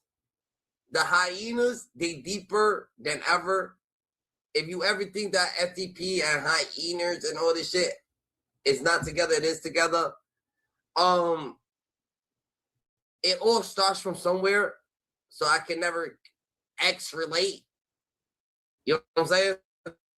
So yeah, I'm from the north side, Providence. I became too big for the situation. I'm from whatever I'm from, I'm too big for the situation. I became too big for the situation.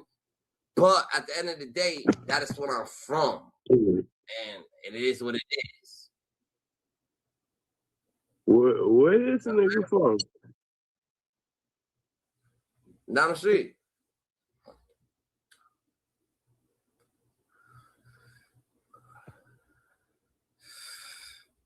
His birthday day, your birthday, right? I mean, it's Addie's right there, nigga. It's Addie's on the shit, nigga. I saw it. There, bro.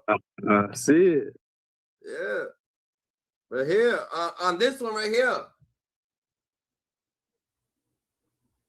It's marked in blue.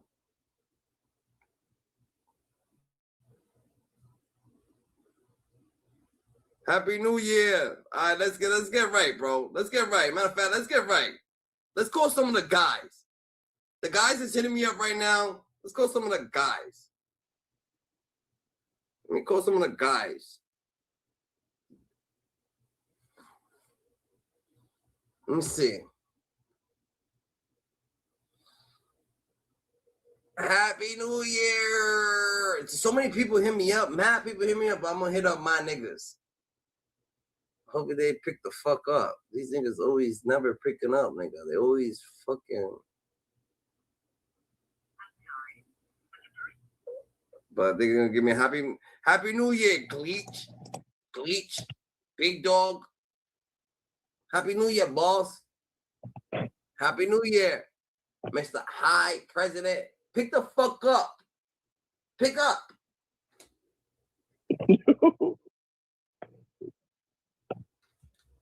This is one of the dudes. This is one of the goons. This trippy trip.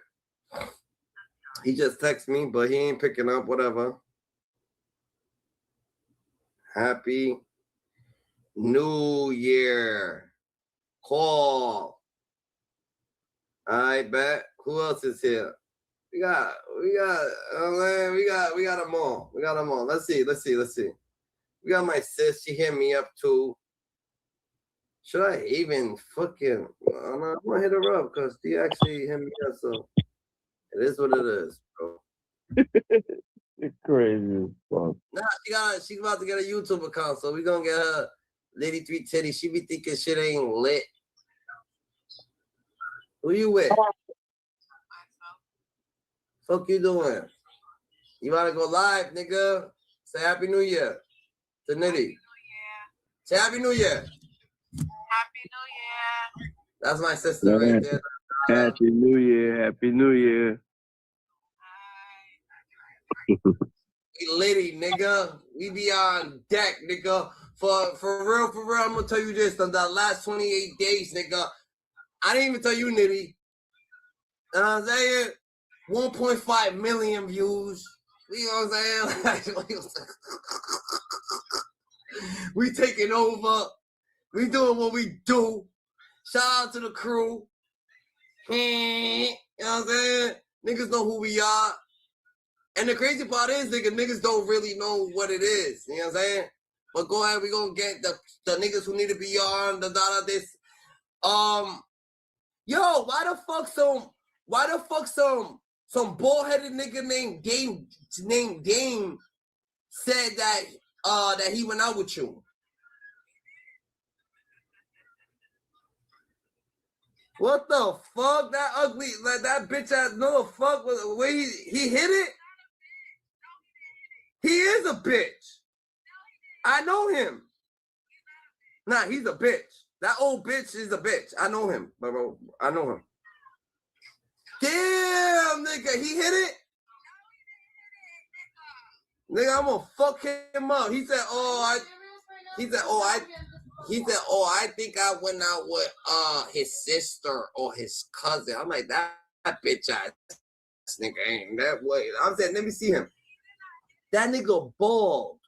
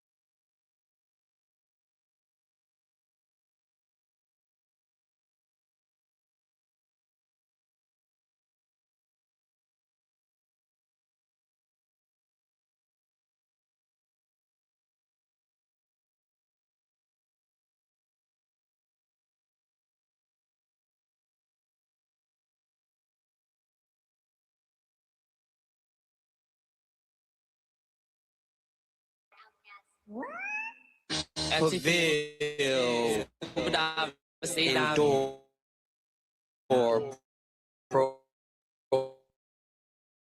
protect secure go take what's yours. I've been shaking the city, I've been running the town.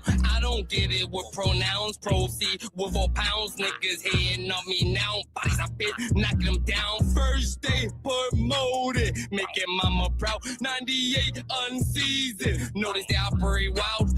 Draco with the drum. The beam we had to mount. Ice itching, catch a body. Had to calm myself down. Inspired by the king, advancing for his crown. Anticipated while I perform. Don't come back around. Delighted, so I smile. Can't waste this 100 rounds. Get it by the pound. He hit the floor. I shoot at ground. Foreign up to dick when I spin. Haters frown. Rolling up the gas, call it the piffy loud. It gave her dick, now she's showing up at my house. Using Iraq's name, trying to gain some fucking clout. Barely know her now, $3,000 gun cancel sound. I've thrown ice, light up like a mouth. Break her back, yeah, plowing pussy down. Spit on her face. Ashy suck up on a scowl. Disrespectful motherfucker when I spit, she open mouth. Life ain't no joke, never hung with clowns. Tore plenty killers, how to wipe instrument down. Music patient pays. Dreams I'm catching now. Body hit the floor, so elevated to the clouds. Life sinning. Wonder if I'm God's child. Activated, spicy, these niggas living so mild. Crew full of stars, only bosses allowed. Took his position, now I wear his fucking crown. Screaming king, haters ask how. No reply, just watch my status raise from the ground. I Rizzy, I rock, I'm a star. Out, nigga.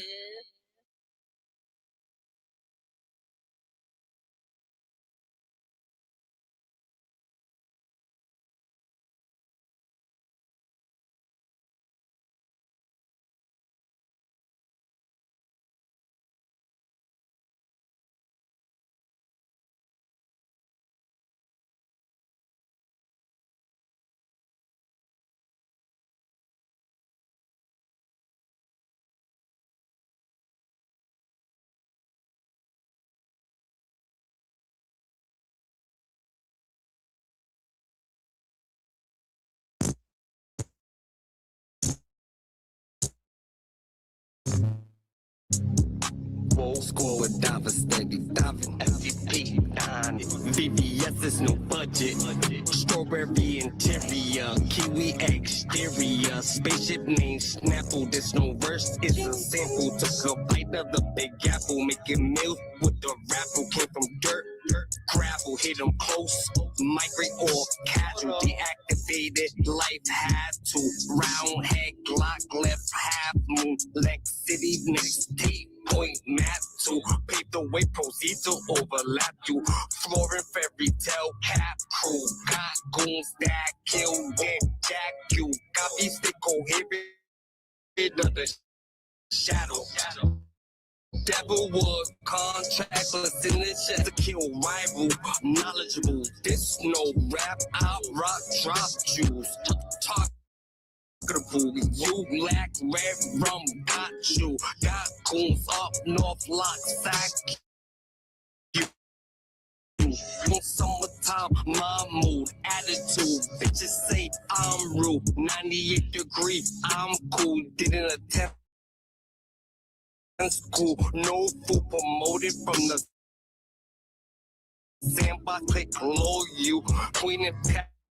I think it's local, combative, or operating mobile. I'm a star, grammar, global, slender. My character, nigga, I don't know you. Believe, so I show you. Moral, molecule, relax on.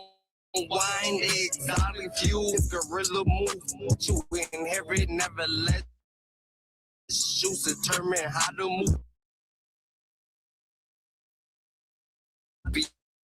Beyond stars, I choose cancel friendly, apply to fat as performance, radical connection, so magical. You trending day, jacking you, world premiere coming soon. Couple bodies displayed on news. Should done expressed to you. Aggression of clan for the wolves. Self-confidence killing you. Retired drug enabled symbols. Switch don't hit no rim. Fuck the point you score. It's all about the win. Or get it how you live. Or get up out like the sin. Don't die with regrets. He's sipping calf carbon, aka Aberdonal wood blind sack. You waist spinning, rinse, spinning chain like spree. Well and O2, I'm postal, hit him with the shack, post move. Wanna be a killer.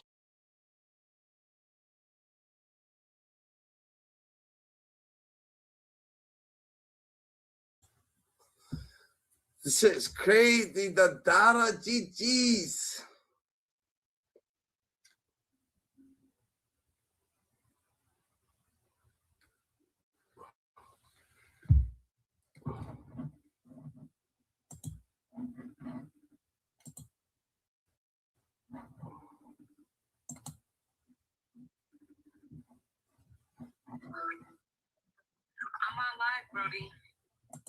I don't care what you want, the Dada. Don't be claiming me, bro. I'm letting you know that for sure, the Dada. Yeah.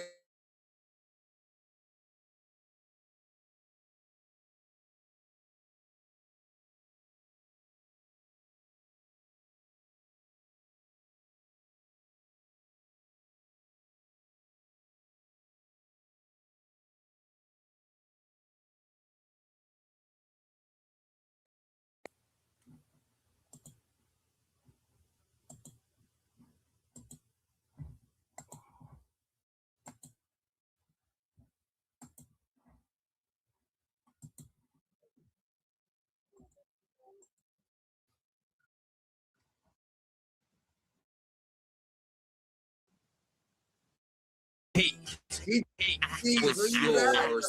And who's hear me out? I barely run my mouth. I've been shaking this city. I've been running the town. I don't get it with pronouns. Proceed with 4 pounds. Niggas hating on me now. Bodies I've been knocking them down. First day promoted, making mama proud. 98 season. Notice they operate wild. Draco with the drum. The beam we had to mount. Ice itching, catch a body. Had to calm myself down. Inspired by the king. Advancing for his crown. Anticipated while I perform. Don't come back around. Delighted so I smile. Can't waste this 100 rounds. Get it by the pound. He hit the floor. I shoot at ground. Foreign up to date when I spin. Haters frown. Rolling up the gas. Call it the piffy loud. They gave her big dick. Now she's showing up at my house. Using Iraq's name. Trying to gain some fucking clout. Barely know her now. $3,000 gun cancel sound. I'm throwing towel. We made a vow to hunt him down. Papa eat. Ice light up like a mouth. Break her back. Yeah, plowing pussy down. Spit on her face as she suck up on her skull. Disrespectful motherfucker when I. Oh. Alright.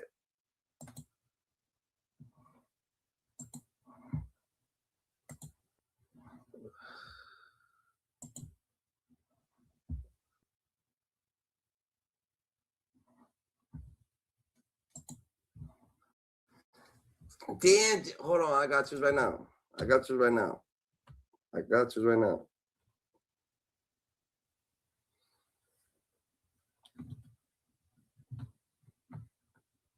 Hold on.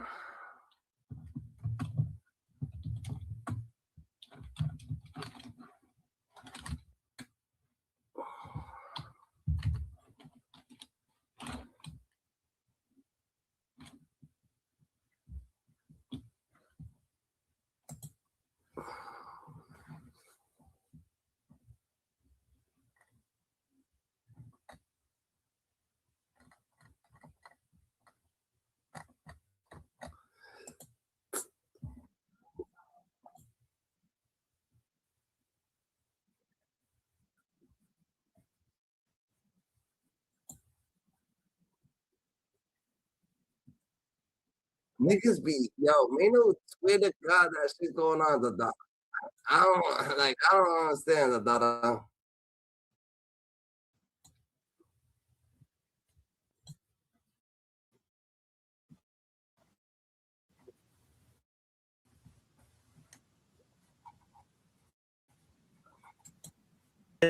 This that sucker academics, that sucker, that bitch ass nigga, da da da da. So people start looking at them to say, well, Maino, okay, cool, all right. But are you gonna keep the same energy with Fifth?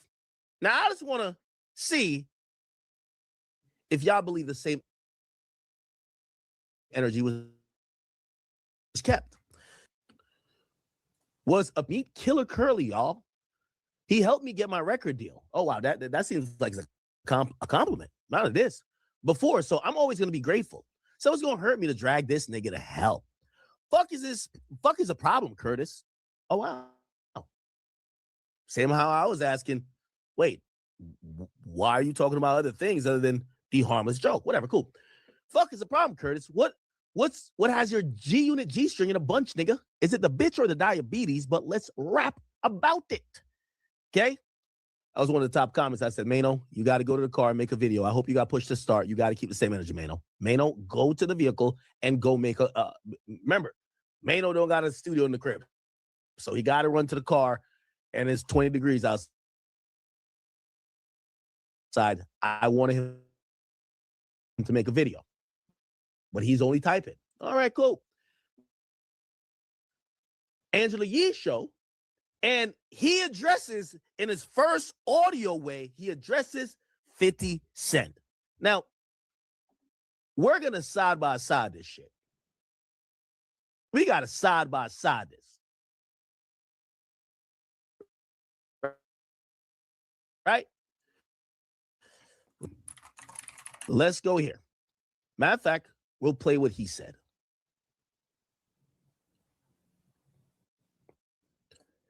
Should we play this? DJ Acarelish. You talking again?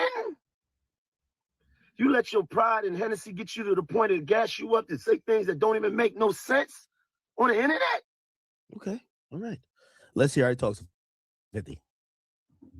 It looks like 50 Cent has taken shots at the Let's Rap About It crew. Yep. Smoky, very smoky. Now, 50 posted this. Very smoky. Documentary's a big thing. Like, you don't want nobody doing a documentary about some, like, trying to just make your whole character look weak. Like, Before I get to that, no, this is important. Before I get to that, I have to tell you what 50 said about. That's the part I'm missing. There's a picture of the actual cast. He said, these guys are like squatters. They owe $250,000 for the space they're filming their podcast in. These bums are trying to win the Best Dressed Awards and can't pay their bills. Now, I want to bring that up because what was my joke against Fab? Yo, Fab, why are you rocking a headband? 50 comments not only on how they dress. He says they're dressing that way, spending all their money on their dressing because while ignoring their bills, they're squatters, and they're bums. Squatters owe $250,000. They're bums. He comes back around again, and he says this. I didn't have this on my list of things to do, but if you insist, I'll make time. I'm working on buying the space where you film and 50% of your podcast. You know I don't cap. Now, they've called these guys bums, told them they need to go pay their rent, called them squatters, and said that they're trying to win the Best Dressed Award. Let me hear how Big Bad Maino addresses 50 Cent. Like that's petty behavior. I don't understand why that's like legal to do though. Documentary is more like a mockumentary, shit like that. Do you think that is wrong or not? I'm not with it. All right, now he posted that clip, and then he also posted, and I got to make sure I got to see like what's true and what's not true. Call us squatters. Yeah, he called you guys squatters and said you guys owe $250,000. So is that true? I don't know nothing about that. Maino. Come on now, Chano. Now you don't know nothing about it. Okay, so you guys have paid your rent. I don't know what he's talking about. That sounds like a nigga that didn't pay his rent. Come on, Chano. Okay. All right, now to put it in perspective though, you said you weren't taking aim. No, we not making our podcast not going. We don't talk about people. Oh wow. We don't talk about people. Chat.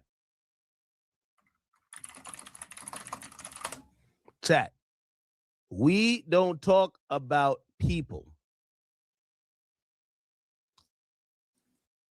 Here we go. Warning, the following program contains disturbing material that might be inappropriate for some of you young viewers. Parental Parental discretion is advised.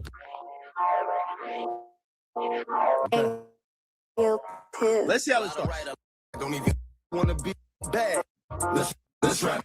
Today, man. Feeling great. Yo, academics, check this out. Wait, what? Did you say you don't talk about people? This is how their episode starts. A minute in. A minute in. A minute in. Look. Academics, I know you're not talking. 100%. I want this, Maino. Chano, I want this version of you. Chano! No, you're not talking. Chano, I need this version of you, gang. I need this version of you for me to like respect you like the I was calling you the King Von of New York City, bro. The audacity to be speaking on niggas and what niggas is wearing. Chano, I gave you a cup at the concert that resembled this. It was only red, filled with Don Julio, and you smiled from ear to ear like I bought you a car like for Christmas, nigga. Come on, bro. Don't do that. Chano, we were friends. Hey, here's my rule of thumb. I take 4 shots with you, we friends. I took 4 shots with you, we friends.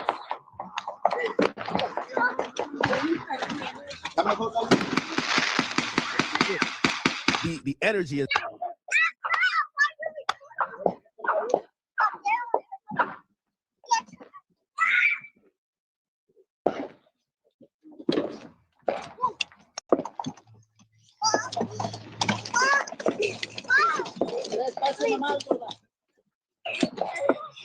You look like Johnny.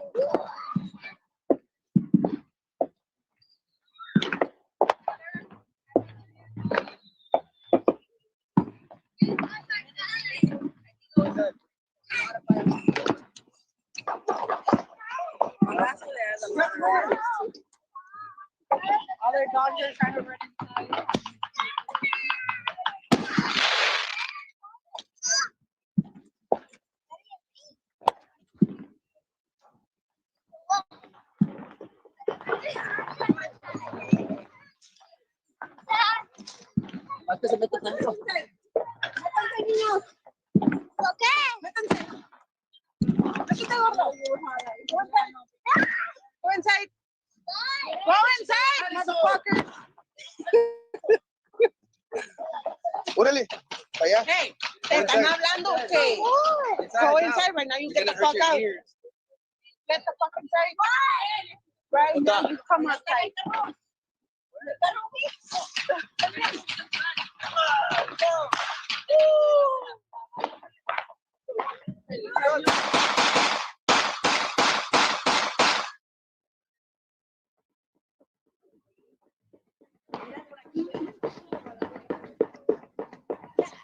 Damn, who's doing all those gunshots, Tadada? My God. Who's that? Dijo, bueno, que le dijo que le pagaba una caja. Dice, cobré $5. Yo need 20 bucks, you give me 35. He's looking into this camera around all these. Look at the shop de la verga. Look. No, we don't have room for that one.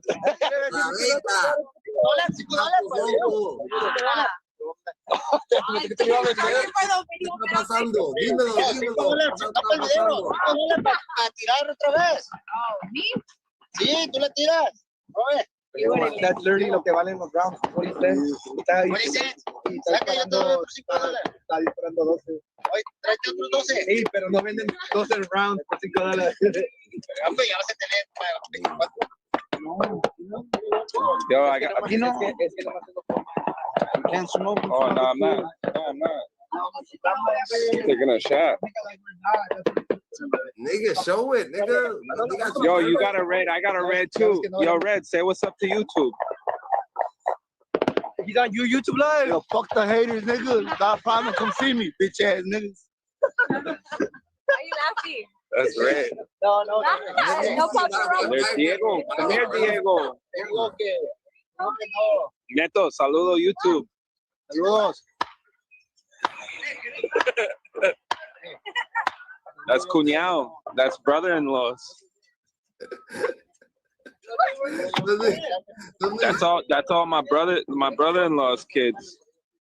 Yeah, I don't That's think Diego. keep That's showing. Diego at the door. That's Diego. It's Guillermo. Where's the family? We coolin'. Yo, they shooting crazy over here though. The sheriff was in the neighborhood and they're still shooting at the house. He doesn't know where to go. I ain't you shooting that. Like, what are you gonna do? You don't know which house to pick. Everybody's shooting. Yeah.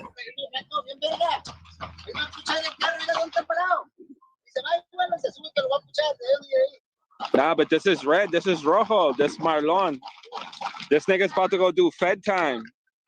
Hell yeah. What? He got to go do his bid for moving monos. Let me see. I can't see him, nigga. You can't like it's like shadow, like nigga. Show him and let him say what's up, bro. No, I don't want to, nigga. Show him. I want to say what's up. What's up, Brad? What's up? ¿Qué está pasando? Yo sé hablar español. Dímelo. ¿Qué está pasando contigo? What's up, homie? ¿Qué está pasando contigo? No, what's up? Yo sé hablar español. Yo soy boricua, para que no sepa. ¿Qué está pasando contigo? What you talking about? Nigga, what's good with you, nigga? What's like can't hear that shit. Turn that shit up. What's good on me? God chose you because he knew he could trust you. God's best kept secret. Your God's best kept secret. God chose you because he knew he could trust you. In the elevator, whose elevator? God's elevator. Done. You heard? Nah, nigga. Yeah, nigga. It doesn't. You got a bracelet, nigga. If you got a bracelet on your foot, right? He got the muerte on his leg. He's showing you the muerte. Let me talk to him real quick. He got the. I hope you're praying to God, nigga. Nah, but do you know the Santisma Muerte? Do you know who the Muerte is? He doesn't believe. Nah, it does matter because he doesn't believe in God. He's lost right now. I'm trying to cleanse him, but yo, it ain't. It's ya valió verga. It's a la verga. Like I can't get through to him. Yeah, so he's willing to die right now. Yeah, he's paying. Yeah, but like, nah, but he regrets, he repents. He knows he fucked up, but he's just gonna get his time out there. Boom, I'm gonna tell you this right now. If you don't believe in God, put him on game. Like give him a radio check. Put him on your viaje. They snitched on me, nigga. I got a conspiracy on me. What kind of conspiracy you got, Dandada? Say what? What kind of conspiracy do you have, Dandada? Human smuggling. Oh yeah, so what does that like? Damn, that's damn, nigga. So you're about to go to jail for life? Nah. Only 5. 5 piece. 5 piece. 5 years? Yeah, it's 5 to 10. It's 5 to 10 depending on the conspiracy. So you was helping your people come across the border? You already know it. All right. Oh, nah, because human smuggling, I thought you were talking like human smuggling, like smuggling like kids or some type of shit. Like, hell nah, we don't fuck with that around here. They're not chomos. Yeah, niggas get put on the ground for that shit over here. They're not chomos over here, bro. I mean, that's not almost, but that's crazy. But that's a crazy fucking job, right? It is. Yeah. But certain cartels do it, so some certain cartels can't even be in it, right? Every human being's money, fool. You just a number. That's his trials and tribulations. Look, it doesn't matter. Look, they good people though. They good people. That's red. Change up. Yeah, but I give him credit. I give him credit because out of all the regrets and the people that say, "Oh, it's not my fault," rather than just taking accountability, this dude actually says, like, "Yo, he knows he fucked up. He knew he shouldn't been doing it, but he said he didn't know what to do because." He was looking for work, and he's on rough times with work, unemployed, type shit. So it's like you gotta do what you gotta do. He was like he had no other. That was his last resort. just to survive. It's not type his shit. last resort shit. It's just It was. overall. It was. He's already a felon. Nobody would hire him. What are you talking about? Yeah, but it's just a resort. Like, oh shit. He already tainted his name. He already has he already has a felony record that pops up. That's what I'm saying though, Dada. So this is what I'm going. So this is what I'm trying to say, Gigi. So The sad part is like the kids are gonna be out with Poppy. You feel me? The kids are gonna be out with Poppy. what you're saying, Dada, but everybody got to sacrifice, bro, and niggas got to sacrifice for the better course of who they are or what they going to be, Dada. You know what I'm saying? Neto, saludos, Dandara. Ya saludé. ¿Cómo está? ¿Cómo está, vatos locos? ¿Cómo está? No, but tell him verga. Yo no soy gringo para que lo sepa. Yo no soy gringo. Put him on. Yo no soy gringo para que lo sepa. Yo soy boricua. Yo soy boricua. Yo no soy. Ah, yo eres no soy boricua, mexicano, pero yo soy boricua por los- No, yo soy mexicano, carnal. para que lo sepa. Ah, no, yo soy Somos mexicano. latinos. Hombre, este güey no me está quedando palo, carnal. No, eres gringo. Yo no. Él es gringo, yo sé. Tú eres puertorriqueño. Ahí se dice. Ah, Güero. Say what? Era güero. He's calling me gringo, güero. yeah, I know, es güero. Pero Yeah, tell him, güero. he met my grandpa. Tell him, he met my abuelo. But tell him I'm Mexican, my mom's family. Tell him. Yeah, but his mom is Mexican. Pero yo sé que yo. Oh, está bien. Oh, so él no era un güero. He's half Mexican and half ¿qué es tu familia? Like American and native, European. Es el mole. I'm a hybrid.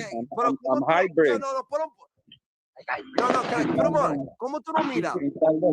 Hey, he wants to be out on tour. Mucho preguntas. Yeah. ¿Cómo tú no miras? ¿Tú lo miras como un güero o tú lo miras como familia? ¿Como familia? Mira, óyeme. Mira, yo, óyeme. Espérame. Si tú No, lo güey. ves como un güero o tú lo ves como una familia, dime la verdad. Like a family, I know. Look, okay, just wait. I know him before he was with my daughter, my sister. Antes que fuera mi cuñado, yo ya lo conocía cuando estaba huerco.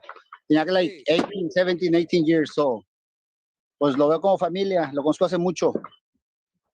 Well, so before he was with your sister, you used to look at him like he was a güero, relax. I didn't know him. Nigga, you gotta tell the truth. Oh, I'm telling you the truth. He didn't know me. You're asking me,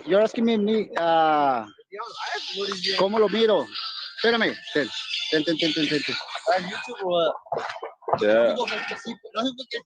Yo, come holla at this dude. Put him on game, Guillermo. Like, just let him know that I'm like, because he wants me to be known as a white boy, but I'm not white. Your father just told him what it's all about.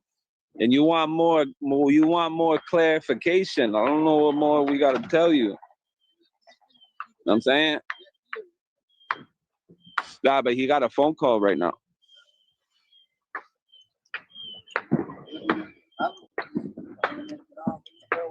Like he met my abuelo, my mom's father.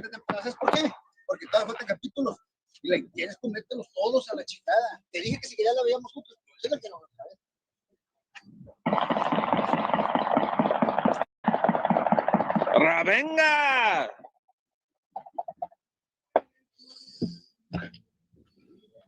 Happy New Year. It's New Year's over here. Yeah, here. Toma. Saludo, gordo. Yo, Irisi, what happened? You like the light? Yeah. You like the light? We on the Irisi show right now. Look, we got front seat. What happened to Irisi? Where's he going, man? He's cooked.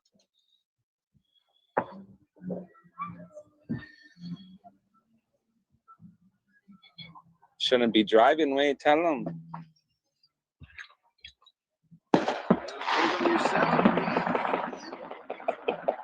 He's older than me. I can't tell him shit. Okay? He's gonna do what he wants regardless. We are everywhere I go to.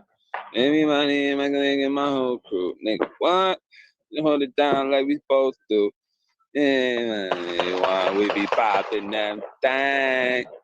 And my gangs in the clique and my whole crew. What?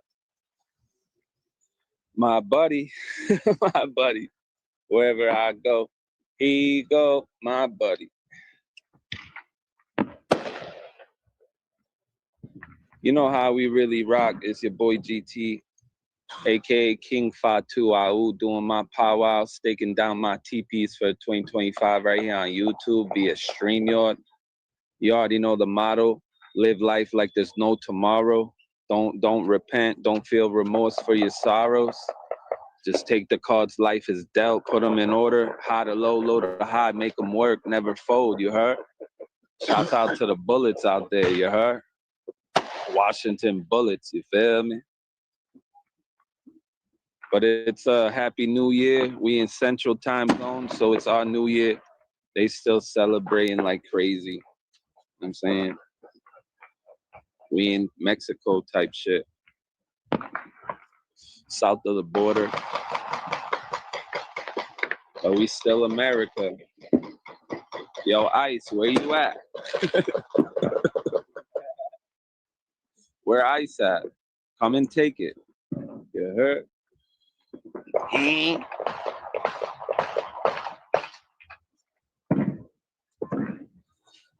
Like, comment, and subscribe. Like, comment, and subscribe. I Rizzy. Like, comment, and subscribe to the Real GT. 2026. We leveling up. We putting up or shutting up.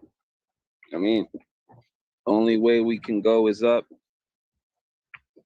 If I started from the bottom, I'm been here, you heard?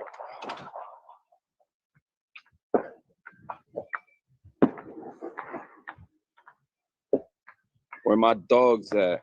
Pull up. Hit the panel. The 5-2 show. Happy New Year 25. I Rizzy, I rock. Nitty Knuckles. Dundada. Fuck is going on? We in a war zone.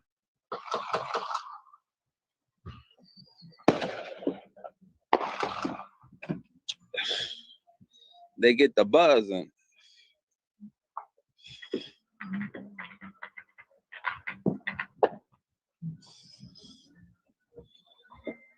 New England, salute. Tri-state area, salute.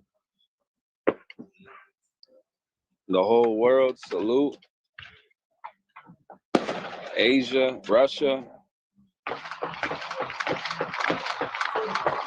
salute. That part. There go Gordo. One time for Gordo. Here. Yo, I'm fucking lit. Yo, that Henny is fucking 93 gas. Shit's too much. It's too fuerte. I need to fall back on that shit.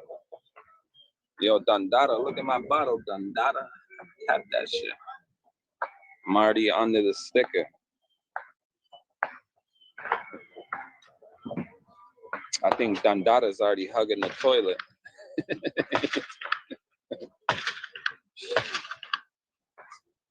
Shit. It's brandy. Yeah. Anything else? Yeah, I'm shorts. Happy New Year, y'all. Salute, salute. We in the building, GT. For the 2026. RIP 2025. We here. It's a new year. Let's go. Run it up.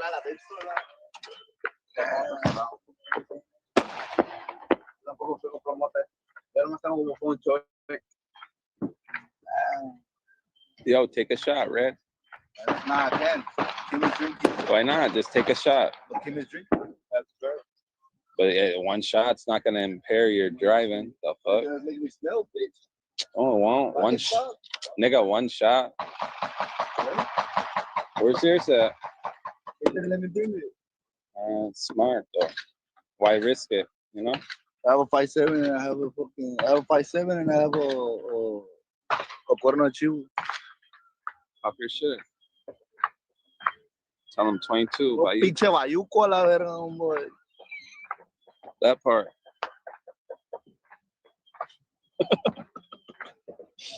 It's really content.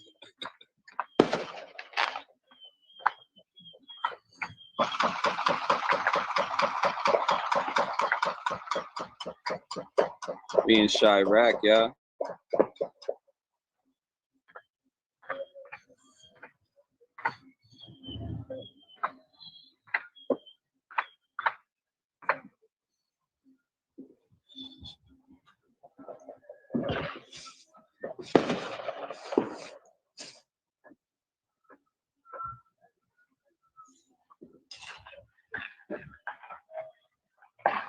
I said GG's, Dundadas, Hyenas. Where the scuba divers? Pull up. GT in the building.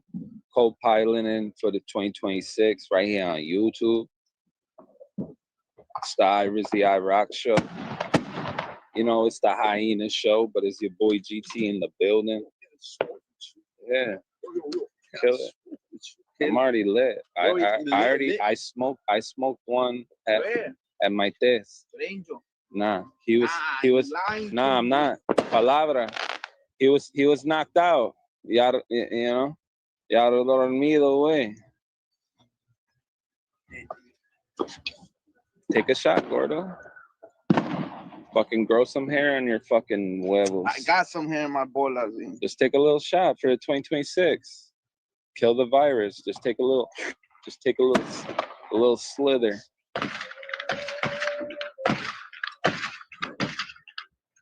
I'm gonna do a deadly combo.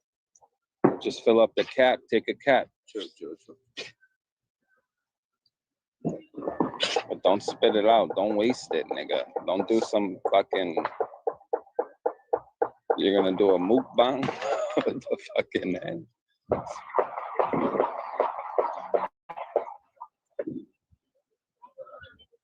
Gordo.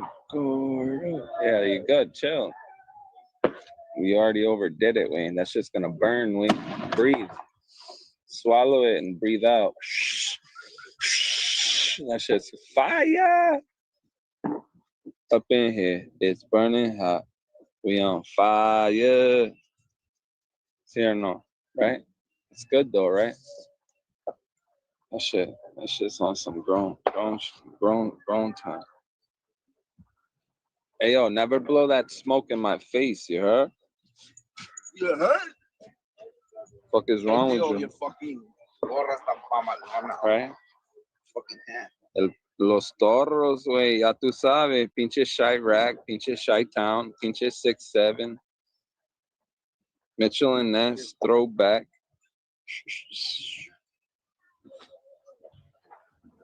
But yo, it is what it is, yo. We'll follow through tomorrow. I'm gonna step off, y'all. Iris the iRock, hold it down, you heard?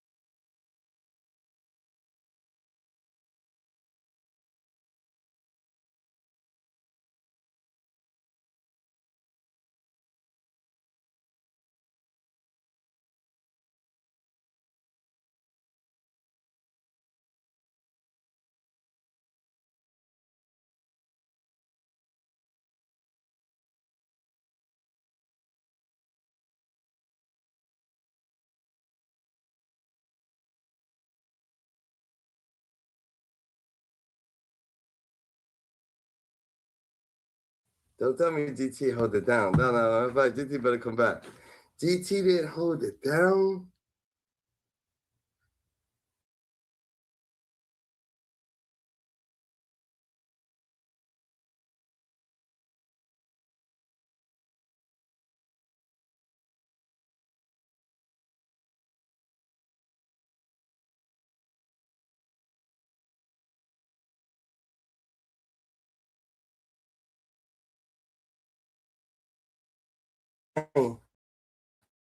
acknowledgement on. Let me get my literature on the data. You know what I'm saying? Let me get my real literature on the data.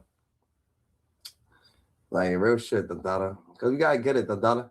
Cause God actually chose you niggas because they knew they could trust you. You heard? That's just what it is. God chose you because he knew he could trust you. God's best kept secret, the data. Life's what you make it. You can't love it, you can't hate it. It's gonna be simply what you make it. Yo, join up, bro. I can't believe you left me good. Like, yo, I appreciate you, bro. You actually got like 20 people in here, bro. Join up, nigga. Why you got all these people in here? You're not even in here. Nigga, but you handle your situation how you supposed to. You know that like, honestly. No, I had to restart my shit to get a good connection. Honestly. It was fucked up. Like the connection was like fucked up. Like something was like it was like the whole time it was just like going in and out. You know what I'm saying? All right. Alrighty, friend. Alrighty, friend.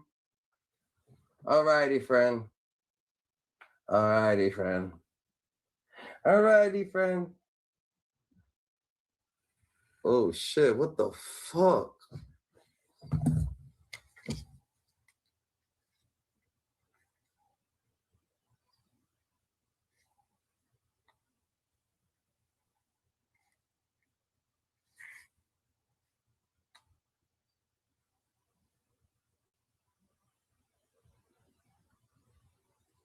Alrighty, friend.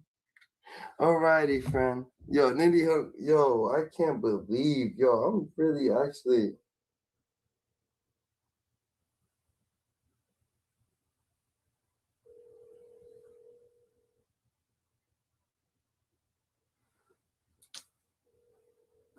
Oh, look, he thinks it's funny. Like he actually thinks it's just funny, though. You know how I rock, I rock. What you talking about? You actually think that's just all the way funny, though? Nah, fucking So the internet was kind of like lagging. So Yeah. since it was lagging, since my shit was lagging right here, I went to go look to see what was fucked up with it. So when I went to go see what was fucked up with it, I fucking looked, nigga. But where was we, Dada? Where was we when you couldn't hear me no more? At my sister, right? No, we were still at my sister. Where was we? Think you were gonna make a phone call. I made a phone call. You didn't hear the phone call? They still playing Fortnite over here. Nigga, you didn't hear the phone call? Nah. All right. Okay. I made the phone call, and when I made the phone call, they're still playing Warzone over here. Yeah, they still playing Warzone. They shooting out. Facts. You can't hear it. In the outfit right now. You can't hear it. Nigga, I hear this shit, motherfucker. I actually hear it. Hey. It's actually fucking New Year's Eve. My phone's about to die though. I got like less than 5%. So one thing for sure, two things for certain. It's 2026. GT ain't got much time, but I'm gonna do what I gotta do to strive and survive, just to be alive, to get by. You heard? Yo, you know? One thing for certain, two things for sure. Don't fucking ever fucking quote me. And one thing for certain, two things for sure, there's angels in the outfit, and we always good, It's 2026, we always gonna make it. I'm gonna let you know this, we go live daily, If we don't make somebody change their mind for what they gonna be, we gonna make somebody change their life for what they wanna live. So this is what it is. So in life, just stay aware, we ain't never showing at the sky, nigga. We ain't never shooting at the stars, nigga. These niggas is shooting whatever the fuck they shooting at, nigga. I'll be scared to be wherever the fuck they at. But at the end of the day, life's what you make it. So we shooting at the stars, we shooting at the galaxies. We're gonna make our own homes. We're gonna do what we gotta do. We've been looking at Antarctica, but Antarctica ain't the spot to look at. So we actually been jumping from planet to planet, and it doesn't even matter. Like All that shit, we gonna be able to see the whole world one day, The day that you die, you gonna see the whole world, you gonna be able to move from galaxy to galaxy, do what you do, Fucking Avengers you are out here. it is you. The real Captain America. Hold on. Nah. The best gift in life is life. Like, you don't even understand. Like, people, like, you was brought here to be here. Ain't that crazy? Yeah, just to have this conversation. No, you was brought here to live your life, like actually live, but you gonna go, like you gonna be like a radio antenna after you, like it's gonna just go, nigga. Like you ain't gonna be like you just gonna be a radio antenna, like you just don't understand. Like life is so crazy, but like just stay more aware than ever.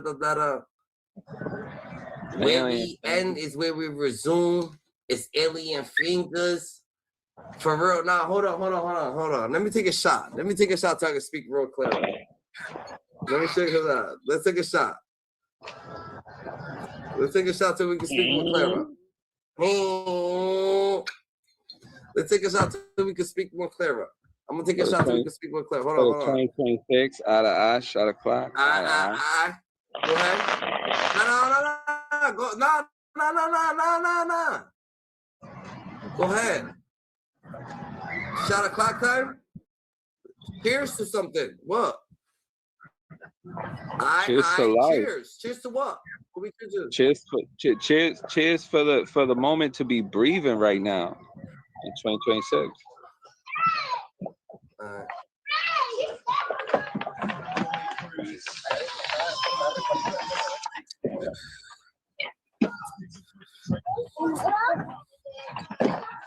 Alright, so there's angels in the outfield, right? There's angels in the outfield. They to the left, they to the right. There's angels in the infield. They to the left, they to the right. There's angels all around us. We're living how we live. We can't be. There's guardians, like not guardians of the galaxy, but guardians not angels, motherfucker. It's just guardians angels, of mankind. If you guardians got guardians, angels, then everybody's like, there's so many angels. Like, if you got guardian angels, they're your guardian angels. They won't never be nobody else's guardian angels. You know what I'm saying? Like, it don't work like that. You know what I'm saying? Damn, my nigga just got. It's not religion. It's I'm gonna tell you this right here. You my nigga, bro.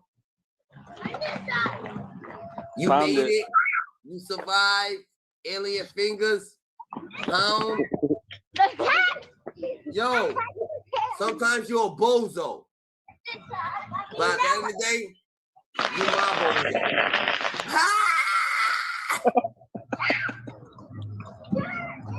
Shot o'clock.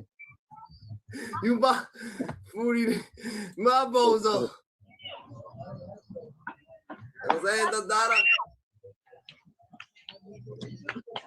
I appreciate everything we've been through. I appreciate life. I appreciate my life. I appreciate my wins. I'm so fucking, I'm cursed with winning. It doesn't even matter what happens. I'm always gonna be cursed with winning. I'm always gonna be cursed with being happy. I'm always gonna be cursed with doing me. You know what I'm saying? So if we think about it, it might not last the life that we always expect. The life that we always expect, it might not last. We're gonna have to make split decisions. We're gonna have to fucking call audibles and shit like that. So I probably won't be the person to fucking like be perfect. You know what I'm saying? But I'm gonna be the person to be happy, and it doesn't fucking matter. So at the end of the day, Dada, I'm really like gonna live a life, or let's just live in life, Dada, and that's just it. If we can't smile, then that's what it is, Dada. I ain't worried about shit but smiling, nigga. You know what I'm saying? We too smart for the world, and we different. and we gonna keep our peoples different, and we gonna keep our family different, and we gonna keep our children different. Alien flinger. My hand look like an alien hand too. I might be an alien. I might be a fucking. My hand really look. Look at that hand, nigga. Look at that finger. The inner finger really looks like a fucking. That shit looks different, nigga. That shit. The inner finger looks like an alien. Fucking. Look at that shit, nigga. That shit comes to a fucking. Like yo, damn. Bro. Yeah. So at the end of the day, 2026, nigga. Niggas didn't know that we gonna make it to 2006. Shout out to everybody who made it to 2006, nigga. Logic, man. I don't understand. Like sometimes, if you're a god, should you be a god and protect every shit that you come across, or if you're a god, does that means that you just understand that you're a god, so you move along. So we're gonna have to understand factual shit. I'm gonna go logically, nigga, and logical. Also, if you God or not, but if you God, you gotta look out for everybody. You know what I mean? No shit, nigga. But everybody's a god, cause everybody's a galaxy, and everybody's part of the fucking earth, nigga. So it's what you believe, but everybody's not a god. Some people's pawns. What? I can't waste my time with pawns that I might be a. Like, we gotta live how we live in, but we gotta acknowledge what you acknowledge, nigga. You know what I'm saying? What you're saying is you can't surround yourself around peasants. Nigga, it doesn't matter about that. I already did. I already took care of the world. There was times that, nigga, right. It was Christmases that. Make sure the dogs don't get them. Don't get them.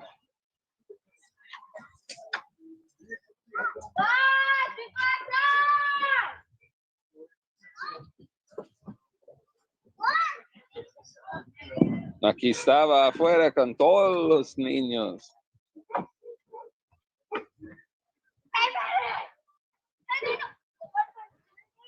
Yo, the phone died.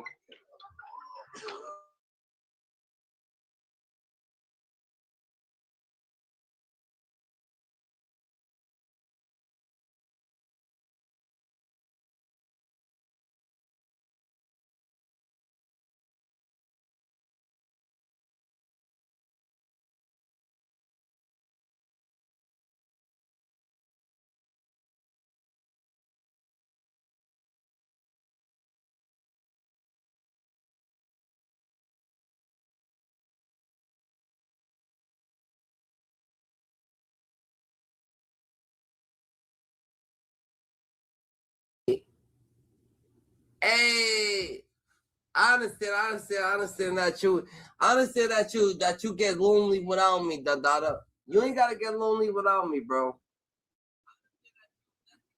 I'm gonna tell you that right now. You don't gotta get lonely without me, bro. I'm part of the universe, nigga. So if you anything that's part of the universe, we all part of the universe, Dada.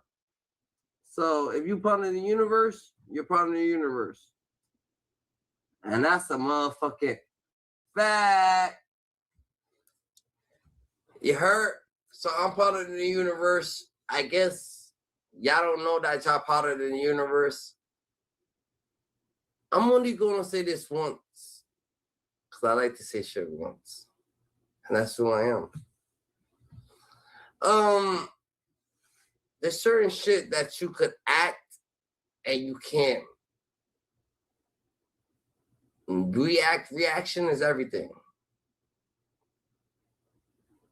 It's like a meteor. People like to try to make you react to certain situations, but certain situation won't never let you react because you are the person you're supposed to be. People will love, like, oh shit, I'm so jealous, nigga. I'm missing out on so much. Not missing out on shit.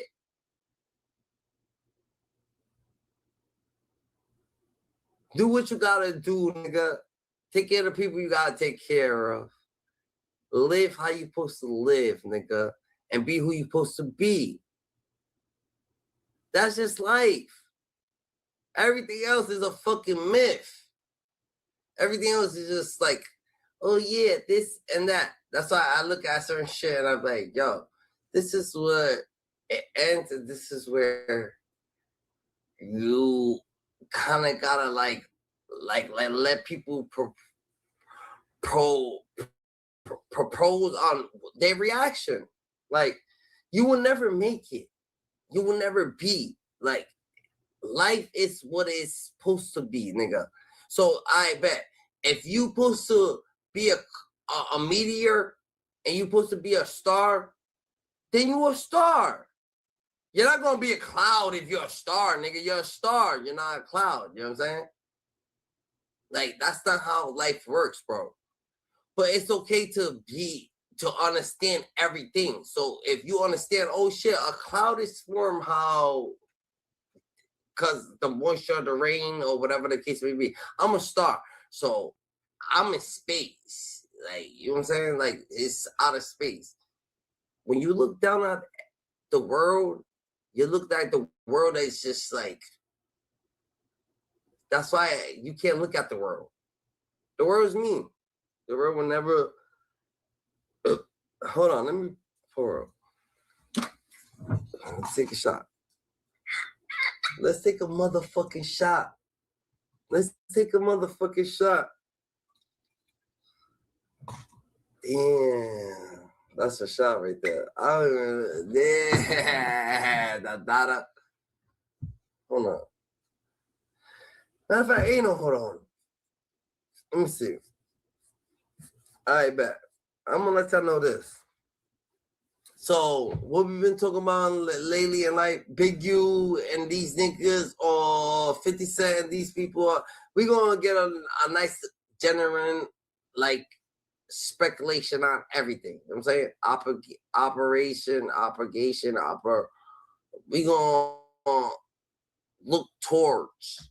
We gonna dissect. We gonna, matter of fact, we gonna do what we gotta do. I bet. So 50 Cent and these things, bet. It doesn't matter. Nothing in life matters, bro. Everything in life matters, but it really don't. So it matters to you could grow, to you could understand life, and oh shit, this shit fake, that shit fake, this is fake, that's it. Like, there was just a fake situation that just happened just now. You know what I'm saying? But it's like a fake situation to try to distract you. So it's like fake situations gonna always happen to try to distract you. Distractions is distraction. A bitch walk with a fat ass is a distraction. A nigga that fuck you all extra good is a distraction. Distractions is distraction. We ain't with the distractions. You know what I'm saying? Only a smart person will understand.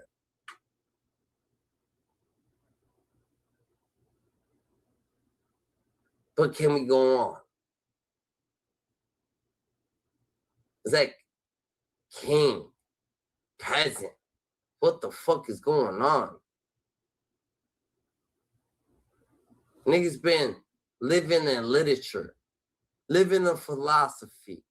Feel your philosophy. Get everything word.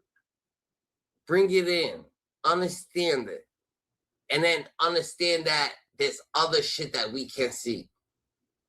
Do I believe that there's angels in the outfield? Hell fucking yeah. I wouldn't fucking tell you there wasn't no angels in the fucking outfield. But do I believe that the angels in the outfield are the people? Hell yeah, I believe that the angels in the outfield are the people that they were supposed to be. But how can I explain it? There's no way to explain it. There's no way, no way is how, there's no way to explain life, nigga. So when we gotta exceed niggas' expectations, that's likely due.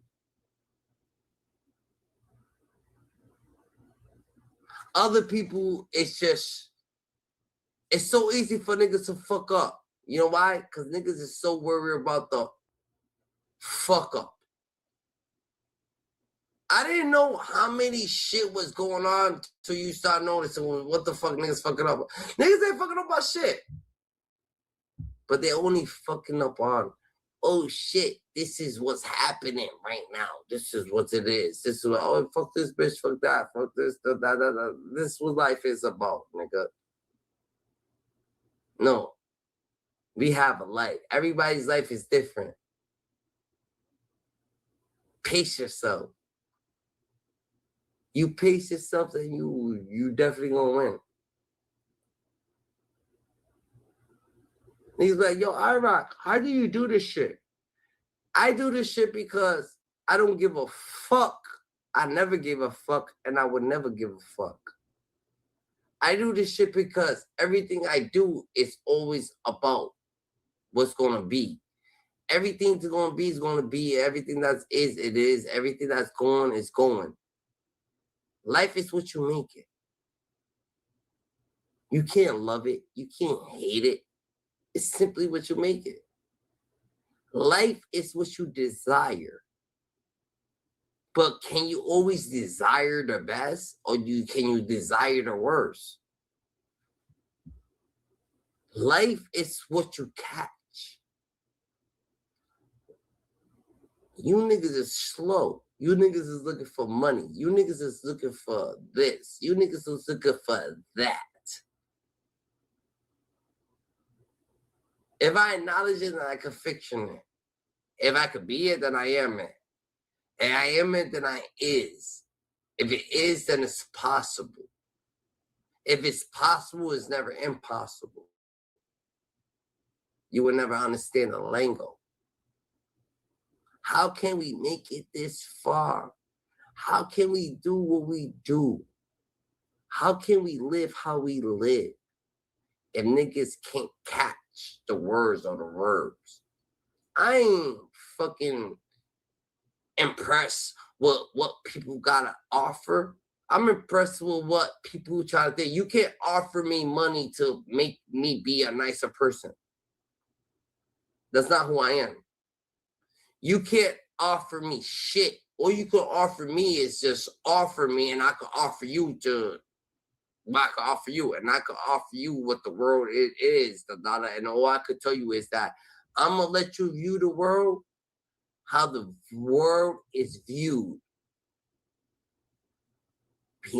I could be kind, and the world's gonna be kind, and only kind. Fuck the bullshit. I ain't never seen a mean person in my fucking life. There's people who try to act.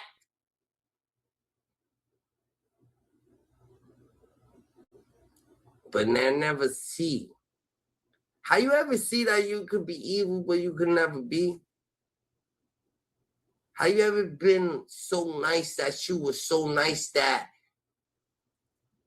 you got took advantage of? So if you could only be what you could be, there will never be no such thing as jealousy. Like, how can you be jealous from a person having a fucking good time in life? How can you be jealous of a person just being their own shit?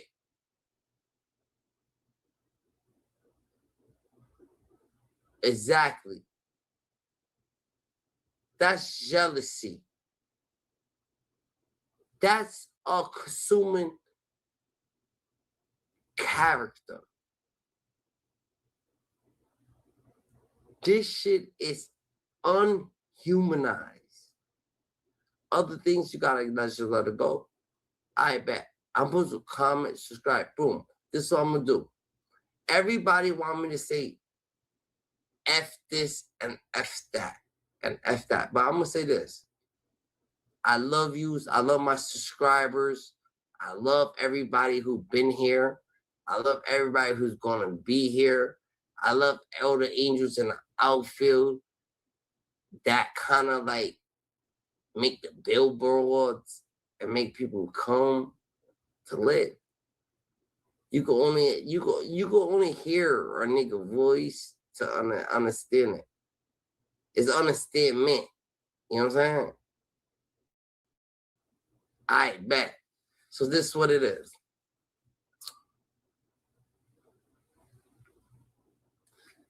We gonna let you hear a little shit, but life's what it is, and life's what you make it.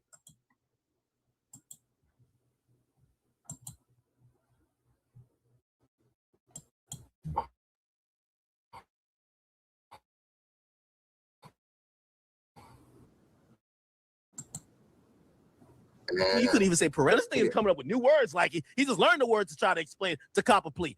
This nigga has found new words and new ways to cop a plea to fifth. Oh, we don't talk about people. We take things, we internalize it. We gotta placate our feelings and our whoa, Chino! Why aren't you giving the same energy? He said you're a bum. He said you owe $250,000. You're a squatter. Y'all went from lobby boys to pod boys to the squatter boys. Holy. Maino, you keep having to run to the car to shoot the goddamn, you got to go to the car to make a video. Don't tell me you squatting and you still can't record a video in the spot you squatting. Chino! Chino!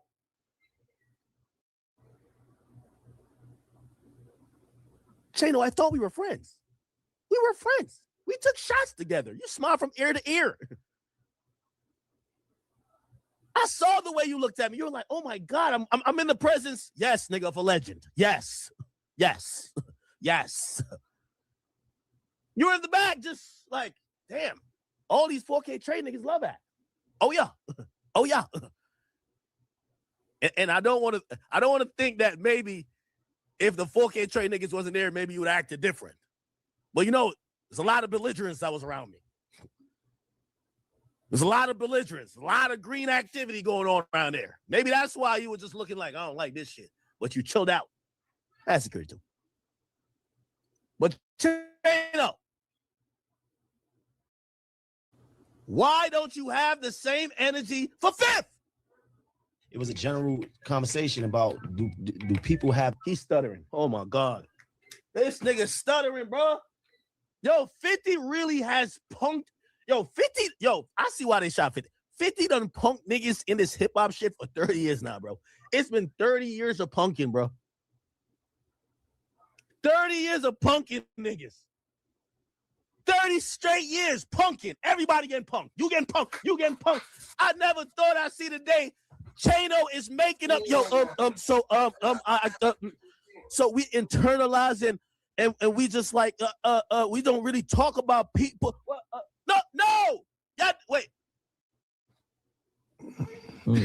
You talking about what niggas is wearing? You talking about the proximity between what niggas is wearing and their age? Let me explain something to you. You're a journalist and this is your opinion. So let me give you holy the actual right to make a documentary. Oh my God. I never seen Chino like this. No. Yo, this is like watching your heroes die right before you. Chino, until you get in that Superman toughness with him, yo, it's like watching Superman fall to his death. It's like watching Aquaman drown in the bathtub. Nigga, what the fuck?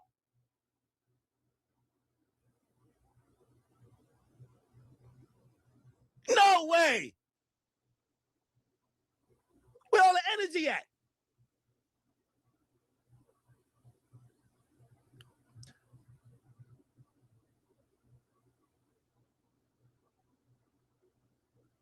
Where's the energy at?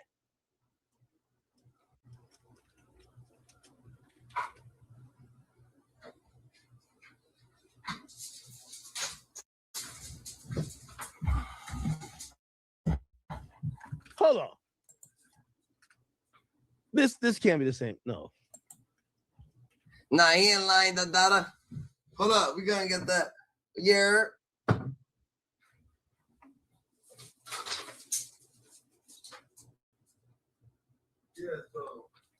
About you and how would you feel if it was you? But I get where you're coming from. But at the Yo, this is selective politicking. He says Chano, if you get what he's coming from, that means you got the $250,000 you owe in back rent. Matter of fact, he didn't talk about what y'all said. He said y'all are bums, broke, owe money, squatters. That's where he's coming from. When you say you get where he's coming from, do you think you're a squatter? You don't think you're a squatter, Chano. No way. Chano, get up. Oh, we got to play that. Chano! Get up! Get up! You got this. You got it, Chano. 50 ain't that tough. He ain't that tough.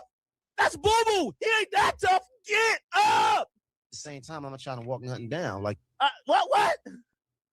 Get out of the way! You done knock Rock out. Get up, Rock. Get up. You done knock Maino out, man. Verbally. Situate him. Yo, situate that, Maino. Hey, Rock, kill him, Rock. You know you nah, yo, Maino, go crazy on him, Maino. Yo, that's all the Maino fans say. Nah, Maino, go crazy on him, Maino. Maino, go crazy on him. Maino. Kill him. Get up! Get up! You got this. Get up! Get out of the way! You done knock Rock out. Get up, Rock. Get up. Get up. Situate him. if it's smoke, it's smoke. All right. Well, here is nigga said if it's smoke, it's smoke. It's like he's still in denial about the smoke. The full conversation. Yo, even Angela Yee's like, yo, for real, nigga. Yo, Angela Yee, I love you. She an instigator. She done read all the crazy shit about what this nigga said about Maino. Yo, Maino, they say you broke, yo, you ain't pay your rent. Nah, it's about, he was talking about the documentary and like, we don't talk about people. We just kind of like internalize what was said. And then, wait, but if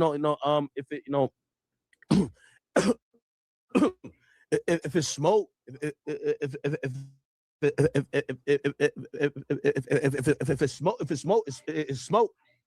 Angela the whole time looking like, look. Conversation of what you guys were talking about, because it was really just about legally. Can you? Right. That's what it was. Right. No. Yo, no. You started there, and Fifth brought it to somewhere else. Meet him where he brought it to. And then you started talking about sex tapes, because somehow it always comes back to that.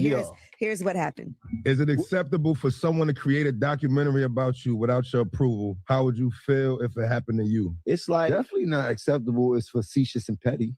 Nah, man. Nah, this ain't the same Maino, man. This ain't the same Maino, bro. Maino, after a while, you could tell he's in debt. Maino posted a caption. He said, why buy half the podcast? Just buy the entire thing. Maino is trying to work for 50. I'm not going to lie to you, man. These street niggas will do anything for $1, man. This nigga said he's begging 50. 50's calling him a bum and a loser. And rather than flex and popping shit at 50 to say, nah, nigga, we not for sale, you bum ass nigga. The fuck? Nigga, stop talking to us like that, nigga. Yo, I'm from Brooklyn, nigga. I'm outside, nigga. What up? That's how I thought he was gonna talk to 50. Nah, we don't talk about we just internalize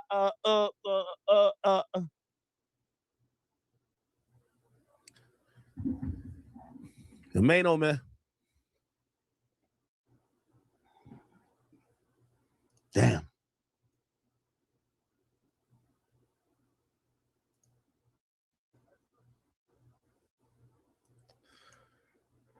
Maino, ball's in your court. Hey, you know what he gonna do next? Yo, fuck what 50 told my, yo, act your fat ass. What's up, nigga? This is what happened. Yo, this is what's gonna happen with Maino right now, right?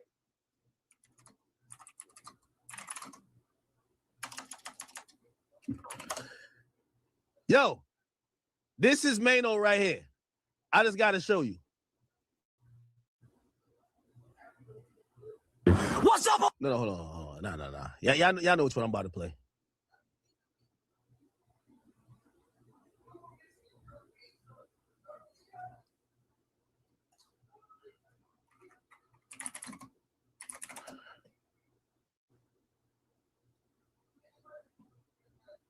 Hold on.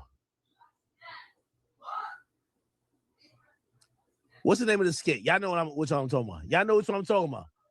This is Maino right here. What's it called?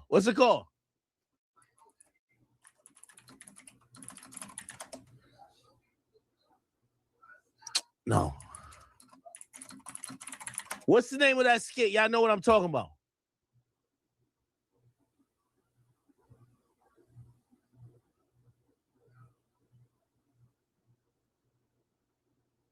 Oh, yeah. This Maino right here. Come on, man. Y'all niggas know what the fuck up. Oh, stop playing. Don't slap any nigga over here. Say something. That's 50. Y'all give it up to I give it up the Brooklyn way. What up? Y'all niggas on yo. You remember when Wax said something? He's like, yo, pussy, say something. Let's get active. Let's do it. 50 said, yo, y'all niggas is bums, blah, blah, blah. Yo, wait, what? Nah, he ain't telling me that was a disagreement. What? Yo, act, where you at, nigga? Act what? 50 say something else. Huh? Look, this is 50. I'm gonna show you this. This is Maino. Come on, man. Y'all niggas know what the fuck up. Oh, stop playing. Don't slap any nigga over here. Say something. That's fifth. This nigga is absolutely not crazy. Maino ain't dumb. Matter of fact, he looks like he has all of his sense. Even though he was slapping his head, which is indeed a sign of craziness, do not be misled. Niggas love to act crazy. It is a tactic known to work on low-level niggas. Let's let the situation continue. You bitch! It's a Chaino special.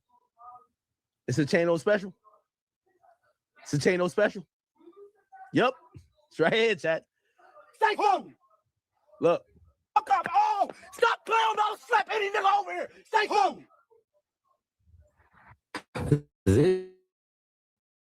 This nigga is absolutely not crazy. Matter of fact, he looks like he has all of his sense. Even though he was slapping his head, which is indeed a sign of craziness, do not be misled. Niggas love to act crazy. It is a tactic known to work on low-level niggas. Let's let the situation continue. You bitch! I'll slap you. Say something. I didn't say nothing. I'll slap the fuck out of you. That's on me, nigga. Yeah, all right, cool. Yeah, I what? I'm saying, yeah, all right, man, step up, bro. Step up right now, nigga. He has mastered his craft, clearly choosing weaker levels amongst the crowd while ignoring the real nigga talking to him. A very high-level deception technique, but how long can he keep this up? What's up, bro? I'm not trying to do nothing like. Come on, nigga. Man, bitch, you don't want to fucking fight me, nigga. Oh, shit, that's 50. That's 50 right there. Look. I ain't pussy. That is not true. Yeah. Yo, it's smoky right now. It's smoky. It's smoky. It's smoky right now. It's smoky. Look at when look, pause by the way on this. Look what he says. This right after, he talking about whack now. Yo, he went to get his ass done. BBO whack, keep my name out your lying ass mouth unless you're really ready to do something. Hey, this who you ran to? This who you ran to, nigga? Oh. Let's see if he says to 50, let me know when you want to do something. That's what we want to hear. We want to hear when he going to tell 50, yo, let me know when you want to do something, nigga. While he is facing John, he said, and I quote, "I'll slap the fuck out of anybody here." Another hood technique. He actually is not willing to slap the fuck out of anybody there, just very specific ones. Nigga, I can't tell, nigga. I ain't pussy. I'll slap the fuck out you right now. I think y'all niggas trying to jump. Nigga, ain't nobody trying to fucking jump. 57 by the pot. Man, just buy the whole podcast, man. Just buy the whole podcast, man. Just buy the whole podcast. You got it, bro. You got it, bro. You taking the joke too far. You got it, bro. Just buy the whole podcast, bro. Just buy the whole. Yo, I don't know why 50 Wild like yo 50. Just buy the whole podcast. I don't know why you come over here, man. Yo, you used to be bullying niggas, man. Man, yo, we wasn't even talking to you, man. I wasn't even talking to you. We just talking. We don't even talk about niggas on the show. We don't talk about niggas on the show. Yep. Mm-hmm. You all fight me right now, nigga. Y'all niggas trying to jump that shit weak. You know what I'm on. While I could not take his skill away from him, he avoided getting beat up in front of all of those people. I do want you to know that this man was never crazy. Now he's walking away with all his sense intact. You know what I'm on. Yep, exactly. Now, they said check Maino's story. Oh, maybe he's talking that shit to 50. Let's see. Fuck wrong with him. Okay. I'm waiting for it. What's this? I want to create a documentary about you. Okay, post it again. Is this it? How would you feel if it happened to you? It's like Definitely not acceptable. It's facetious and petty. Right. It's like somebody putting out your sex tape. Yeah, if you want to make, yeah, exactly. It's like without your permission, and you're not an actual porno star. And they do it. The lighting wasn't good enough. Yeah, they're trying to make you just look bad. What? Okay. Oh, they caught me on a bad day. Can't be this. Hold on. Oh my God. Maino just did it. Yo, DJ Envy. Charlamagne the God. Yo, it popping. He not talking to Fifth like this at all. Yo, he trying to argue with everybody else. Yo, we all say, yo, Fifth talking to you. Man, yo, you want to get slapped, nigga? You want to get slapped? Bro, 50 said he want to get slapped. He says he wants all the smoke. He says you're a bum. Yo, bro, did you call me a bum? Yo, hold on, bro. Yo, all right. Yo, let's just shoot the ones, bro. You call me a bum? Nah, I ain't call you a bum. 50. Nigga, fuck that. But you saying it's coming out of your mouth. You call me a bum? No, I'm just telling you what 50. Nigga, fuck that. Oh, okay. So now you're on DJ Envy and Charlamagne. Holy. He gotta say something to Fifth, right? So he gotta say something. Academics, you fat fuck. Oh man. Yeah, I told you. Yeah. I told you. Yeah. I told you. I called it to a very T. The nigga looked like Russell Simmons in Bali. Like he just meditated for 3 days straight. He's calm, cool, and collected. No response to 50. No response. No response. Oh, and by the way, just for the record, I have no girl, so listen, it's free reign. Congratulations. I see y'all like to fuck behind people, but good job, okay?